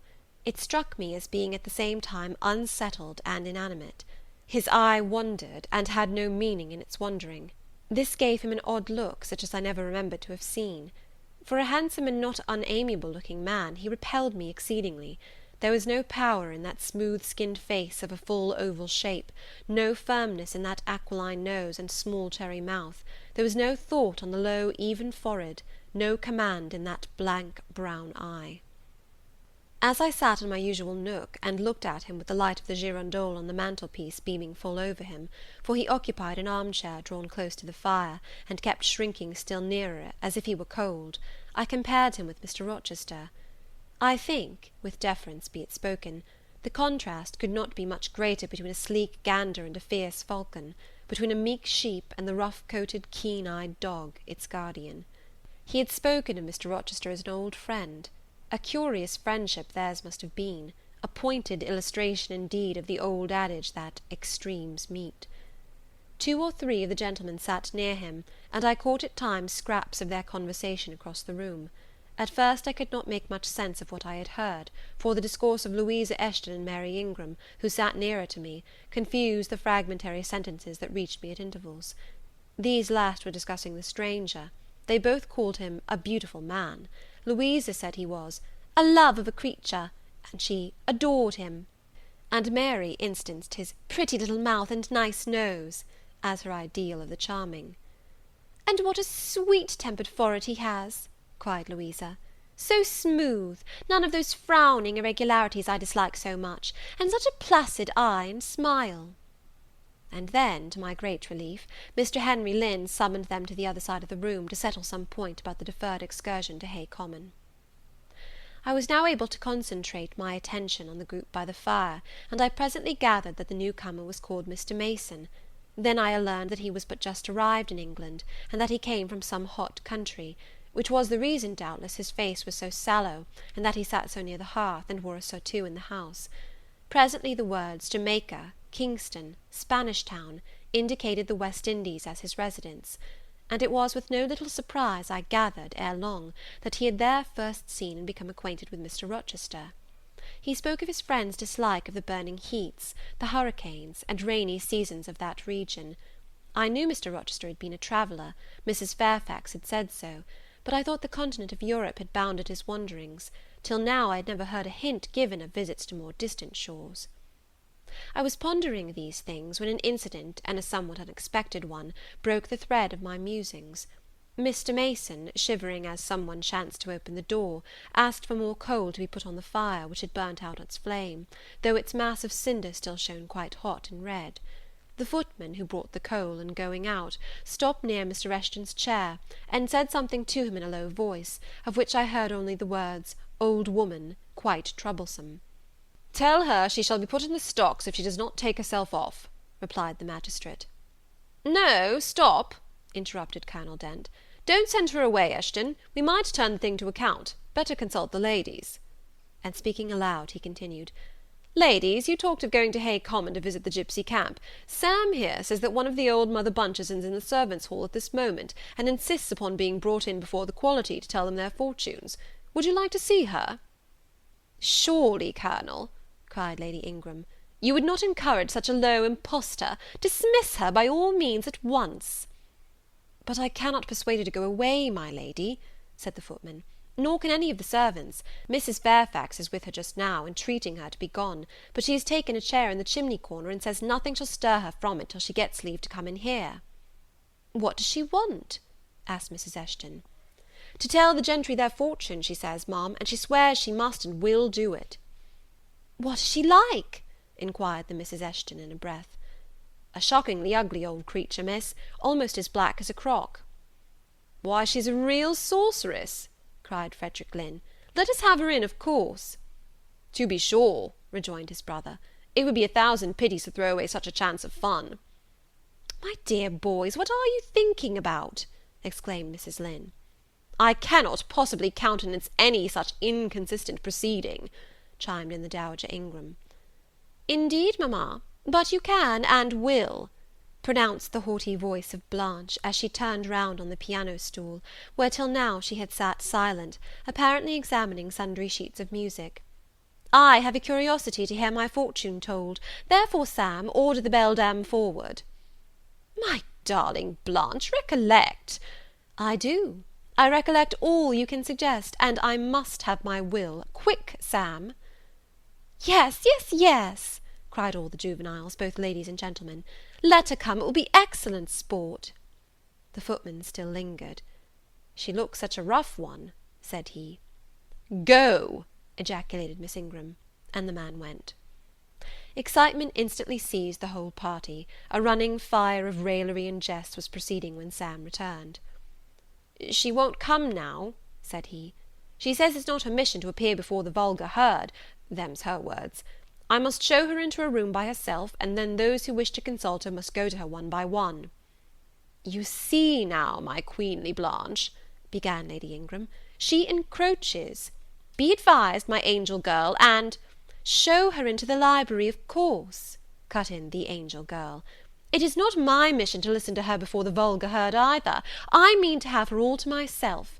Is there a fire in the library?" "Yes, ma'am, but she looks such a tinkler." "Cease that chatter, blockhead, and do my bidding." Again Sam vanished, and mystery, animation, expectation rose to full flow once more. "She's ready now," said the footman as he reappeared. "She wishes to know who will be her first visitor." "I think I had better just look in upon her before any of the ladies go," said Colonel Dent. "Tell her, Sam, a gentleman is coming." Sam went and returned. "She says, sir, that she'll have no gentlemen. They need not trouble themselves to come near her, nor," he added, with difficulty expressing a titter, "any ladies either, except the young and single." "By Jove, she has taste!" exclaimed Henry Lynn. Miss Ingram rose solemnly. "I go first," she said, in a tone which might have befitted the leader of a forlorn hope, mounting a breach in the van of his men. "Oh, my best, oh, my dearest, pause, reflect," was her mamma's cry; but she swept past her in stately silence, passed through the door which Colonel Dent held open, and we heard her enter the library. A comparative silence ensued. Lady Ingram thought it le cas to wring her hands, which she did accordingly. Miss Mary declared she felt for her part she never dared venture. Amy and Louisa Eshton tittered under their breath, and looked a little frightened. The minutes passed very slowly. 15 were counted before the library door again opened. Miss Ingram returned to us through the arch. Would she laugh? Would she take it as a joke? All eyes met her with a glance of eager curiosity, and she met all eyes with one of coldness and rebuff. She looked neither flurried nor merry. She walked stiffly to her seat and took it in silence. "Well, Blanche," said Lord Ingram. "What did she say, sister?" asked Mary. "What did you think? How do you feel? Is she a real fortune-teller?" demanded the Mrs. Eshton. Now, good people," returned Miss Ingram, "don't press upon me. Really, your organs of wonder and credulity are easily excited. You seem, by the importance of you all, my good mamma included, ascribed to this matter, absolutely to believe we have a genuine witch in the house, who is in close alliance with the old gentleman. I have seen a gipsy vagabond. She has practised in hackneyed fashion the science of palmistry, and told me what such people usually tell. My whim is gratified, and now I think Mr. Eshton would do well to put the hag in the stocks to-morrow morning, as he threatened." Miss Ingram took a book, leant back in her chair, and so declined further conversation. I watched her for nearly half an hour. During all that time she never turned a page, and her face grew momently darker, more dissatisfied, and more sourly expressive of disappointment. She had obviously not heard anything to her advantage, and it seemed to me, from her prolonged fits of gloom and taciturnity, that she herself, notwithstanding her professed indifference, attached undue importance to whatever revelations had been made her. Meantime, Mary Ingram, Amy and Louisa Eshton declared they dared not go alone, and yet they all wished to go. A negotiation was opened through the medium of the ambassador, Sam, and after much pacing to and fro, till, I think, the said Sam's calves must have ached with the exercise, permission was at last, with great difficulty, extorted from the rigorous Sybil for the three to wait upon her in a body. Their visit was not so still as Miss Ingram's had been. We heard hysterical giggling and little shrieks proceeding from the library, and at the end of about 20 minutes they burst the door open, and came running across the hall as if they were half scared out of their wits. "I am sure she is something not right," they cried, one and all. "She told us such things! She knows all about us!" And they sank breathless into the various seats the gentlemen hastened to bring them. Pressed for further explanation, they declared she had told them of things they had said and done when they were mere children, described books and ornaments they had in their boudoirs at home, keepsakes that different relations had presented to them. They affirmed that she had even divined their thoughts, and had whispered in the ear of each the name of the person she liked best in the world, and informed them of what they most wished for. Here the gentleman interposed with earnest petitions to be further enlightened on these two last-named points, but they got only blushes, ejaculations, tremors, and titters, in return for their importunity.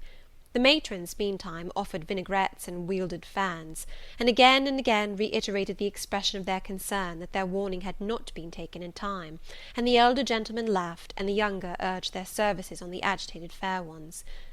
In the midst of the tumult, and while my eyes and ears were fully engaged in the scene before me, I heard a hem close at my elbow. I turned, and saw Sam. "If you please, miss, the gipsy declares that there is another young single lady in the room who has not been to her yet, and she swears she will not go till she has seen all. I thought it must be you, there is no one else for it. What shall I tell her?" "Oh, I will go by all means," I answered, and I was glad of the unexpected opportunity to gratify my much excited curiosity. I slipped out of the room, unobserved by any eye, for the company were gathered in one mass about the trembling trio just returned, and I closed the door quietly behind me.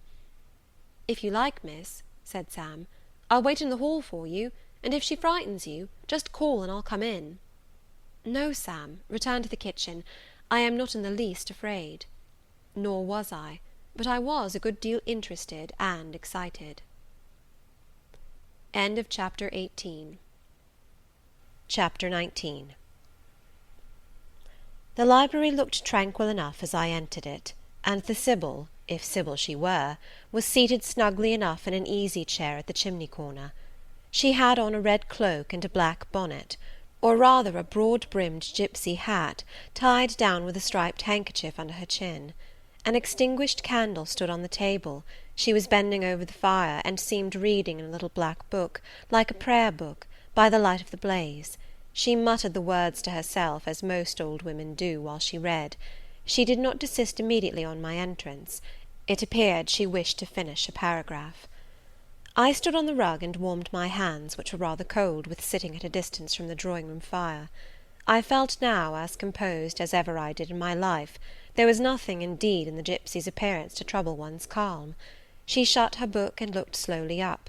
Her hat brim partially shaded her face, yet I could see, as she raised it, that it was a strange one. It looked all brown and black. Elf-locks bristled out from beneath a white band which passed under her chin, and came half over her cheeks, or rather jaws.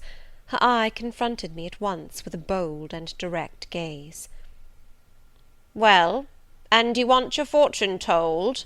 she said, in a voice as decided as her glance, as harsh as her features. "I don't care about it, mother. You may please yourself. but I ought to warn you I have no faith." "It's like your impudence to say so. I expected it of you. I heard it in your step as you crossed the threshold." "Did you?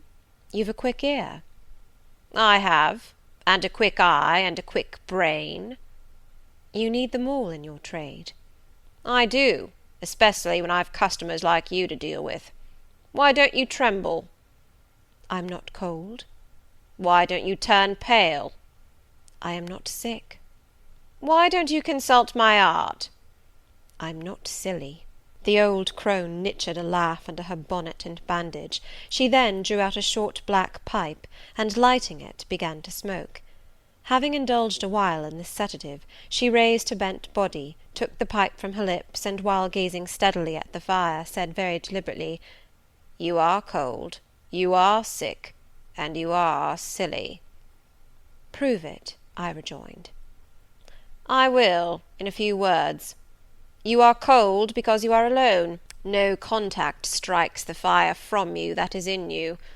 You are sick because the best of feelings, the highest and the sweetest given to man, keeps far away from you. You are silly because, suffer as you may, you will not beckon it to approach, nor will you stir one step to meet it where it waits you." She again put her short black pipe to her lips, and renewed her smoking with vigour. "You might say all that to almost anyone who you knew lived as a solitary dependent in a great house." "I might say it to almost anyone, but would it be true of almost anyone?" "In my circumstances." "Yes, just so in your circumstances, but find me another precisely placed as you are." "It would be easy to find you thousands." "You could scarcely find me one. If you knew it, you are peculiarly situated.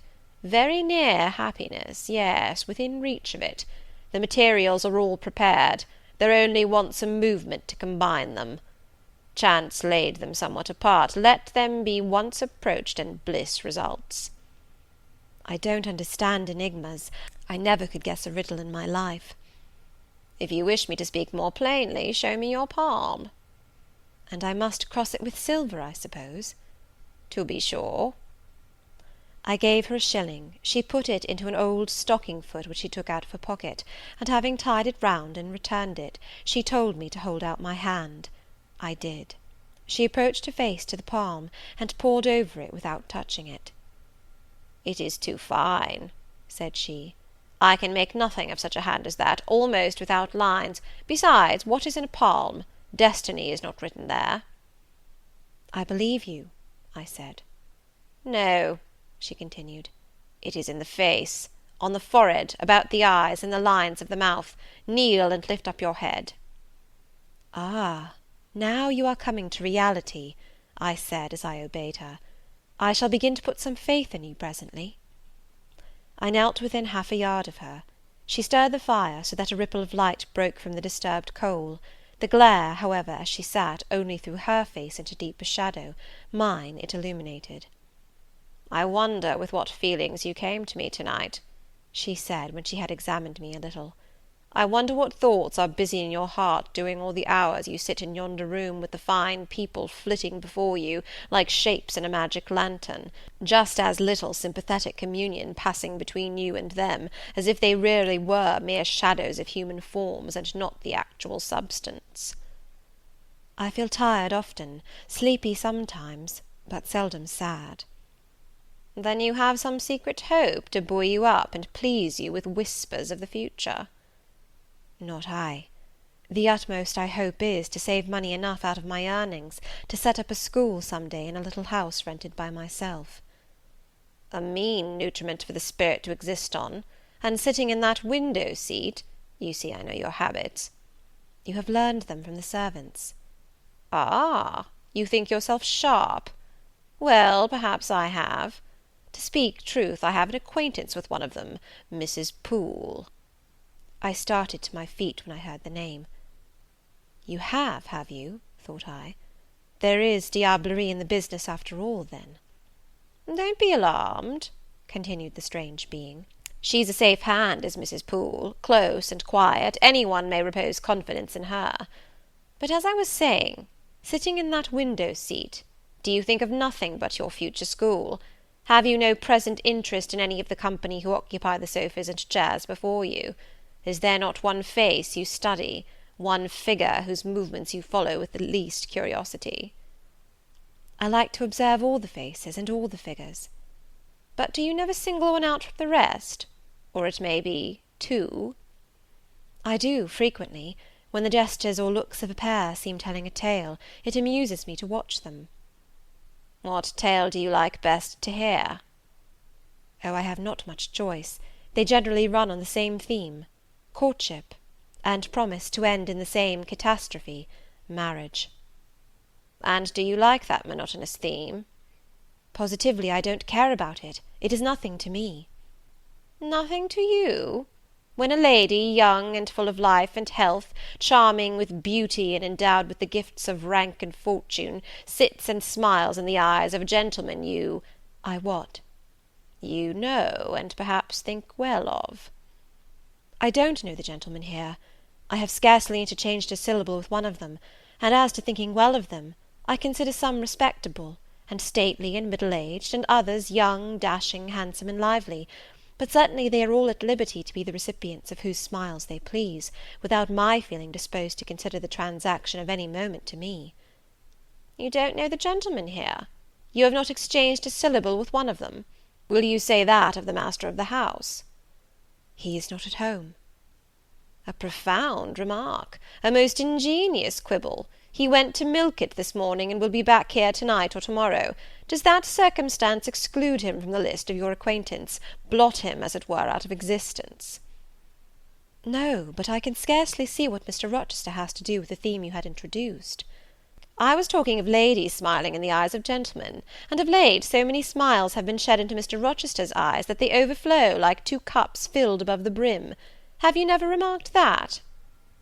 "Mr. Rochester has a right to enjoy the society of his guests."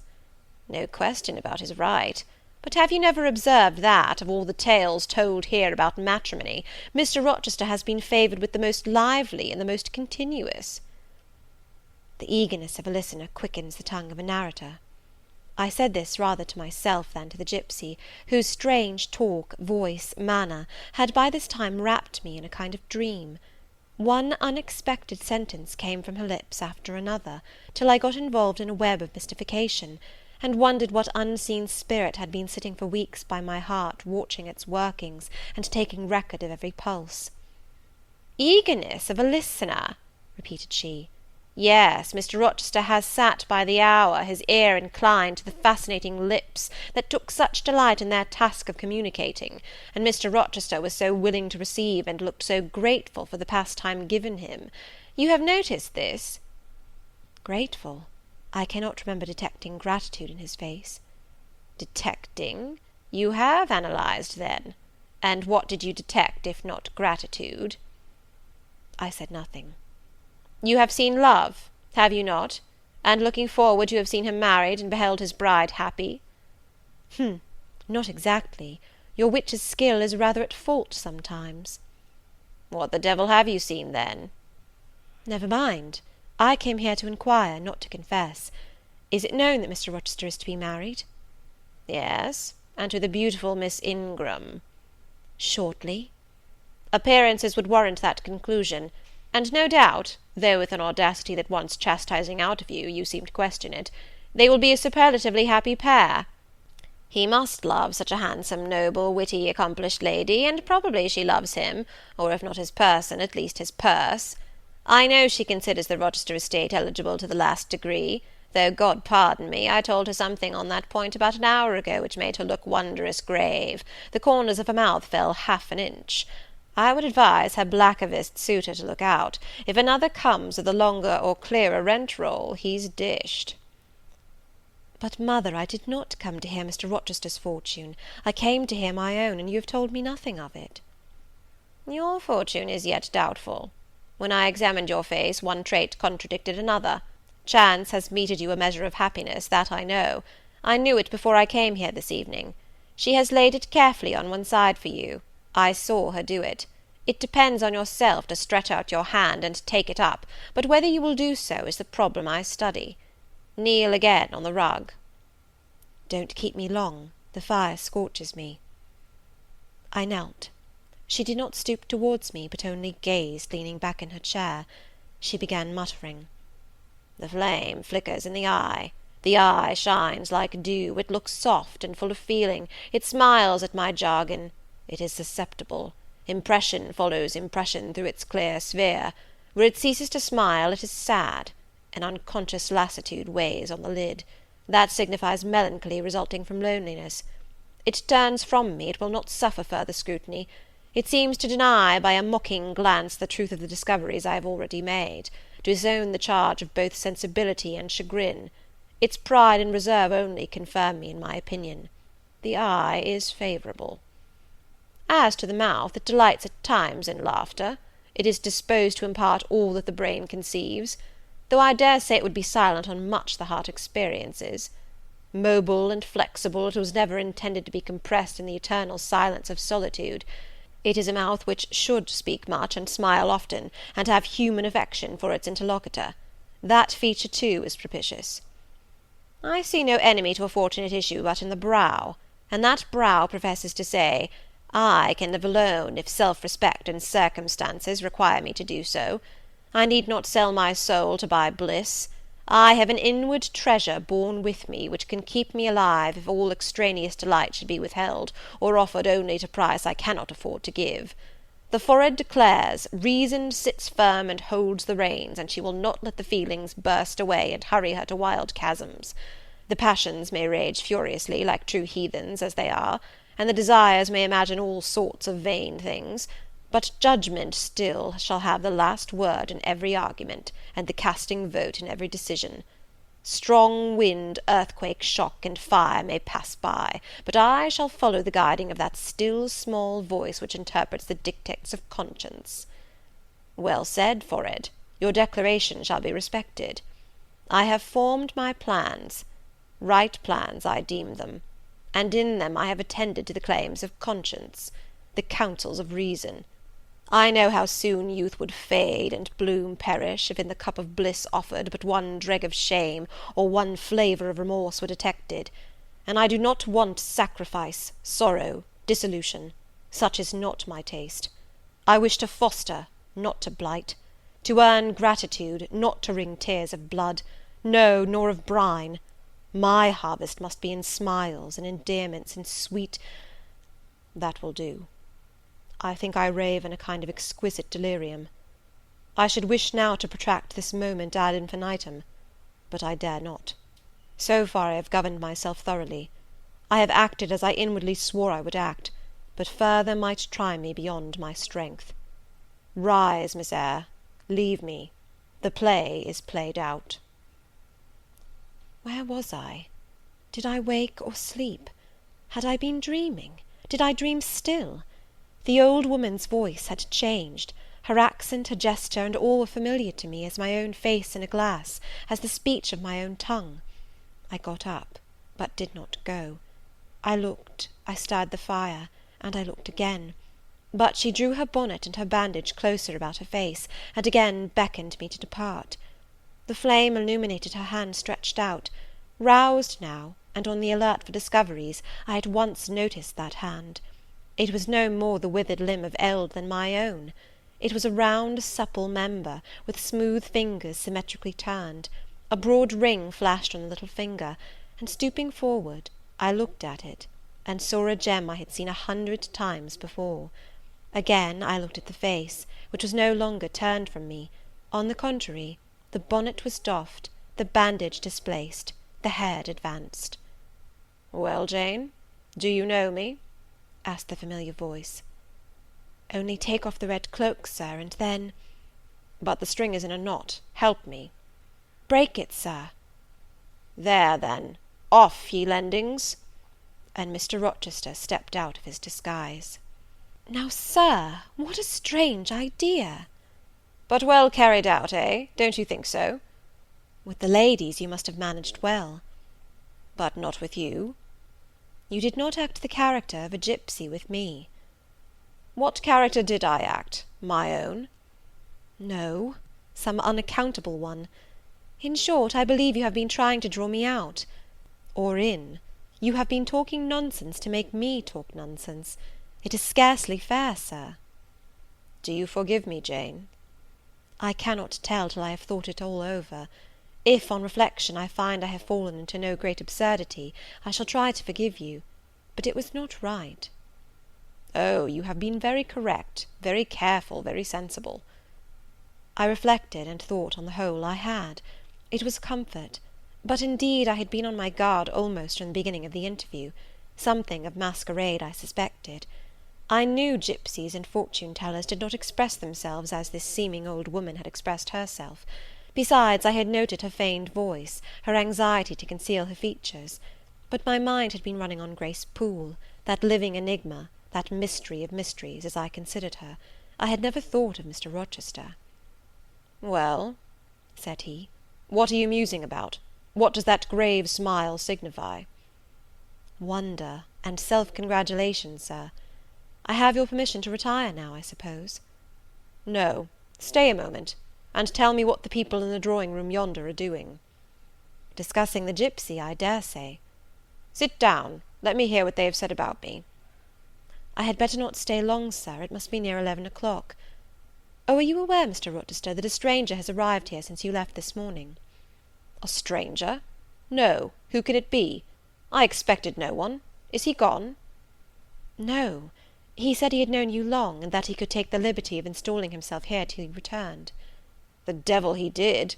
Did he give his name?" "His name is Mason, sir, and he comes from the West Indies, from Spanish Town in Jamaica, I think." Mr. Rochester was standing near me. He had taken my hand as if to lead me to a chair. As I spoke, he gave my wrist a convulsive grip, the smile on his lips froze, apparently a spasm caught his breath. "Mason, the West Indies!" he said, in the tone one might fancy a speaking automaton to announce its single words.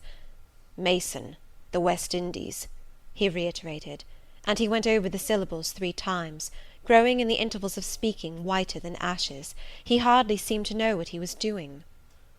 "Do you feel ill, sir?" I inquired. "Jane, I've got a blow. I've got a blow, Jane." He staggered. "Oh, lean on me, sir." "Jane, you offered me your shoulder once before. Let me have it now." "Yes, sir, yes, and my arm." He sat down and made me sit beside him. Holding my hand in both his own, he chafed it, gazing on me at the same time with the most troubled and dreary look. "My little friend," said he, "I wish I were in a quiet island with only you, and trouble and danger and hideous recollections removed from me." "Can I help you, sir? I'd give my life to serve you." "Jane, if aid is wanted, I'll seek it at your hands, I promise you that." "Thank you, sir. Tell me what to do. I'll try at least to do it." "Fetch me now, Jane, a glass of wine from the dining-room. They will be at supper there. And tell me if Mason is with them, and what he is doing." I went. I found all the party in the dining-room at supper, as Mr. Rochester had said. They were not seated at table. The supper was arranged on the sideboard. Each had taken what he chose, and they stood about here and there in groups, their plates and glasses in their hands. Every one seemed in high glee. Laughter and conversation were general and animated. Mr. Mason stood near the fire, talking to Colonel and Mrs. Dent, and appeared as merry as any of them. I filled a wine-glass. I saw Miss Ingram watch me frowningly as I did so. She thought I was taking a liberty, I dare say, and I returned to the library. Mr. Rochester's extreme pallor had disappeared, and he looked once more firm and stern. He took the glass from my hand. "Here is to your health, ministrant spirit," he said.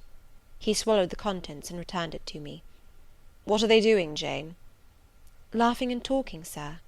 "They don't look grave and mysterious, as if they had heard something strange?" "Not at all. They are full of jests and gaiety." "And Mason?" "He was laughing too." "If all these people came in a body and spat at me, what would you do, Jane?" "Turn them out of the room, sir, if I could." He half smiled. "But if I were to go to them, and they only looked at me coldly, and whispered sneeringly amongst each other, and then dropped off and left me one by one, what then?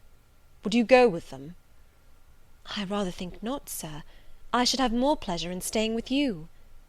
"To comfort me?" "Yes, sir, to comfort you as well as I could." "And if they laid you under a ban for adhering to me?" I probably should know nothing about their ban, and if I did, I should care nothing about it." "Then you could dare censure for my sake?"